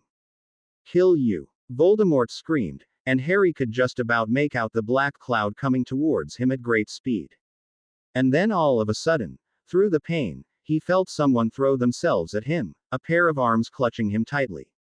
Stay away from him! A voice cried. Was that Ronnie? And then, another pair of arms were wrapping around him. We won't let you hurt him. Neville. A third pair of arms joined the first two. If you want him, you'll have to go through us. Hermione. Everything went black around him. The smoke was engulfing them all. The scar felt like it was on fire. Harry couldn't see, couldn't breathe, couldn't think. Everything had been to no avail. He was going to die. And then, all of a sudden, it stopped. The pain was gone, as was the smoke. He was half sitting, half lying on the floor, while Ronnie, Neville and Hermione were holding him, clutching him tightly as if determined to shield him from harm with their own bodies. Except there was no danger. Dumbledore was hurrying up towards them, still brandishing his wand as the ghost-like, silver bird of light swooped around him and dissolved. There was concern in the old wizard's eyes as he knelt down by them. Are you all right, children? He asked breathlessly. Neville, Hermione and Ronnie turned to look at him, confusion in their eyes. I think so, said Hermione feebly. Ronnie, Neville, Harry. Yeah, said Harry, drawing a long breath. But Professor, What just happened? I will explain later, said Dumbledore. But for now, I must make certain Voldemort is truly gone, as well as see to it that all our sleeping friends are all right. All of you, please, stay where you are. Perhaps you'd better, yes, that is an idea. He twitched his wand twice, and all of a sudden, 4 bars of chocolate appeared in midair, each one gently floating down to land in the children's laps. Best Honeydukes chocolate, said Dumbledore cheerfully. It always cheers me up. Harry just stared. Not that he had anything against chocolate, but was this really the time for sweets? Oh, and one more thing. Dumbledore raised himself and walked off to picking a few things up from the floor. The last thing he picked up, Harry saw and felt a pang of pain in his heart, was Fawkes, shriveled and featherless and dead. The phoenix that had sacrificed himself for Harry. But then, to his utter amazement, the tiny bird stirred and let out a weak-sounding chirp. Dumbledore smiled as he gently carried Fawkes back over to Potter's gang. Could I trouble you to watch over him for a few minutes? And I believe these belong to you as well. He handed Fawkes to Ronnie, and to Harry and Hermione he handed their wands, as well as the invisibility cloak. Take good care of them, now. Ronnie held Fawkes in her hands, and Harry held both his wand and his cloak as he looked over at the bird with awe. There wasn't much left of the elegant, swan-like bird with the beautiful red and yellow plumage. The tiny bird was wrinkled and ugly with squinting eyes and hardly any feathers at all, but alive and moving and not at all dead. It was quite possibly the most beautiful thing Harry had seen in his life. But I thought he died, he said. I saw Quirrell use the killing curse. Didn't it work? It worked, said Ronnie. Her anger was fading, and now her voice sounded choked. But when phoenixes die they burst into flame and are reborn from the ashes. Even the killing curse can't permanently kill them. She stretched her neck and lightly keyed Ed Fawkes's wrinkly head. All 3 unforgivables used within a span of less than 5 minutes, said Hermione tonelessly. Was it only 5 minutes? Said Harry in disbelief. It felt like they'd fought against Quirrell and Voldemort for at least half an hour. Not even that, said Hermione. From Quirrell first showed himself to Dumbledore appeared. Dumbledore must have ran all the way from the forest to get here that fast, because you can't apparate on Hogwarts grounds. Harry couldn't believe it hadn't been more than 5 minutes before Dumbledore had appeared, nor did he have the faintest idea what apparate was, but these questions paled in comparison to another, much more pressing one. You actually kept track of the time while we were fighting. Hermione actually blushed. Quirrell did say there'd be about 5 or 10 minutes before Dumbledore could return, so well, it doesn't really matter now, I suppose. Neville, Ronnie, are you okay? I'm still sane, if that's what you mean, said Neville. How long was I under the Cruciatus? A few seconds, said Hermione. 5, maybe 6. Oh, felt longer. Ronnie let out a small squeak. It was my fault. He went at you because Neville, I'm so sorry. Ronnie, please don't cry. Neville wrapped a careful arm around the redhead, who was blinking rapidly to keep her tears away. It wasn't your fault. You were imperious, and if you start crying, I'll start too. But I couldn't fight it, said Ronnie, still in a thin, squeaky voice. I didn't even want to fight it. It felt so good, and nothing mattered, and that bastard was torturing you and killing Fawkes, and I didn't care if Harry hadn't burned me with that warning fang. I wouldn't have. She burst into tears. Still holding the newborn Fawkes in her hands, she pressed herself against Neville and howled, while Neville kept his promise and started sobbing as well, and Hermione looked like she would start crying at any minute, and even Harry felt a huge lump in his throat as he hugged all his friends, not quite sure whether he should be horrified at what had happened or relieved that it seemed to be over. At some point, Mad-Eye Moody and Charlie returned, though Hagrid remained notably absent. While Moody began helping Dumbledore ensure the place was safe and that all the sleeping teachers and students had not come to any serious harm, Charlie took time to examine Potter's gang and even Fawkes, to make certain they had not suffered any lasting harm. Strangely enough, he implored them all to eat the chocolate Dumbledore had given them, and Harry wasn't completely certain why, but somehow, after he'd consumed half his chocolate bar he felt a little better. Charlie assured them that Hagrid was fine, but he refused to say where they had been or why it had took them so long to get back, only that it was a long and strange story. Instead of elaborating, he took Ronnie in his arms, careful not to upset Fox, and stroked her hair. She let him do it. So, do you want to brag about this to Mum, or should I? He said. Don't, Ronnie murmured. All I did was fall under his spell like a baby. She took a deep breath. Percy and Fred and George were right. I am just a helpless little girl. Helpless. You, said Charlie. Ron, get over yourself. Who's been attacked by you know who twice in less than 3 months, and survived both times? Not many grown wizards or witches can say as much, and you're only 11.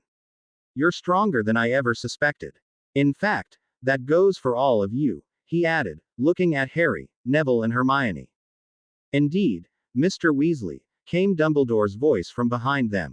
The headmaster came walking calmly up to them, while Mad-Eye Moody was over by the still motionless Quirrell. I apologize for making you wait, but we had to make certain that everything was all right. And it is. Everyone lives. Our sleeping friends will be easily revived, with no lasting harm done. Mum, Dad and Ginny, said Ronnie, and Percy, Fred and George.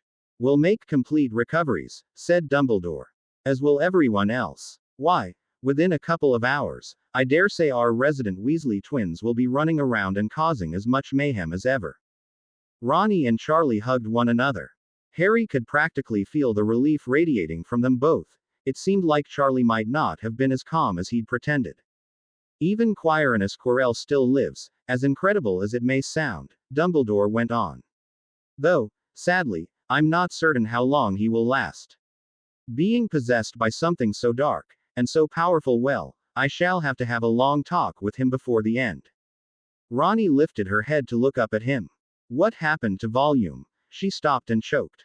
What happened to you know who? Miss Weasley, said Dumbledore gently. I told you earlier this year that fear of the name only increases the fear of the person. Call him Voldemort. Volume. Volume. Ronnie struggled, and then gave up, burying her face in Charlie's chest. I can't. I'm sorry. I just can't, she said in a muffled voice as Charlie hugged her again and Fox chirped sympathetically. Dumbledore didn't look angry or disappointed. I understand, he said. It's hard to let go of your fears. But you need not be afraid now. Voldemort has fled. He encountered something he, in his weakened state, could not hope to fight against. But, he's not really gone, is he? Said Neville silently. He's not dead. Alas, said Dumbledore. Voldemort still clings to a shallow imitation of life. He has fled for now, and I doubt he will be back for some time. His current state is extremely reduced. But you cannot kill someone who is not truly alive. He knelt down onto the floor and looked at them all with serious eyes over his half-moon spectacles. For 10 years, I have suspected, worried, that he would one day return. Sometimes I managed to delude myself into thinking that the danger was truly over, that Voldemort was gone, but I knew deep down this was a fool's hope. He is out there, and he can still return. Nevertheless, he added, his return has been delayed. And as long as there are people to fight against him, who are willing to fight what seems a hopeless battle, such as you have, it may be delayed yet again, and the day he returns to power may never come. Do you really think so? Said Charlie. He sounded skeptical. I know so. Dumbledore was serious. But I am very sorry you all had to go through this, especially you four. He looked at Potter's gang with a sigh. I knew Voldemort would try to get to you, Miss Weasley, but I could not begin to guess when. I am afraid I made an error in judgment.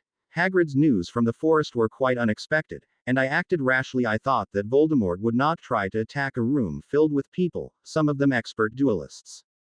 What were the news from the forest? Said Harry. Something about unicorns. And Snape. Where's Snape? Quirrell called him a traitor. What happened?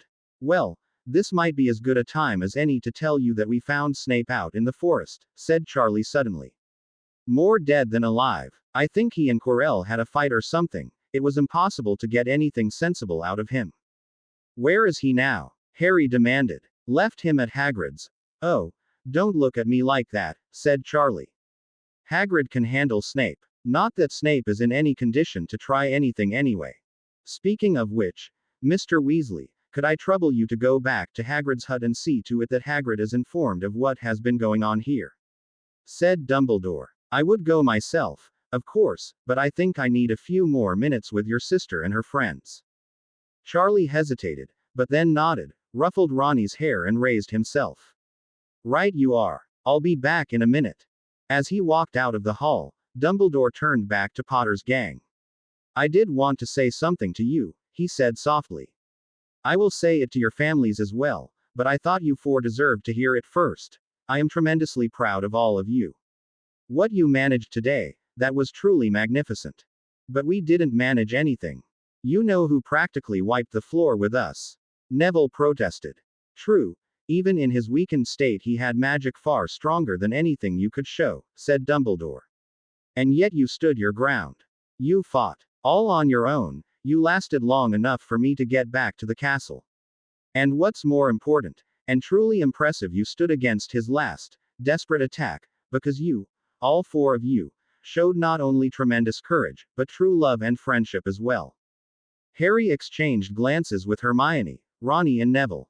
You all protected one another to the best of your abilities, said Dumbledore. Even in the heat of battle, you were more concerned for each other than for yourselves.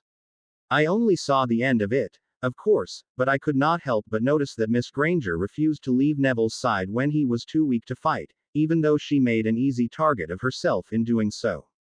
Well, I couldn't just leave him, said Hermione feebly. And I noticed Harry taking advantage of his invisibility not to sneak away but to save Miss Weasley. I didn't even think about getting away, said Harry. Ronnie was in danger. What kind of friend would I be if? And towards the end, said Dumbledore. After Voldemort left Quirrell, he made a last attempt to attack or possess Harry the same way.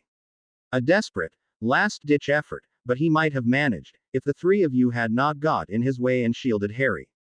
You had no great magic, no special powers to use against Voldemort, yet you did not hesitate to try and protect your friend with your lives. Ronnie, Hermione and Neville spoke at the same time. He'd saved me, of course I had to. We couldn't just let him. Had to do something. They looked at one another and seemed to realize they were all talking at once. Exactly, said Dumbledore. In the face of such love, such selflessness, is it any wonder that Voldemort had to give up? There was a long pause. That's the stupidest thing I've ever heard, said Ronnie. Ronnie. Hermione gasped at the rudeness. Come on, Hermione, even you have to admit how completely pants it sounds. You know who couldn't touch Harry because we're friends. Because we just love each other that much. Love is a very powerful force, said Dumbledore. It goes beyond any magic, and far beyond Voldemort's comprehension. You see, Voldemort loves and trusts no one but himself. If he had known the true meaning of love, of sacrifice, he would not have been the Dark Lord he is. Great. Just great, said Ronnie. So the next time we meet a Dark Lord we should just start snogging. Harry had to stifle a chuckle at the rather absurd mental image, but both Neville and Hermione turned very red and looked down. Hardly that, Miss Weasley, said Dumbledore, though he too was chuckling. You are of course right that there were other factors involved. Your friendship alone could not have defeated him. I would say that both Severus Snape and I helped, but ultimately, it all comes back to love. Today, the love between four friends created a final defense that Voldemort, a being of greed and hatred, could not penetrate. 10 years ago, a mother's love for her child brought about that same man's downfall when he tried to kill a young boy named Harry Potter. That shut Ronnie up. Your mother died to save you, Harry, said Dumbledore silently. Her sacrifice ended the reign of a Dark Lord. Because she died for you, because she loved you that much, it formed a very powerful protection that caused Voldemort's curse to fail and fall back on himself. Never underestimate the power of love, or of sacrifice. Voldemort did, after all. Professor Dumbledore, said Harry. What happened back then? Really? Everyone says I conquered Voldemort, but why did he want to kill me in the first place? Or my parents? For that matter, he added, getting a new thought. What happened today? What was all this about the resurrection stone and unicorn blood and elixir? Those are a lot of questions all at once, said Dumbledore. I don't think I can answer them all at this very moment. After all, We still have a great hall full of sleeping people who need to be revived. And you four really should try to get some rest after your ordeal. Besides, there are a number of details I am not clear about myself yet. I hope a talk with Quirinus can shed some light on things. How do you know he won't lie, Professor? Said Hermione. Oh, he probably will, said Dumbledore cheerfully. He was lying to me for months, while hosting Voldemort, and I doubt he will break the habit now. But I dare say I can manage to distinguish lies from truth in his case. Let me see. He stroked his beard thoughtfully. Yes, I believe you do deserve some answers. If you can curb your curiosity until the day after tomorrow, I believe I'll have more information by then. Is this satisfactory? Potter's gang exchanged glances again. Ronnie nodded, and Hermione and Neville looked expectantly at Harry. Well, if it's up to me, said Harry, then yes, I suppose. Excellent. Oh, said Ronnie suddenly. Professor Dumbledore, I have a question. Yes. Why do you call Harry and Neville by their first names, but Hermione and me by our last names? Dumbledore actually looked surprised at this, his eyebrows raising and his blue eyes twinkled behind his half-moon spectacles. Hey, he finally said. I must admit, that was not a question I had anticipated. Quite encouraging to know that my students are still able to occasionally surprise me. But to tell you the truth, I'm not quite sure. It may simply be the fact that I knew both Harry and Neville when they were very young. You did, said Harry, though Neville didn't seem at all surprised. Why, yes, I knew both your parents quite well, after all. I was quite saddened to learn that, well, in any case, I suppose it just feels more natural to use your given names. If you're not comfortable with this, I shall of course do my utmost to use your surnames for the future. I don't mind, said Neville hurriedly. It's kind of nice, actually. Yeah, Harry agreed. You can call me Harry, Professor, I don't mind either. Only, said Ronnie, turning pink again and averting her eyes. Only I wouldn't mind if you wanted to call me, Ronnie. Not that you have to or anything, but, well, I think I would like it. Said Hermione, who didn't seem quite convinced that such informality between teacher and student was called for. After a few seconds, though, she smiled. Hermione. Dumbledore's eyes actually looked like they were watering over for a moment, but his voice was steady as he said. I'm quite touched. Yes, I would be most honored, Ronnie. Hermione. He nodded slowly at both girls. Now shall we go and see if we can wake everyone up? Dumbledore had been right. All the sleepers were easily brought out of their deep slumber, and less than an hour later everyone was awake and none the worse for wear, though a few of the smaller and younger students were still a little groggy. Apparently they'd been more affected by the sleeping potion, though Dumbledore promised they would be fine again after a good night's proper sleep. Madame Pomfrey is spending Christmas with her relatives, but she will be back after Boxing Day, he said, after having summed up roughly what happened. If we need to, I'm certain I could persuade her to return before, but I don't think it will be necessary. In the meantime, I know your heads of house will take good care of you. The teachers were all completely revived, and especially in the case of McGonagall and Flitwick, seemed quite displeased with the fact that they had slept while students had fought for their lives. What I would like to know, said Professor Sprout, her normally good-natured face solemn, is how that sleeping potion got into the food in the first place. The house elves would never willingly have allowed anyone to tamper with the food. Harry didn't know what house elves were, but didn't get the chance to ask, because Mrs. Weasley was now giving bone-crushing hugs to both him, Hermione and Neville, so that was where Ronnie got her strength from. And wavered between praising them for their courage and sobbing because they had to go through such an ordeal in the first place. Finally, she wrapped her arms around Ronnie, who looked ready to cry again. Ginny was still half asleep. She was the youngest and smallest child present, and the potion had apparently affected her the hardest. But after her mother had finished hugging Harry, Ginny stumbled over to him as well, wrapping her arms around him. You saved my sister, she exclaimed, dotting his face repeatedly and murmuring in between thank you, thank you, thank you, thank you. I really didn't do all that much, said Harry, trying desperately to hide his growing embarrassment. He'd never been ed by a girl before, and found the experience rather strange. Dumbledore was the one who saved us all. Really, and Neville and Ronnie and Hermione saved me. He took a deep breath as Ginny stopped dotting him and simply held her arms around him. So does this mean you're going to talk to me now?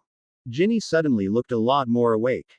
As only now realizing what she was doing, she let go of him, her face the color of a tomato. Are you okay? Said Harry carefully. Squeak, said Ginny, and then ran to hide under the table. I'm gonna have to talk to her about that, said Ronnie, who had managed to tear herself away from her mother's embrace and was next to Harry again. She's starting Hogwarts next year. She's never gonna get anything done if she keeps squeaking and hiding every time you happen to look at her. But why does she? Harry began. Because she likes you, you ass. She hardly knows me. Boy who lived, Harry. She grew up with stories about you. Well, we both did, but she liked them more. Mum used to tell us bedtime stories, and I think Ginny sort of dreamed of. Ronnie slowly turned pink. Some strange part of Harry's brain that he had no idea where had come from seemed quite fascinated with how differently the Weasley sisters blushed, and how Ronnie always turned pink while Ginny turned red. I'm in bedtime stories, he said, trying to take his mind of the embarrassment. Yeah. Ronnie was still pink. Bloody silly, really. Look, I'll talk to Ginny, see if I can't get her to relax a bit. Thank you, said Harry, relieved. And then, and this didn't come as any kind of surprise, Ronnie hugged him. You did save me, you know, she said in a low voice. Quirrell would have had me kill myself if you hadn't grabbed me and snapped me out of it. Well, you and Hermione and Neville saved me, so I think we're even. Harry had no idea what else to say, so he said the only thing that came to mind. You're not going to me too, are you? Ronnie made a face. No. Don't be disgusting. Oh good. I'm just gonna hug you for another hour or so. 2 days later, when the Weasleys had gone back home, and Percy, Fred and George, a little ashamed of having slept through an attack on their little sister, had agreed to back off a little, Professor McGonagall announced at breakfast that Quirrell had died during the night. Harry didn't know how to feel about it. Quirrell had tried to kill them, had worked for Voldemort, and Dumbledore had even said he wouldn't last long, but still having it confirmed like this was a little, well, strange. Professor McGonagall didn't exactly have tears in her eyes, because she never did, but there was something sad in her expression nonetheless. Foolish boy, she muttered. I can't imagine what made him keep up that charade of his for as long as he did, but whatever it was, you know who promised him, he never would have lived to enjoy it. Well, there is nothing for it now. The headmaster was with him during his final moments. A bit of her usual brusqueness returned as she continued. In any case, the headmaster requests the company of, Potter's gang, after breakfast. All 4 of you are to report to his office when you are done eating. And, Potter, he wants you to bring your flute. Harry began, and then remembered the homemade flute Hagrid had given him for Christmas. He still had it in his pocket somewhere. In all the commotion he had forgotten about it. Why? I suggest you ask the headmaster that, Potter. Quote. And so it was that 5 minutes later, all 4 members of Potter's gang made their way to the stone gargoyle on the 3rd floor that hid the entrance to the headmaster's office. They were slightly surprised when it turned out that Dumbledore was waiting for them in the corridor. He looked a little tired, as if he hadn't had much sleep lately, and he probably hadn't, Harry reasoned, with all that had been going on, but he smiled pleasantly at them as they approached. I promised you an explanation today, he said, and I do always try to keep my promises, but I hope you will not be too opposed to talking while we walk. There is a small matter I need to take care of, but I would appreciate your company. Of course, sir, said Harry. How's Fox? Ronnie blurted out. Quite well, thank you, said Dumbledore. He is resting in my office. Rebirth tends to take a lot out of him, but I dare say he'll be back to his normal self soon enough. I shall tell him you asked about him. Now, please, follow me. He began walking down the corridor at a leisurely pace. After having exchanged glances, Potter's gang followed him. Did you talk to Quirrell? Said Hermione. Before he. Dumbledore nodded gravely. I did. He got quite talkative before the end. I also talked to Severus Snape, who will, by the way, make a complete recovery. I will not bore you with everything they said, but I believe that I can now piece together a relatively coherent whole of what happened. He was silent for a few seconds. I suppose, he said, we must begin with the beginning. In this case, with a young, somewhat timid, but nevertheless brilliant wizard named Quirinus Quirrell, who not too long ago, at least from my perspective, started his first year at Hogwarts, and was sorted into Ravenclaw. Ravenclaw, said Ronnie, sounding surprised. Not Slytherin. Dumbledore smiled grimly. The world is not split into good people and Slytherins, Ronnie, he said. You'll find that just as all 4 Hogwarts houses have produced brilliant wizards and witches, all 4 Hogwarts houses, even Gryffindor, have produced the occasional dark wizard or witch. That's not what Hagrid told me, said Harry without thinking. Oh. Dumbledore peered at him curiously. Well, Harry suddenly felt silly. It was nothing really. When he took me to Diagon Alley, he mentioned Slytherin and said that, all the bad witches and wizards had come from there. I see. Dumbledore shook his head. That is what I would call a classic example of how even the best of us can let prejudices cloud their thinking. Hagrid was a Gryffindor himself, Harry, and as I'm certain you've noticed, Gryffindor and Slytherin tend not to get along. And of course, Voldemort has somewhat sullied the reputation of his house over the last few decades. I assure you, however, that Quirinus Quirrell was no Slytherin. I was his headmaster, as I am yours. They rounded a corner and set down another corridor as Dumbledore spoke. Unfortunately, the headmaster continued, Quirrell's timid and nervous nature made him somewhat of a laughingstock among his peers, and as he grew older he got more determined to make something of himself, to show all the ones who had laughed at him that he was superior to them. I suppose that was why he sought out the remains of Voldemort. So he wanted. Hermione gasped. I do not believe his goal was to get himself possessed. No, said Dumbledore. He was a little unclear on this point, but I believe he hoped to either find the spirit of Voldemort and defeat it for good, or to learn skills from him. Either way, it would ensure he was never laughed at again. Didn't work out very well for him, did it? Ronnie muttered. Indeed not. He managed to track down Voldemort, but even in his weakened, half-alive state, Voldemort was much too strong for Quirrell. Please follow me down here. They'd reached a staircase that was heading downwards to a place Harry knew all too well. And from the looks on their faces, so did his friends. This leads to that 3rd-floor corridor, said Neville. Fluffy's corridor. Quite so. Dumbledore smiled. Now, I am not altogether certain how it all happened, because Quirrell contradicted himself a few times.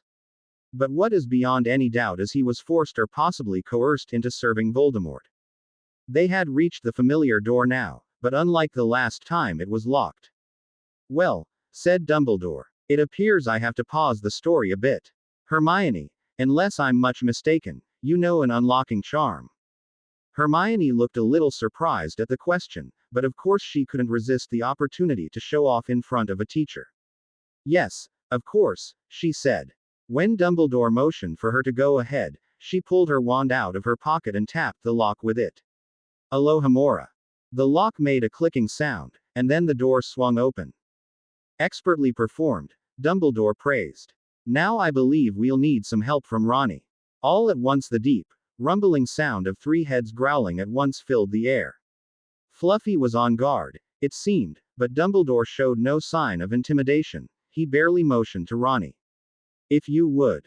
Ronnie looked at him, half awed that she was actually being told to enter the forbidden corridor, and stepped in through the door. Hello, Fluffy, remember me? The growling stopped. Dumbledore paused for a second, then motioned for the rest of Potter's gang to follow him inside. And when they did, they found Ronnie by the huge, 3-headed dog, stroking his fur with both her hands and making crooning noises to him as if he was a tiny puppy and not a huge monster. One head was gazing adoringly at her, though the remaining 2 kept a suspicious eye on the rest of the intruders.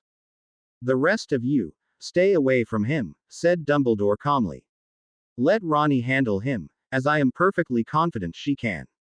And true enough, Fluffy was surprisingly gentle with Ronnie. Harry was certain that if he or Hermione or Neville had tried to pet the gigantic dog the way Ronnie did, they would have got their heads bitten off. There just seemed to be something about Ronnie that made animals reluctant to harm her at all. Maybe it just was some innate gift, such as Harry immediately knowing how to fly a broom, or Hermione knowing, well, everything. Harry, said Dumbledore, did you bring your flute, as I requested? Harry reached down into his robe pocket and pulled out the flute, handing it to Dumbledore, who accepted it with a nod and then tapped it with his wand. Moments later, the flute began playing a tune, soft and simple and ever so slightly off-key. All 6 of Fluffy's ears perked, and as the tune kept playing, his eyes started drooping. One head yawned wide, and slowly, Ronnie still petting him, with a somewhat puzzled expression on her face, the huge dog lay down and closed his eyes. Music can soothe the savage beast, said Dumbledore simply, placing the flute down on the floor, where it kept playing all by itself. A gentleman named Orpheus made the same discovery many years ago. Thank you, Ronnie, you can come over to us now. As Ronnie, still looking amazed, walked back up to them, Dumbledore flicked his wand again, and the trapdoor that Fluffy had stood on slowly opened. There didn't seem to be any sort of staircase or ladder, just an inky black darkness and emptiness. Dumbledore made another flick of his wand, and all of a sudden, out of thin air, thick ropes appeared, weaving themselves together to form a long rope ladder, which lowered itself down the trapdoor. There now, said Dumbledore. Neville, will you do the honors of going first, and tell me what you see down there? Me, said Neville, blinking. Certainly. I have every confidence in you. Looking halfway proud and halfway terrified, Neville walked up to the rope ladder and testingly tugged on it, as if afraid it would collapse or snap under his weight. When this didn't happen, he carefully began climbing down it, vanishing down into the darkness. After a few seconds, his voice sounded. It's dark down here, there's a huge plant at the bottom. I hear you have very excellent herbology marks, said Dumbledore. Can you identify the plant? I don't know, it looks like an unusually large flitterbloom. Neville paused, and then his voice sounded again. No, it's Devil's Snare. Professor, if I go anywhere near it, it'll try to ensnare and choke me. Professor Sprout wasn't exaggerating about your knowledge of plants, said Dumbledore, smiling. Not many first years would be able to identify Devil's Snare at a glance. Do you know how to deal with it as well? Well, Devil's Snare prefers cold, dark surroundings and hates light and heat. I suppose bluebell flames are possibly that Lumos Solum spell. Excellent, Neville. Dumbledore lifted his wand and pointed it down into the darkness, whereupon a beam of brilliant, warm light shot out of the tip of his wand, illuminating Neville from above and a mass of green far below him. At the light, the green writhed and pulled away, revealing what looked like a stone floor. Now it should be safe for you to climb the rest of the way down, said Dumbledore. The rest of you, please follow him. One by one, Hermione, Ronnie and Harry braved the rope ladder, and went on the surprisingly long climb down, by the light of Dumbledore's wand. At last, they were all standing on what quite correctly turned out to be a stone floor, at the end of a long stone cave or tunnel, the plant having pulled away and clinging to the stone walls. They gathered around to wait for Dumbledore to climb down as well, but he didn't. Instead, the rope ladder dissolved, just as Dumbledore, far above, took a step out into thin air and came falling down towards them. Hermione shrieked in terror, but before Dumbledore was halfway down his fall slowed down, and he fell the last few feet as slowly and lightly as a feather. His feet touched the ground lightly, and then he was standing in front of them, as if nothing out of the ordinary had happened. Everyone is all right. Good. There are a number of defenses in our way, each provided by a member of the Hogwarts faculty. Fluffy was of course Hagrid's, and the Devil's Snare was placed here by Professor Sprout. But what are we doing down here? Said Harry, looking about at the tunnel around them. It seemed rather gloomy, completely silent except for the gentle drip of water trickling down the walls, and with a downward sloping passageway leading into the dark. Oh, I didn't tell you. I do beg your pardon, said Dumbledore. We are here to retrieve the object Voldemort was after. It is no use to him anymore, and, well, it does not truly belong to the school. It is merely here because a friend of mine asked me to keep it safe. So you're going to show us? Said Hermione, looking excited. That was the plan, Dumbledore agreed. You fought valiantly enough to protect it. I thought you at least deserved to know what it is. Hermione and even Neville looked odd, but Ronnie was looking about the place with fascination. This is sort of like Gringotts, isn't it? She said. Same cheerful atmosphere, same tasteful decor. Interesting that you should mention Gringotts, said Dumbledore, because that was to be the next point in Quirrell's story. The next security measure is up ahead, so we might as well continue the tale as we walk towards it. He motioned for them all to follow again, and set off down the dark corridor, his wand still lighting the way. Now, I believe it was on July the 31st that you and Hagrid visited Gringotts, Harry. Hagrid told me you met Quirrell at the Leaky Cauldron. Harry nodded. So, it was Professor Quirrell who broke into Gringotts, then, sir. Said Hermione. Indeed, said Dumbledore. Aided by Voldemort, of course. You speak as though you already knew. Did you figure it out? Harry did, actually, Neville offered. He said, that he'd met Quirrell that day. Right, Harry. Right. Another thought struck Harry. But, wait, he wasn't wearing his turban then. Does that mean Voldemort hadn't possessed him yet? Very astutely deduced, Harry, Dumbledore praised. As you already know, the break-in did not go according to plan, because what Voldemort had been after was, at the time, safe in Hagrid's coat pocket and on its way to Hogwarts. Discouraged by the failure, Voldemort decided to keep a closer eye on his lackey. And stuck himself on the back of his head, said Ronnie. Indeed. And managed to stay hidden like that for months. When Quirrell returned to Hogwarts in many ways a changed man, I suspected that something was wrong with him, but I did not dream he had become, shall we say, host to Voldemort. Dumbledore shook his head. One of my bigger mistakes this year, I will admit, but Voldemort was always exceptionally good at keeping himself hidden when he did not want to be found. Harry opened his mouth to ask if Dumbledore truly hadn't known, but a strange sound from up ahead caught his attention, a sound like hundreds of flapping wings. The tunnel ended and they came out in a huge, brightly lit chamber. Under its large, arching ceiling, hundreds of tiny, jewel-colored birds were flying around, fluttering and tumbling like tiny acrobats with no pause or rest. Next to Harry, Ronnie gasped. Those aren't birds, they're keys. And so they were. Harry suddenly realized, hundreds of winged keys flying around under the ceiling. At the very end of the chamber was a large, heavy wooden door with a big silver keyhole. It didn't take a genius to figure out that one of the flying keys must fit that keyhole. I suppose Alohomora won't work this time, said Hermione, who was looking anxiously at the door. Quite right. This door has been enchanted to resist any unlocking charm, said Dumbledore. Professor Flitwick is a master of such magic. The only thing that will open this door is the right key. He motioned to another end of the chamber, where a row of broomsticks were propped up against the wall. This is the second to last defense.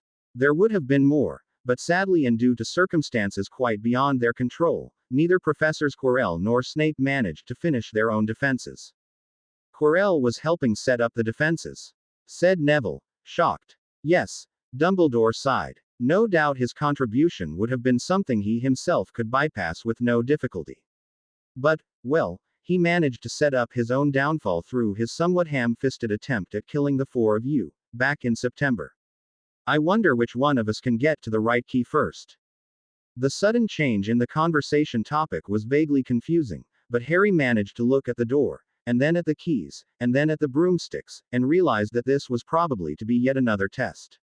But if this test involved broomsticks, he was certain he could pass it. I think we can manage, he said, striding up towards the broomsticks. Neville and Ronnie both followed him, but Hermione, who never really seemed to get comfortable with flying, stayed behind. The keyhole's very big, she called after them. Look for a very big key. Probably silver, like the handle. Harry, Ronnie and Neville grabbed a broomstick each and kicked off, soaring up towards the ceiling and up among the flying, fluttering keys. It was almost like their first flying lesson all over again, except this time there was no Forbidden Forest or Voldemort, and to Ronnie's obvious pride Neville was flying quite competently and confidently. It was almost impossible to find any given key in the confusing whirl of rainbow feathers and gleaming metal. The keys swooped and zoomed around them, almost impossible to touch or catch. There were gold ones, rusty iron ones, bronze ones, and, yes, silver ones, but all the silver keys Harry could see were small, not big enough for the lock. And then, after almost a minute of confusing flying, he saw it. That one, he said, pointing. The big silver one with the blue wings. Neville flew towards where Harry pointed, but the key neatly evaded his grasp and vanished in between the flurry of other keys. Find it again, Harry cried. We have to surround it. Ronnie. Try to go at it from above, and Neville from below, and I'll try to get around and catch it. Now. Oh, be careful, Hermione yelled from below, as the three took their positions and flew into the key cloud. The silver key, one of the bigger keys in the myriad, zoomed back and forth and up and down to evade Ronnie and Neville as they came at it from above and below, and Harry streaked after the blurry silver shape. It sped towards the wall, but Harry was faster, and just as it made a sharp turn he managed to shoot out his hand and lock his fingers around it. The key struggled in his grasp, but he had it. Excellent. Dumbledore beamed as he landed, triumphantly holding the struggling key. I do believe it would be a great shame if you three did not try out for the Quidditch team next year. I dare say Oliver would be ecstatic. He smiled as Ronnie turned pink, and turned back to Harry. Would you do the honors of opening the door? Placing the broomstick down, Harry inserted the key in the lock, and with a satisfying click the door swung open. Behind it was another chamber, dark and ominous, but as Harry carefully set foot inside it, light suddenly flooded the room and revealed what was probably the strangest sight yet. The entire room was filled by a gigantic chessboard, with huge chess pieces made from some sort of smooth stone, towering over them. The black pieces were standing motionlessly in front of them, and there on the other side of the board the white pieces were facing them, or perhaps, facing was the wrong expression, because these chess pieces had no faces. Their heads were smooth and round and more than a little eerie looking. Harry could just about make out the contours of another door behind the White King and Queen. McGonagall's defense, said Dumbledore, who stood beside him. A showcase of transfiguration and a test of intelligence at the same times. To reach the other door, we must play and win the game. But I can't play chess, said Ronnie, a little nervously. I can, a little, Hermione murmured. But I'm not very good at it, and wizard chess is too tough for my tastes. I hate how the chess pieces scream when they're knocked out. Don't look at me, said Neville. We don't even have a chessboard. My gran doesn't like the game either. Everyone looked at Harry, but he just shook his head. Most of his knowledge of chess came from when Percy had tried to teach him a few days earlier. Before that, his only real exposure to the game had been when he was 8 and Dudley had got a chess set for his birthday. Having forced Harry to play a game with him, Dudley had lost interest halfway through the game and instead began throwing the chess pieces at Harry, and a night had rolled away into the hallway where Uncle Vernon had accidentally stepped on it and fallen flat on his back. That had been the end of anything chess-related in Privet Drive. I suppose I shall have to make the effort, then, said Dumbledore. Now, let me see. Yes, we each need to take the place of a piece. He pointed with his wand as the Black King, Queen and both knights, all of whom suddenly sprang to life and moved off the board. Pick your places, he said. After a moment or two of indecision, Potter's gang took the places of the pieces. Hermione and Neville both took the place of a knight, while Ronnie ended up as the Queen and Harry as the King. What about you, sir? Said Hermione, looking at Dumbledore. Me. The headmaster smiled again. I shall take the place of my favorite chess piece. I'll be a pawn. A pawn, said Hermione. But there is more to the humble pawn than you may think, said Dumbledore. It is, yes, the weakest and least important of chess pieces, as well as the one most often called a pawn to be sacrificed so that the other, more important pieces may have a chance. But, as so many people forget, the pawns are the life and soul of the game. They alone form the attack and the defense. On their good or bad situation depends the gain or loss of the party. Not to mention, of course, that a pawn, if making its way all through the board, may become a queen, the most versatile and powerful piece of them all. So a pawn I shall be, and may I prove worthy of it. He turned towards the white chess pieces. Let the game begin. One of the white pawns came to life and moved 2 steps forward. Some people see chess as a metaphor for life, said Dumbledore, pointing at one of the black pawns, which also came to life and moved 2 steps forward. In a way, it is. The king, the most important piece, cannot manage without the others, and it is often easy to put oneself out of the game through one thoughtless move. Which was what Quirrell did. Harry nodded. It seemed like the story would go on throughout the game. When he saw the 4 of you down in the dungeon, so surrounded by potentially dangerous potions, the temptation grew too big. He could feel Voldemort's burning hatred for Harry. After all, Harry was the person responsible for Voldemort's downfall. While Quirrell was usually a cautious man, Voldemort's rage quite overtook him. Not enough to attack outright, but enough to make a fatal attempt on Harry's life. A black and white pawn met. The black pawn reached out and smashed the white one to the floor, and then dragged him off the board to leave him lying motionless to the side. I suppose it made sense to him at the time, Dumbledore went on, undisturbed. In the dungeon there would be no witnesses, and it was easy enough to provide a distraction for Professor Snape, and then knock over the shelf. It was meant to look like an accident. But as we know, the resulting potion mix did not kill you. Instead, it quite by accident set Professor Snape onto the track of creating a potion that caused immunity towards all other potions, poisons and elixirs. A black tower moved up and took out a white pawn with the same merciless efficiency. As you now know, said Dumbledore, it was Quirrell who let the troll in on Halloween. He was hoping to create a distraction so that he could come down here. Of course, the 4 of you, and Professor Snape, forced him to change his plans. He had not counted on encountering either of you, but Voldemort, seeing Ronnie as a tool to get him past Fluffy and remembering Professor Snape as a loyal servant from the past, decided to grab the opportunity. Curiously enough, this happened on the very day of the 10-year anniversary of his original defeat. Curious how these things sometimes happen, isn't it? Harry almost wished he knew more about chess, because the game was followed would probably have been followed with interest by chess fanatics anywhere. The pieces would move of their own accord, like living, faceless statues, and Dumbledore directed the black ones here and there, occasionally moving a place forward himself, and the chess pieces fell like chess pieces. Now Harry understood what Hermione had meant by wizard chess being tough, but Dumbledore kept both himself and Potter's gang from being harmed. What you don't know, said Dumbledore, but probably have guessed, is that Severus Snape had at the time managed to perfect the immunity potion, and he pretended to go with Quirrell so that he could try to administer the potion to him in secret. It took him several attempts, but he finally managed. Which really was the proverbial nail in Quirrell's coffin. You see, at that point, he was dying.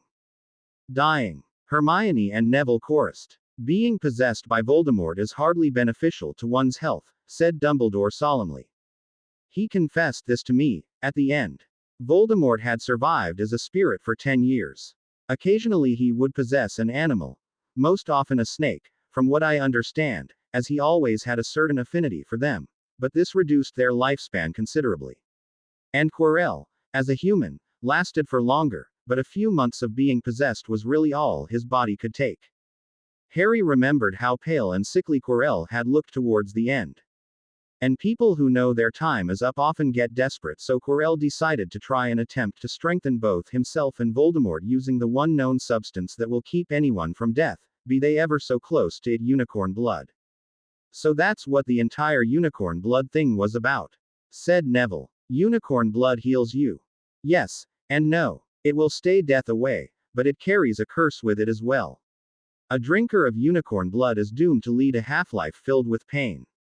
Dumbledore looked grim. One does not slay a unicorn without repercussions. But in Quirrell's case, he might as well have drunk water, or fire whiskey, for all the effect it had on him. Thanks to Severus Snape, both Quirrell and Voldemort were now immune to any potion or potion-like substance. And that included unicorn blood. As Dumbledore spoke, the game silently went on. White pieces fell, as did some of the black ones, but nowhere near as many as the white ones, and never any of the humans.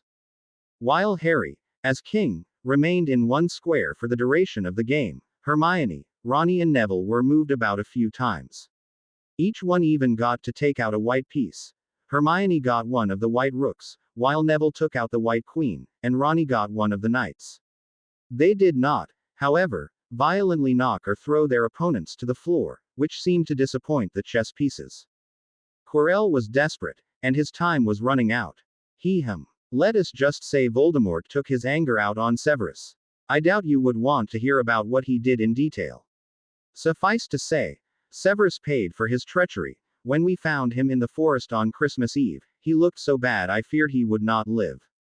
Harry winced. He had hated Snape, had been more than willing to accept him as evil, because, well, the man was so easy to hate and so easy to believe the worst of. A mean, sarcastic and unfair teacher who bullied students and played favorites had to be working for Voldemort and planning to kill everyone, right? And now, he heard that Snape had risked his life and almost died in order to stop Voldemort. Harry felt guilty. He will, as I said, make a complete recovery, Dumbledore assured. At the moment, he is resting up in Hagrid's hut. He claimed he would rather be there than in the hospital wing. I do not think Hagrid minds the company. There were far fewer white than black pieces left on the board now, and Dumbledore looked over the board.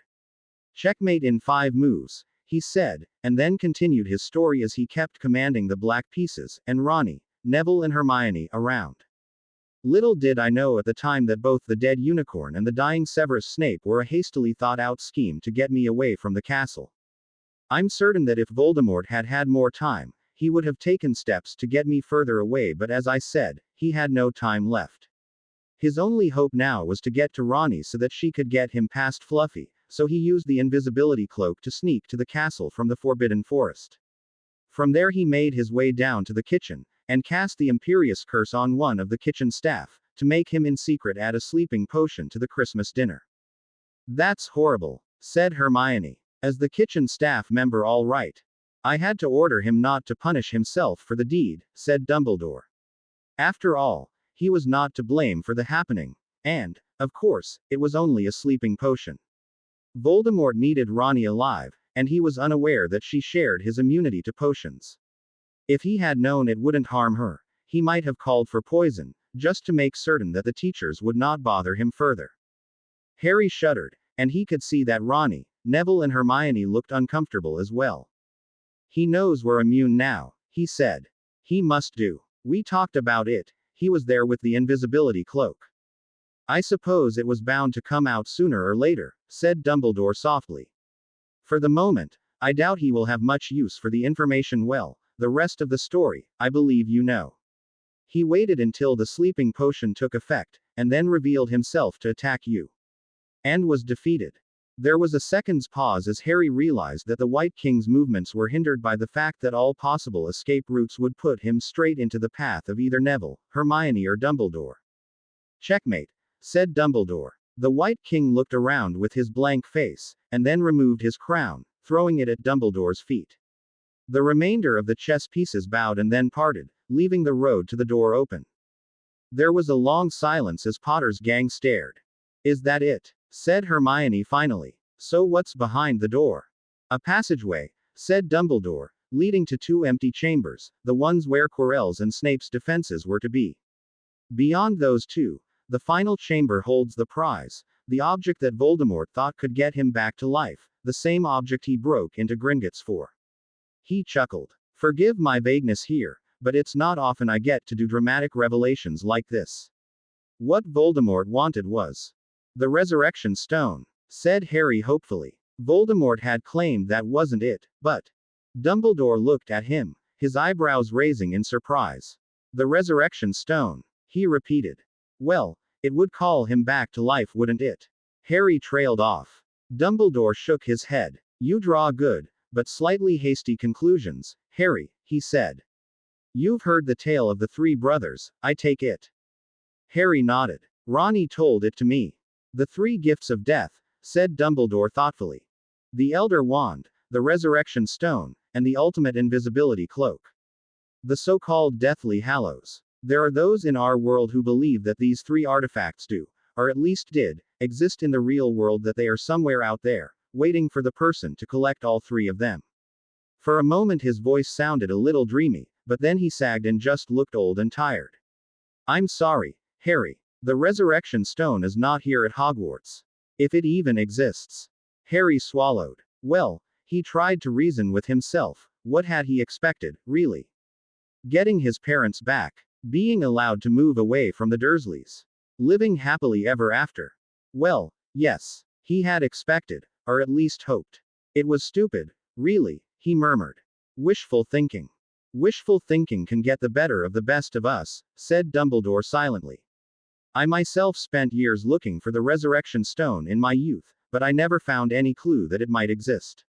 The wand and the cloak, yes, there were scattered records of artifacts that could have been them, but never the stone.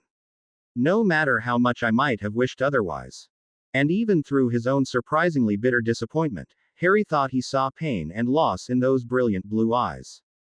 For the first time, he found himself wondering about Dumbledore's past. Why had he looked for the resurrection stone? Who had he lost? It somehow seemed much too personal a question to ask.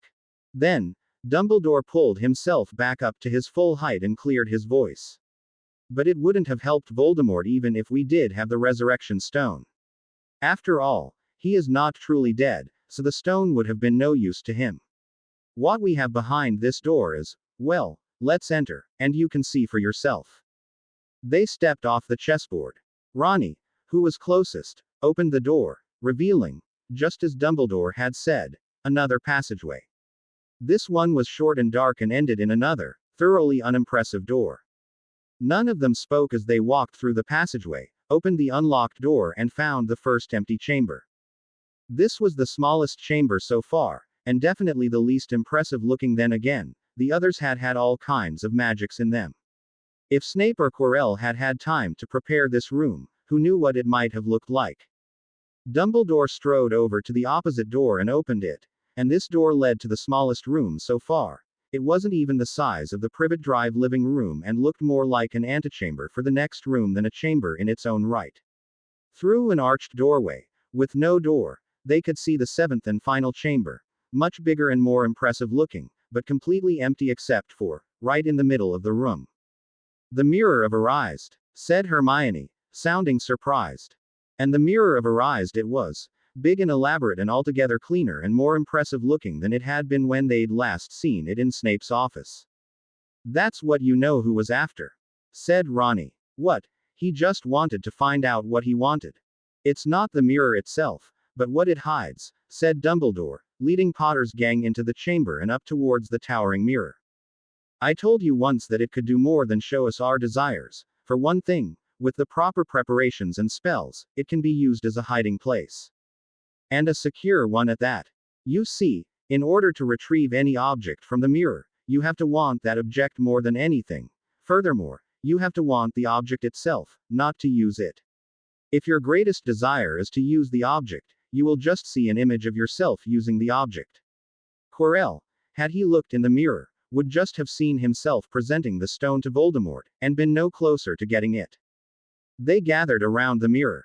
Harry looked into the reflective surface, and could see, with a pang of regret, his parents looking back out at him. But wouldn't that make it hard to get the object if you yourself really needed it? Said Hermione, who was pointedly not looking at the mirror, though Harry did notice that Ronnie and Neville both were. True. Dumbledore was smiling again. That is why I did make certain to add a special method that would only work for me. He stood in front of the mirror, and said, to whatever or whoever he saw there, Ariana, I want you to know that I'm a barmy old codger. Ronnie let out a small giggle at this, but pulled herself together when Hermione nudged her. Dumbledore closed his hand, looked at the mirror, and said, thank you. When he opened his hand again, it held a small, blood-red stone. Not particularly impressive looking, is it? He said, holding it up. But this is one of the most highly sought-after objects in the world. It's the only philosopher's stone in existence. Hermione gasped. Ronnie and Neville looked blank. Said Harry. What's a philosopher's stone? Do you three ever open a book? Hermione fumed. The philosopher's stone is the all-time greatest achievement in alchemy. It's the reason for why alchemy was invented in the first place. Even muggles have legends about it. That's nice, said Ronnie. But what is it? It transforms any metal into pure gold. said Hermione exasperatedly.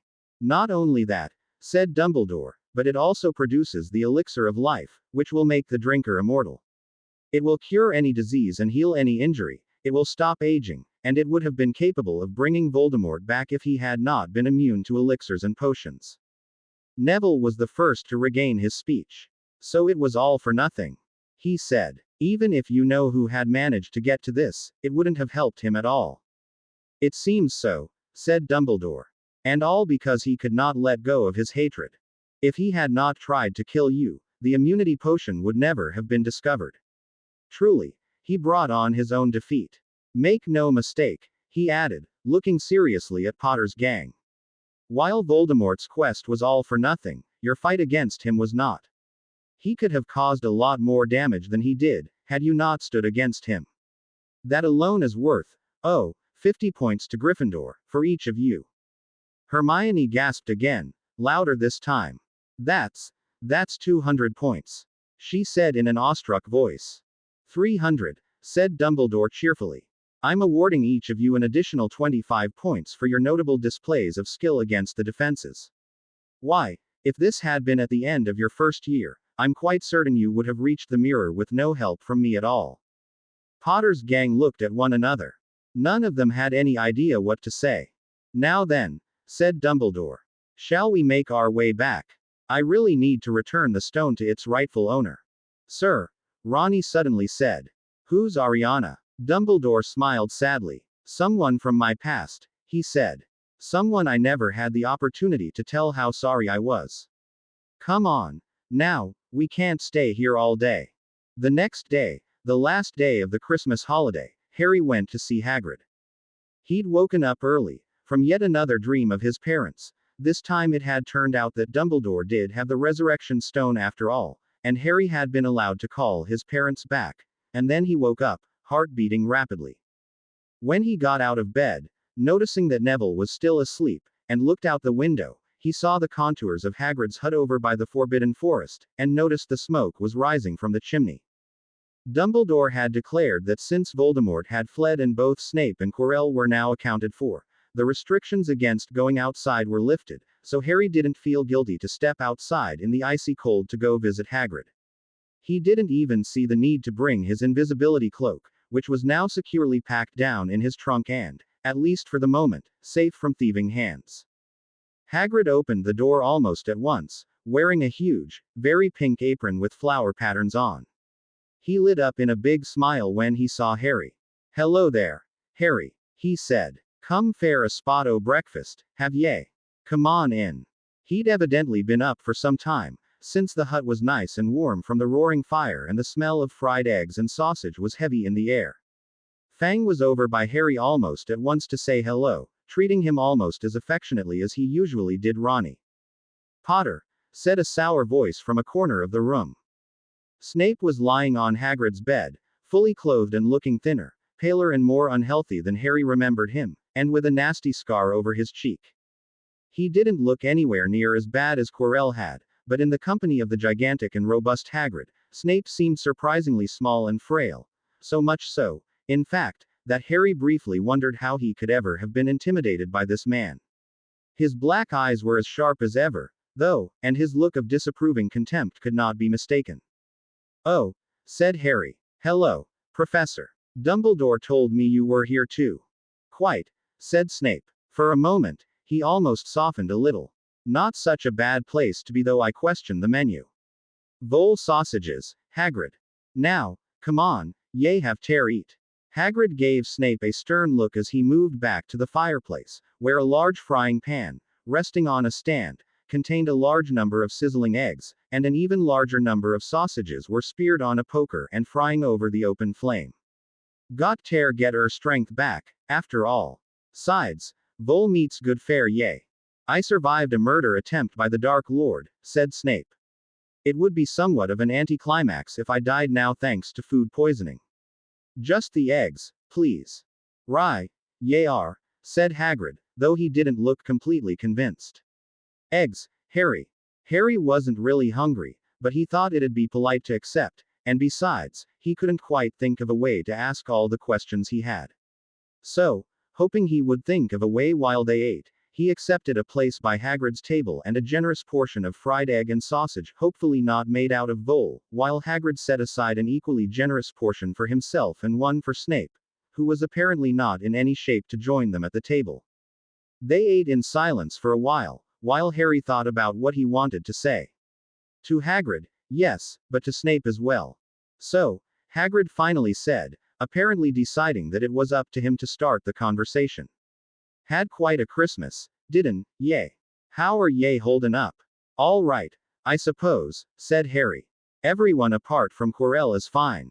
A few of the teachers are upset because they slept while we fought for our lives, and a few of the students are upset because they slept through everything and missed the fun. Hagrid must have noticed the sarcasm Harry put into the word fun, because he nodded and said, well, easy enough, fair people who never had something like that happen to them. Tear think it's all fun and games. Mind ye, I wish I was there too, be you. In my case it's mostly cause I wanted Tear give that Quirrell a ruddy good wallopin'. Doubt whatever potion was in that food woulda got Tear me that fast. Takes a lot Tear knock someone my size out, ye know. Harry looked at him, and slowly nodded. A small part of his mind suggested that perhaps Voldemort had accounted for this and somehow arranged it so that Hagrid, along with Dumbledore, would not be present at the feast. There was a snort from over by the bed. Harry turned to look at Snape, who was sitting up in bed, with an almost untouched plate of eggs in his lap, looking at Harry with disapproving black eyes. Well, Potter, he said acidly, trying to hide your disappointment that I survived. No, I just. Harry took a deep breath. Thank you. And, I'm sorry. For the first time ever, or at least for the first time since Harry had known him, Snape stared at him in utter astonishment. Thank you, he repeated in a tone of total disbelief. I'm sorry. You know, because I thought you were, well, evil, said Harry. I knew you were with you know who, but Dumbledore said you'd reformed, and I didn't believe him. A Potter jumping to conclusions, said Snape. What a surprise. But, well, then Quirrell called you a traitor, and Dumbledore told me what you'd done, and you risked your life and all, so well I misjudged you. I'm sorry. There was a long, drawn-out pause. Then, Snape did something Harry had never heard him do. He laughed. And it wasn't a nice laugh either. It was a hoarse and rusty sound, made by one who barely remembers what it's like to laugh. You're sorry, he repeated. You, Harry Potter. The boy who lived. The most arrogant. Impertinent. I mean it, said Harry a little offended. You mean it, Snape wheezed, having to take several breaths before he was able to continue. Potter, if I had still been your teacher, I would have taken every single point away from Gryffindor for your blatant lies. I'm not lying. And then Snape's words sank in. If you had still been my teacher. I've handed in my resignation, said Snape. After what happened, I can no longer be of use to Dumbledore. But, besides, according to some, I am not a worthy teacher. Not gonna let that one go, are ye? Said Hagrid, who didn't seem surprised about the news. Then again, if Snape hadn't left Hagrid's hut, Hagrid had probably witnessed his resignation firsthand. If some miracle happens and you ever become a teacher, Hagrid, said Snape coldly, and you get a horribly insulting letter written by a child who thinks she knows it all simply because she happens to get good marks on her school tests, and said letter blatantly states you are an awful person purely because you don't mollycoddle your students, we'll see how much you like that. His resolve to not hate Snape any more lessening by the second, even as he was reeling from the shock of the man actually laughing, Harry tried to defend Hermione. It was just the one letter, he said. And you can't say she didn't have a point. And besides, nothing happened because of that letter, did it? You. Snape's eyebrows raised. Nothing happened. Well, okay, things happened, but nothing happened. Snape nearly spat out the words. So I wasn't called to the headmaster's office to have an hour's humiliating lecture about the contents of the letter, and how disappointed he was in me. McGonagall did not show up in my office to yell at me for having the audacity not to treat her favorite students with undeserved reverence. After your first detention, Madame Pomfrey did not make vague threats about maybe forgetting her oath as a healer if I ever got injured. How silly of me, I thought those things did happen. But obviously, Potter, you know better. Thank you for opening my eyes. Harry felt a little taken aback. Okay. Snape had toned things down in potions class notably after the detention incident, but, well, nobody told me any of that. Oh, nobody told you. Of course. That's where we all went wrong. You're automatically entitled to be told everything that goes on between the teachers. That's why we always invite you to our teachers' conferences, because nothing ever goes on that the great Harry Potter shouldn't immediately be told about. Now, look here, Hagrid began. Don't ye think. I do apologize for that oversight, Potter.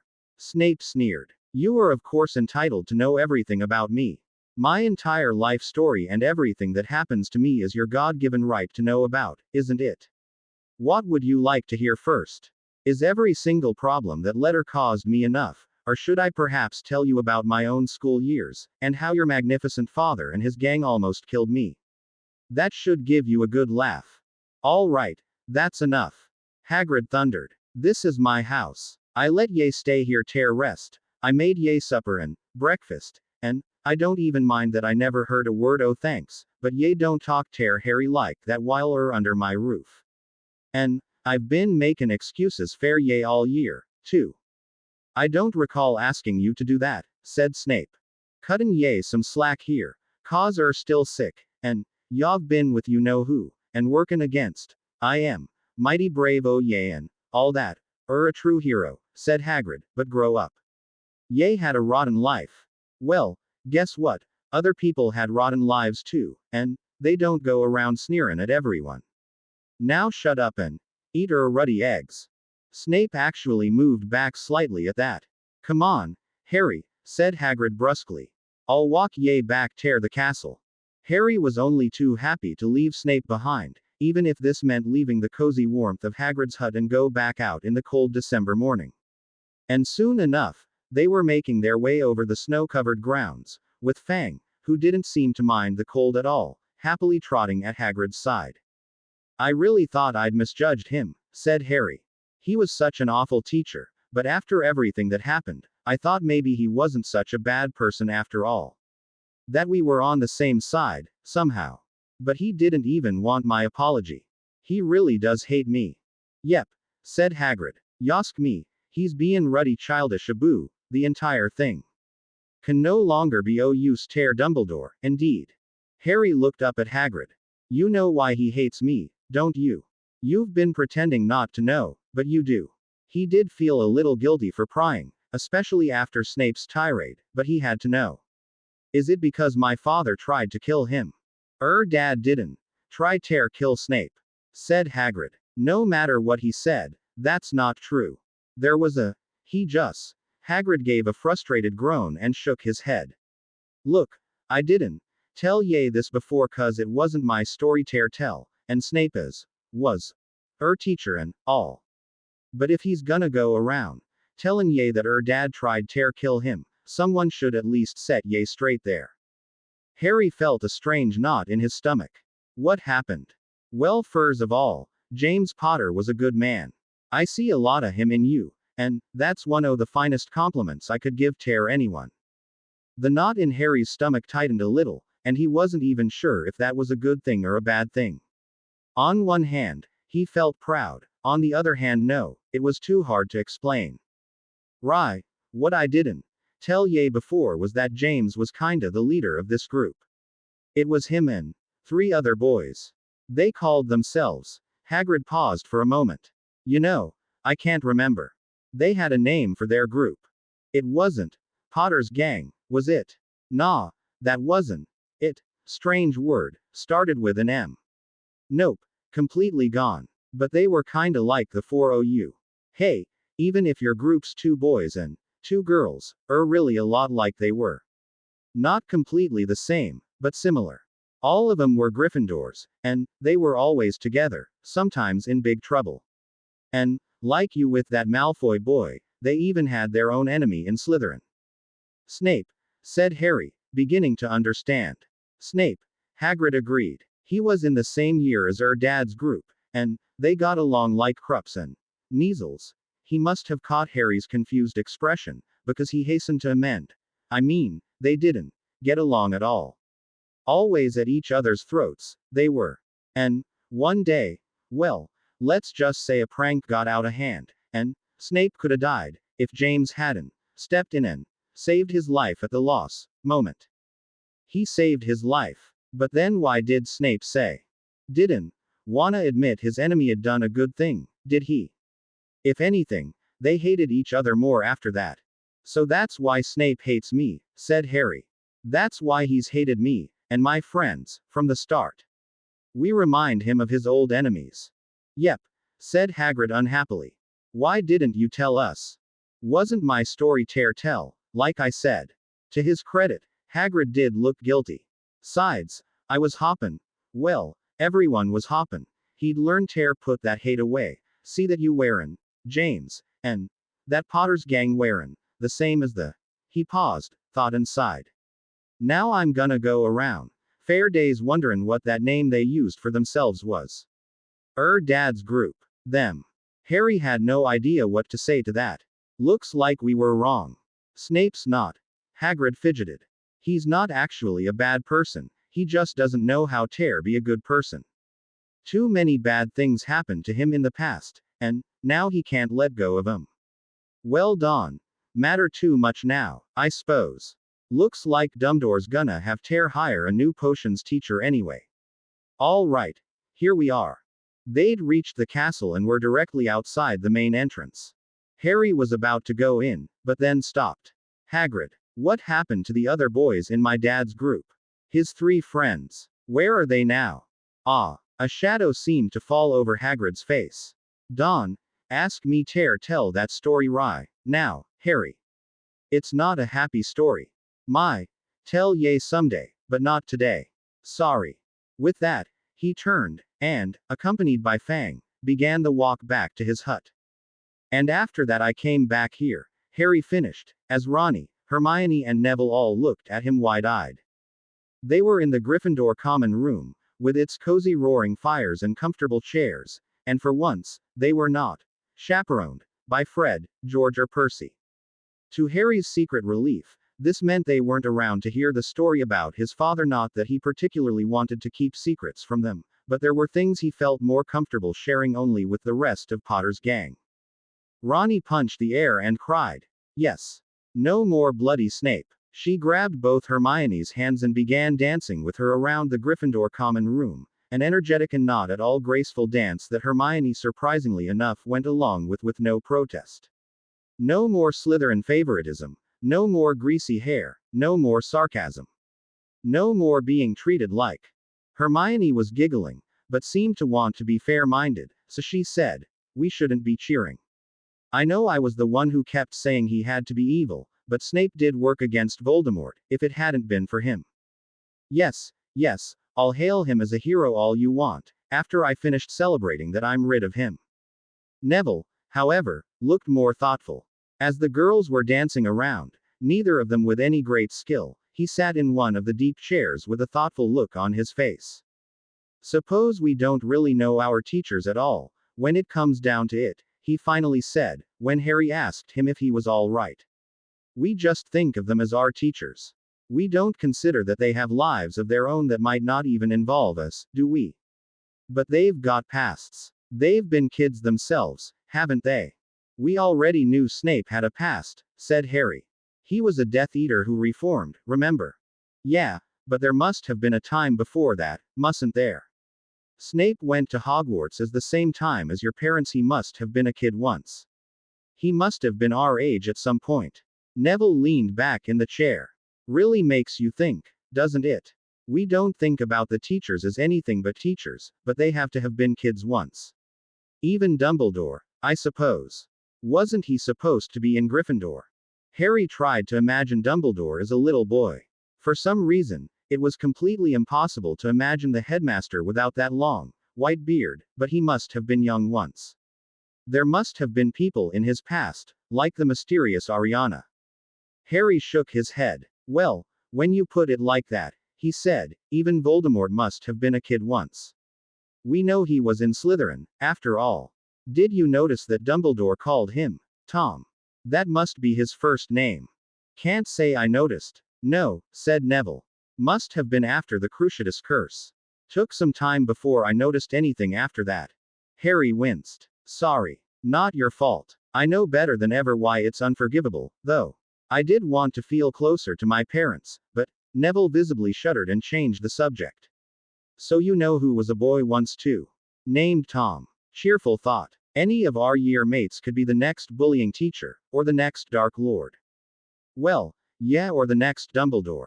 I suppose. Neville was quiet, and for a moment or two all the noise in the common room came from the two dancing girls. Then, all of a sudden, he asked, Did Hagrid tell you what those other three boys were named? Your dad's friends, I mean. Harry shook his head. All he said was that it wasn't a happy story. I suppose they all died too. I could ask Gran if you like, said Neville. She knows a lot of people. If she doesn't know who your dad's friends were, I'm pretty sure she knows someone who knows. Thank you, Neville. Harry felt oddly touched, though a little wary at the same time. After the revelation about his father, he wasn't sure if he was ready for stories about his father's friends, especially not if those stories ended up with all of them dead. I'll think about it. All right. Just let me know. And then, Christmas holidays were over and the students returned, and life started to return to normal. Or at least as normal as it can get at a school of magic, after one teacher has died and another one resigned. Apparently, Dumbledore had tried to talk Snape into staying on, but had been unsuccessful, and the former potions master left the school quite unceremoniously. There weren't many students, apart from Slytherins, who were disappointed with this. Snape had not been a popular teacher. They were, however, quite disappointed when it turned out that the replacement potions teacher wouldn't start until next year, and that Professor Binns, who hadn't even noticed anything out of the ordinary going on during the holidays, would remain as the substitute potions teacher out the year. With Voldemort gone, Mad-Eye Moody was no longer stalking around the corridors of Hogwarts, though he continued his extraordinary defense against the dark arts lessons. Potter's gang had found him in one of the corridors after one of the lessons and offered him his warning fangs back, but he'd refused. Keep them, he said. Just because the immediate danger is over, doesn't mean you're all perfectly safe. He lowered his voice to a low growl, his magical eye spinning around in its socket. Constant vigilance. Dark wizards are sneaky. Even the best of us can fall for their ploys. Look at Dumbledore and me, both of us traipsing off to the Forbidden Forest and leaving you vulnerable to attack. We did have the heads of house there, said Hermione, who seemed to want to be fair about the entire thing. And fat lot of good they did with that sleeping potion in them. Moody snarled. Another reason why it's dangerous to trust anyone but you handling your food or drink. Now that Harry thought about it, he had never seen Moody eat anything at meal times, or, for that matter, drink out of anything but the hip flask he always carried. Then again, the four of you are special cases there, aren't you? Potter's gang exchanged glances. You know about our immunity, said Harry. They hadn't talked to anyone about it, even after they had accidentally revealed it to Voldemort, but Moody was just the sort of person who would know things like that. Interesting advantage you have there, said Moody gruffly. But dangerous. Especially since Voldemort shares the same immunity. It means he can't use certain elixirs to return to power, and that means he'll have to seek other, far more complicated means. Are you certain he will? Neville began. Mark my words, said Moody. This was just the first attempt at regaining his power. Only thing that's surprising is that he took so long. He won't wait for 10 more years. And if I'm not mistaken, he'll probably be very interested in you four. He won't forget your confrontation. And he won't forget that you share his condition. If your immunity should wear off, or a cure be found, Voldemort will want to know about it. Neville gulped, but didn't say anything this time. Of course, Potter, you remain the biggest target, said Moody, letting his magical eye rest on Harry. Voldemort may think your friend's useful, but you're the one who took his power away from him, 10 years ago. He's had a decade to stew in his hatred. Why does Harry have to live with muggles, then? Said Ronnie. If he's such a big target, shouldn't he be kept somewhere safe? Safe. Moody snapped. There are no safe places. Hasn't this Christmas taught you that much? Evil can strike anywhere, at any time. Constant vigilance. This time, he yelled the phrase so loud that Ronnie jumped backwards. Then, he lowered his voice again. That said, Potter's Muggle home is hardly unprotected. There are spells protections around that place deeper and more powerful than those around Hogwarts. Voldemort himself will have a hard time even getting near the place. Spells and protections. Really? Said Harry, overwhelmed. Dumbledore hasn't told you. Moody, his eyebrows raising. When Harry didn't answer, he continued in an almost accusing voice. I hope you didn't think that Albus Dumbledore, knowing that Voldemort's supporters were still out there, would leave you in the Muggle world for 10 years with absolutely no protection. Well, no, of course not, said Harry. And felt a little ashamed, because he really hadn't thought about it at all. Moody gave him a long look, made even longer by the fact that his magical eye lingered on Harry for a long while after his normal eye had looked away. But if he suspected Harry wasn't being completely honest, he didn't say it out loud. Instead, he leaned closer and said, in a hoarse whisper, but don't go thinking you're untouchable. Even the best protections can fail. Your parents had so-called infallible protections as well, and look at what happened to them. Yes, sir, said Harry. He had no idea what else to say, and Moody was beginning to make him feel just a little uncomfortable. Make any plans you like, said Moody. Take any security precautions you want. I always do, and they've saved my life more times than I could count. But never, think that you're on top of it all, that they can't get to you. Because the moment you start thinking like that, Potter, you're dead. Understand? Without waiting for an answer, he turned around and walked away, with the characteristic thunk thunk thunk of his wooden leg growing fainter and fainter as he vanished down the corridor. Can you believe that some people say that bloke's too paranoid? Said Ronnie in an obvious attempt to try and lighten the mood. Harry shook his head. I wonder what kind of protections are supposed to be around the Dursleys' house, he pondered out loud. I've lived there for 10 years, and I never noticed anything like that. Of course you wouldn't, said Hermione, just a little haughtily. Magical protections aren't noticeable when you're inside them, and usually not even for anyone other than the people they are meant to protect against. We're not noticing the protections around Hogwarts right now, are we? Protections around Hogwarts, said Ronnie, making Harry feel relieved that he wasn't the only one who hadn't known. There are several, said Hermione. There's the anti-apparition charms, and didn't stop you know who, did they? Hermione made a face. Well, it's like Professor Moody said, isn't it? No protections are 100% infallible, especially if you know how to bypass them. The Hogwarts protections are rather famous, and who knows if Quirrell didn't know about some way to get around them.